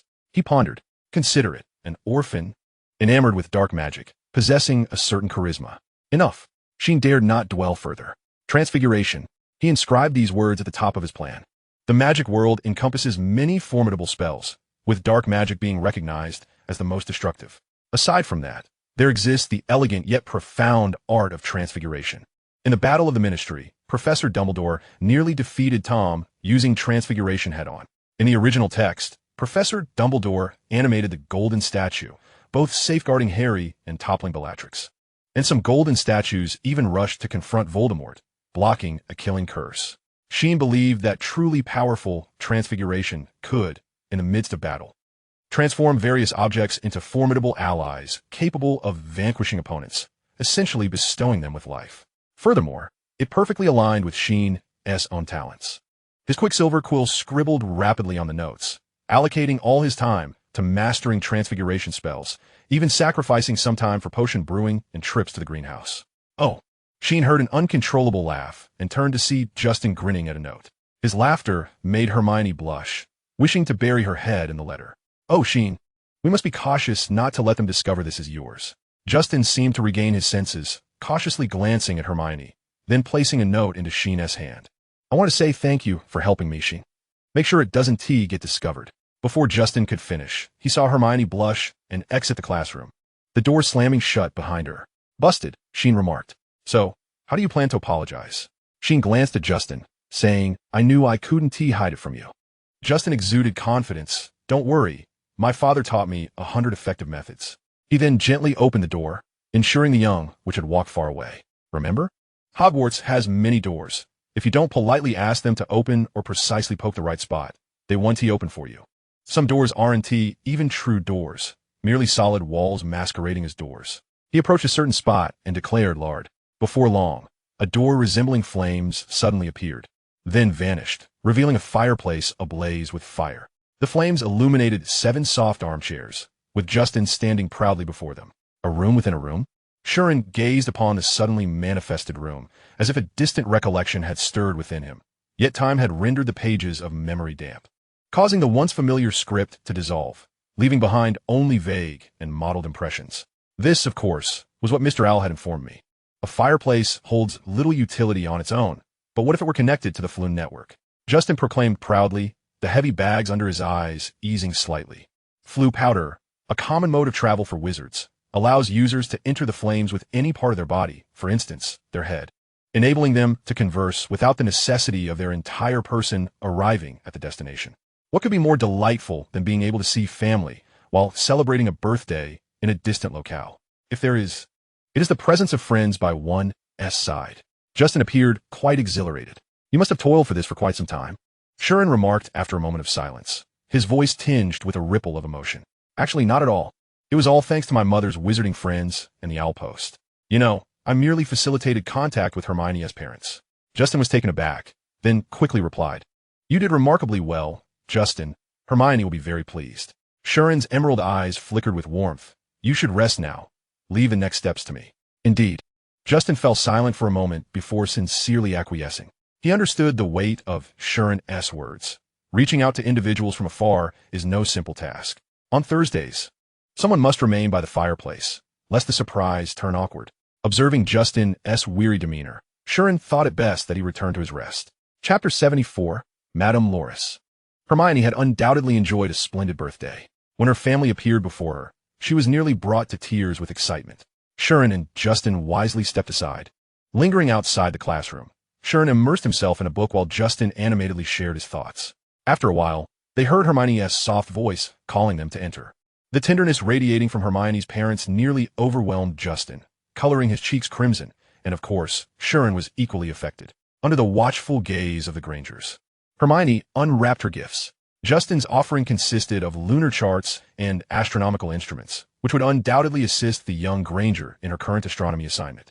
Sheen had gifted her meticulously organized notes, which even Hermione would concede are a lifesaver for any young witch during the weekend.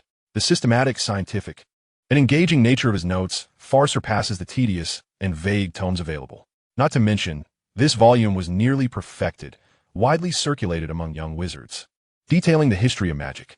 As the night deepened, a note suddenly appeared at the top of the notes. Hermione paused, cautiously observing her slumbering roommate before she began to read.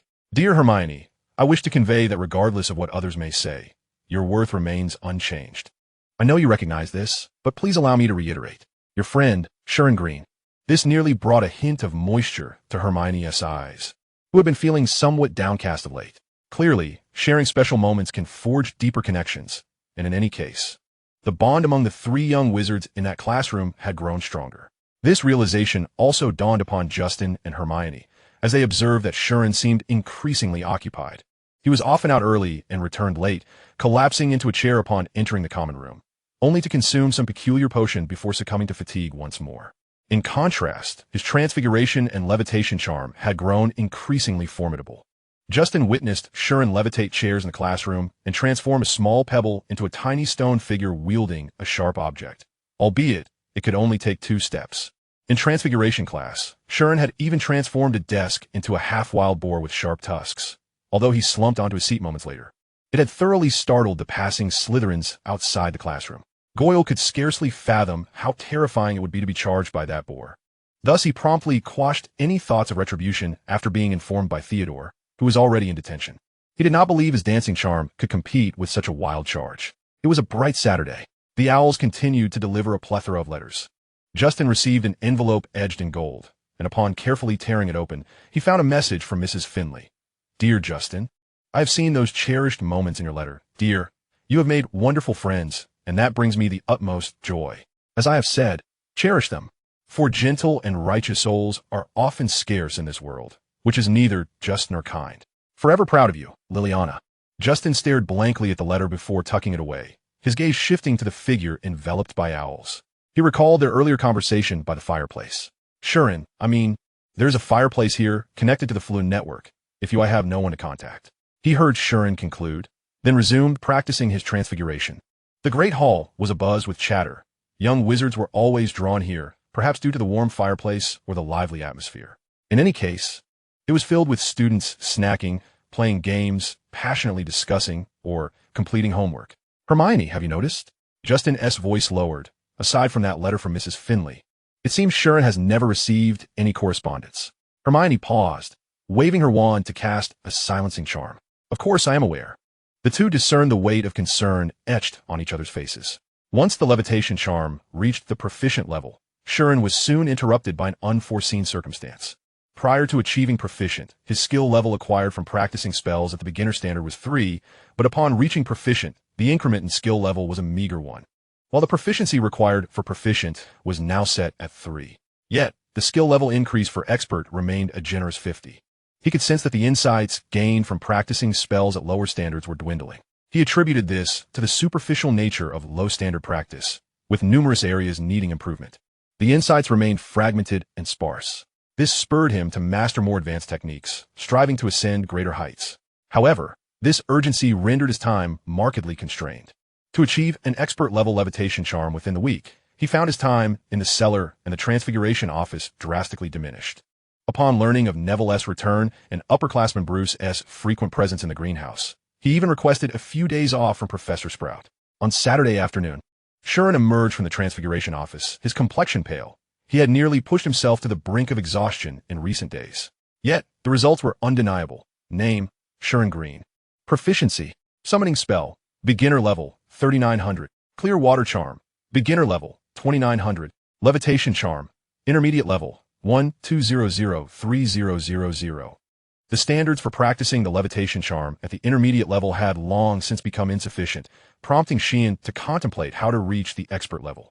As he reviewed his notes from the charms class, he suddenly stumbled upon a remark from Professor Flitwick. But I must say, if you can make the feather spin, why not try it on that little table? Once you barely master the charms required for first year, you will discover that there are silent spells awaiting you. Knowledge is never excessive. Silent spells, Sheen mused. In contrast to the challenges he faced in charms, he found no respite in the realm of potions either. Professor Snape had grown increasingly severe. His guidance had noticeably increased while the derision had significantly diminished. This had led to a rather unfortunate outcome. As Sheen emerged from the cellar after successfully brewing the intermediate-level anti-swelling potion, he once again rallied himself, having survived yet another grueling session under Professor Snape's hellish training. Truly remarkable. Amidst the harsh and intense instructions, Sheen hardly had the chance to experiment with his hypotheses regarding potion emotions. However, glancing around, he sighed, realizing that he had unwittingly ventured out at night despite memorizing all the school rules. Misfortune rarely walks alone. Just as he stepped out of the cellar, a gentle meow echoed near his neck, drowning out the hooting of the owls. He looked down to see two glowing yellow eyes staring back at him. It was Madame Pomfrey. Though she was spirited and endearing, Sheen harbored more goodwill towards her due to his adherence to school regulations. But today, everything felt different. Chapter 75, The Forcibly Enforced Night Stroll. The Hogwarts school rules have been extensively documented throughout its history. However, one of the most critical regulations was notably absent.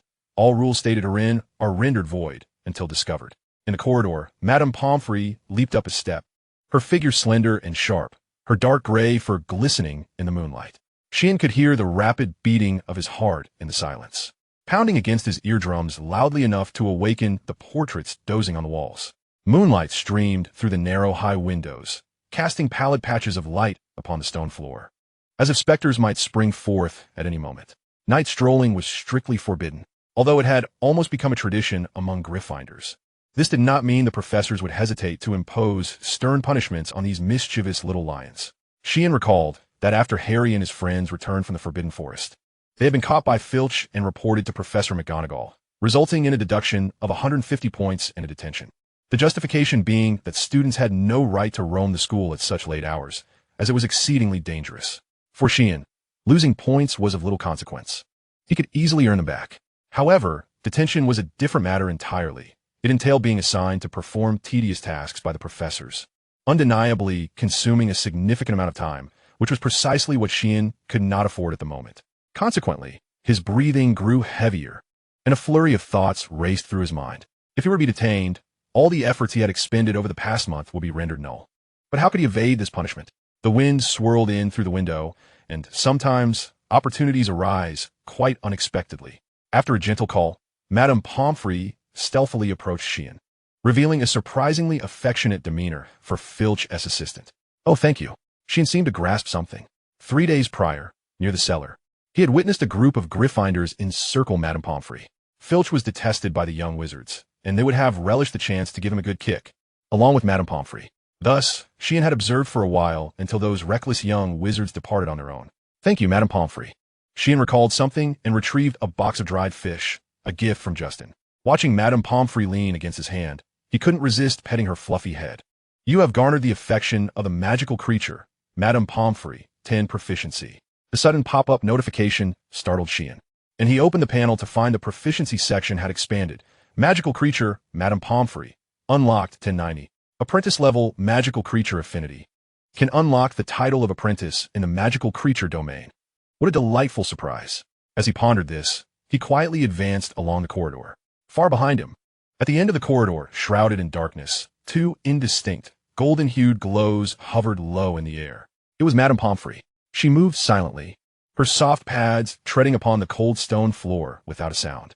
Her bulbous yellow eyes, capable of penetrating through the darkness, remained fixated upon the diminutive figure ahead that drew her near. In her mouth, she lazily yet precisely held a small, sun-dried silver fish, the faint scent wafting from it blending with the moonlight as it shimmered with every slight movement of her head. Oh, Minerva, as I have said, magical creatures always have an innate sense for kind-hearted children. An old wizard with a long white beard, dressed in a purple robe, stood beside a suit of gleaming armor, his words laden with significance. To his left, a tall witch's eyes reflected continuous concern as she observed him, pale in the flickering light, groping his way forward with a distant and unfocused gaze. At that moment, the old wizard blinked his cerulean eyes, and the sword of armor beside Sheen suddenly clattered to the ground. The resounding clang echoed through the stillness of the night, startling Sheen into rigidity as he turned his head. Had his mental state deteriorated to the point of confusion? How could he not recall bumping into this suit of armor? With no time to ponder further, Sheen hastened his steps to leave, the rushing wind in his ears heightening the tension of his nocturnal escapade, rendering him oblivious to the brighter stretch of corridor ahead. A shadowy figure, lantern in hand, suddenly emerged from behind a tapestry to his right, panting heavily, frantically scanning for rule breakers. A thick, checkered scarf wrapped around his head, and his nose was unusually red. Sheen ducked behind the armor, his heart racing. Sheen Green, night strolling, making a mess everywhere. Let me tell you, I've had enough. Green, come with me. Well, this is it. Sheen sighed and stepped out from behind the armor, feeling a strange sense of calm wash over him. Meanwhile, beside another suit of armor, Minerva McGonagall turned her head, her eyes nearly ablaze with fury. The old wizard feigned indifference, diverting his gaze. Ah, Minerva, we both know that this child ought not to be punished. Yet let us observe how he will confront Mr. Filch. Seamus had never anticipated that he would enter Filch's office in such a manner. Most students would avoid this place like the plague. It was a dim and filthy room, devoid of windows, with only a solitary oil lamp dangling from the low ceiling. The air was permeated with a faint odor of fried fish. Along the walls stood numerous wooden filing cabinets, and, from the labels, Seamus discerned that they contained detailed records of every student whom Filch had punished. Fred and George alone occupied an entire drawer. On the wall behind Filch's desk hung a gleaming assortment of chains, handcuffs, and shackles. It was well known that Filch frequently sought permission from Dumbledore to suspend students by their ankles, dangling them from the ceiling. However, Seamus was far more concerned about the mud-caked floor and walls, adorned with remnants of rodent entrails, exuding a foul stench. Clearly, it was the handiwork of some audacious little wizards. Those wretched imps, with their mud, would require hours of scrubbing and cleaning. Ah, Gringotts, how bold you are! Flaunting your mischief here. He extracted a large roll of parchment from the desk drawer, unfurling it before him, and then picked up a long black quill, dipping it into the inkwell. Name, Seamus Finnegan. Offense, night wandering. Seamus confessed candidly. This took Filch aback. You are fully aware of your transgression, yet you dare to be so audacious. I shall ensure your expulsion, Filch declared with a menacing glare.